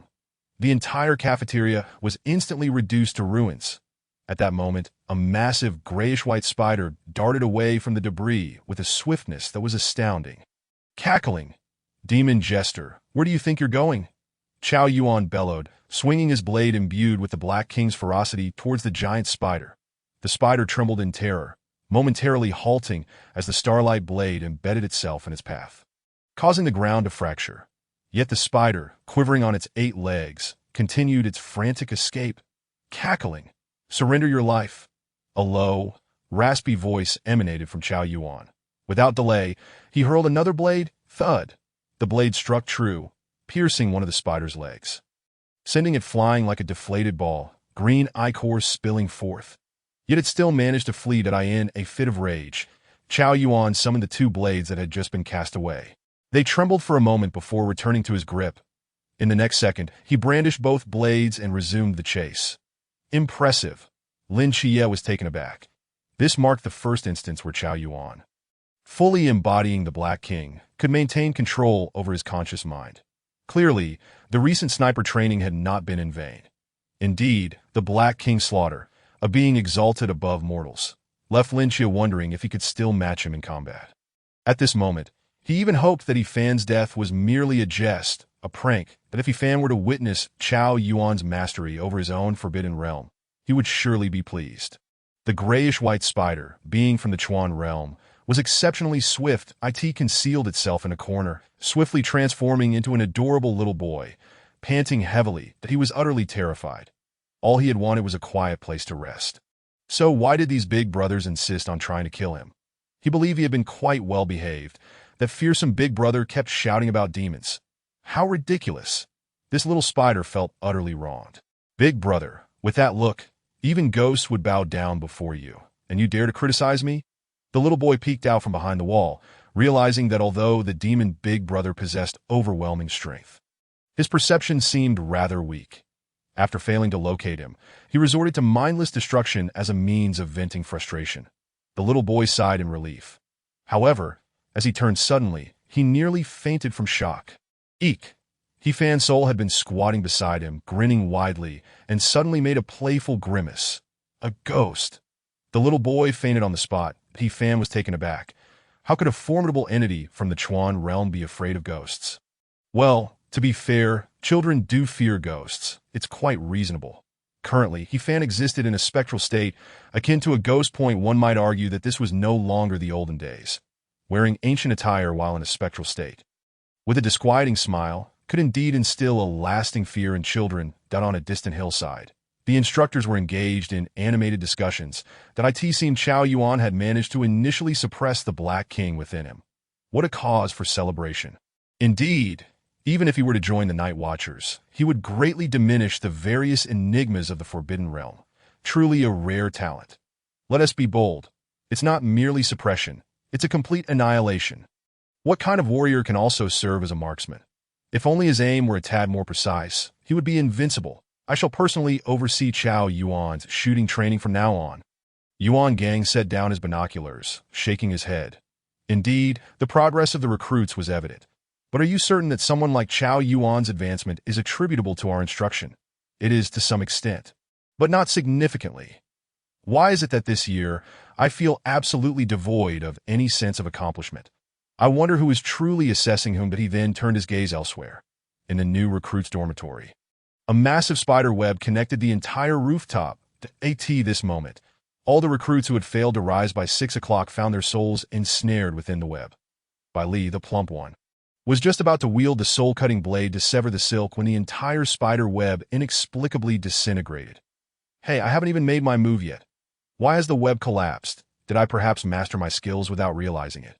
Little did he know, it was He-Fan's fright that had rendered the spider boy unconscious, allowing everyone's souls to be freed. As numerous souls returned to their bodies, the dormitory erupted in chaos.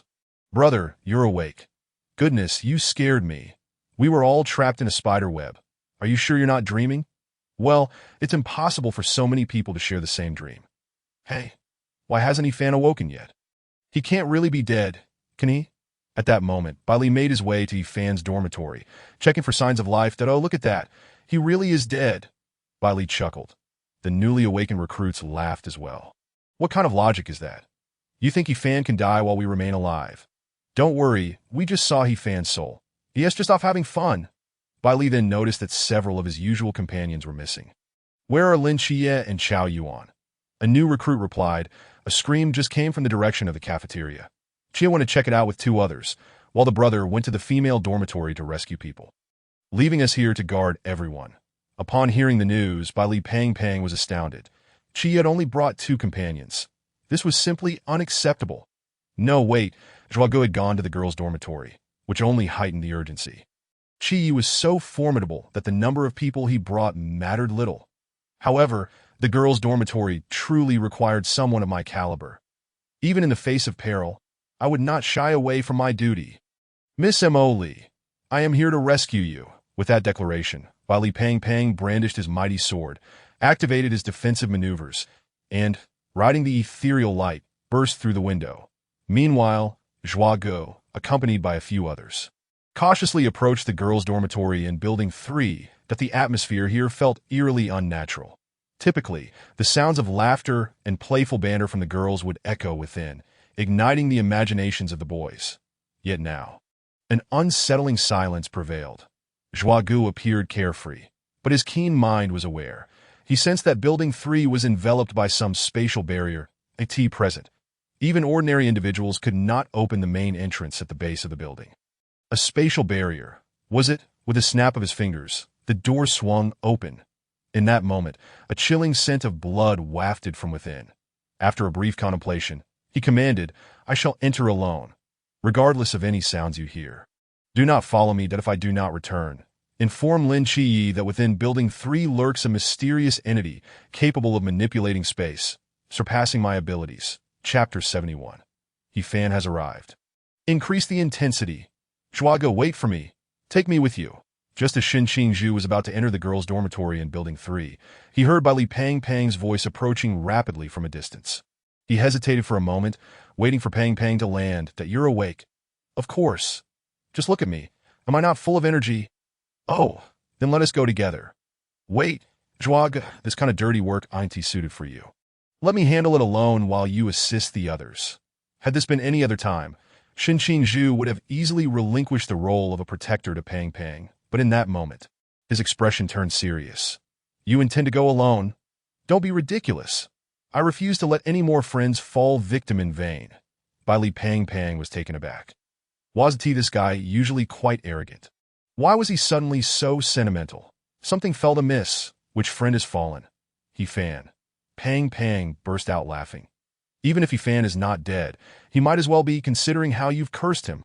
I saw his soul leave his body, and he seemed to be having quite the time. His soul left his body. Shin Qingzhu tilted his head in confusion. What the hell? Is that even possible? I've wasted my sorrow on this. Is that brat really not dead? Why would I lie? The brothers trapped with me all witnessed it. Li Pang Pang wore a proud expression, as if the ones trapped were someone else. Shin Qingzhu's face darkened. What is the point of stirring up emotions only to tell me he's not dead? Enough of this. I'm going to save my Miss Mo Lee. With that, Pang Pang made to enter Building 3. However, when he pushed the door, he found it wouldn't budge. What the hell? Why can't I push it? Zhuago. Shin Qingzhu was equally perplexed. He had just torn a rift in the spatial barrier with a burst of air, so why had it closed again? Before Zhuago could try again, Li Pang Pang suddenly exclaimed, startling him. What now? Stop being so jumpy. This ain't the time for jokes. Shin Qingzhu hadn't finished his sentence when Li Pang Pang, wearing the eye of true sight, pointed in shock at a patch of air. He Fan's soul was stealthily passing by them, momentarily pausing. That I've been detected as an invisible entity. He Fan turned his head. It seems the support has activated the true eye. Li Pang Pang was at a loss for words. In his eyes. He Fan resembled an old man walking his dog in the park. The tense atmosphere Zhuagu had created dissipated entirely. Shin Qingzhu was still in the dark. He couldn't see He Fan's soul at all. Yet he had indeed heard He Fan's voice. He Fan, you son of a, so you're not dead. Not only is he a river god, but he is also a death god. Immortal, you see. Only then did Shin Qingzhu breathe a sigh of relief, as long as he is not dead. In a certain dormitory of the girls' dormitory in Building 3, two girls huddled beneath a table, trembling and scarcely daring to breathe. They exchanged glances, scanning their surroundings for anything that could serve as a weapon. Their gaze finally settled on a fruit knife lying 2 meters away on the windowsill. Outside, a series of hissing sounds approached, reminiscent of metal scraping against the ground, growing ever closer in an alarming manner. The two girls steadied their nerves, knowing that whatever it was drawing near. Thump, thump, thump, thump. Their hearts raced in tandem. You can't see me, you can't see me. In that moment of fear and panic, one of the girls reached out for the fruit knife.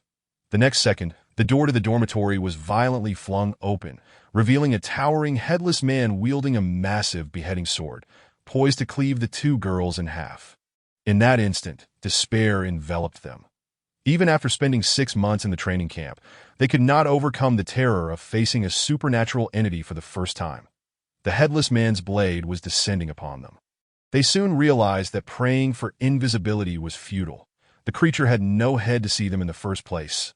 It must rely on sound to locate them. But how could it hear without ears? Yet, pondering these questions was pointless, as they were on the brink of death. Just then, a figure with a cascade of crimson hair burst through the door. Clang! The frying pan clashed against the beheading sword, momentarily staggering the headless entity. Yet the loud noise allowed it to quickly regain its composure, its strength and speed amplified. Seizing the opportunity, Emily grasped the two girls beneath the table. Super frequency.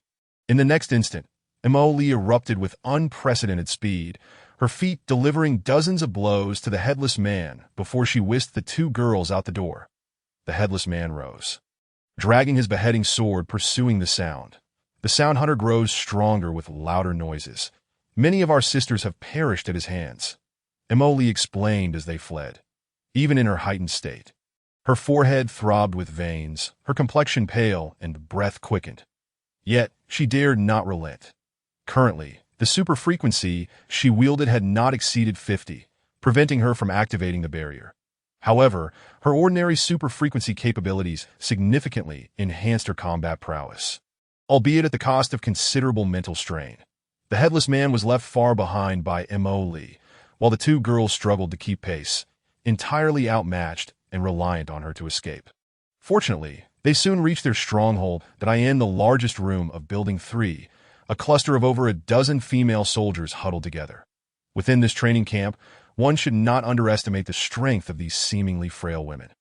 Among them, Zhang Xiao's barrier could facilitate a multi-person voice channel, allowing them to communicate telepathically and avoid making any noise. Xiao Ling's barrier could disregard spatial terrain on a small scale, ensuring Mo Lee's precise actions in her rescue efforts. Additionally, there were strategists like Z, continuously analyzing the spatial changes within Building 3 that the two rescued girls soon realized that the entire dormitory of Building 3 was ensnared in a spatial killing array, shifting periodically to facilitate the Sound Hunter's slaughter. This indicated that two supernatural entities resided within the building. Now I see why this seems so familiar, as Z remarked in the voice channel. It is a three-dimensional Rubik's Cube. The spatial transformations in Building 3 align with the operational patterns of a three-dimensional Rubik's Cube. Emily inquired, "Excellent. Can you predict the upcoming sequences of spatial transformations?" Upon hearing this, Aziz spoke with unwavering confidence. "Of course. Now that we understand the pattern, I can calculate not just the next one, but all subsequent spatial transformations. The only question remains. Should we prioritize eliminating the Sound Hunter or focus on disrupting the Rubik's Cube that is distorting the space?" In the distance, atop a hillside, Yuan Gang observed Yifan's soul appearing at the entrance of Building 3 through binoculars and immediately issued a command. "Quickly, increase the intensity of the barrier controlling the Rubik's Cube. Max it out. We must not allow Yifan to unravel it easily." Chapter 72, Illusions. Even jumping into the Yellow River 1T cleanse the stains. Inside the girls' dormitory, we should prioritize eliminating the Sound Hunter. Many of our sisters have perished at his hands. Emily spoke steadily, ready to make her exit. But at that moment, "Wait, Emily, don't go out yet." Xiao Ling, who was keeping watch outside, urgently exclaimed. "It has changed again. The frequency of transformations is rapid. My God."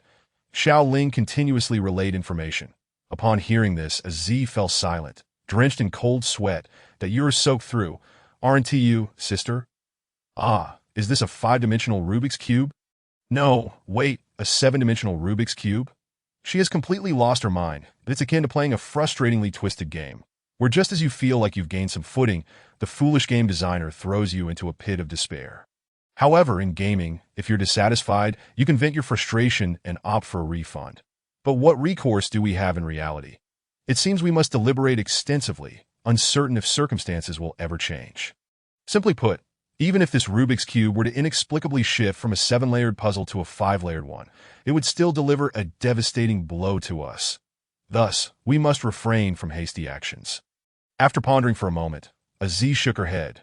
At present, we have no choice but to prioritize the destruction of the cube, yet the challenge lies in not ignoring the relentless pursuit of the hunter.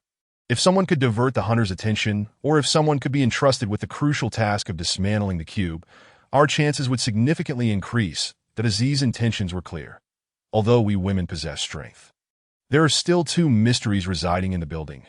Currently, no one among us is armed, and encountering the hunter would surely lead to our demise, save for Mo Lee. But Mo Lee is but one person. She cannot split herself. At that moment, a voice filled with excitement echoed through the channel. "Someone has arrived. It's by Li Tu Ming and Xin Qingzhu. We are saved." Upon hearing this, the female soldiers were filled with exhilaration, once again viewing the prospect of victory. Yet Aziz suddenly shouted, "Do not let Xin Qingzhu in. Quickly, find a way to send him away." Everyone was taken aback. Isn't that guy rather dashing? Why does Aziz dislike him? It seems inappropriate to engage in personal grievances at such a critical juncture, that Aziz explained. The destructive power of that guy is undeniable, but the noise he creates is far too loud. Let us not forget, we are facing the hunter. At last, everyone grasped the situation. Indeed, while the explosive power of that guy is formidable, his antics would render us vulnerable to the hunter. Seeing this, Emily felt a sinking sensation. Oh no. As soon as the three entered the room. No. 2 people and 1 soul. He-Fan stood still. The dashing guy could not perceive He-Fan's spirit, yet the plump one turned back and asked, "What's wrong? Why are we not moving?" Suddenly, He-Fan swayed slightly. The disarray caused a sense of dizziness. At that moment, the space manipulated by the cube exhibited no discernible pattern, truly maximizing the difficulty. Li Pan scrutinized the space intently for a moment. Indeed, both individuals soon found themselves disoriented. Sometimes, having too many visible elements is not necessarily advantageous. Unbeknownst to them, Yuan Gang on the distant hillside rubbed his eyes. Goodness, this is spinning like a disco ball, making one want to dance. Now, let us see how you, He-Fan, will respond to this. Meanwhile, in the corridor, a sizzling sound echoed, the metallic friction indicating the hunter was approaching the group. The headless hunter, wielding a blade, slowly advanced that he dragged the executioner's sword along the ground, creating sparks and emitting a sharp, hissing sound. The atmosphere was thick with terror. The dashing guy braced himself, ready to unleash a powerful strike. But at that moment, He-Fan unexpectedly walked forward to confront the hunter. He-Fan, be careful. Go for it. Pan couldn't help but cheer. Yet despite the encouragement, he felt a sense of calm that He-Fan, from the river realm, had nothing to fear from a mere mystery of the river realm, right? In the next instant, the hunter's blade fell to the ground, and he stood frozen like a statue. The forbidden spell, one that could not be cleansed even by jumping into the yellow river. He-Fan raised his hand slightly, casting a forbidden spell that struck the hunter, who immediately succumbed to an illusion. Yes, this was akin to an infinite moon reading illusion, specifically designed to counter such mindless brutes with heavy bloodshed. The greater the bloodshed of the target, the more times they would be ensnared. Hunter, is this specifically meant to deal with me? You might as well read my ID card. At that moment, the hunter found himself ensnared in the illusion, bound to a wooden stake, utterly immobile. Below him lay a precipice, with a tumultuous river flowing fiercely. The people at the cliff's edge, clad in bizarre garments, appear to be engaging in some sort of sacrificial ritual. The hunter was bewildered. That am I the mysterious one? Or are you? At that moment, the high priest, holding a willow branch, commanded, "Worship the river god." Whoosh! As soon as the words fell, the hunter was hurled into the yellow river by several burly men, stake and all. 0 frames, not a moment wasted. What the hell? Shouldn't a sacrifice involve tossing in pigs or sheep instead of a person? No, I mean tossing in a mystery. Splash with a great splash. Amid the crashing waves, the hunter gradually suffocated, his body becoming dismembered. The scene shifted. Back at the cliff, he remained tightly bound. Worship the river god. Splash. Worship the river god. Splash. Worship. He-Fan passed by the hunter, finding the executioner's sword quite appealing, and picked it up to toy with it. The dashing guy could only observe as the sword moved on its own. Quite the wonder. But at that moment, clang, the sword unexpectedly collided with the wall. Only by Li Pan saw clearly it turned out that He-Fan had passed through the wall while carrying the executioner's sword. However, while he passed through, the sword did not. Naturally, as a spirit, he could pass through walls, but the sword was a physical entity. He-Fan felt a bit awkward. Forget it, I'll leave this damned sword behind. His spirit traversed through walls, heading straight for the core of the cube that He-Fan felt irked. This cube was more bothersome than an old tortoise, leaving his head buzzing. Just you wait. Let us see if I can't deal with you once and for all.